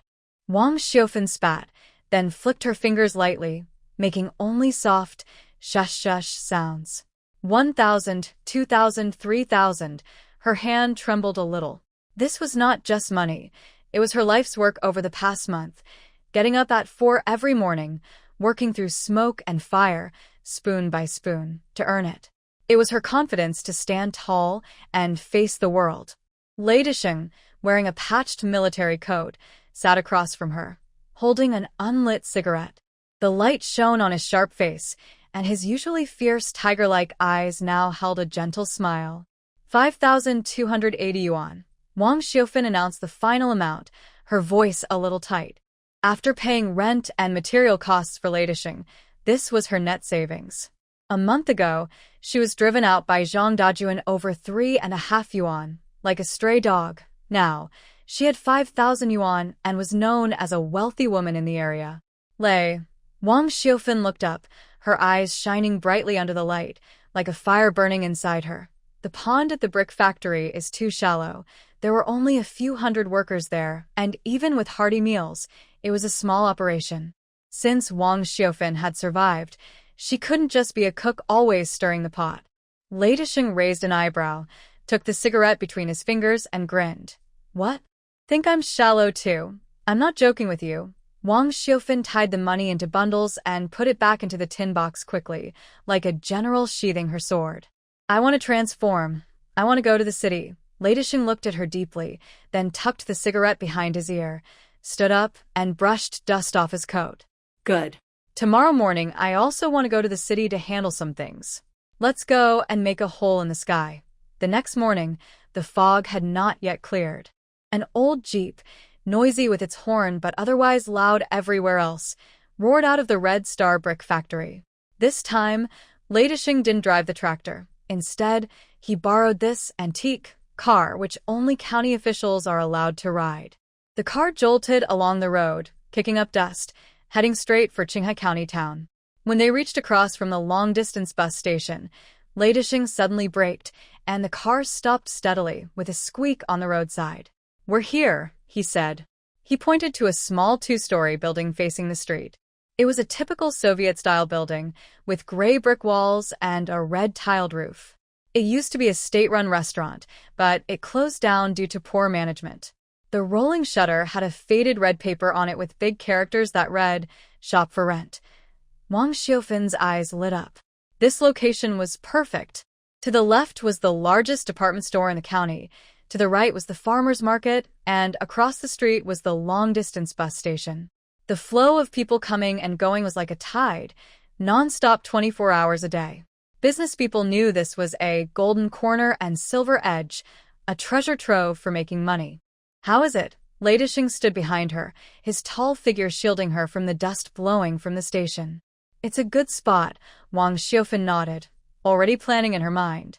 But it needs a big renovation, broken glass, peeling walls, and a fresh coat of paint. Just as they reached the door and were about to take a closer look, a sharp screech of brakes suddenly sounded. Skrrr. A shiny black Santana car forcefully cut in front of them. The exhaust fumes almost made Wang Xiufeng cough. The car door opened. First a pair of shiny leather shoes stepped out, then a chubby man with a briefcase and a belly that nearly burst his shirt buttons. The man immediately covered his nose exaggeratedly and waved a hand in front of his face, looking disgusted. Hey, landlord, why do you let anyone stand at the door? Smells like a brick kiln. A middle-aged man with glasses and a thin build hurriedly got out from the passenger side. It was the landlord. Seeing the chubby man dressed in a slick hairstyle, a pager, and a Santana, the landlord immediately understood. He was a typical big shot. Comparing him to Wang Xiufeng in her old cotton coat and Lei Disheng with his fierce look, the landlord's mind started calculating quickly. The landlord waved his hand like swatting flies, saying, "This is a prime location. The rent is several thousand a year. Even if you sell your house early, you can't afford to rent here. Don't block my big business talk with Boss Li." Wang Xiufeng frowned slightly but stood still, as if rooted to the ground. The chubby man, called Boss Li, sneered and glanced sideways at Wang Xiufeng, pointing with his finger that held a bag. "Big sister-in-law, go home and take care of your kids. If you damage the door frame here, you can't afford to pay." Wang Xiufeng had seen people like this in the Zhang family for 25 years and was immune. But Lei Disheng was not. Try saying that again. Lei Disheng took a step forward. His fierce aura, like a beast crawling out of a pile of dead bodies, instantly spread out. The fat man was so scared he stepped back, hitting the door of a Santana car with a loud bang. Wang Xiufeng reached out to stop Lei Disheng and gently shook her head. Fighting this kind of person would lower her dignity. She ignored Boss Li's mockery and instead took 2 steps forward, pointing at a small, unnoticed water stain at the base of the shop wall.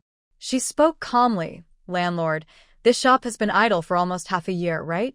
It's not that you don't want to rent it out, but you can't find tenants." The landlord was stunned and looked away nervously. What are you talking about? I'm waiting for the right price to sell. The drain in the back kitchen, does it smell bad every time it rains? And this water seepage in the corner. Wang Xiufeng pointed at the water stain with her toe. Next door is a public bathhouse. The pipes are old and cracked, and the water seeping through is bathwater. This not only attracts cockroaches but also causes mold in summer. The worst part is, it would fail the health inspection. The previous 2 tenants probably left because of this, right? Her words hit the landlord's weak spots like nails. His face instantly stiffened, and Boss Lee also stopped looking down on her, surprised by this rural woman. The look in her eyes was sharp and fierce. Those are minor problems, Boss Lee said to save face, reaching to touch his big belly. What I care about is the location. Landlord, let's not waste time. I'll offer 3,500 yuan a year. That's the highest in Qinghe County. The landlord's eyes lit up at the mention of 3,500 yuan. All right. Boss Lee, you're quick to agree, but Boss Lee changed the subject, pretending to be hesitant as he fiddled with his gold watch on his wrist. I'm a bit tight on cash right now. The project payment hasn't come through yet. According to the rules, I pay a deposit of 3 months and rent for 1 month. In big business, we invest all our money in goods. Pay 3, get 1 free? That means only a few hundred yuan as a deposit? The landlord's face instantly fell. These days, debtors are the ones in charge. He's seen many of these shell companies that make quick money without real assets, and in the end, they often run off without paying rent. Well, the landlord hesitated. If you have no money, don't pretend to be a big shot. A cold laugh rang out, sharp and clear like ice hitting the ground. Wang Xiufeng didn't waste words. She reached into her worn, faded military green canvas bag. Clatter. She unzipped the bag, revealing bundles of neatly stacked cash inside. She grabbed 5 bundles, 5,000 yuan, and slammed them onto the dusty windowsill, kicking up a cloud of dust. Bang! The dull sound was even sharper and more shocking than the earlier screech of brakes. 4,000 a year. No pressure, no credit, pay in full once. Wang Xiufeng's voice was quiet but firm, full of undeniable authority. This 5,000 is for the rent, 4,000, and the remaining 1,000 is the deposit and money for fixing the plumbing. Sign the contract now. The money is yours. If not, I walk away immediately. In 1993, nothing was more impressive than real cash. No checks, no IOUs, no boss-like airs. Cash is king. That thick stack of big bills and 100 yuan notes was like a loud slap in the face, harshly hitting Mr. Lee and knocking the landlord out cold. The landlord swallowed hard, staring at the money, eyes nearly popping out, breathing quickening. Sign. Sign right now. Mississippi no, boss. You're straightforward. Mr. Lee's face turned a sickly purple, feeling embarrassed. He stiffened his neck, trying to act tough. You rural woman, do you understand rules? Everything has a first come, first served. Get out. One word, like a thunderclap, exploded in his ears. Lei Disheng stepped forward, nearly 2 meters tall like a tower, blocking out the sunlight. The scar on his brow looked cold in the shadows, and his eyes resembled those of a predator eyeing prey.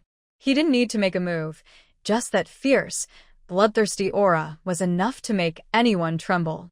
Mr. Lee's knees buckled, and his earlier arrogance vanished completely. He didn't even dare to say a harsh word. He slipped into the Santana, started the car after a few tries, and quickly drove away. After signing the contract and receiving the keys, Lei Disheng took the bunch of keys and led Wang Xiufeng upstairs. The building used to have a complicated layout, and the landlord wasn't very clear about the upstairs arrangement. But Lei Disheng moved confidently, walking straight to a closed room at the end of the 2nd floor corridor. This used to be the guest house for the county transportation team. Lei Disheng looked at the dusty door with a complex expression. He didn't explain much, took out a brass padlock he had prepared earlier and skillfully locked it on the door latch with a click. This room is reserved for my use. His movements were smooth, as if he knew every corner of the building very well. Wang Xiufeng watched his broad back, understanding in her heart that this man was hiding something. The so-called brick factory manager identity was probably just the tip of the iceberg. but she didn't ask. She trusted him, just as he trusted her. All right, I'll listen to you. He pushed open the window on the second-floor balcony, and a mixture of gasoline smell and dust filled the air. Downstairs was a busy bus station. Travelers carrying large and small bags, vendors shouting about selling tea eggs, ticket sellers calling out through loudspeakers. That was the most genuine human life, full of lively activity and wealth. Wang Xiaofan stood on the balcony, clutching the cold keys tightly in her hand. A month ago, she was hiding in a leaky, broken brick house, worried about her next meal. Now, she was standing in the busiest part of the county town, with her own two-story building beneath her feet. On the way back to the brick factory, the Jeep was driving slowly. Passing by the county supply and marketing cooperative, she saw a crowd gathered, pointing and talking. A police car with flashing red and blue lights was parked there. Two uniformed officers were escorting a dejected figure with shiny handcuffs. It was Zhang Dajuan. His proud Zhongshan suit was wrinkled beyond recognition, and his neatly combed hair was now a mess. Under the contemptuous looks of his former colleagues, he looked like a plucked chicken, shrinking his neck as he was shoved into the police car. Lei Disheng instinctively wanted to break. Xiaofan, look. He wanted her to see clearly what had become of the person who had caused her so much trouble, to feel a bit better. Wang Xiaofan looked through the dusty car window at the familiar yet strange figure. There was no anger, no joy, not even a ripple of emotion. It was like seeing a bag of trash discarded by the roadside. Don't stop. Wang Xiaofan withdrew her gaze, looked straight ahead, and spoke calmly, as if talking about someone else's matter. You're so rude. We still need to go back and pack up. The new store is opening soon, and there's a lot to do. At that moment, Lei Disheng understood that the man named Zhang Dajuan was completely dead in Wang Xiaofan's heart. Not even hatred was left. The Jeep roared as it sped up. The exhaust pipe puffed out black smoke, leaving the police car and the curious crowd far behind, lost in the dust of the world. Back at the old cafeteria of Hongxing Brick Factory, it was sunset. Wang Xiaofan finally turned off the tap and cleaned the red pinewood cutting board that had accompanied her for a month. On the wall hung an old calendar with the words, "Flowers blooming with prosperity." Every day was circled in red, marking her struggle to survive amid the ruins. Wang Xiaofan walked over, reached out, and took down the calendar. Without hesitation, she tore it off with a ripping sound, crumpled it into a ball, and casually threw it into the nearly extinguished coal stove. The flames instantly devoured the old paper, rising with a puff of gray smoke, turning into ashes. Wang Xiaofan brushed the dust off her hands, turned around, and looked at the empty cafeteria and Lei Disheng outside, who was loading pots and bowls onto the car. The sunset cast a golden edge on her face. That was the color of ambition. Let's go. Wang Xiaofan waved her hand sharply, her voice clear and loud. To the county town, to open a new store. The old days were burned away. The good days had just begun. The Jeep finally gasped its last breath and stopped in front of a dull gray two-story building. Lei Disheng jumped out, walked to the rolling shutter, and strained his arms, his muscles bulging. Clang! The rusty iron door was pushed open forcefully, kicking up a cloud of rust and dust. Before the light could shine in, a stale smell of mold mixed with sour water fermented into a sharp, foul odor, hitting their faces like a heavy punch. That was the smell coming from the neighboring public bathhouse. After being sealed in the room for half a year, the smell was so strong it made my head hurt. The last rays of sunset slanted into the hall, revealing a mess everywhere. There was mouse droppings all over, broken glass shards glinting faintly in the dim light, and thick dust that you could step into and almost cover your shoes. Spider webs hung in the corners like torn cotton, swaying in the cold wind, giving a creepy feeling. This place was even worse than the old open-air cafeteria at the Red Star Brick Factory by 3 parts. Wang Xiaofan stood at the door, not blinking once. She threw the snakeskin bag onto the only dry spot on the floor, quickly rolled up her sleeves, revealing a small, pale arm. Work. She said these words but didn't start sweeping. Instead, she headed straight to the back kitchen. That was the weak spot of the shop, the hard part that even the previous big-bellied boss and the landlord dared not mention. The back kitchen was darker, and the sour smell was so strong it could make your head spin. Wang Xiaofan squatted by the drain in the corner, turned on her flashlight. Good grief. The black, murky water was bubbling and boiling, with a thick layer of black oil floating on top, enough to make anyone feel sick. If this couldn't be cleared, not only would they not be able to run a restaurant, but even living here would make people sick from the fumes. Step aside, I'll do it. Lei Desheng had come in without anyone noticing. Without saying a word, he took off his patched-up military coat and casually threw it on the chopping board. Inside, he wore only a tight white tank top, showing two strong arms with muscles like cast iron, solid and firm. He went out to the Jeep's trunk, grabbed a hooked steel bar and a roll of rubber tubing, then strode back quickly and squatted next to the dirtiest part of the drain. Lei Desheng jabbed the steel hook down. But it didn't work. With a muffled poof, a gush of foul, black sludge burst out like a fountain, splashing onto Lei Desheng's pants and even covering his work shoes. Wang Xiaofan's heart tightened. She instinctively reached out to pull him back. Don't move. Lei Desheng didn't turn around, his voice muffled. It's dirty. Don't get it on your hands. The steel hook in his hand was stuck. The blockage was worse than expected. Probably not just grease, but also broken tiles and torn rags thrown in by the previous tenant, clogging the cement pipe completely. No wonder the landlord feels guilty. This is basically a broken drainage system. Finding a special worker to clean it? It's already very late. Where can you find one? Even if you do, with the current situation, they wouldn't bother unless paid 100 or 200 extra. Lei Desheng threw the steel bar aside. Damn, this is so frustrating. He cursed, then made a move that made Wang Xiaofan's eyes widen. This rough man leaned on the slippery, greasy ground, and without hesitation, his large right hand reached into the foul-smelling black pipe. Lei. Wang Xiaofan shouted, her voice trembling. It's okay. I used to repair tanks in the army, so I've handled dirtier jobs, Lei Desheng said, pressing his forehead to the ground, veins bulging on his forehead like worms, as he vigorously stirred inside the pipe. A harsh grinding sound came. Up.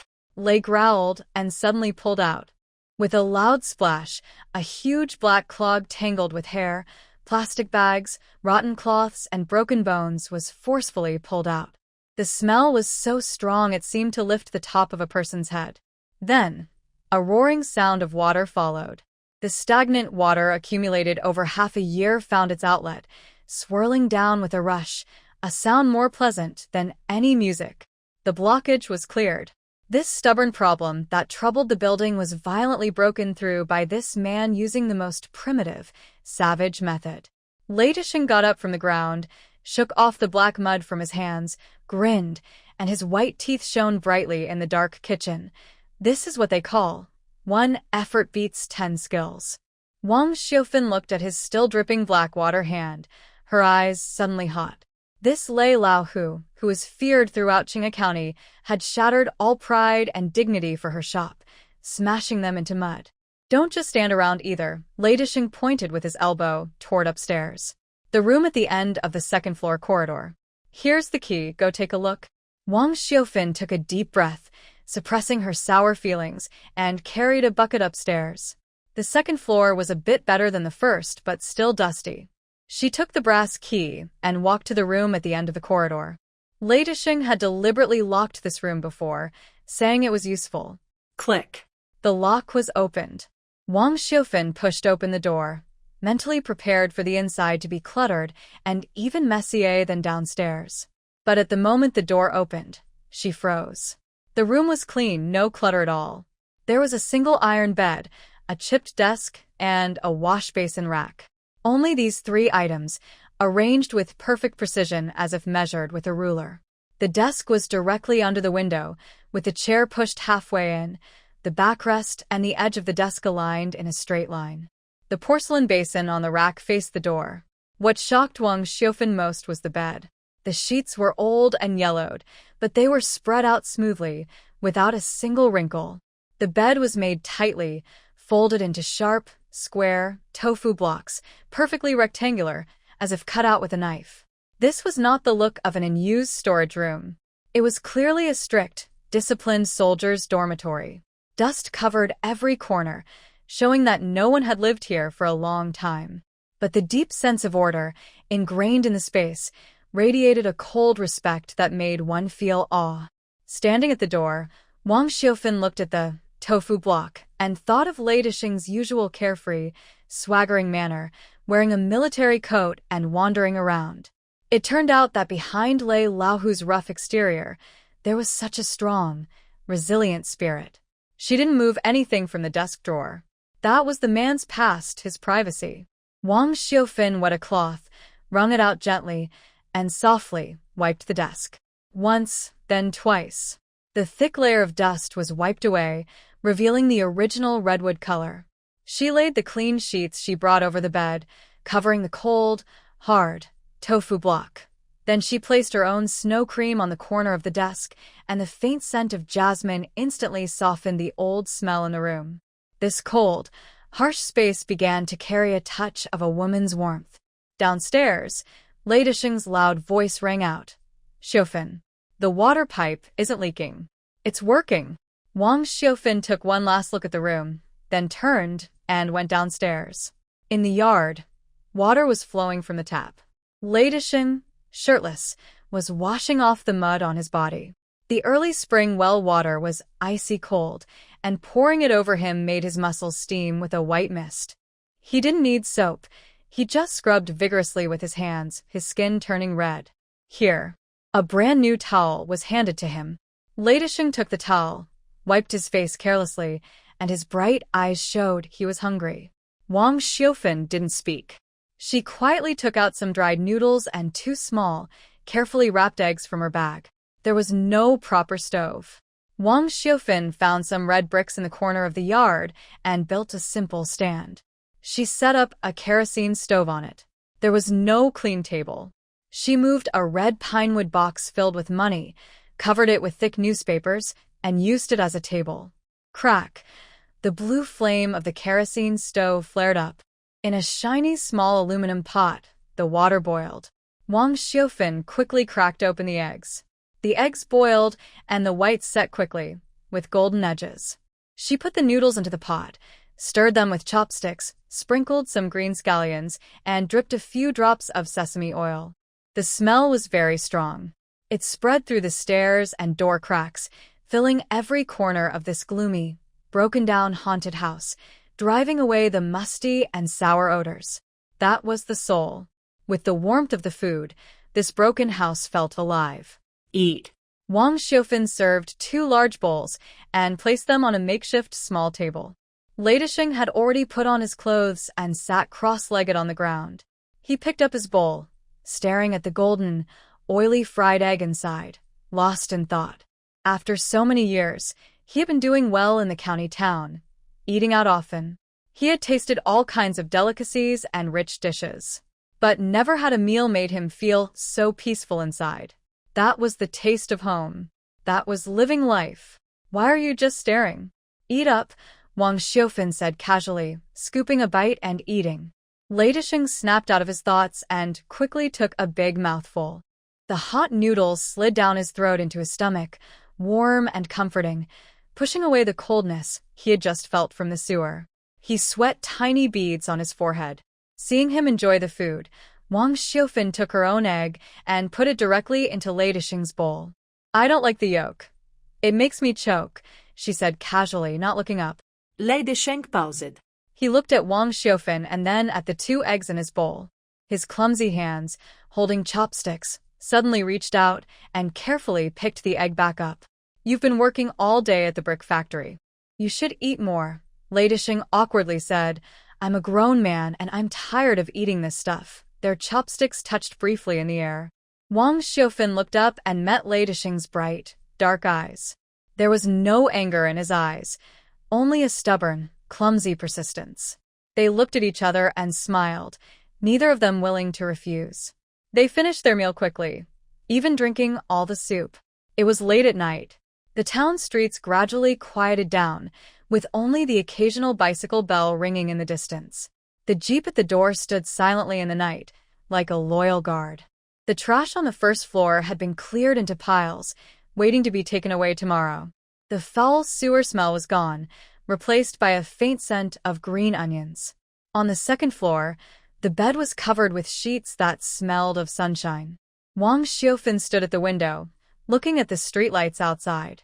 The yellow glow stretched the shadows of pedestrians, making the town look a little hazy. She turned back.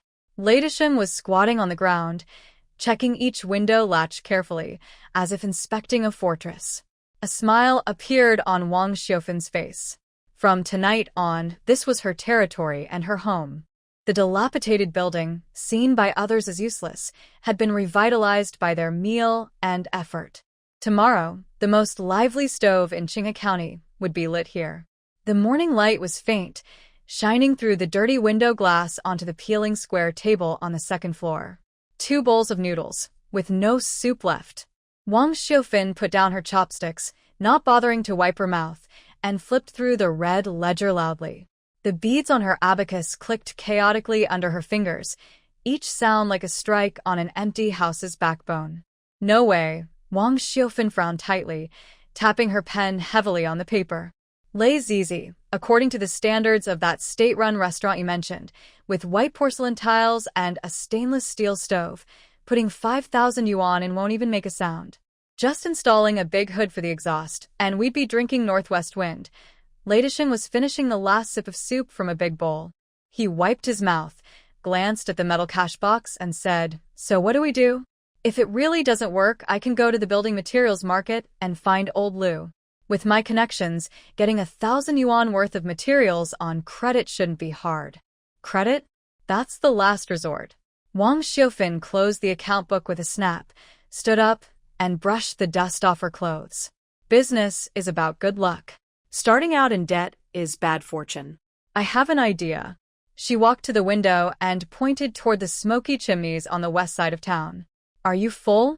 If you are, come with me to the scrap yard. Retribution froze, almost dropping his bowl. What are we going there for? Aren't there enough bricks at the factory? You want to pick up broken ones to build a stove? You'll see when we get there.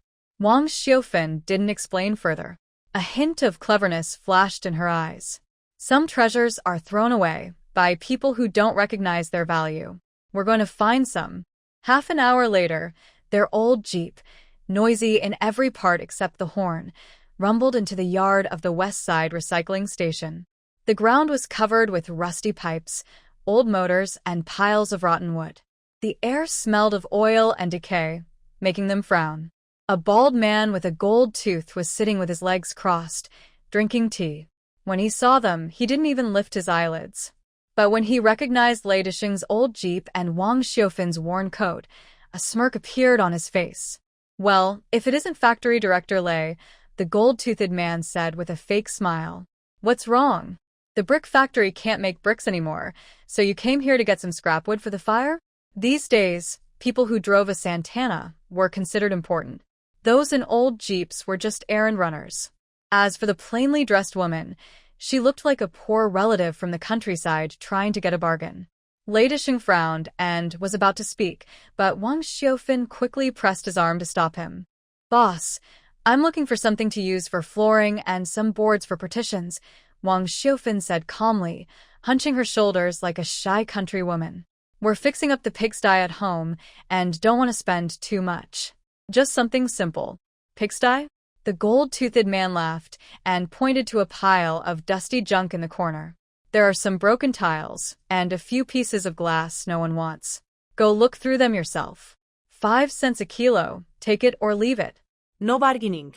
After saying that, he sat back in the rattan chair, picked up a purple clay teapot, took a sip, and waited to see the 2 poor souls rummaging through the trash heap for food.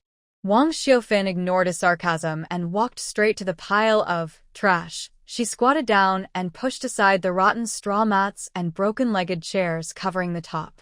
Dust made her cough twice. But beneath the thick layer of dust, a touch of smooth white color appeared. Wang Xiaofan reached out her rough fingers and gently brushed it. It was a stack of small square bricks tied with straw rope. only the size of a matchbox, shiny white, with a smooth glaze that reflected shadows. These weren't broken tiles. They were high-quality mosaics exported in the 1980s, now sold domestically. Back then, only luxury hotels could afford such high-grade materials. Later, because large tiles became popular, these tiny, detailed pieces were considered outdated stock and ended up being sold as trash here. But to experts, these tiles were durable, non-slip, and oil-resistant, perfect for kitchen floors. Wang Xiufan quietly covered the straw mats back halfway and reached further inside. Clang! Her finger touched some heavy glass panels, making a dull sound. The glass was about a finger thick, with a faint blue glow at the edges. Although covered in grease and dust, with some scratches that looked like marks, Wang Xiufan recognized it from her previous life. This was an explosion-proof observation window glass from an old state-owned factory. Designed for high-temperature, high-pressure workshops, it was almost unbreakable. This wasn't trash. It was like 2 mountains of gold. Wang Xiufan stood up, brushed the dust off her hands, and deliberately showed a look of disgust on her face. Boss, you're really ripping people off. Those bricks are all chipped into nail-sized pieces, and laying them would be a real pain, piece by piece. And that glass, it's all scratched up like a big cat's paw. If I take it back, I need a truck to haul it, which is too much trouble. Hinjabo swabbed impatiently. If you don't want the broken stuff, I'll have someone fill the holes with it later. Don't be like that. Wang Xiufan sighed, acting like a housewife who had to bow her head just to save a couple of coins. Filling the holes still costs fuel, right? Fine, I'll help you clear it out. But for the price. 0.5 cents per pound is too high. I'll take everything away and clear the space for you. 0.5 cents? The boss's eyes flickered. That pile of junk weighs at least a few thousand pounds. It takes up space and looks annoying. Chung, chung, chung. Hurry up and get rid of it. Boss Goldtooth waved his hand, like shooing flies. If it were anyone else, I would have kicked them out long ago. But since Director Lei is here, I'll give him some face. Wang Xiufan quickly took out some crumpled bills and placed them on the table. Lei, load the car. Although Lei Dishing didn't know what Wang Xiufan was up to, he trusted her. He took off his jacket, showing his muscles, and went to move the glass pieces. He grabbed the edges of the glass with both hands and suddenly pulled hard. Huh. Lei Dishing raised his eyebrows, and his expression changed instantly. This weight. Something was wrong. He had repaired tanks in the army and handled bulletproof steel plates. The feeling was heavy and dense. This was definitely not ordinary glass. It was industrial-grade, tempered explosion-proof glass. On the market, a piece like this would cost at least a few hundred yuan. He looked back at Wang Xiufan in shock. She was turned away from Boss Goldtooth, quickly winked at him, and slightly smiled. Lei understood her signal. Without saying a word, he carefully loaded the glass pieces into the back of the Jeep. The heavy vehicle creaked under the weight. Boss Goldtooth watched the full load and secretly felt pleased. These two fools think junk is treasure. They'll lose more on oil costs than they gain. He didn't realize that this junk was worth at least 50 times more at the building materials market. When the car left the scrap yard, Lei Dishing finally let out a breath. He patted the steering wheel and said, "Xiufan, you're amazing. I knew that glass. It's bulletproof. 2 cents a pound? That's like finding money. That's business." Wang Xiufan leaned back and looked out the window at the retreating poplar trees. He sees trash, but I see gold. I for business, you can't buy that with money. Back at the shop, the sun was just past noon. The kitchen was empty, only greasy black mud on the ground. Lei Dishing took down the glass and mosaic tiles, grabbed a big hammer, spat on his hands, and rubbed them. All right, materials are ready. I'll mix the mud and build a big clay stove. It'll have strong firepower. Stop, Wang Xiufan shouted sharply. Lei Dishing raised his hammer in midair, stunned. What? No stove? How am I supposed to cook? Wang Xiufan did not speak. She took out a piece of chalk from her pocket, which she had found at the scrap yard. She walked to the dirty wall, and her eyes became sharp. At this moment, she looked more like an engineer giving instructions than a cook. Clink, the chalk drew a straight white line on the wall. Here is the vegetable washing station. Wang Xiufan pointed to the area near the back door. Vegetables come in through the back door, go straight into the sink, and muddy water doesn't enter the shop. Then she took 2 steps to the right and drew another line, making a long rectangle. This is the prep table. After washing, vegetables are cut here directly, without turning around. Further to the right were 2 stove openings. These are the cooking stoves. After cutting, put the food directly into the pots. Finally, near the front window, she drew a big arrow. This is the serving window. After cooking and plating, dishes are handed out directly. Wang Xiufan turned around and looked at the stunned Lei Disheng. She gently threw the chalk piece in her hand. Lei, remember this. The kitchen is a battlefield and also a factory. The chef stands in the middle, holding vegetables with the left hand and stirring with the right. Turning around more than 3 steps is a waste of time. 1 step too many means 1 less dish served, 1 less profit earned. This line is called the assembly line, and it's also our money-making route. Lei Disheng looked at the dense but orderly lines on the wall, feeling a chill run down his spine. In all the restaurant's kitchens he had seen before, everything was messy, with chefs rushing around wildly. But what Wang Xiufan drew looked just like a tank assembly workshop he had seen in the military. Every movement was calculated to perfection, incredibly precise and frightening. How did your mind come up with this? Lei Disheng swallowed hard, looking at Wang Xiufan with a mix of affection and deep respect. This isn't just running a restaurant, it's building a machine. Stop talking nonsense. Wang Xiufan brushed off the chalk dust from her hands. The blueprint is ready. Lei, can you do it? Yes. Absolutely. Lei Disheng tore off his vest, revealing his strong muscles, sweat rolling down his bronze-colored skin. He was so inspired by Wang Xiufan's plan that his blood was boiling. Just watch. Before it gets dark, I'll have this assembly line set up for you. Zizi, the sharp sound of a grinding while cutting tiles echoed loudly in the street at noon.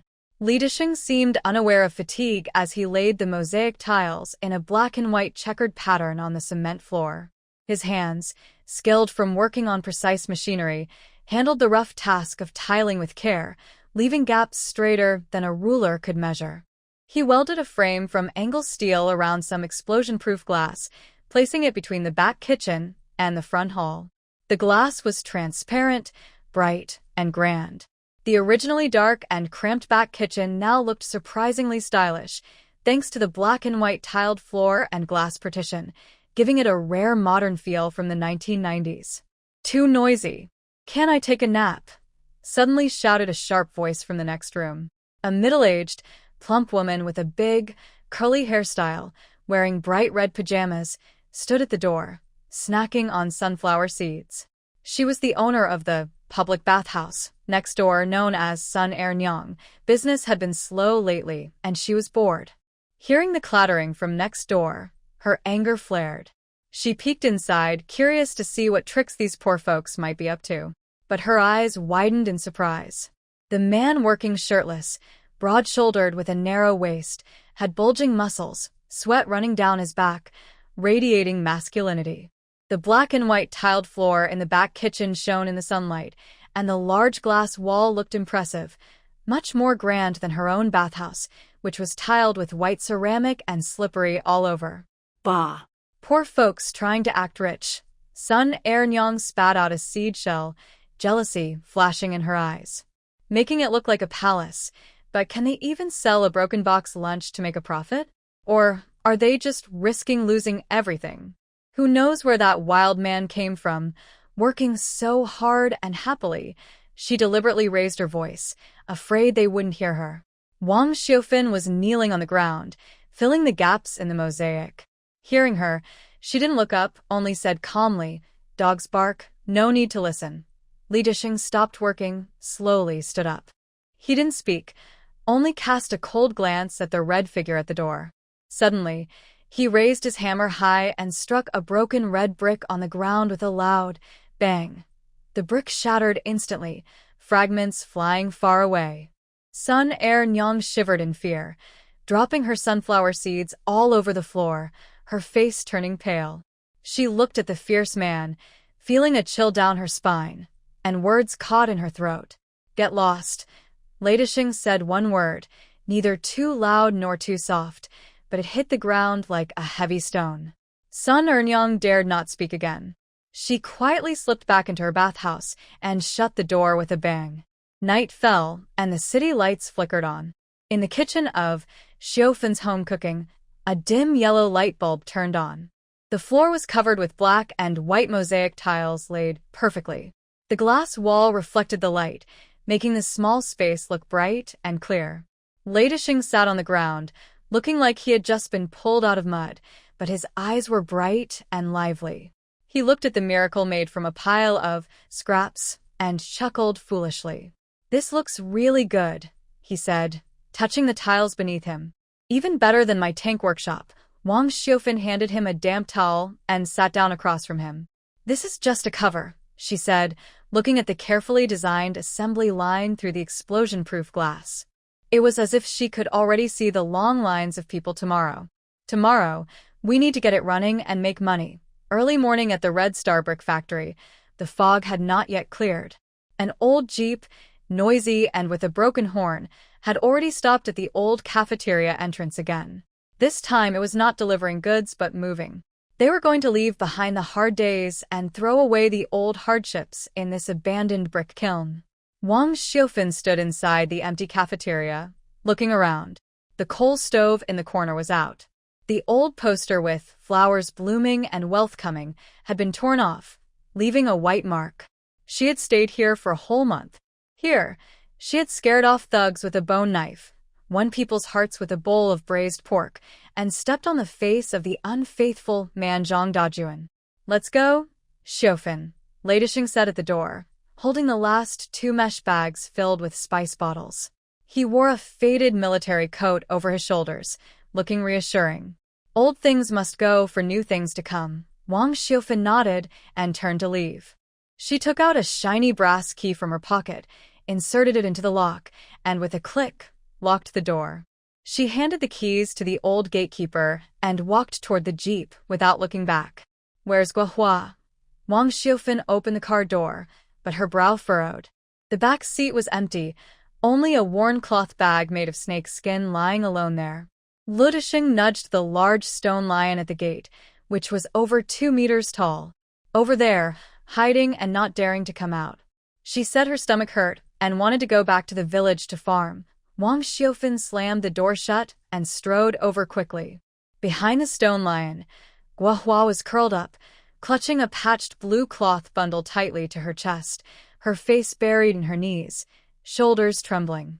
When she saw Wang Xiufan approaching, she shrank back in fear, crying out, "Sister, I won't go.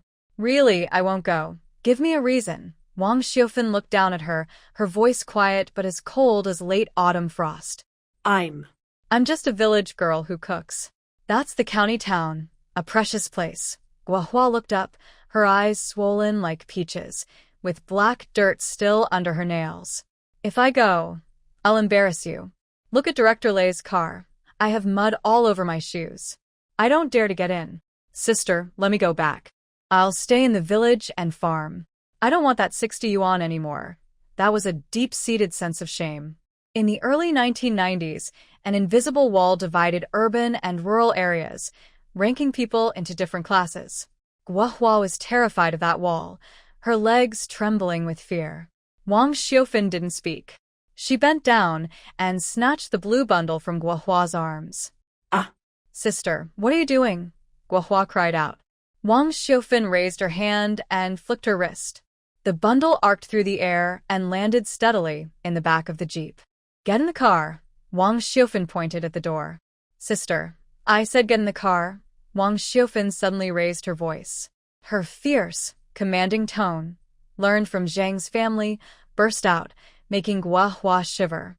Wang Xiufan took a step forward, grabbed Guohua's rough, cracked hand, and held it up to her face. "Look carefully." "What is this?" Guohua trembled and dared not speak. "This is a working hand," Wang Xiufan sternly said. "That day, when Lai Z brought people to cause trouble, what did I tell you when I cut that knife? I said good days for women are earned standing up. In my shop, I don't care what shoes you wear or if you have a city household registration. Only your work matters. Can you peel potatoes to look like flowers? That's real skill. Once you get on this truck, no one will look down on you anymore. Lady Sheng leaned against the car door, lit a cigarette, and didn't interfere. At times like this, only women can help women, especially since this is Wang Xiufan, the woman he has admired for a long time. Guohua looked at Wang Xiufan's fiery eyes, then glanced at the distant jeep, which symbolized status and power. She clenched her teeth, as if making the biggest decision of her life, wiped away tears, and crawled into the back seat with her hands and feet. The jeep roared out of the brick factory, kicking up a cloud of yellow dust, heading straight for the county town full of opportunities and desires. Half an hour later, in the county town across from the station, the afternoon sun was just right, shining openly on a small two-story building. The rolling shutter door suddenly opened with a loud clatter, and as Guohua stepped inside with one foot, she froze as if her acupoints had been pressed, unable to move. The black and white mosaic floor reflected a gentle glow under the sunlight, so clean it could show reflections. The explosion-proof glass wall in the middle was transparent and bright, making the back kitchen look like a crystal palace. Guohua instinctively pulled back her foot, which was wearing a cloth shoe with a thick sole. She looked at the tiles, feeling they were more precious than the red carpet at the village chief's wedding, afraid of dirtying them with her foot. Is this the palace? Guohua whispered to herself, her legs trembling again. The huge sense of disparity pressed down on her like a mountain, making her breathless. Sister, I can't do it. I really can't. This place is too clean. My hands will get dirty. Wang Xiufan didn't give her a chance to back out. She grabbed Guohua's arm with surprising strength and dragged her into the shop, all the way into the back kitchen. Stand still. Wang Xiufan pressed Guohua against a brand-new stainless steel cutting table. This table was welded overnight by Lady Sheng last night, and its height was just right for Guohua's waist, so she could work without bending over. Watch this. Wang Xiufan picked up a potato with mud from the basket. Splash! The water faucet turned on, and water flowed into the sink on the left. Wang Xiufan quickly washed the potato clean, then flipped her wrist, and the potato fell onto the cutting table. Clatter, clatter, clatter. The knife danced on the chopping board, making a series of sharp, crisp sounds. In the blink of an eye, that potato turned into evenly cut strips. Wang Xiufan's body didn't move. She simply reached out, and the stainless steel basin filled with shredded potatoes slid over to the right-hand pass-through. The whole process was smooth and seamless, without a single wasted step. This is called an assembly line, Wang Xiufan said, tapping her kitchen knife on the cutting board, with the handle pointing toward Guohua's hand. Guohua, this spot is specially designed for you. Back at the old cafeteria, you had to run 3 times just to cut vegetables, working so hard but not getting much done.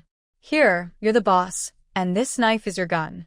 As long as you stand here, the kitchen listens to you. Guohua trembled as she reached out and grasped the familiar knife. That cold, heavy feeling spread through her palm and all over her body. It was the same knife she had used for half her life. Standing in front of this custom-made workstation, she felt completely at ease, as if the knife and her hands were made for each other. She didn't need to move around or bend over, just reach out for water, lower her head for the knife. That skillful feeling, engraved in her muscle memory, instantly replaced her feelings of inferiority. Guohua took a deep breath, picked up a potato, and started peeling it with quick, smooth strokes. The thin skin came off easily, in continuous strips. Big sister. Guohua's voice still trembled a little, but her eyes shone with hope. This table. It's really good. Wang Xiufan smiled slightly and patted her shoulder. If it works well, then do a good job. We're here to make money, not to be the boss. Workers don't mind getting dirty. They just don't like feeling guilty. After finishing with Guohua, Wang Xiufan turned and walked to the shop entrance. Lady Sheng was holding a bucket of glue, and he pasted a big red paper with large calligraphy characters on the most visible cement pillar at the door. The black characters on the red paper read, "Job notice, we are hiring 2 waiters and 1 dishwasher. Requirements: quick with your hands and eyes, clean, able to work hard. Benefits: free meals and accommodation, monthly salary of 80 yuan plus bonuses. Contact: Xiufan Restaurant. In 1993, in a small county town, although jobs like Zhang Dajuan's Iron Rice Bowl with good benefits existed, ordinary female textile workers earned only around 100 yuan after taxes, working 3 shifts and exhausting themselves. Private small restaurants paid at most 40 or 50 yuan. The salary Wang Xiufan offered was a real shock at the time. 80. A traveler just getting off the bus passed by, nearly wide-eyed. Am I seeing things? Is this almost like an apprentice at a state-owned factory? Do they provide free meals and accommodation? It's probably a scam, right? Look, the shop isn't even open yet. How can they afford to pay? Maybe they're just pretending to attract people without really hiring. Not necessarily. Look at the boss lady's confident manner and those big glass windows. It seems like she's got some real strength behind her. Within 10 minutes of posting the job ad, a crowd gathered at the door. There were onlookers, women with shopping baskets, and many women recently laid off or worried about their jobs, as well as young women from the countryside looking for work. The chatter was like boiling porridge, bubbling and lively. Wang Xiufan brought over a chair and sat confidently at the door. She wore an old, faded cotton jacket, sleeves rolled up to her elbows, looking calm and commanding, like a general in charge. Boss lady, is the 80 yuan paid all at once or monthly? Don't tell me someone will work a month and then run off without paying? A careless young man asked, biting a toothpick. Wang Xiufan didn't even lift her eyelids. We need female workers. And spit out that toothpick. This is a restaurant and we care about hygiene. The young man choked and slunk back into the crowd. Big sister, do you think I can do it? I'm strong and can do anything. A burly woman pushed forward, her sleeves covered in grease. Wang Xiufan shook her head. Little sister, what's that in your nails? Go home and wash up first. I want quick, skilled workers who love cleanliness. She turned away 7 or 8 people. Some found it tiring, some thought the rules were too strict, but most still doubted the high wages. Is this boss lady fooling us? Someone in the crowd started to jeer. Who's ever hired like this? Picking someone to serve dishes, like choosing a princess. Just then, the crowd parted as a girl in a floral shirt with short hair pushed through. She looked about 20, with quick, clever eyes. Instead of asking about wages right away, she first looked around the shop, then focused on the glass wall in the kitchen. Boss lady, she pointed at the glass, your shop is fancy. I've seen this kind of glass only in big hospitals' operating rooms and bank counters, thick and clear. You put this in the kitchen? Are you trying to show customers you're honest? To make them eat with confidence? Wang Xiufan's eyes suddenly lit up. These days, there is no clear concept of bright and transparent kitchens, but this young girl could see through her intentions at a glance. This is not just sharp eyesight. It shows insight and business sense. What's your name? Wang Xiufan sat up straight. My name is Zhao Xiaohong. I used to work as a temporary worker at a guest house. The girl smiled, showing a small fong tooth. I think your shop isn't just a small, dirty place. It has big ambitions. I've practiced carrying trays there. One hand can hold 3 without spilling soup. Okay, you're hired. Wang Xiufan agreed immediately. 3 days probation, then we sign a contract. Also, change your I to me. We need to be formal. Zhao Xiaohong's eyes lit up and she cheerfully replied, Got it, boss lady. With Zhao Xiaohong leading, they also hired a honest-looking, quick-handed middle-aged woman named Aunt Li to wash dishes. Aunt Li didn't talk much. She immediately squatted down to help clean the glass, focused on the work. As the sun set, the rolling door was half-closed, blocking curious outside eyes. Inside the main hall, Wang Xiufan stood in the center, with Ho Hot, Zhao Xiaohong, and Aunt Li in front of her. This was the first team of Xiufan Restaurant. Although there were only 3 people, their spirit was already different. Lei Disheng quietly took a bunch of new white aprons from behind the counter. Wang Xiufan took the apron and shook it open. On the pure white cotton fabric, at the chest, she embroidered 2 big, crooked but eye-catching characters, Xiufan, with red thread. She had sewn it last night by kerosene lamp, stitch by stitch. Put it on. Wang Xiufan handed the aprons to them. There are 3 strict rules in my shop. Her voice echoed in the hall, with a commanding tone. First, hands and feet must be clean. Not just hygiene, but also about being a good person. Anyone caught stealing a needle or a thread, or taking customers' money secretly, will be kicked out immediately. Second, keep your mouth shut.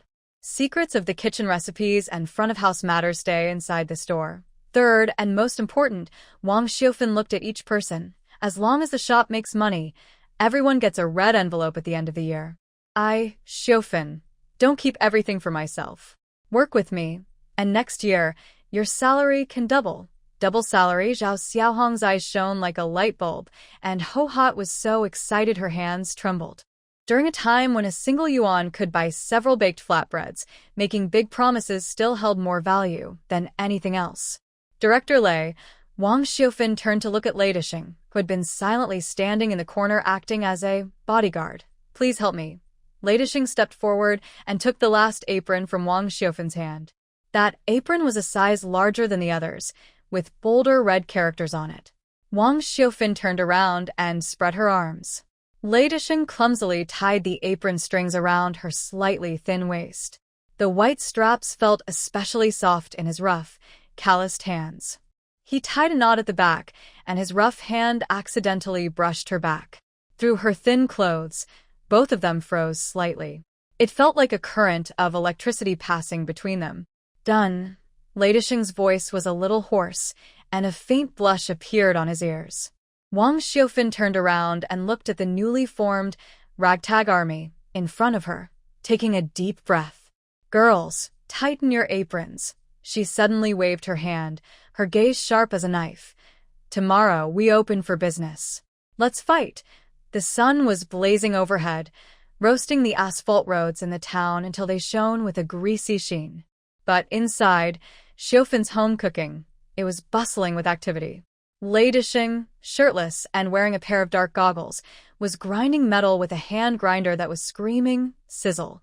It bit into a thick stainless steel plate. Sparks flew everywhere like fireworks, making his bronze-colored muscles shine brightly. Sweat dripped down his back. In the back kitchen, Zhao Xiaohong rolled up her sleeves, ready to hand a stack of plates she had just bought from the flea market to Guohua. Guohua was squatting by the sink, the water running loudly, sounding very satisfying. These days, there's hope. Guohua was happily thinking about the 60 yuan she would get at the end of the month. Suddenly, Zhiga, the shrill scream of the grinder was suddenly cut off as if someone had grabbed its throat. The 200-watt light bulb, which had been specially installed to meet the deadline, flickered twice and then went completely dark. The bright, lively shop instantly fell into complete silence. Next, the kitchen staff's frantic cry came through. Oh no! What's going on? Why is the water not coming out of the tap? Zhao Xiaohong almost dropped her plate, and Guohua was so frightened she sat down hard on the wet floor tiles, splashing water onto the black and white checkered surface. Don't panic. In the darkness, Wang Xiufan's steady voice sounded, calm and reassuring, like a guiding anchor. She slapped the cloth on the table and said, Lazy, go check the valve. Lei Dishing quickly took off his safety glasses, cursed softly, and groped his way to the electrical box at the door. He reached out and pushed the black plastic switch. It was firmly in place, not tripped. No trip, Lei Dishing frowned, his face darkening. He turned around and pushed open the shop door, then strode to the next door, public bathhouse, pressing the red doorbell. Ding dong, clear and loud. Lei Dishing squinted, scanning the street. The TV in the small shop across the road was still playing, The Legend of White Snake, and the exhaust fan in the neighboring bathhouse was still whirring. The whole street was lit up, except for Xiufan's home cooking, which had no water or electricity. Damn it, he spat, his eyes sharp. He turned and headed toward the back alley of the shop. Xiufan, come with me. The back alley was dark and damp, covered with rotten vegetable leaves and coal ash. A tangle of wires looked like black snakes coiled at the base of the wall. Lei Dishing pulled out a flashlight from his waist, clicked it on, and the beam shot out like a sword piercing the darkness. He moved aside some dead grass covering the wires, and the light fixed on one spot. Wang Xiufan leaned in closer, her eyes suddenly wide. The main power cable, thick as a wrist, had been cut cleanly at the root. The cut was smooth and even, exposing the copper core inside, clearly sliced with a heavy tool. Next to it was the rusty main water valve. The original red cast-iron handwheel was missing, and inside the valve, someone had maliciously stuffed a lump of grayish material. "Quick-drying cement," Ladishing said, wiping some off his hand. The cement was already hardened. This also shows the wires were cut with heavy pliers. Ordinary troublemakers can't do this. It's the work of someone who knows what they're doing. This wasn't a simple malfunction. Someone was deliberately trying to ruin the shop. As they turned back from the alley to the front door, a shiny black Santana car suddenly slid right up to the shop entrance, blocking the door completely. The car window slowly rolled down, revealing half of a greasy, big face. It was that fat man, Lee Boss, the one who tried to act rich in front of the landlord and was scared away by Ladishing that day. He didn't get out of the car. His elbow rested on the window, holding a pack of manhwa cigarettes, and he wore a fake smile that looked like a cat crying over a mouse. He pretended to be surprised as he glanced into the shop. "Hey, sister-in-law, why are the lights off in the middle of the day?" Lee Boss exhaled a smoke ring, a sense of superiority drifting with the smoke. "Didn't we say today was the deadline to open? This place doesn't seem to be good feng shui." Wang Xiufan stood on the steps, looking down at him coldly, her eyes icy. Seeing her silence, Lee Boss pushed the car door open and stepped out. His shiny leather shoes made a loud clack on the cement ground. He didn't dare go inside the shop. Instead, he stood under the tall parasol tree at the door, speaking in a tone like someone experienced, giving advice. "I know all about the water, electricity, and roads here, especially near the power station. My relatives are there. Sister-in-law, you outsiders don't understand the rules. Some wires can't just be connected by yourself. This shop has been idle for half a year for a reason. There's heavy negative energy. I think your fate can't suppress it, and trouble will come easily." Inside the shop, Ho-Hot and Aunt Lee, a few rural women who hadn't seen much of the world, were already frightened by the scene. In this era, someone driving a Santana and claiming to have relatives at the power station was like a powerful figure, an electric tiger you couldn't mess with. The women huddled in the corner, too scared to make a sound, worried that their jobs might be lost before they even started. Lee Boss saw the timid women and felt even more proud. He flicked his cigarette ash and finally revealed his true intentions. "How about this?" Lee Boss smiled warmly at Wang Xiufan. "I see you've spent quite a bit on renovations, and I'm willing to help out with this mess. I'll pay the rent and give you some extra for the renovation costs.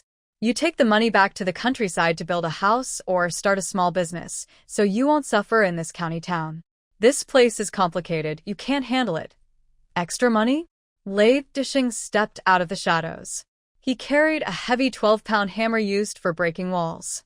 The head was rusty, the kind that had smashed tank treads before. "How much extra?" Ladishing's voice was dull, hard to read his emotions. He walked over to the Santana, relaxing his wrist. "Just." A heavy iron hammer was gently placed on Santana's delicate engine hood. The thin metal sheet visibly dented inward, making a grating sound that was unpleasant to hear. Boss Lee's face twitched with 3 quick shakes of his flesh. "What are you doing?" Boss Lee shrank back in fear, protecting his beloved car. "This is an imported car. If you scratch it, I can't afford to pay for it even if I sell myself." Ladishing ignored him. He reached out with his calloused hand and pointed toward the alley behind. That cable cutter was pretty sharp, and the cut was so clean. "Are you a professional? I heard the power company's big pliers have serial numbers.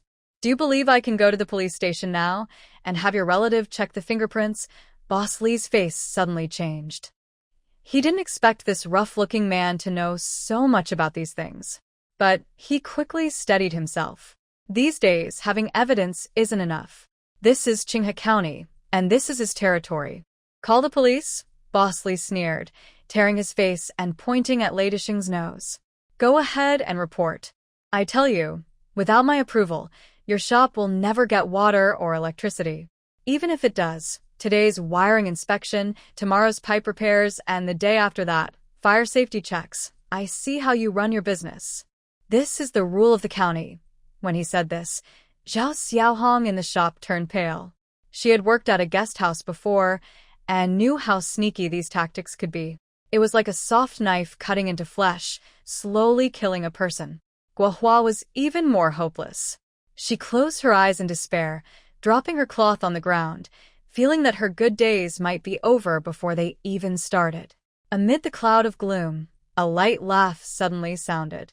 Rules. Wang Xiufeng smiled.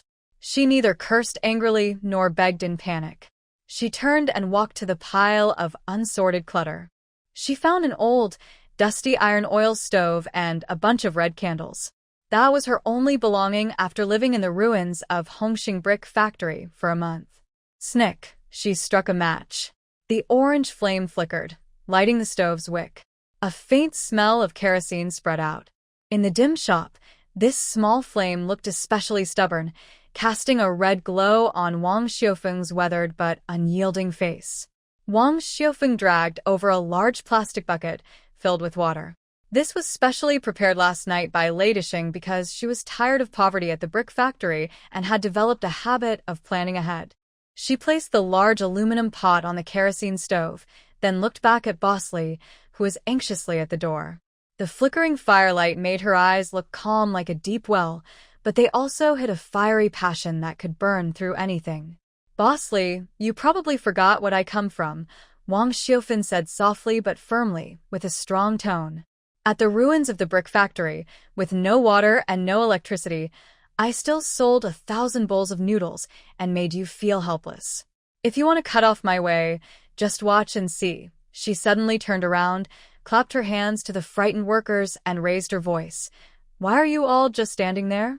If the sky falls, the tall ones will hold it up. Light the candles. Make the shop as bright as daytime. Guohua, get the backup water. If you don't want to wash vegetables with tap water, then don't wash them at all. Didn't we always fetch water in the village? Xiaohong, Aunt Li, keep wiping the plates. Are you scared of a little darkness? You've never seen real darkness before. Following Wang Xiufeng's orders, Lady Xing didn't hesitate. He grabbed a handful of candles, lit them one by one, and placed them on the windowsill, the chopping board, and the floor. 1, 2, 10 candles. The warm yellow light merged into a bright glow, illuminating the unfinished shop more clearly than the electric bulb, even making it seem warmer and brighter. The shadows danced on the mosaic floor, like a silent challenge. Seeing the boss lady straight back and the burning kerosene stove, the workers' fear suddenly eased a lot. Yes, with someone like her, there's nothing to be afraid of. Work. Zhao Xiaohong gritted her teeth and was the first to rush to the water bucket. Yes, work. Guohua wiped her face and also moved. If there's no water, we'll use less. We can't stop now. The sounds of work rang out again, louder and more intense than before, full of stubborn spirit. Bosley stood at the door, watching the busy figures in the candlelight, as if he saw a group of crazy people. His proud network and unspoken rules were like hitting cotton, soft and ineffective, against this woman who had risen from the bottom. What's even worse is that Lady Xing's big iron hammer was still resting on his car hood. His look was like he was ready to smash his imported car at any moment. Fine. You guys are tough. Boss Li was so angry his hands trembled. He pointed at Wang Xiufeng and said, Let's see how long you can hold on. We'll see. He cursed as he jumped into a Santana car, didn't even bother to fasten his seatbelt, and sped off like he was escaping, leaving behind a cloud of foul black smoke. Wang Xiufeng didn't even look at the car. Under the candlelight, she stared at the chalk sketch of the assembly line on the wall, her eyes burning hotter than the fire. This feud was definitely settled. But for her Wang Xiufeng to bow down? Dream on. He pressed the cigarette butt to the ground, and his army boot shoes stomped on it twice, instantly extinguishing the spark. Good, you stay on the lookout. I'll go call for help. Lady Xing stood up, tightened his old military coat, and strode quickly toward the public phone booth across the street. The morning wind was a bit harsh, making the broken glass door of the phone booth clang loudly. Lady Xing took out a coin and dropped it in with a ding. The sound of the dial turning was clear, echoing, sizzle sizzle, across the empty street. Beep, beep. The call connected. It was the duty room of the County Power Bureau. "Hello? Who's there?" "Not at work yet," came a groggy, rough voice on the other end, clearly still sleepy and irritable. Ladishing didn't waste words. His voice was deep and steady like iron. "Tell Gongzi to answer the phone. Say Ladishing is looking for him." There was a 1-second silence. Then, a clattering sound like someone rolling out of bed, followed by a surprised, excited shout. "Squad leader? Is that really you? It's me." Ladishing looked toward the cut cable, his eyes cold. Old squad leader's in trouble. Someone tampered with the cable, poured cement into the valve, trying to trap me. "Bring your gear and meet me across from the county station. The sooner, the better." "Damn. Who the hell dares mess with the squad leader's line?" Gongzi's voice exploded with anger, the fire evident even through the receiver. "Squad leader, wait for me. I'm on duty at the bureau." "I'll be there in a minute." He hung up. Ladishing stepped out of the phone booth. The rising sun shone on his face, and the scar above his brow twitched slightly, showing a fierce determination. It was exactly 8 o'clock. The streets of the county town became lively, with bicycle bells ringing everywhere. Next door, Sun Ernyang, the owner of the Volkswagen bathhouse, leaned at the door, wearing a bright red sleepwear. She cracked sunflower seeds, spitting shells all over the ground, unconcerned about dirt on her doorstep. "Hey, what show are you putting on?" Sun Ernyang sneered at Wang Xiufan, who was boiling water at the door, teasing the passing neighbors. "Look at this, no water, no electricity, still trying to hold on. Are you planning to give up the restaurant and switch to selling big mixed vegetable dishes?" "I knew it. Offending Bosley. This shop's doomed." Across the street, a shiny black Santana sat quietly under the parasol of a phoenix tree, like a lurking cockroach. Bosley rolled down half of his car window, holding a pack of Zhonghua cigarettes, squinting as he watched the scene. He hadn't gone far last night and got up early just to see these country bumpkins leave in embarrassment. "Trying to fight me?" Bosley exhaled a smoke ring and sneered. "In Chinga County, I can cut your power. Even a fairy couldn't fix it. Without approval for 10 or 15 days, you won't see a single wire." Before he finished speaking, boom, boom. A deep roar came from the end of the street, and the ground seemed to tremble slightly. Dust on the roadside was kicked up into the air. Bosley frowned. This noise was unusual, not like a small vehicle. Suddenly, a large construction truck painted bright yellow with a red lightning symbol on the front sped toward them like a fierce tiger descending from the mountain. Its huge off-road tires kicked up a cloud of dust, and its momentum seemed ready to crush the street. Screech, screech. The brakes squealed loudly. The massive vehicle suddenly stopped right at the entrance of Xiufan's home cooking, less than half a meter from Boss Lee Santana. Its huge bumper looked like a wall, making Boss Lee's proud Santana seem like a plastic toy. On the truck, large characters were printed: Power Repair, High Voltage Team. Sun Ernyang's sunflower seeds fell to the ground in fright, her mouth opening wide as if she could fit a chicken egg inside. Boss Lee's cold smile froze instantly. He didn't realize that the ash from his cigarette had fallen onto his pants and burned a hole. This wasn't a small repair van for streetlights. It was a heavy-duty construction vehicle for high-voltage line repairs. In this era, only during a citywide blackout or when the county government compound had a problem would these electric tigers come out. The truck door suddenly slammed open. First, a pair of muddy work boots hit the ground. Then, a tall, muscular man about 1.85 meters with a black and red face stepped out.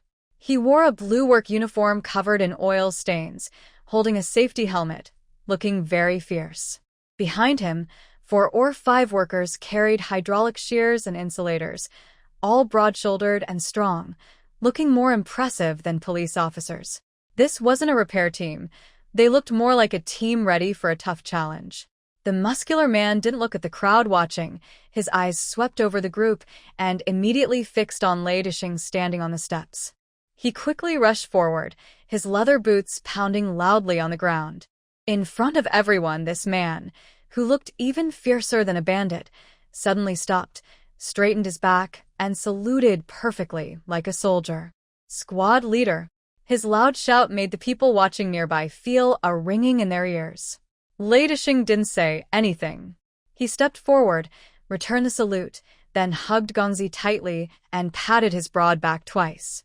"It's been 5 years, Gongzi," Ladishing said with a slightly hoarse voice. "Squad leader, I missed you so much." Gongzi's eyes turned red. He let go, wiped his face, and asked, "Why didn't you keep in touch after you changed jobs? If it weren't for this call today, I'd think you went south to get rich." "Get rich? Don't talk nonsense," Ladishing said with a self-deprecating smile, pointing behind him at the dark shop. "See, just opened a store, and someone already cut off our power supply." Gongzi looked in the direction of his finger, and his expression instantly turned cold, showing a fierce look only experienced soldiers have. "Who's so blind?" Gongzi looked around, and his gaze swept like a knife over the car across the street. Boss Lee shrank back in fear, hurriedly rolled up the car window halfway, afraid of being cut by that sharp look. Ladisheng pointed to the alley behind. The main cable was cut, and the valve was filled with cement. "They say it needs approval, and it'll take over a month to fix." "Waiting in line?" "Damn it," Gongzi spat. "In Qinghe County, the old squad leader's matter is an emergency. Brothers, let's get to work." He waved his hand, and a team of workers immediately rushed into the alley like wolves. These guys were experts in high-voltage lines, and dealing with civilian cables was like using a sledgehammer to crack a nut. Hydraulic shears. Cut that scrap wire. Get the ladder. Directly connect from the main transformer. Replace the squad leader's wire with a thicker copper core so it can run 100 air conditioners. Water pipes are minor. When the cement hardens, use a pneumatic hammer. Shatter it. Suddenly, the alley was filled with noise. The project that Boss Lee called complicated and hard to approve was as easy as playing with clay in the hands of these professional tough guys. Meanwhile, Wang Xiufan at the shop entrance was also busy. The flames in the coal stove flickered high, and the water in the cast-iron pot boiled with a bubbling sound, releasing white steam. Wang Xiufan threw a 5-pound piece of pork onto the chopping board, chopped it into large thin slices about 2 fingers wide and palm long. The meat was a good mix of fat and lean, looking very appealing. Put it in the pot. The pork slices slid into the boiling water and changed color instantly. Next, she lifted a big bowl of homemade pickled vegetables. These pickles were stored from her time working at the brick factory. They were golden and translucent, and as soon as they were taken out, the sour smell hit the nose strongly. The shredded pickles went into the pot, balancing the fat from the pork. Then she threw in a few pieces of blood sausage cut into sections, sprinkled some ginger slices, star anise, and dried chili peppers. She covered the pot and cooked it on high heat. 10 minutes. 20 minutes. As hot steam hissed from the edges of the lid, a strong, rich, wild aroma suddenly swept through the entire street. It wasn't the delicate seasoning from a fancy restaurant. It was the bold, primal smell of pork, pickled vegetables, and thyme, like a hearty pork and vegetable stew. The smell was so tempting it made people dizzy, and so delicious it made them want to curse. Next door, Sun Ernyang stopped cracking sunflower seeds, stretched her neck to sniff the air, swallowed hard, and let out a gulp. Pedestrians on the street couldn't walk straight anymore. They stopped, eyes fixed on the big pot, their stomachs rumbling with hunger, unable to resist. After 40 minutes, "Back alley," Zhuangzi shouted. "Close the valve." Clack, the previously silent shop suddenly lit up brightly. The 200-watt bulb illuminated the hall completely. The freezer hummed as it started cooling again. The powerful exhaust fan whirred, blowing out the stale air from inside. It was ready. Boss Lee sat in his car, watching the signboard light up again, his face turning pale and then flush. His proud network of connections was fragile, less reliable than a piece of tissue paper compared to a true comrade like Ladishing. What made him more miserable was that, although the car window was closed, the irresistible smell of the hearty stew still seeped in through the cracks. He hadn't eaten breakfast, and now his stomach was growling loudly.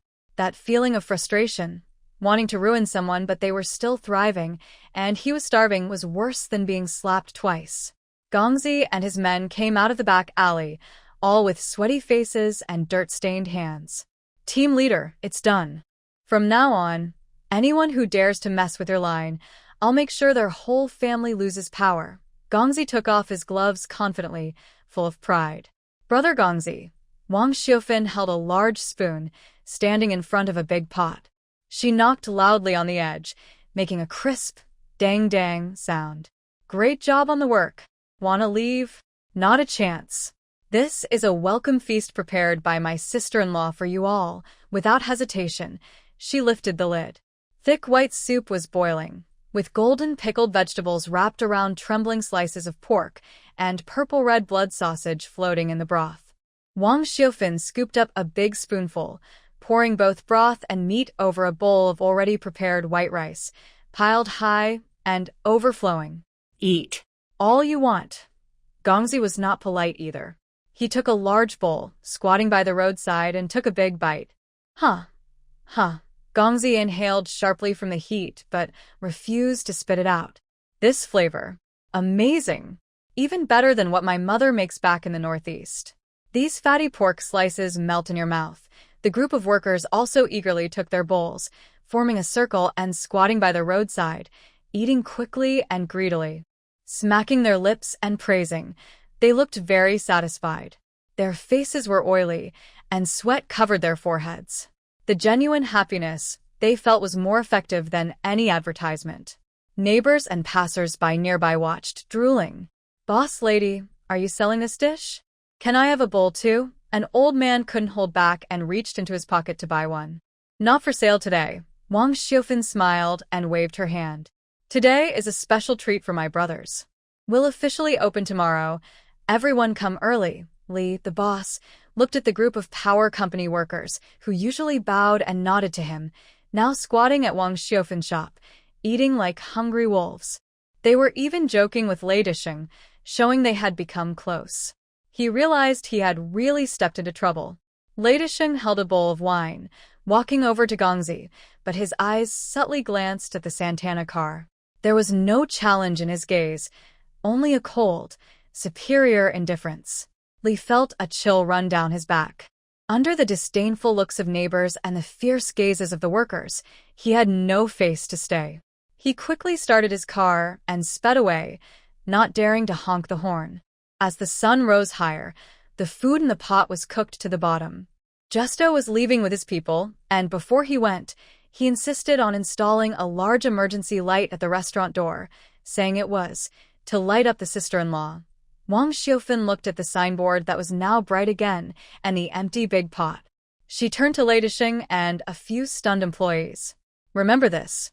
She wiped the oil off her hands. Her voice was quiet but firm, like a steady metal sound. As long as we stand tall and have real skills, no one can cut off our livelihood. Even if the King of Heaven comes, he will have to bow before our pot. Lei Disheng looked at her, smiling with wrinkles at the corners of his eyes. This time, they not only won but also firmly rooted themselves on the cement ground of the county town. Thanks to the delicious pig's head dish that made the whole street cry with hunger and the group of aunties from the Power Bureau who came with construction trucks to support, Xiufan's home cooking finally established its place in Qinghe County. On the third day of opening, just as the morning light lit up the asphalt road, a long line of customers was already waiting outside. The lively scene was real, not fake, true popularity. Inside the kitchen, steam was rising, and the aroma of braised meat wafted through the powerful exhaust fan, boldly reaching every passerby's nose. Wang Xiufan, wearing a white apron embroidered with red characters, stood in front of the stainless steel spice station, stirring with a large spoon like a flag. Ho hot, don't shake your hand. The slices of meat should be like mahjong tiles. Too thin, they won't chew well. Too thick, they won't absorb flavor. That's wasting good stuff. Xiao Hong, when serving, speak louder. Shout excuse me. This is a restaurant. We need warmth and energy. Wang Xiufan's voice cut through the noisy kitchen clearly and firmly. Zhao Xiaohong carried 2 steaming plates of rice flour steamed pork, walking briskly and replying crisply. Got it, sister. Just watch. In the main hall, Lei Disheng was also busy. He wore a clean white vest, showing his strong arm muscles, standing at the blackboard writing today's special. The chalk broke in his rough hand, but he didn't mind. He used his fingertip to smooth out the words. Today's special, braised lion's head, $2.50 each, with complimentary soup. Neighbors passing by saw that this usually stern man, known for calming children's night crying, was doing such delicate work. They found it interesting but couldn't help but laugh, saying, "Hey, Director Lei, your handwriting is better than the clerk's at the supply store." Lei Dishing smiled widely, tucking the chalk into his pocket, and said calmly, "Of course, I can't shake when working for the boss's wife." He no longer looked like the fierce boss of the brick factory, but more like a family man living peacefully with his wife. Inside and outside the shop, business was busy. The days felt more hopeful, washing away the gloom from days when water and electricity were cut off. At 10 a.m., just after the busy morning market, during a break while preparing vegetables, Xiao Fun, a hurried footsteps and panting shouts broke the shop's usual rhythm. Old Zhao, who usually liked playing chess at the alley entrance and once teased Zhang Dajuan about his bad noodle cooking, was rushing in with a newspaper still warm from the press. He was barefoot on one foot, holding the paper tightly, clearly rushing over as soon as he got it. His cloudy eyes sparkled with excitement, like he had breaking news. "What's wrong, Grandpa Zhao? Are dogs chasing you?"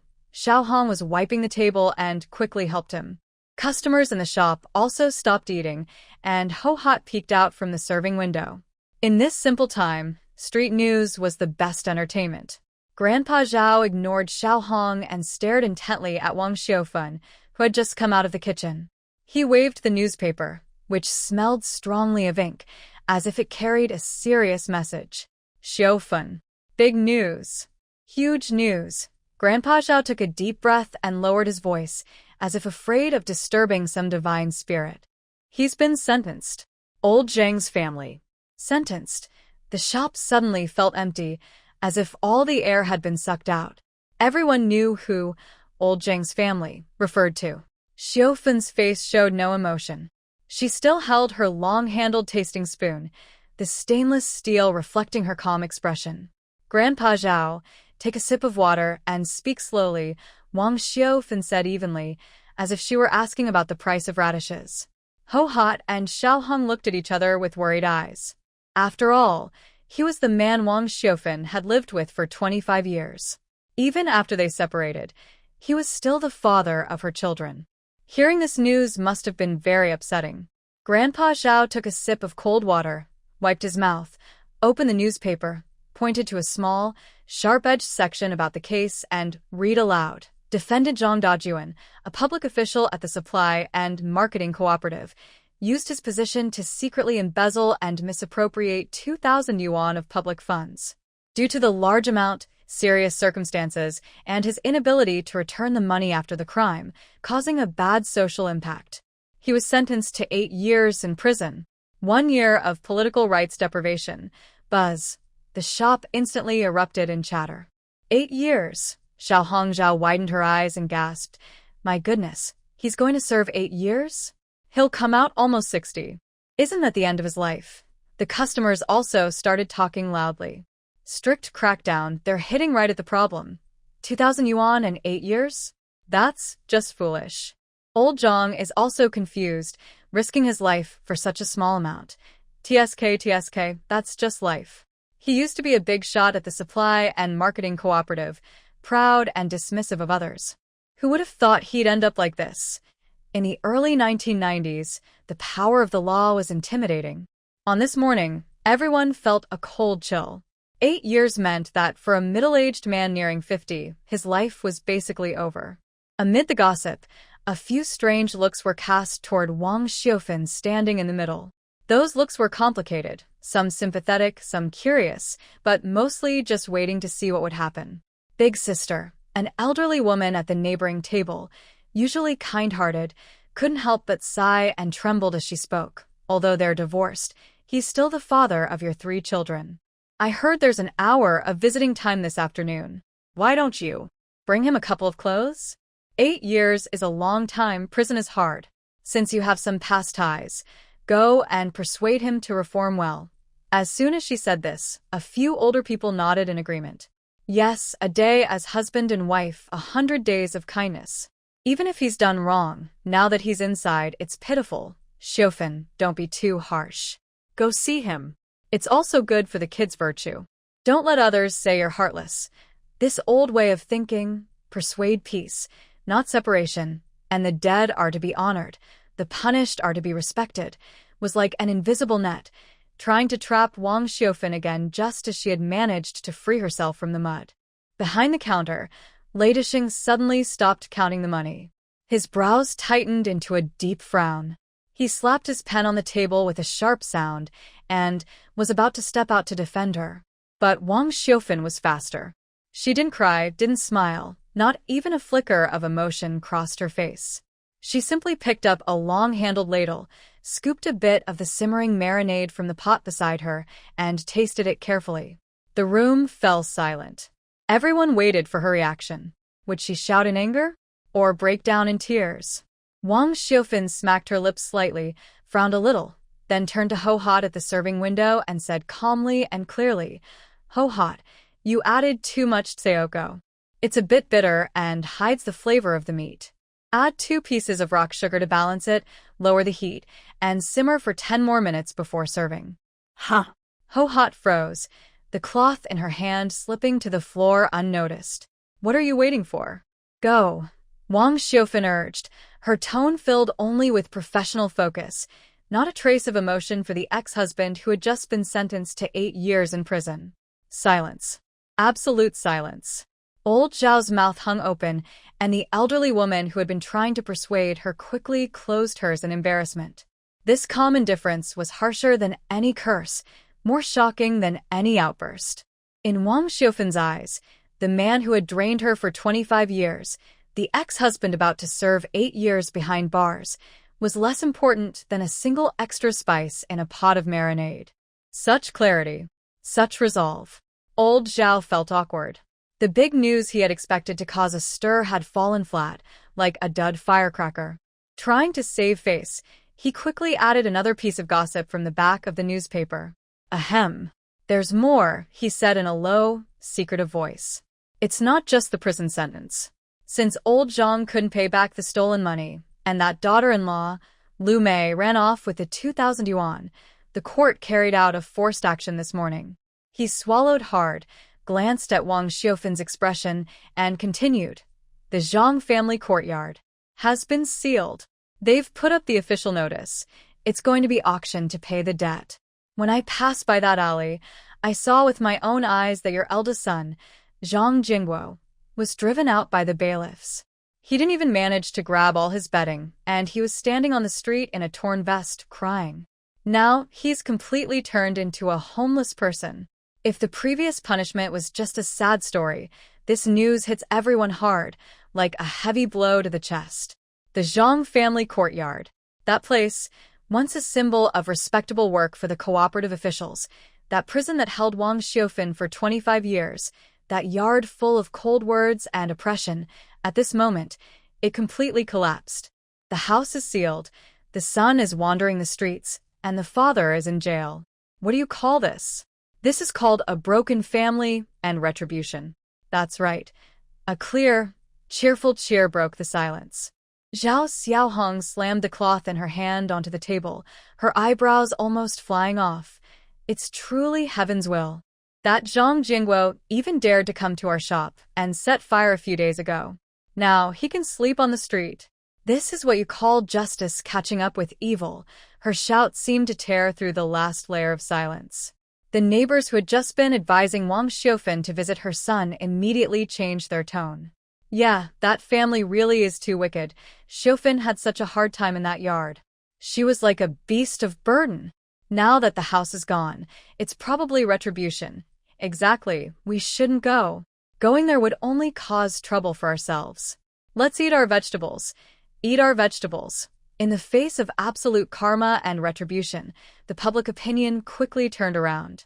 No one was using lofty principles anymore. Everyone just felt relieved, as if the story of evil will be punished was happening right before their eyes. Wang Xiaofan finally lifted her head. She looked at the people in the room, each with different expressions, and a faint smile appeared at the corner of her mouth. She didn't respond to Grandpa Zhao's words, nor did she comment on her wandering son.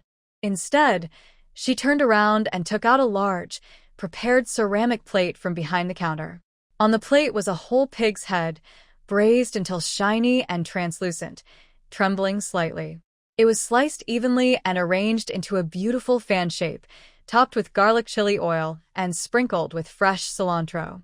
Dear old neighbors and new friends, Wang Xiaofan placed the plate on the center table, her voice loud and full of joy. Today is a good day. Our shop has just developed a new dish. Old things must go to make room for new ones. To celebrate the success of our Xiaofan home cooking restaurant and to dispel past bad luck, today each table will receive a free sample of our new dish. She pointed to the plate of pig's head meat, smiling warmly. This dish is called Good Luck Ahead. I hope everyone who eats it will have good fortune and a smooth life. Great. The owner is so generous. This shows real thoughtfulness. Good luck ahead. What a lucky sign. The atmosphere in the restaurant instantly changed from tense to festive. Customers cheered and eagerly reached for the meaningfully named pig's head meat. As for Zhang Dajuan, who was in prison, or Zhang Jianguo, who was homeless, they had long been overwhelmed by the delicious smell of food and the joyful noise, leaving all worries behind. This move was a clever way to turn the situation around, using momentum to boost morale. Wang Xiaofan not only silenced the gossip with a single dish, but also transformed what could have been a sad story into a joyful celebration of new dishes. Her skill and generous heart made Lei Disheng, behind the counter, see her in a new light. His smile couldn't be hidden. The busy lunch rush finally eased. By 2 p.m., the restaurant was a bit quieter. Ho Hot and Zhao Xiaohong were cleaning up in the front, while Wang Xiaofan sat at a table by the window, holding a small notebook, jotting down customers' feedback on the new dishes. Sunlight streamed through the floor-to-ceiling windows, casting a golden glow on her, highlighting her upright figure despite her age. Lei Disheng brought over a glass of warm water and gently placed it beside her. He didn't sit down but stood beside her. His tall shadow covered her like a mountain, shielding her from the outside wind and rain. Don't you want to go see him? Lei Disheng's voice was soft, quiet enough for only the two of them to hear. He looked out the window, speaking with respect and no doubt, giving her the choice. I heard the detention center is just 20 minutes by bike in the north of town. After all, this might be the last time. 8 years had passed. By the time Zhang Dajuan was released, the world had changed, and he was no longer the same. Not seeing him again might mean they are forever separated. Wang Xiaofan paused with her pen. She looked up, squinting at the bright sunlight outside, which was almost blinding. The busy street is filled with cars and people, all working hard for a better life. The delivery tricycle just passed by, its bell ringing clear and cheerful. Lazy, Wang Xiaofan picks up a cup of warm water and takes a sip. The water is just right, neither hot nor cold, warm enough to reach her stomach. That person, on March 18th, 1993, the day I came out of that yard with scissors, died in my heart. She turns her head and looks at Lei Disheng, her eyes clear and pure, without any dirt or impurity. Visiting a dead person in prison is bad luck. My time is precious. I need to stay and work on new menus, so I don't have time to waste in places like that. Lei Disheng is first surprised, then his wrinkles relax as he smiles. He reaches out his rough hand, wanting to pat her head but feeling it's not right, so he turns and gently taps the account book on the table. Okay. Lei Disheng grins, showing his white teeth. His rough but gentle nature makes people feel safe. Then I'll listen to the boss lady. We won't go to those bad places and we'll make money. These simple words make Wang Xiaofan feel more secure than any vow of love. Night falls. The lights in the county town turn on one after another, making the small city look lively and prosperous. Wang Xiaofan finishes serving the last customer and pulls down the rolling shutter with a loud splash, shutting out the noise outside. She sits at the counter and turns the metal money box upside down on the table. Clatter, A pile of coins and a few new Great Unity notes stack up like a small mountain. That's today's earnings, 30 yuan more than yesterday. Another record high day. Wang Xiufin carefully smooths out each banknote, her movements focused like embroidery. Outside the window, the moon climbs onto the treetops. Wang Xiufin stands up and opens the window on the second floor. The direction faces the northern police station. Tonight's wind is a little cool, but feels especially gentle. She knows that at this moment, Zhang Dajuan is probably curled up behind cold iron bars, spending his first night in prison with regret, fear, and despair. The house that once made him proud is now sealed with white notices, trembling in the night breeze. She stood inside her own two-story house, with warm lights behind her, a thick stack of money on the table, and a man willing to work hard for her by her side. The difference was huge. Wang Xiufin took a deep breath. She didn't feel the joy of revenge, only a deep sense of calm from within. She reached out and closed the window, cutting off the cold wind from her view. Guahua, tomorrow morning, boil those 50 pounds of pork trotters. I've thought of a new recipe with some dried tangerine peel to remove greasiness and add flavor. Wang Xiufin turned around, her voice steady and strong. She carefully wrote on a new page of her account book. Summer 1993, New Menu Development Plan. This page was clean and neat, with no mention of Zhang Dajuan or the past. Only this lively, hopeful future ahead. The weather in Hehe County was unpredictable, changing suddenly. A few days ago, it was hot and made people restless. Now, a cold spring wind with heavy rain had cooled everything down. The raindrops hit the asphalt like whips, creating a white mist that seeped through the door cracks into the bones. Inside, Xiuefen's home cooking, the bright 200-watt bulb couldn't chase away the damp, gloomy air. It was almost closing time. In the kitchen, Wang Xiufin was busy, stirring the big pot with a loud clink, flames leaping a foot high, making her face glow red. Xiao Hong, serve the dishes.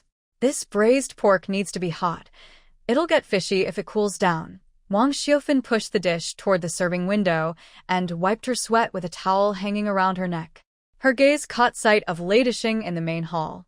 Lei Disheng was carrying a box of 24 bottles of Hehe beer to a corner table. Usually, this amount was nothing for a retired soldier like him, like carrying a little chick.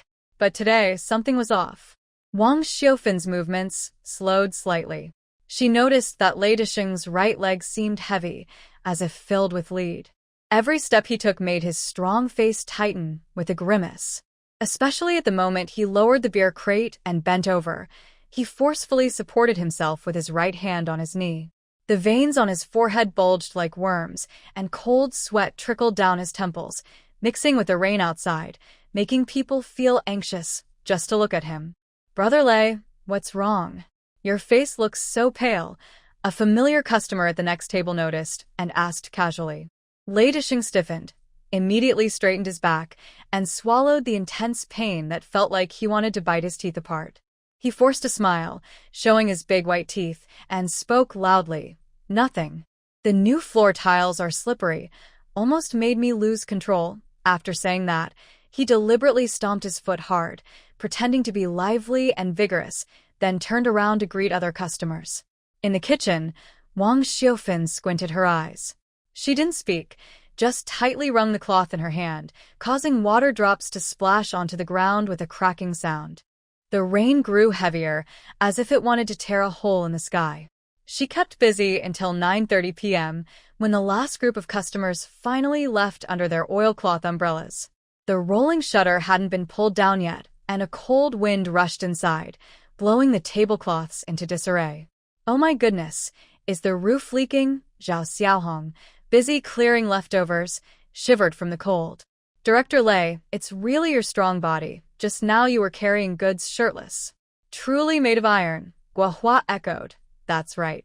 Director Lei has been to the battlefield. How can a young man compare?" Lei Disheng, with his back to everyone, was wiping the fog off the window. Hearing this, a bitter smile flickered on his lips. Ironclad? Right now, his right leg felt like thousands of steel needles were stabbing inside, making it sore, swollen, and painful.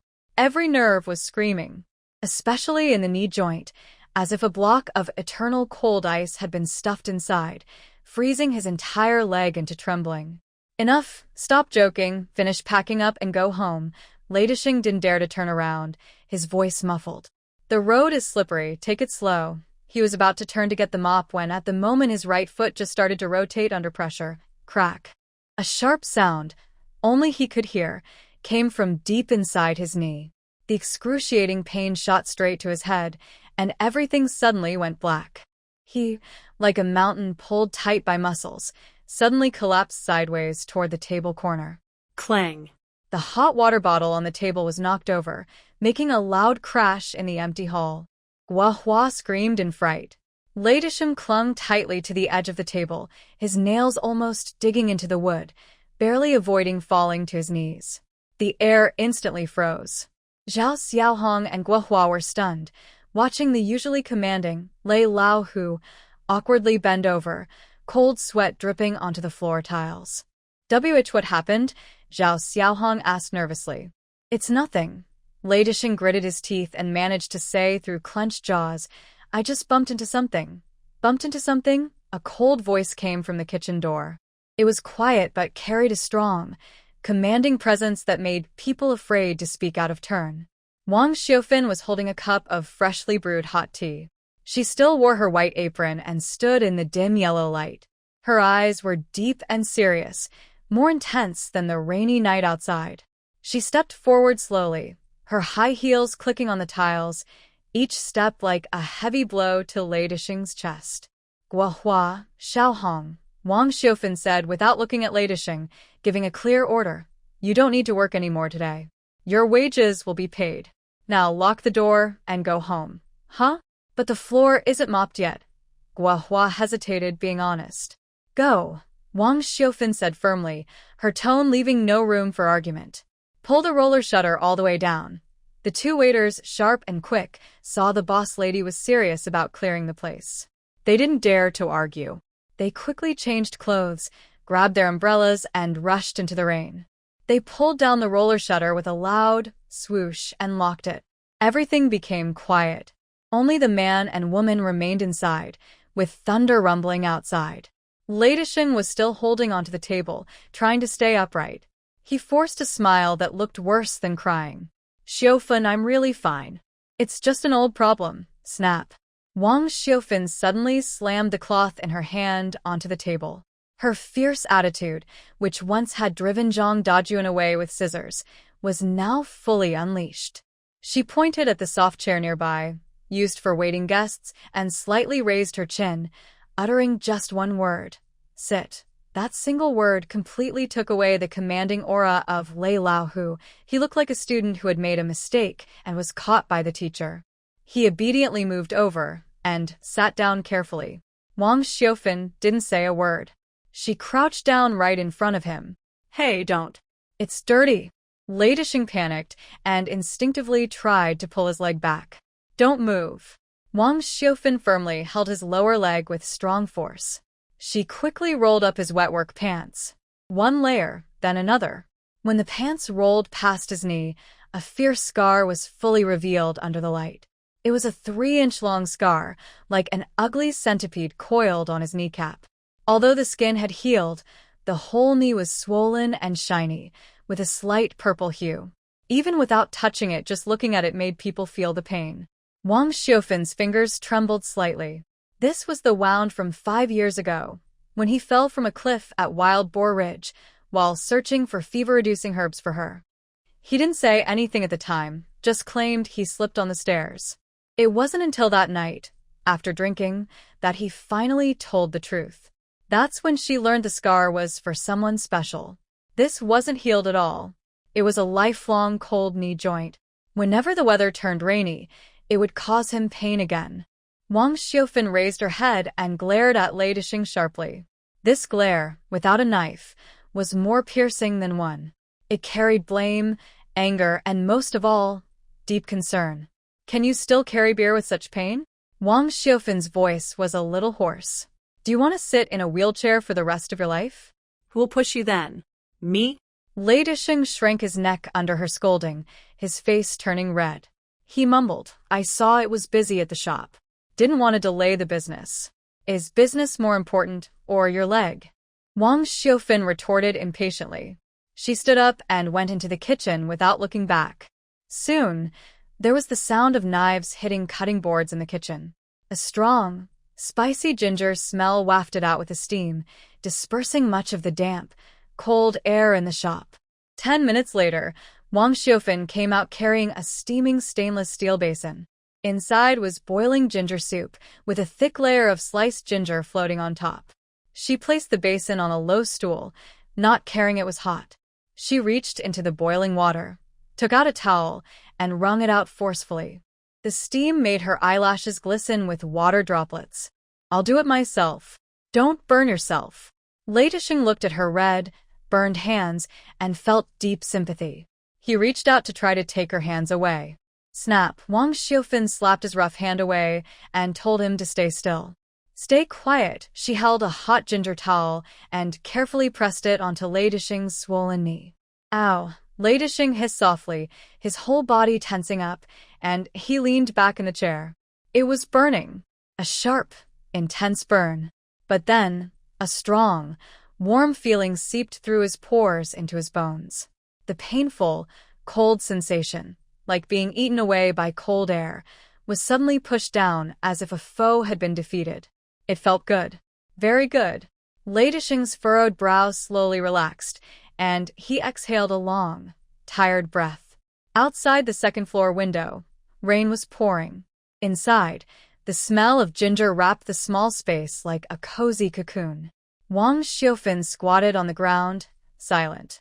When the towel cooled, she immediately replaced it with a new one. Her movements were gentle but steady, her fingers softly massaging the acupoint on Lei Disheng's lower leg. In this small space, their distance was drawn very close.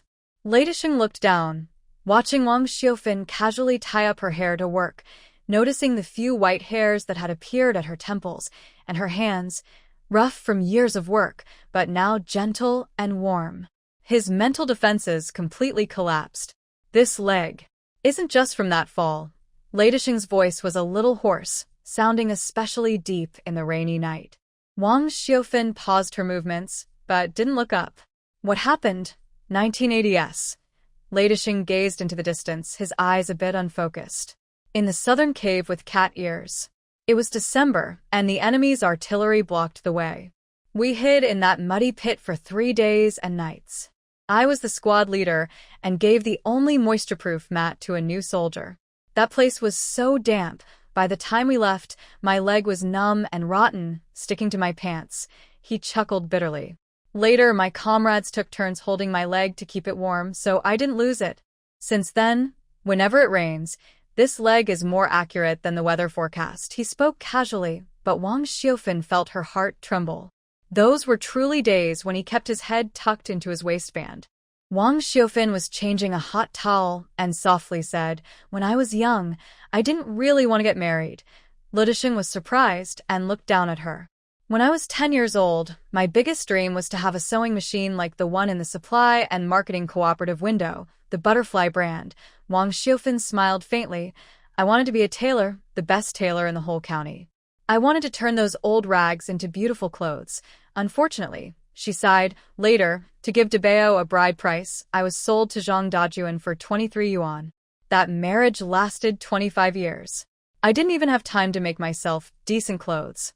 Every day, I served my paralyzed mother-in-law, and every night, I listened to my family mock me.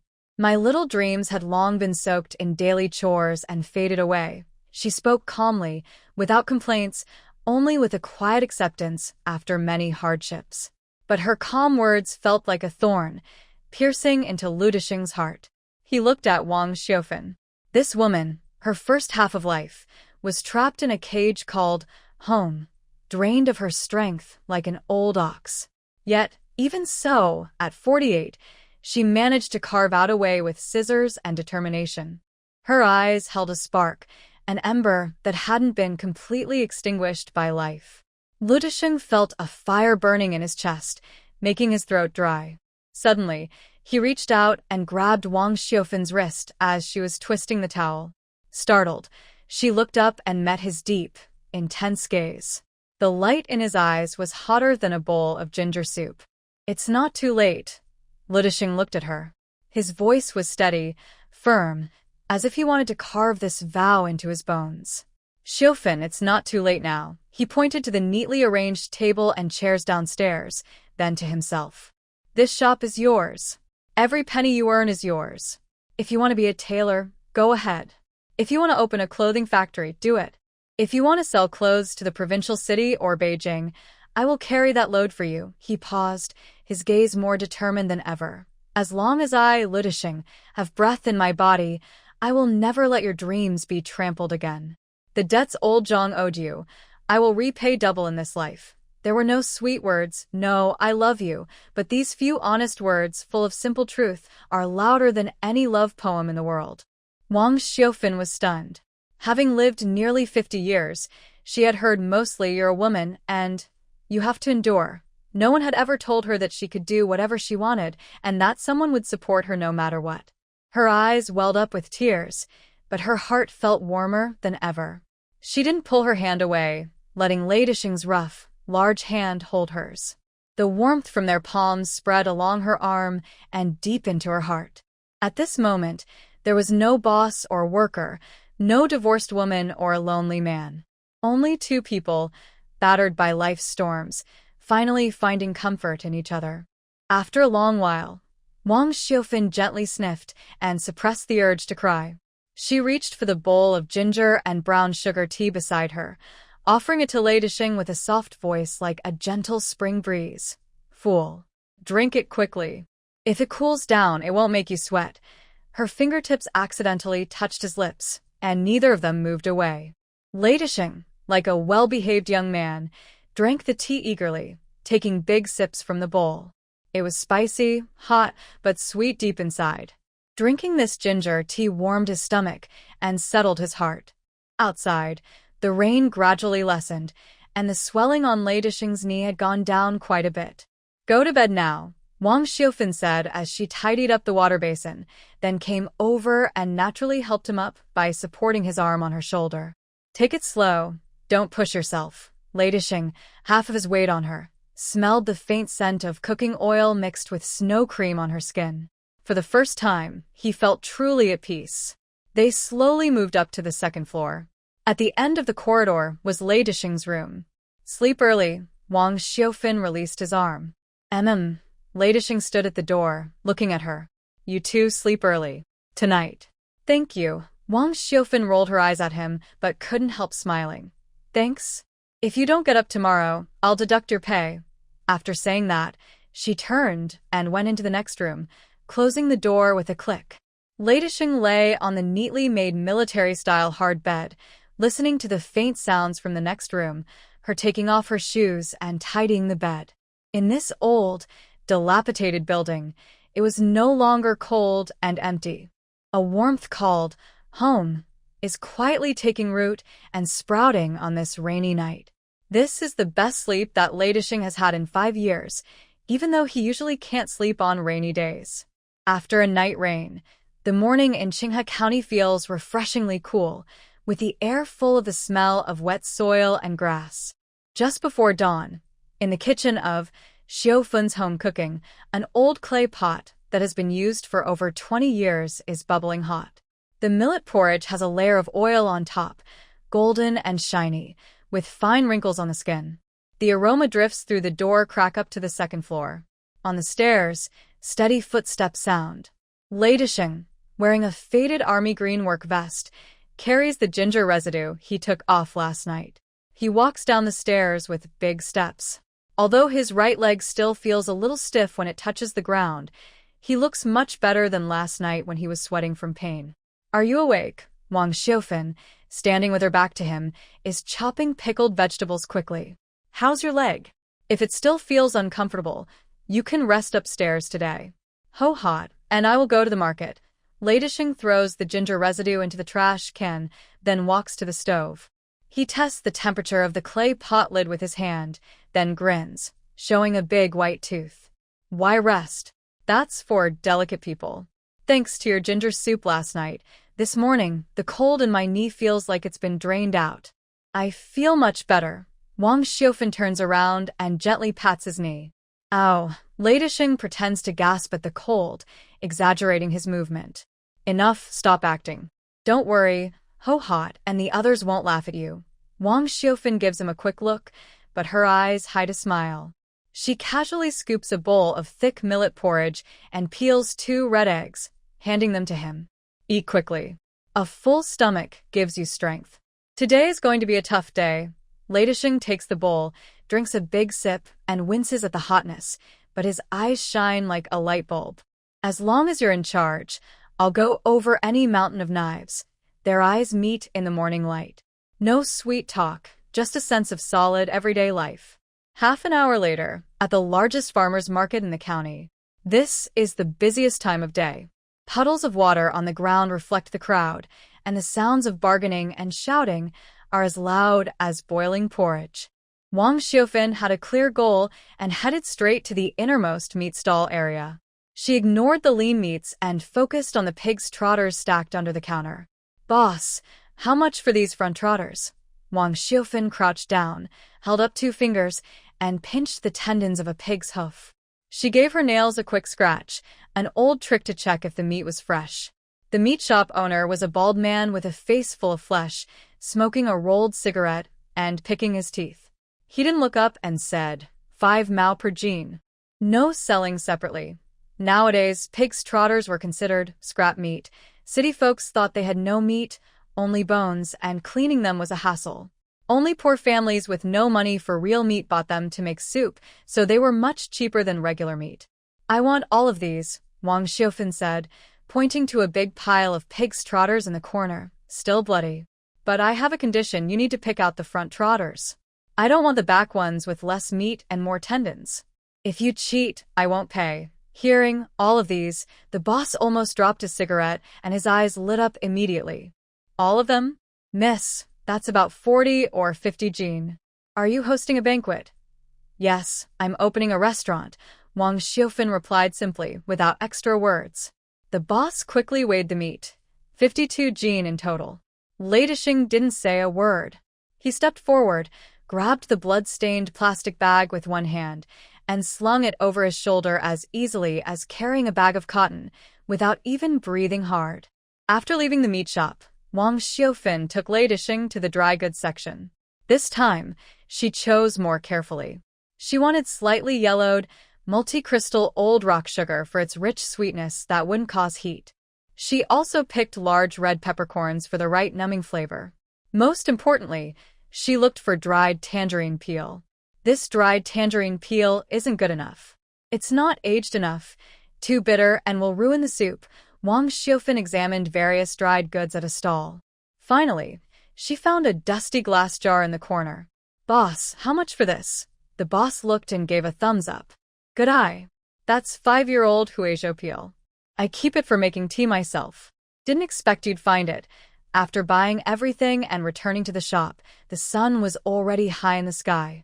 Ho Hot, Osmanthus, and Zhao Xiaohong had just finished cleaning the shop and were sitting at the door resting. When they saw Lei Disheng carrying such a big bag of goods, they hurried over to help. A strong raw meat smell suddenly filled the air. Zhao Xiaohong covered her nose and took a step back.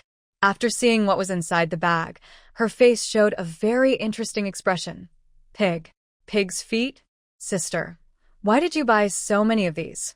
Guohua also looked confused, holding a cloth in her hand and not sure where to put it. Xiufan, in our village, people only eat this when they are resting after giving birth. City folks are particular. They use small spoons for eating. Who wants to hold a big bone and chew it in front of everyone?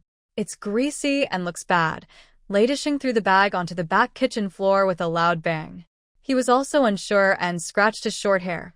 Xiufan, Guohua makes a good point. This stuff has a strong smell. If not handled well, the smell could scare away customers. For a moment, the shop's atmosphere was a bit heavy. Everyone felt that this purchase was a loss. Spending dozens of yuan on this, it was like wasting hundreds of steamed buns. Xiufan didn't rush to argue. She took off her apron from the wall, tied it up, and found a small stool to sit in front of a big basin filled with pig's feet. City folks don't like chewing bones, Xiaofan said, picking up a pig's foot, her eyes focused as if examining a piece of art. But if these bones smell better than the meat, even fresher than seafood, do you think they'll chew them? She took a piece of glowing red charcoal from the stove, pinched it with tongs, and quickly scorched the pig's foot. Sizzle! A burnt smell rose up. The fine, soft hair on the surface of the pig's foot instantly curled and burned. In a restaurant, we sell attention to detail, Xiaofan said while skillfully singeing the hair, teaching two stunned employees.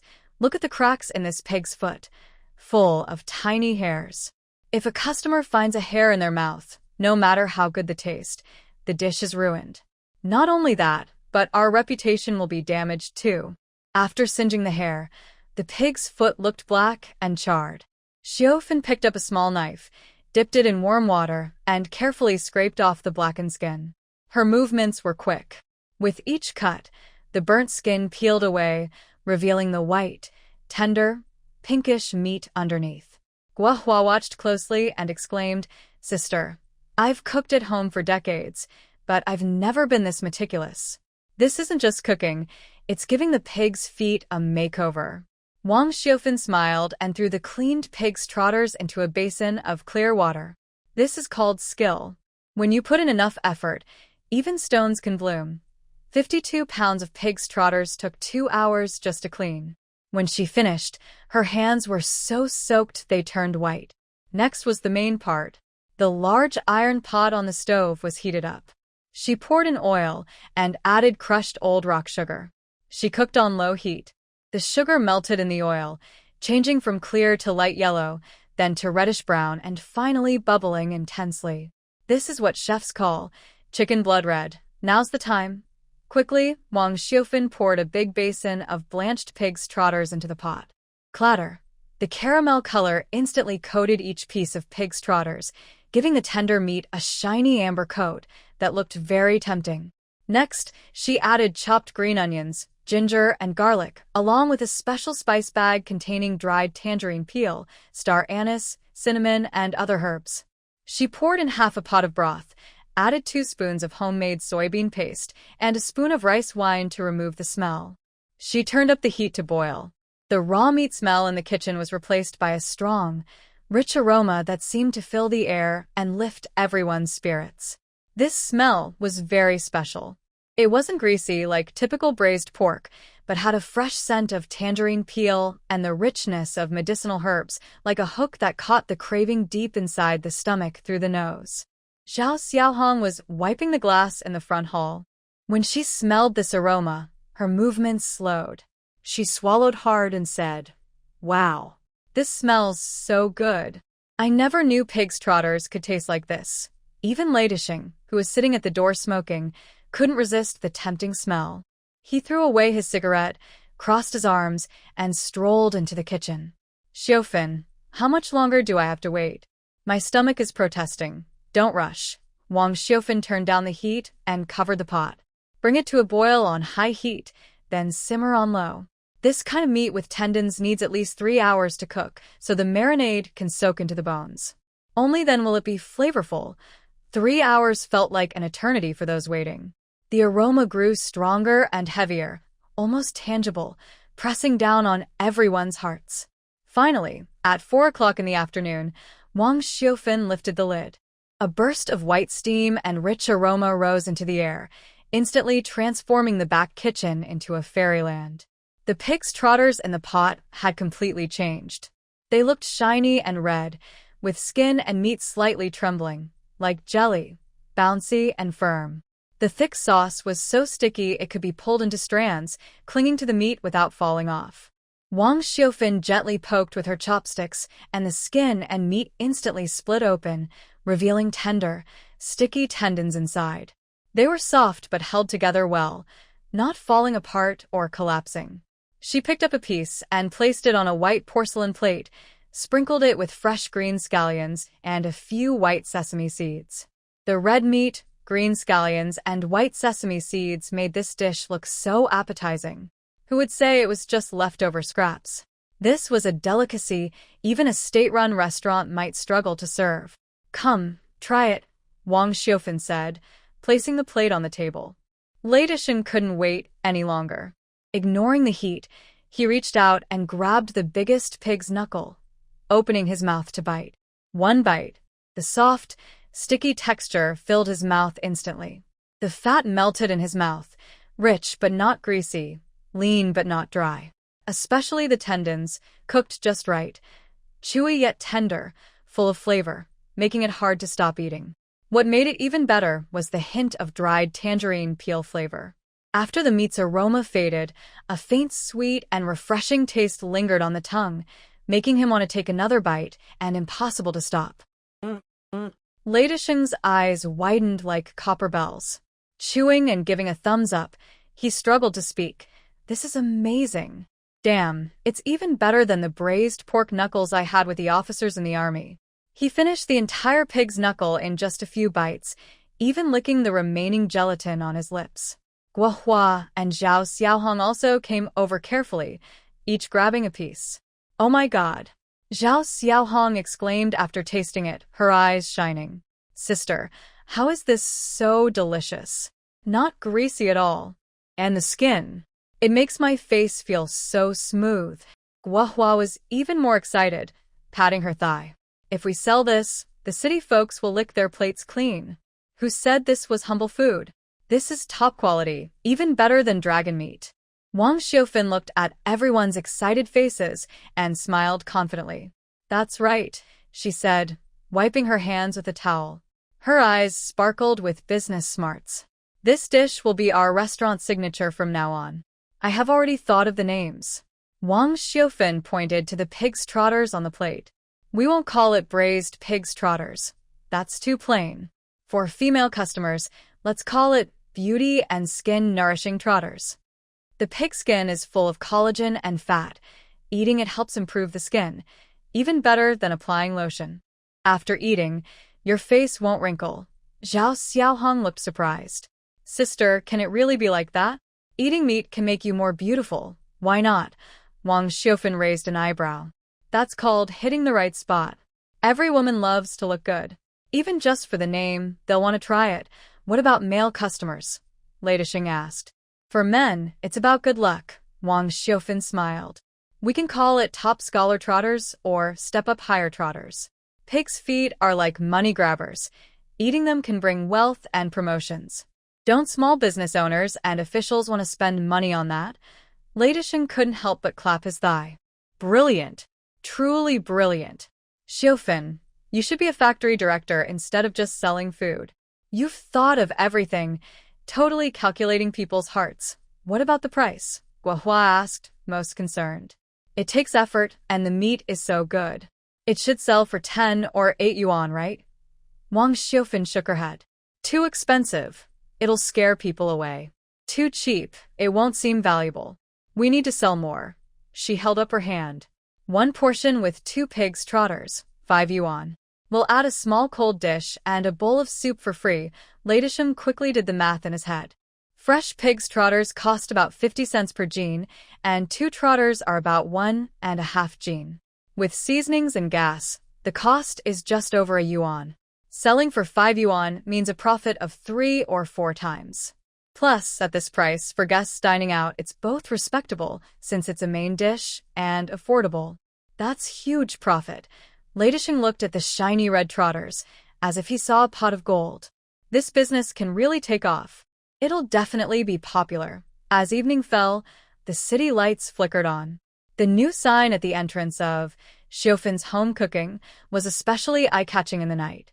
Inside, all the staff looked energized, like they had been injected with adrenaline. Guo Hua didn't need to be told. She was already washing the second batch of pig's trotters. Zhao Xiaohong was wiping the tables until they shone, eager to reflect people's images. Aunt Li was chopping scallions quickly in the kitchen. All the doubts and worries about the future disappeared after this feast of pig's trotters. Wang Xiufan stood behind the counter, watching the busy scene inside the shop. She also looked at Lei Disheng, who was standing at the door like a guardian god. The pot of seasoned broth was still simmering on low heat, and its aroma drifted out with the night breeze, making passers-by turn their heads repeatedly. This time, she was confident. She picked up a pen and neatly wrote the special recommendation for tomorrow on the small blackboard at the door. Exclusive secret recipe, beauty and skin-enhancing trotters / top scholar trotters. 5 yuan per serving, limited to 50 servings daily, while supplies last. After writing, she threw down the chalk, dusted off her hands, and looked determined.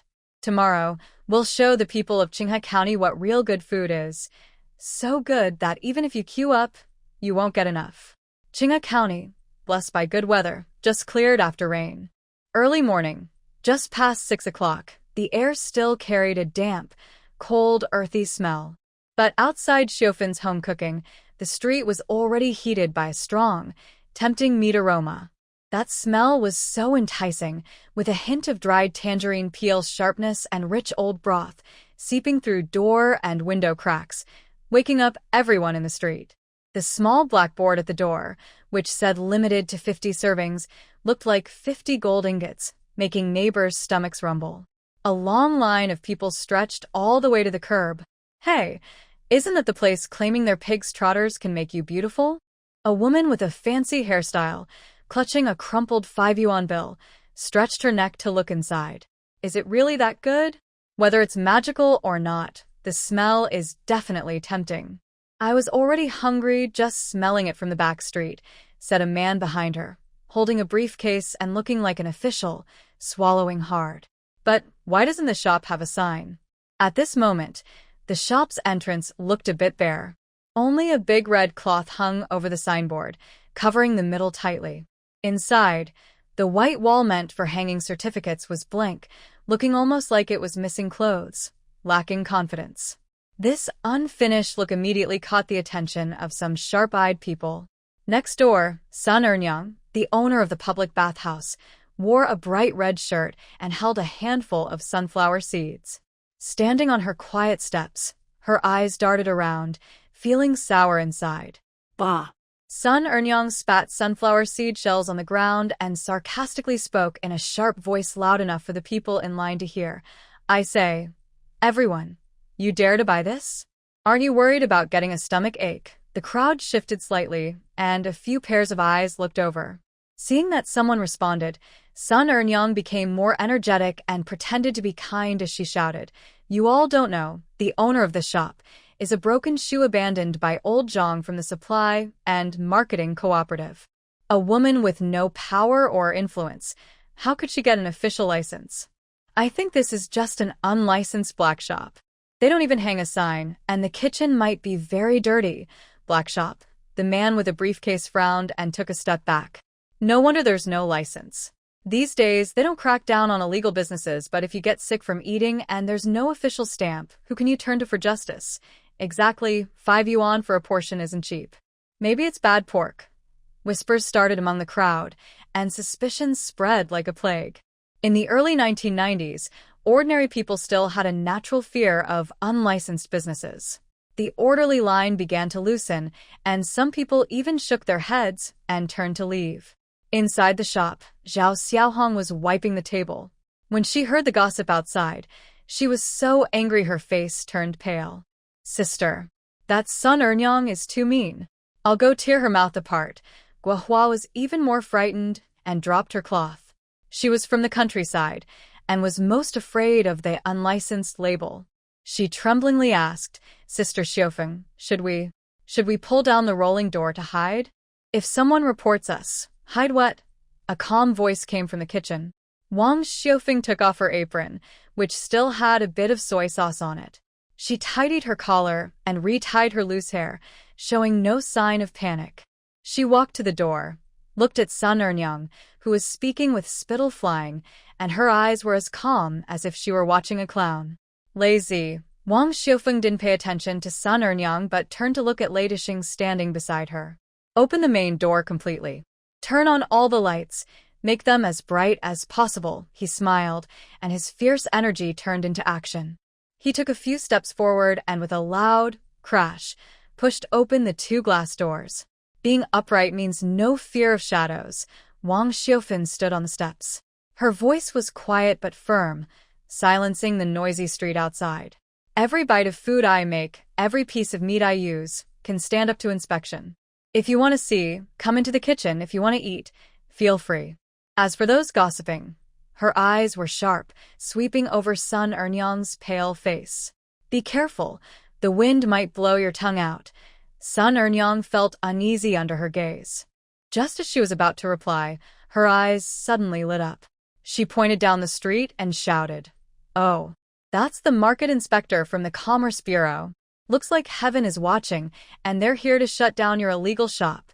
Everyone looked where she pointed. Two market inspectors in gray uniforms, with red armbands, carried blue folders. Their faces were serious as they pointed and gestured at the shops along the street, walking toward them. Nowadays, shop owners fear uniformed officials the most. It's like mice seeing a cat. No matter if they're innocent, they break out in cold sweat. "It's over. It's really happening." Zhao Xiaohong was so nervous, she stomped her feet. "Sister, what do we do? Our license is still under review. If they get serious..." Guohua felt her legs go weak and almost sat down on the ground. The customers in line saw what was happening and quickly started to leave. The man with the briefcase ran faster than a rabbit, afraid of getting involved. Sun Eunyoung grinned, showing her teeth, and threw sunflower seed shells into the air. "Look at this. I told you it was an illegal shop. Now we're done for. Better prepare to close up shop." The two inspectors got closer and closer, and the pressure in the shop made the air feel heavy. Lei Disheng stepped forward, standing like a tall tower in front of Wang Xiufan. His muscles tensed, ready for the worst. But just when the inspectors were about 10 meters from the door, beep, a deep, heavy car horn suddenly broke the street's noise. Everyone instinctively looked back. A shiny black Santana car, with a red flag on the front, turned the corner like a silent Black Panther. Its body was spotless, reflecting the bright morning sun with a dazzling shine. In 1993, only a few officials in Qinghe County could afford such a car. When this car was on the road, it represented status and privilege. The two stern market inspectors saw the license plate and immediately froze in place, standing straight and saluting respectfully, without even daring to breathe loudly. Sun Eunyoung's mischievous smile froze on her face, and she dropped her sunflower seeds on the ground. The car stopped steadily and precisely in front of the Xiufan home cooking restaurant. Everyone was silent. The car door slowly opened, and a foot in black low-heeled shoes stepped out. Next, a middle-aged woman dressed in a dark blue official uniform, with her hair neatly combed, came down. She held a box wrapped tightly in red silk, smiling warmly, like spring sunshine. "Director Liu." "Liu." Sun Eunyoung's eyes nearly popped out, and she let out a strangled chicken-like cry. It was Liu, the director of the County Women's Federation. Director Liu ignored Sun Eunyoung and walked straight toward Wang Xiufan on the steps, holding the red silk-wrapped box steadily and quickly, showing friendliness. "Comrade Wang Xiufan." Director Liu reached out her hand from afar, her voice loud and official. "Sorry to keep you waiting.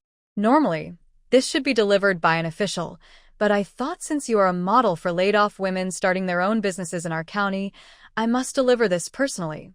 Wang Xiufan was stunned at first, then her eyes welled with tears. She quickly stepped forward and shook hands with Director Liu. "Director Liu, you. Special handling, Green Channel." Director Liu turned around, facing the still stunned customers and neighbors, and suddenly lifted the red silk cloth. Clatter. Under the sunlight, two glass frames with gold borders sparkled.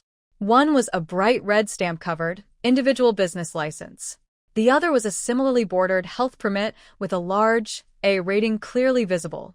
In the business section, the name, Wang Xiufan, was neatly printed in large characters.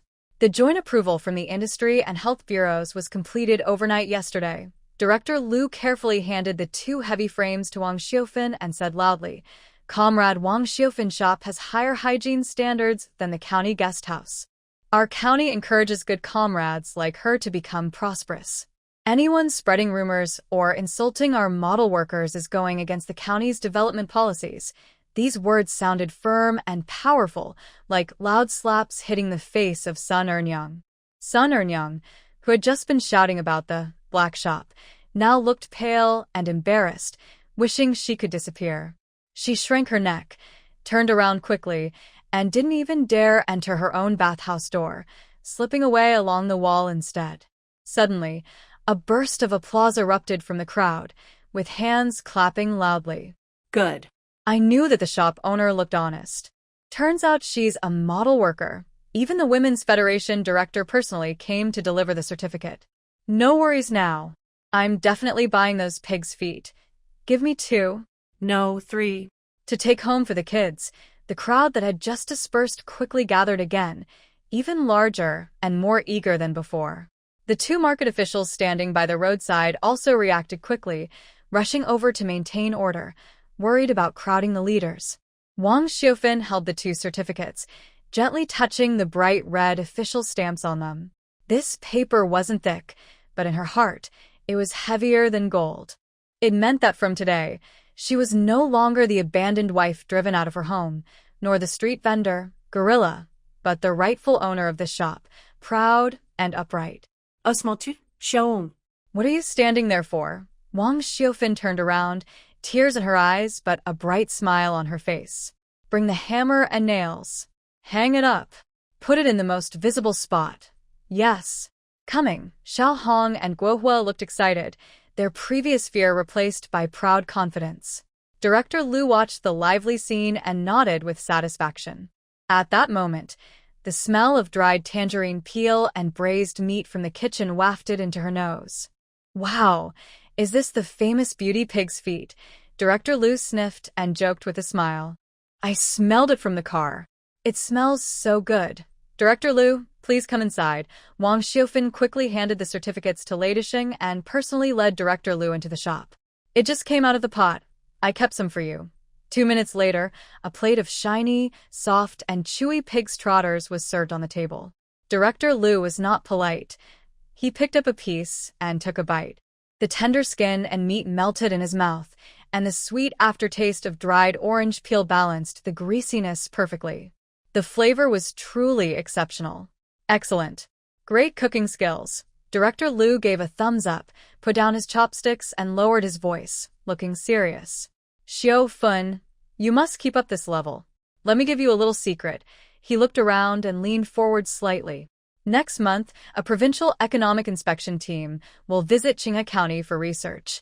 The dishes at the county guest house are too old-fashioned, and the county leaders are worried about not having special food to impress visitors. I plan to recommend your place as a backup option. During this time, you need to focus on quality control and be ready for big orders. Wang Xiaofun's heart suddenly skipped a beat. The provincial inspection team? If they could host them successfully, the reputation of Xiaofun Restaurant would not just be known in the county, it would become famous everywhere. Don't worry, Director Lu, Wang Xiaofun said seriously, taking a deep breath. As long as they come, I won't let our county down. After seeing off Director Lu and his eye-catching Santana car, the auspicious time arrived. Lei Disheng brought a wooden ladder from the backyard and set it up at the gate. He took off his coat, revealing a white undershirt, and climbed up quickly and skillfully. Wang Xiaofun stood below, looking up and holding the ladder steady for him. Are you ready? Lei Disheng looked down at her with a big smile in his eyes. Go ahead, she nodded. Lei Disheng reached out and grabbed the large red cloth covering the signboard, then pulled hard. Whoosh! The red cloth fluttered down, revealing a thick red pine wood signboard shining in the sunlight. It was black with gold lettering, polished to a bright finish. Xiaofun Restaurant. The 4 characters were written boldly and powerfully, with sharp strokes like blades, showing a stubborn spirit of not giving up. Lei Disheng had stayed up all night to carefully paint them himself. Crackling, 2,000 firecrackers, prepared in advance, were ignited at this moment. The deafening sound echoed through the street, and red paper scraps floated like a joyful rain, covering everything and drowning out all the previous gossip and bad luck. Amid the smoke and noise, customers cheered and rushed into the restaurant. Zhao Xiaohong's loud voice could be heard through the roof. Come inside. Authentic, delicious pig's trotters. Just out of the pot, Wang Xiaofun stood behind the counter, looking at the neatly hung business license on the wall and the shining sign outside the door. She listened to the rising and falling sounds of customers ordering food and took a deep breath, feeling relieved. This day was finally settled. She opened the ledger on the counter, took a pen, and carefully wrote on the fresh page, Summer 1993. Xiaofan Restaurant officially opened. At 6 a.m, the rain-soaked Hehe County looked like a young girl who had just taken a bath, bright and lively. Although the loud firecrackers from yesterday's grand opening were gone, the activity at Xiaofan Restaurant was just as lively. The industrial-grade exhaust fan installed overnight in the kitchen was whirling loudly. The strong smell of slow-cooked meat, mixed with the fragrant aroma of 5-year-old dried tangerine peel and rich fats, was being pulled out into the street by the exhaust fan. It was like an invisible hand stretching across a 20-meter-wide asphalt road, precisely grabbing the necks of travelers at the long-distance bus station across the street, all just getting off their night buses and feeling hungry. This was the reason Wang Xiaofan was willing to spend an extra 1,000 yuan to rent this place. This location was a natural treasure trove. Just after 7, the first wave of customers flooded in like a tide. Unlike yesterday's neighbors, most of these were passing travelers carrying large bags or early-shift sales clerks from nearby department stores. They had spare money and empty stomachs, and as soon as they entered, they were overwhelmed by the aroma of meat filling the room. "Boss lady, I'll have that. Beauty trotters. And a bowl of rice. 2 for me. Takeout. Hurry up, the bus isn't waiting." Zhao Xiaohong and Guohua, wearing white aprons embroidered with red characters, moved swiftly across the 100-square-meter hall. The red pinewood tables and chairs were polished shiny, reflecting the diner's focused eating. Lei Disheng stood at the door like a tall iron tower. He changed into a clean white shirt, with the sleeves rolled up to his elbows, revealing strong forearms. His usual fierce aura, enough to stop a child's crying at night, had melted into a hidden smile when he saw the bustling business inside. He was helping customers find empty seats while quietly watching everyone coming and going. His gaze was sharp, like a guard watching over his home. Just as things were getting busy, a deep engine sound broke the noise outside the shop. A black Santana with a license plate starting with A from the provincial city stopped steadily at the curb. When the door opened, a middle-aged man stepped out, holding a leather briefcase and wearing gold-rimmed glasses. He had shiny, well-groomed hair and spotless leather shoes, clearly someone who paid attention to his appearance. He stood at the door, not rushing inside. Instead, he looked at his shiny gold watch, then scrutinized the sign that read, Xiaofan Restaurant. His eyebrows furrowed slightly, and he let out a soft snort. "Is this the place old Lu always boasted about?" The middle-aged man stepped inside without replying to Lei Disheng's enthusiastic greeting. He walked straight to a clean, empty table. He took out a white handkerchief and wiped the table vigorously. Seeing it was clean, he finally sat down. "Waiter," he snapped, slamming his briefcase on the table. His voice was quiet, but carried an air of arrogance. "Menu." Zhao Xiaohong quickly handed him the handwritten menu. The man adjusted his gold-rimmed glasses and looked at the first line with red characters. A mocking smile appeared on his face. "Beauty-enhancing pig's trotters? Top scholar trotters? Huh. What a big boast." He threw the menu onto the table, raising his voice slightly, which made nearby diners, busy eating, turn to look. "I've eaten in the provincial city for half my life, and I've never seen such a rural place trying to make a fuss. Pig's trotters are just pig's trotters. Beauty-enhancing? That's just fooling inexperienced village women." As soon as he said this, the atmosphere in the shop froze. A nearby aunt, who was gnawing on pig's trotters, blushed and lost her appetite. Zhao Xiaohong's face turned red. She wanted to argue but was too intimidated by the man's presence to speak. Lei Disheng's smile disappeared instantly. His brows furrowed, and a fierce anger, like that of a vengeful spirit, threatened to surface. He turned his heels, ready to step forward. "Lazy," a cold voice called out, stopping Lei Disheng in his tracks. Behind the counter, Wang Xiaofan closed her ledger and looked up. Her expression was calm, without a trace of anger. Instead, She seemed to be looking at a fat sheep ready for slaughter. She shook her head slightly at Lei's victory, signaling him not to move. Wang Xiufan could tell that although this person was proud, his outfit and picky attitude showed he was an experienced foodie and someone who was not short of money. He wasn't here to cause trouble. He was clearly here to add value to this signature dish. Wang Xiufan tidied her apron and personally walked to the table. "Sir, whether this is a gimmick depends on your taste," Wang said confidently. "If you think our name isn't appealing, maybe it's because we're not well educated. But since you've come in, if you try this dish and decide to leave without tasting it, that's your loss." The man with gold-rimmed glasses raised an eyebrow, surprised by how bold the rural boss lady was. He sneered and took out a 100 yuan bill, slapping it on the table. It was a gray-blue 1990 version 100 yuan note, featuring the embossed portraits of 4 great leaders. In a year when the average salary was only a few 100 yuan, this bill was a real, heavy weapon. "All right. Interesting," the man said, pointing at the menu. "Give me 2 servings of that beauty pig's trotters. Let me be clear up front. I have a sharp tongue. If there's any fishy smell, or if it's not tender enough to fall off the bone, I won't pay, and I'll also warn other customers about your false advertising." "No problem," Wang said without even glancing at the money. After eating the steamed buns, the young girl casually rubbed oil on herself. Du Wolin quickly grabbed her and carefully wiped her clean with a cloth.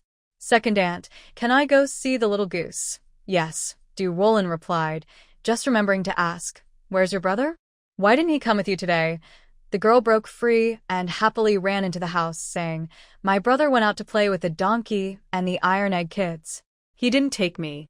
He's so stingy, humph." Her innocent words made Du Wolin smile.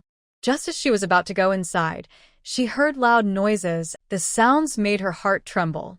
She went out to see, and a few people were rushing over quickly. Leading the group was her father-in-law, almost jogging.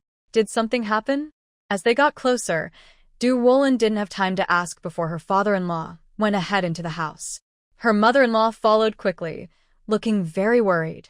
"What's wrong, mother?" But before she finished speaking, she saw her second uncle carrying a small person who looked burned. When she looked closer, it was her grandson, Cheng Yang. She immediately covered her mouth. "Wolin, don't look, don't look." Duan Xiaolon, even though it wasn't her own grandson, it felt like a big hole was torn in her heart. Recently, to rush to Yangtown for bricks, the brick kiln factory had been very busy. When people are busy, they often overlook small details. For example, today some young boys somehow snuck behind the kiln to play. While running and pushing, Cheng Yang fell onto some unextinguished charcoal outside, almost burning half his body. Chu Hongying also heard the news and ran over like crazy. Seeing her son's terrible condition, she seemed struck by lightning, her body slumping to the ground, crying loudly, "My son." A few women nearby tried to. Cheng Banghua had almost used up all their savings, including his ID and military family certificate. Everything was ready to take a cart to the nearby brigade yard. Cheng Xiaoxia, who was about to go inside to see the goose, seemed to understand that something bad had happened outside. She came out, about to check on the situation, but was stopped by second aunt, who held her around the waist and covered her eyes. Duan Xiaolon hurriedly took care of things, and before leaving, she told her daughter-in-law, "Stay at home and behave well. Don't wander around." Du Wolin nodded. I tried to help her. Cheng Banghua had almost used up all their savings. Everything was ready to take a. "Mom, is there enough money? If not, I have more savings. Don't worry about that." Duan Xiaolon patted her on the head, surprisingly calm. "You don't need to worry about money. If you have free time, go help persuade your second aunt. She must be anxious and upset, okay?" Du Wolin still felt uneasy. "Mom, should I give you the passbook? If the money isn't enough, you can withdraw more in town." Duan Xiaolon thought for a moment and finally agreed reluctantly. "All right, but don't worry. This money is borrowed from us. At a time like this, who cares about that?" Soon, she returned and handed the passbook to her mother-in-law. The ox cart couldn't hold many people, so only a few close relatives went. The villagers who had just come along were still standing outside the Cheng family's gate, talking quietly. "Cheng Xiaoxia, With tears in her voice, asked Du Rollin, "Is my brother dead?" Du Rollin hurriedly comforted her. "No, he's just sick. A shot at the hospital will fix it." The young girl was clever and clearly didn't believe that explanation. She pursed her lips and silently cried. Du Rollin also felt heartbroken, but now that it had happened, there was no use in panicking. She wiped away the tears on the chubby little girl's face and first sent her home. After 9 o'clock at night, Chung Hua rode his bicycle to bring his mother back from the town clinic. Hearing the noise outside, Du Rollin hurried out anxiously. "Mom, how is Xiaoyang?" Duan Xiaolan looked exhausted. "Sigh, he has severe burns. He's fine now, but the doctor said infection later on is the most dangerous." Her heart suddenly clenched, and Du Rollin blurted out, "What should we do?" Chung Hua parked his bike and looked worried. The doctor said it's best to take him to the city hospital. She wiped away the tears on the chubby little girl's face, and first, "The town clinic can only do basic wound care. Then let's go to the city," Du Rollin said firmly. Duan Xiaolan nodded. They had discussed this during the day, but tonight was too late, and there was no car to go to the city. She was about to go back inside when she suddenly remembered something. She took the passbook her daughter-in-law had given her at noon from her pocket and handed it back. "Keep this." The original bank book was returned intact. Du Rollin held it in her hand and asked, "Where is Dad?" "He's staying up all night in town with second uncle and the others," her father replied. "Do basic wound care. Then let's go to the city." Chung Hua sighed heavily, his tone serious. "After all, the brick kiln is our family's main project. If something goes wrong, we bear the biggest responsibility. Dad can't leave, and if anything happens..." The yard suddenly fell silent. Du Rollin's heart also felt heavy. She thought about the children who often sat happily by her legs, calling her second aunt, and she couldn't help but feel very sad for them. The wind picked up, making the window shutters creak loudly. She didn't know what time it was. In the dark, she turned over again. Although she was sleeping alone, she was used to having 2 pillows. After all, she touched the cold pillow beside her, her eyes shimmering with tears. She missed him. The next day, Chung Bangwa went to the town's commune to ask the leaders for permission to rent a bus from the town's passenger station to the city. Because of Chung Bangwa's good reputation and his second son's fame, the commune quickly agreed. Around 9 in the morning, a large group of Chung family members set off in the bus toward the city. Chung Hua also took a few days off from work. Once they arrived at the city hospital, he needed to handle some paperwork, and it was better to have someone educated with him to avoid feeling nervous. Pillow beside her, her eyes shimmering with tears. Duan Xiaolan also went along, mainly to handle the payments. The father-in-law, Chung Bangwa, stayed behind to oversee things. The brick kiln's production was at a critical stage, and he couldn't leave it. The contract with Xiangyang Town was for 2 months, with at least 3 truckloads of bricks shipped daily. The project was nearing completion, and any mistake now could delay payments, which affected everyone's livelihood in the village. Chengda, the only person in the village who could drive a tractor, also couldn't leave. His son's serious accident made him work even. Du Rollin had her own task. She could ride a bicycle and was responsible for waiting at the commune office for news from the people going to the city. Once she received a call confirming their safety, she would go back and inform her second uncle's family.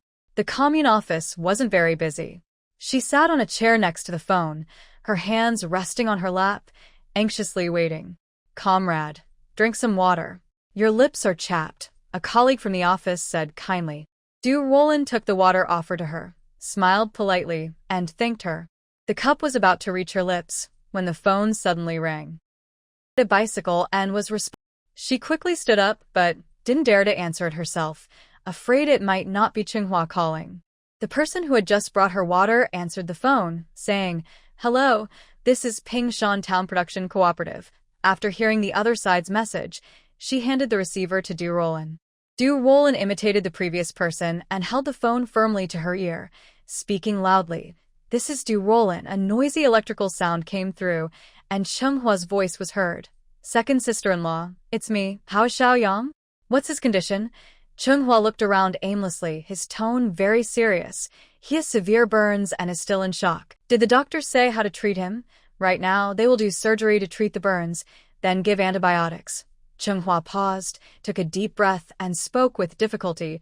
Second sister-in-law, even if Xiaoyang is saved, those scars will stay with him for life, and the treatment costs are quite high. He didn't dare to say more, recalling how, in the doctor's office, after hearing the situation, Aunt Chu's breakdown, and the pessimistic attitude of Uncle Air and others about the treatment.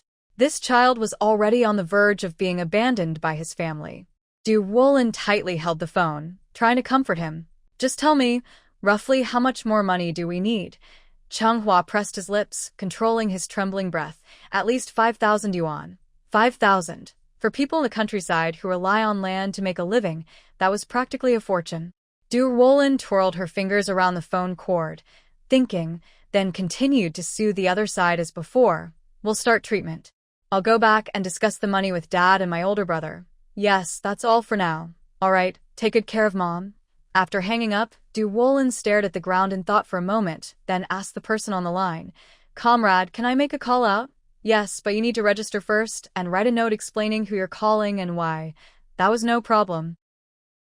Without hesitation, Du Wolin took the pen and began writing quickly on the registration book and paper she was handed. Her handwriting has become less awkward than before. Although it is not yet perfect, it is neat enough to surpass many people's writing. After finishing the instructions and handing them in, she picked up the phone and dialed those few numbers she remembered, but had never called before. After the dial tone, a female voice first responded, This is the switchboard.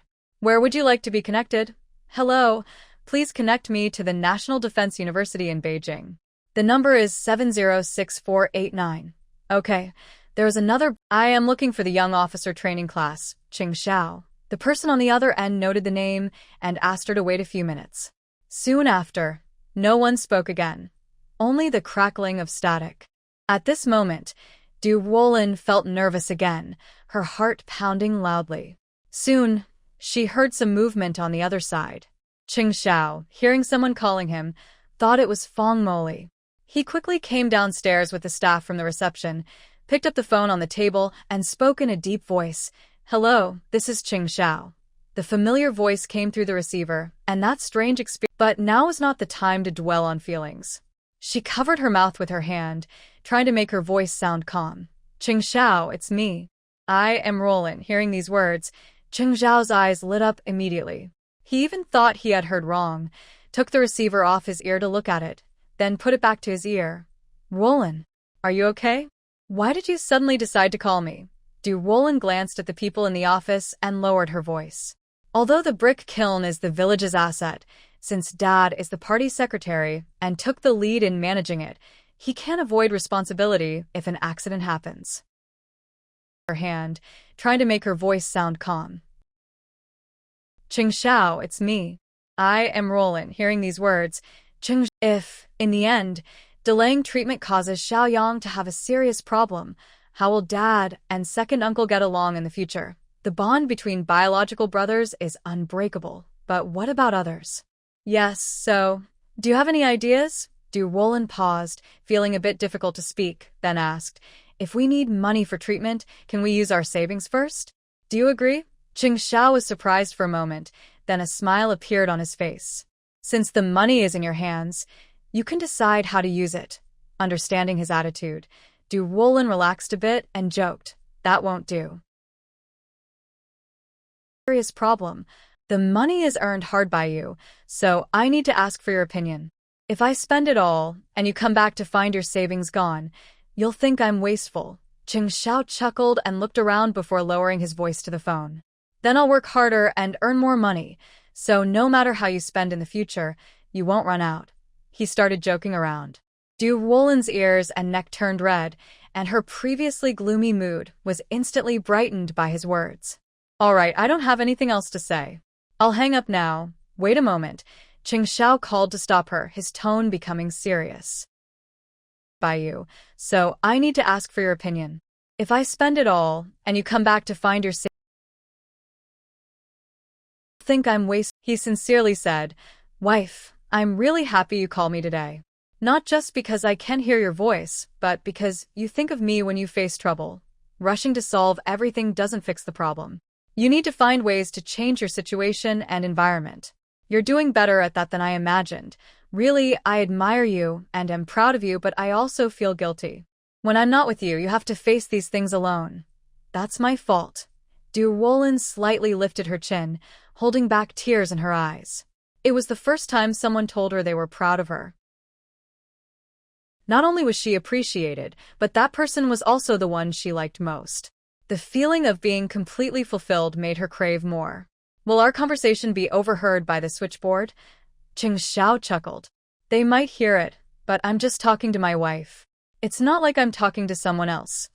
Both sides remained silent. No one said the word, miss, but through the uneven breathing in the microphone, they revealed their longing without holding back. Although Durwolan was reluctant, she was still using the public phone, so it was not appropriate to speak privately in front of others.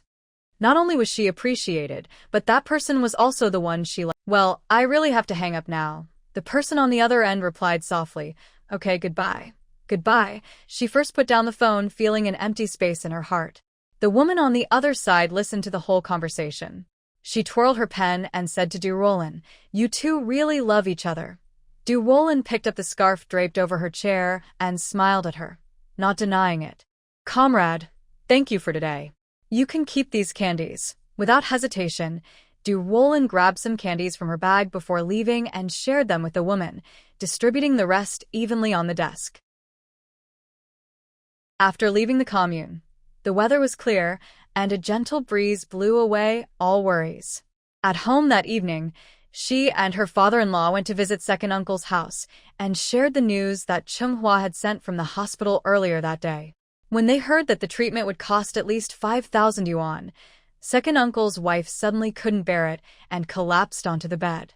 Second sister-in-law Kai Yushio handed her a cloth to wipe her forehead. Chengda leaned against the cabinet, sitting on the bed, trembling as he held his cigarette. The sparks almost burned his fingers, but he was unaware. 5,000 yuan, he had never seen so much money in his life. But since it was his own son, and the first child in the family's grandchildren, even though the boy was a bit mischievous, he was sensible when he needed to be. He often massaged his back and legs after a long day of work. The happy memories now felt like sharp knives stabbing his heart. The strong man of the past was helpless, like a child. Ashes from the extinguished cigarette fell onto his clothes. He threw the remaining cigarette on the ground and rubbed his calloused palms over his face. But Durwolan felt uneasy inside and was about to speak, but her father-in-law spoke first. Oldest, don't worry. This matter is related to the brick kiln. The kiln will cover the treatment costs. Besides, fourth uncle also has some resources. Xiaoyang is a good kid, and fourth uncle won't ignore him. Chunda put down his hand, his face full of weariness and sadness. Fourth uncle, Xiaoyang's situation is our responsibility as parents. How can you use your money for this? Chen Bangua ignored his words and simply stood up, placing the family's savings on the bed. Your aunt took 500. You can take that first. As for the rest, once we finish laying the bricks in Xiangyang town in the next few days, we will get the payment back. Then we can relax a bit. Second brother, Chen Hai, who had been silent, also spoke up. Big brother, I have some money too. If we all work together, we can gather enough. We must treat Xiaoyang. Chinda's eyes filled with tears. He covered his face with his hands and shook his shoulders. At this moment, Durwolan also stood up and placed her passbook on top of the pile of money in front of their father-in-law. As for the rest, once we finish laying the bricks in Xiang, big brother, this money is enough to treat Xiaoyang. You all should take it and use it. Hearing this, Chunda slowly looked up in disbelief. Everyone in the room was surprised, their eyes fixed on Durwolan. Chunda picked up the passbook and looked at the numbers inside, shocked into speech. Sister-in-law, this. Durwolan smiled gently. Money can be earned again as long as a person is alive. But once someone is gone, they are truly gone. This sentence struck a nerve in Chunda's heart. He said nothing. Big brother, what are you doing? Get up. Du Wolin was startled by his action and hurriedly looked at their father-in-law. Chen Banghua and Chen Hai quickly helped him up. Chen De, tears streaming down his face, said to Du Wolin, "Sister-in-law, this money was borrowed from you by Big Brother. I will work like a beast in the future to pay you back. Our family is one. We don't need to say 2 words. This money is for saving Xiaoyang now. We can talk about the rest later." After the switchboard connected to Pingqing Hospital, Fong Moli picked up the paper in her hand and read aloud. "I am looking for the family of the burn patient admitted yesterday, Qingyang. Please leave your name, and I will get back to you shortly." Fong Moli glanced at the 2 big-eyed, silly-looking men across from her and did not give her name. Instead, she said, "Cheng Xiao." Inside Pingqing Hospital, a few adults sat on the corridor floor eating.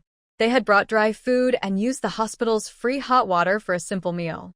Every penny counts, so they made do and waited patiently. When the operator called over, Cheng Hua had just swallowed a dry biscuit and stretched his neck forward eagerly. "Comrade, hello. I am looking for the family yesterday, Qingyang. Is anyone named Cheng Hua here?" "I am." Cheng Hua stood up. "There's a call from Beijing for you. They're looking for Cheng Xiao." Everyone on the floor, hearing that the call was for Cheng Xiao, showed excited expressions. Second uncle looked a bit ashamed. Even Cheng Xiao has been disturbed. However, Duan Xiaolon probably guessed how he knew, likely from his daughter-in-law. Hearing it was his second brother, Cheng Hua hurriedly followed the operator to the reception room. When the call was connected, he excitedly